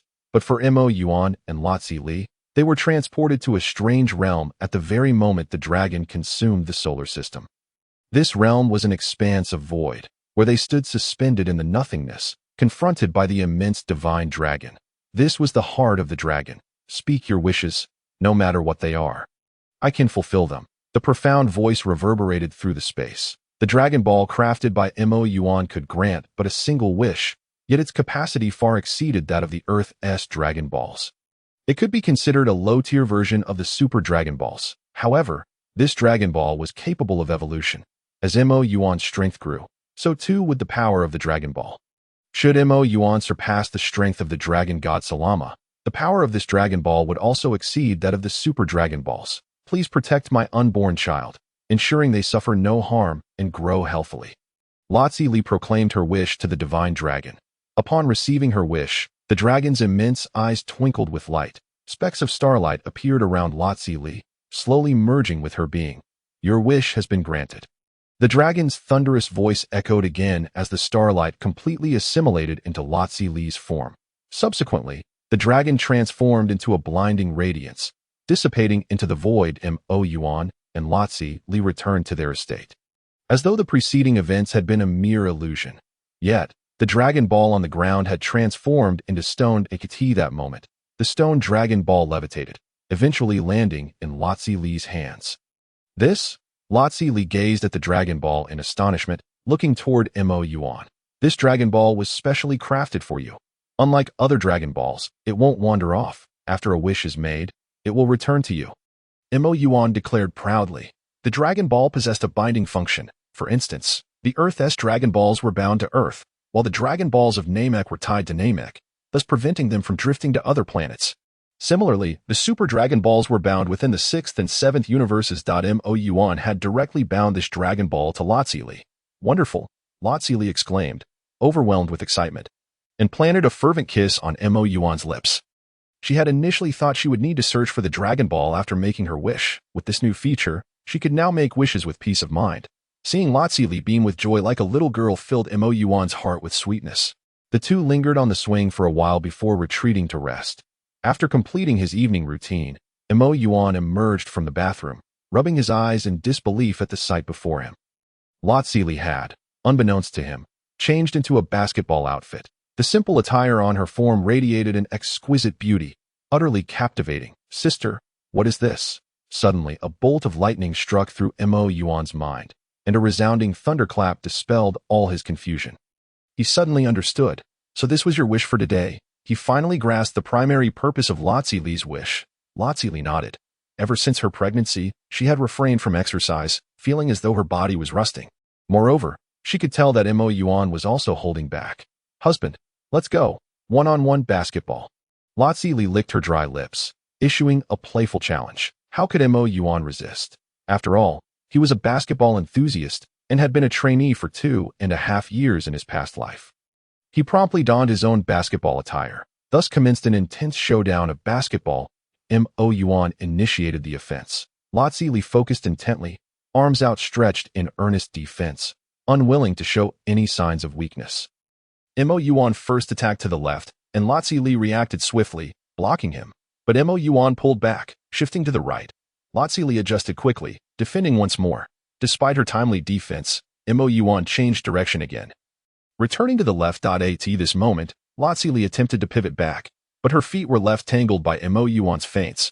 She could only watch helplessly as Moyuan charged towards the basket. Leaping high to execute a two-handed slam dunk. In the first round, Li was thoroughly defeated, yet she remained undeterred, her spirit unbroken. Round 2 began. This time, Moyuan abandoned finesse and opted for brute force. Pushing through with his body. Although Li was quite strong, she was still at a disadvantage compared to Moyuan. Despite her best efforts to resist, in the face of overwhelming strength, her efforts were merely futile. Li retreated step by step, ultimately left gaping. Moyuan, having trained for 2.5 years, deftly showcased his skills: dribbling, triple threat position, dual handball handling, long-range shots, close shots, pump fakes, dunks. The match continued, and the score steadily widened. 1-0, 2-0, 99, 0. After a whole evening of play, Li had yet to successfully defend even once. By the end, Li was utterly exhausted, on the verge of collapse. 100, 0 when the final round concluded. Li could no longer hold on.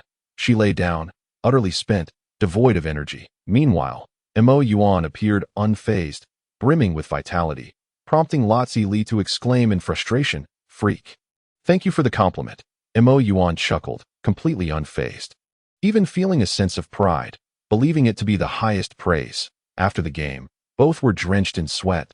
He scooped up the fatigued Li, and after freshening up, they retreated to rest.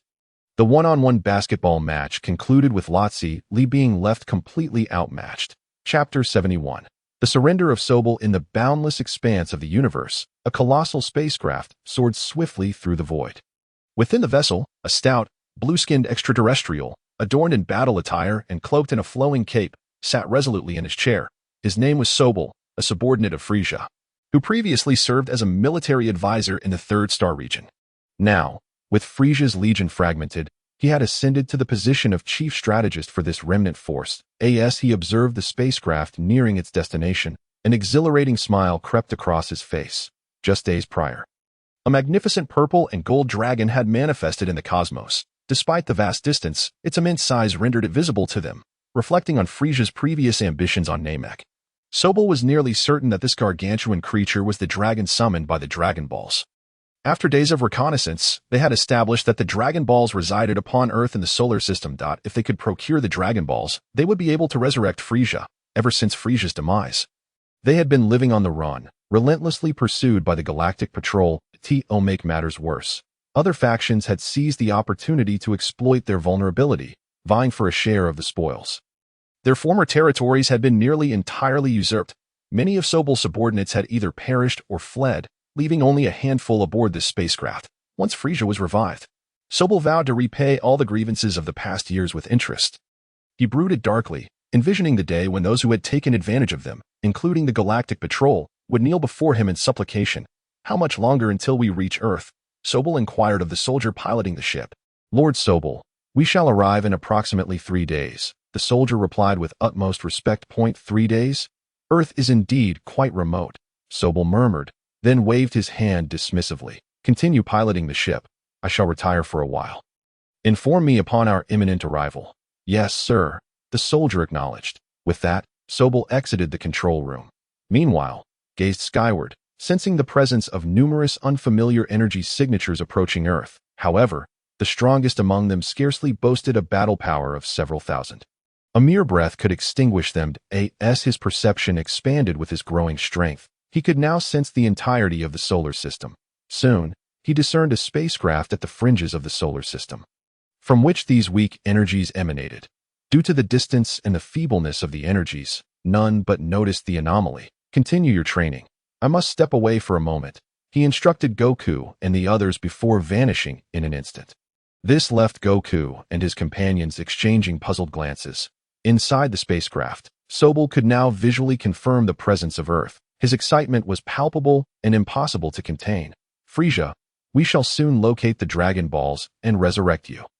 The surrounding soldiers mirrored his enthusiasm, having suppressed their emotions for far too long ago.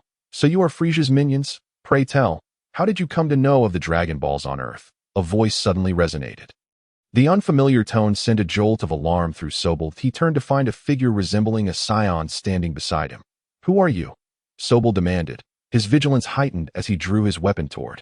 The other soldiers similarly brandished their sidearms, wary of him. Sobel quickly activated his power detector, and the numbers flickered rapidly before stabilizing. 5.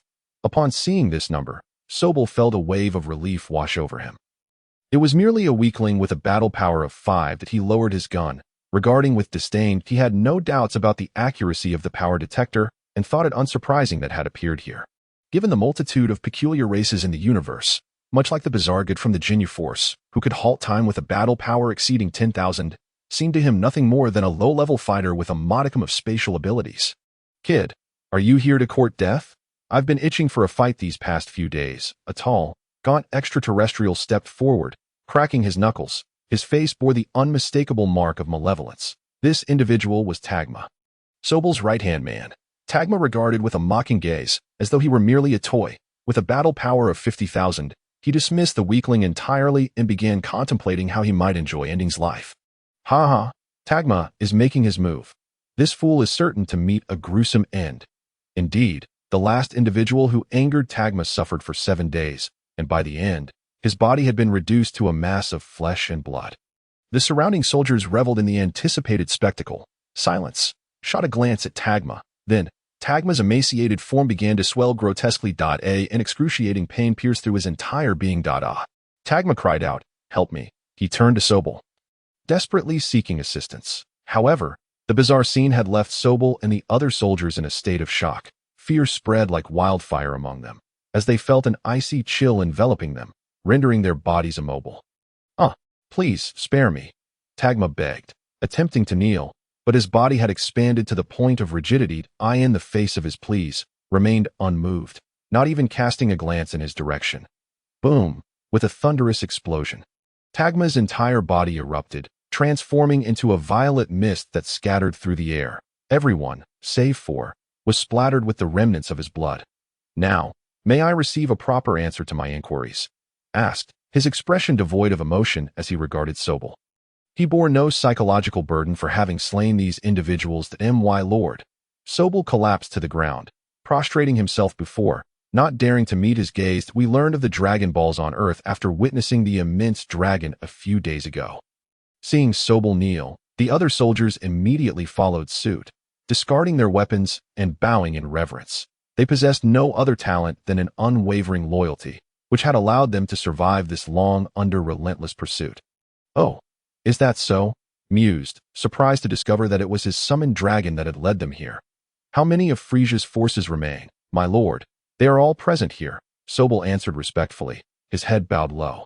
Revealing no hint of deceit, his words astonished, who had not anticipated that Frisia's power would have diminished so thoroughly in just a few short years. My lord, we pledge our loyalty to you and hope you will accept us.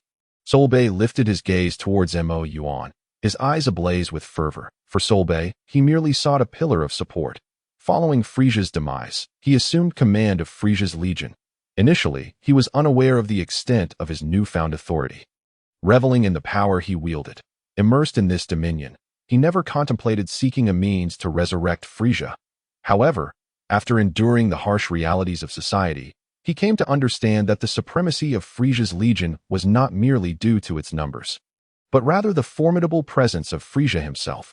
After a few years, the legion had disbanded, and he found himself battered like a stray dog, suffering indignities at every turn. He had grown weary of such a life. Thus, upon witnessing the dragon, he believed he had grasped a lifeline that if Frisia were to be revived, he could reclaim his former grandeur, albeit under the shadow of another. This was undoubtedly a vast improvement over his current plight. Nevertheless, Moyuan's emergence made it clear that the quest for the Dragon Balls to resurrect Frisia was now a futile endeavor. It was even uncertain whether they would survive to exit the solar system. In a bid for survival, he resolved to align himself with Moyuan. Chapter 72. The Celestial Dynasty. The spaceship was enveloped in a profound silence. Moyuan gazed intently at Solbay, who knelt before him. A subtle yet palpable pressure emanated from Moyuan, rendering Solbay utterly motionless, beads of sweat forming on his brow. This psychological strain surpassed that of Frisia. Frisia embodied tyranny, his merciless aura sending shivers down one's spine. In contrast, Moyuan resembled a sovereign of unparalleled supremacy, his unintentional aura compelling submission. Moyuan stroked his chin, deep in thought. Accepting this group would likely deter any attempts to resurrect Frisia in the future. Of course, eliminating them now would yield the same outcome. After much contemplation, Moyuan ultimately decided to take them in. After all, the universe harbored resources that Earth lacked. He could employ these individuals to generate wealth for him across the cosmos. Trading for resources unavailable on Earth or acquiring martial arts from other planets, as for how to obtain these cosmic resources. Moyuan devised two promising strategies. The first involved the culinary delights of Earth.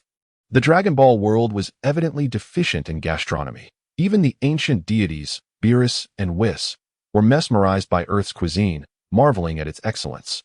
Ordinary individuals would surely be captivated as well. Therefore, should Earth's culinary treasures be disseminated throughout the universe, it could yield a substantial fortune. The second strategy pertained to an unparalleled technology absent in the universe. Bulma's universal capsules. To Earth's technological advancement exhibited significant gaps, with top-tier inventions like the universal capsule, time machine, and Dr. Gero's android technology standing as unique marvels. However, there were considerable voids in between, as prior to the invasion of extraterrestrials, they lacked the capability to construct spacecraft. The universal capsule, regardless of its location, would have a tremendous impact, offering unparalleled convenience in both warfare and daily life. Thus, should Moyuan engage in the trade of universal capsules, he too could amass wealth rapidly. Rise, Moyuan spoke calmly.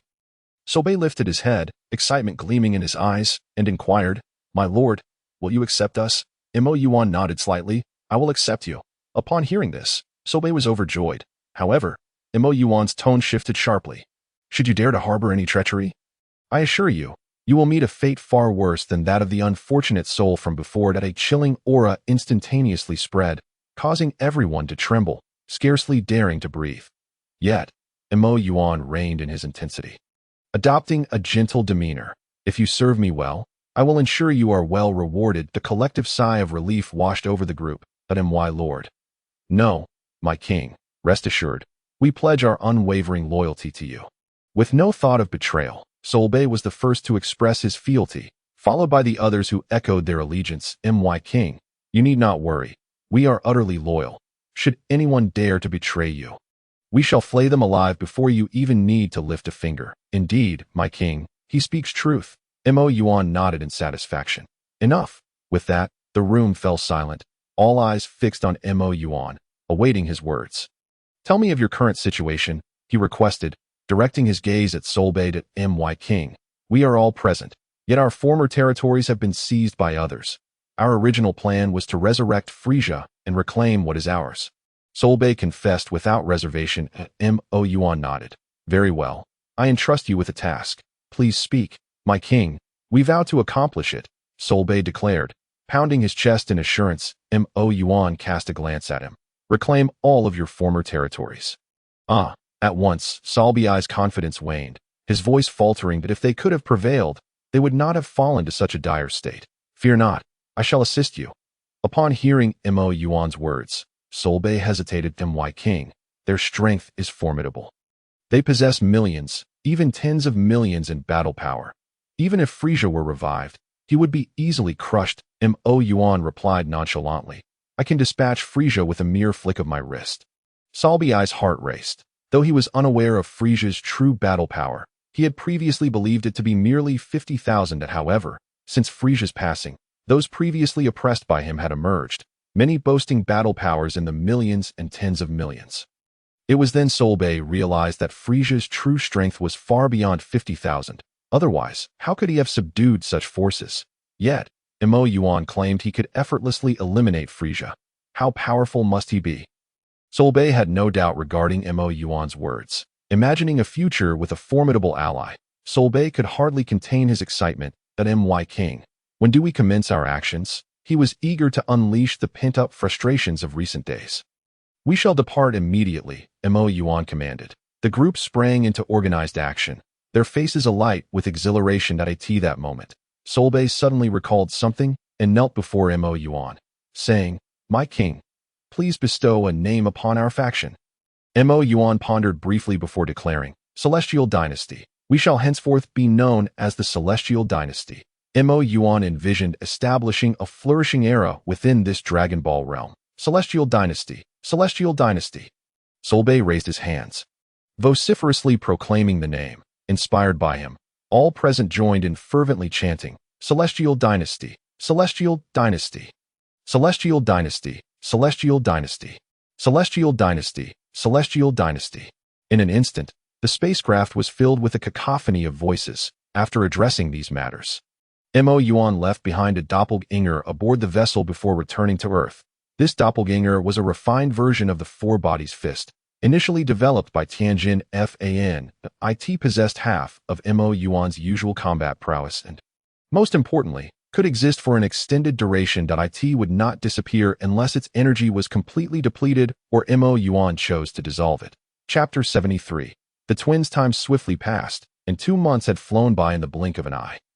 During this period, Moyuan utilized a wealth of extraterrestrial technology acquired from Solb to exchange for the universal capsule technology from Dr. Brive. However, the products Moyuan manufactured,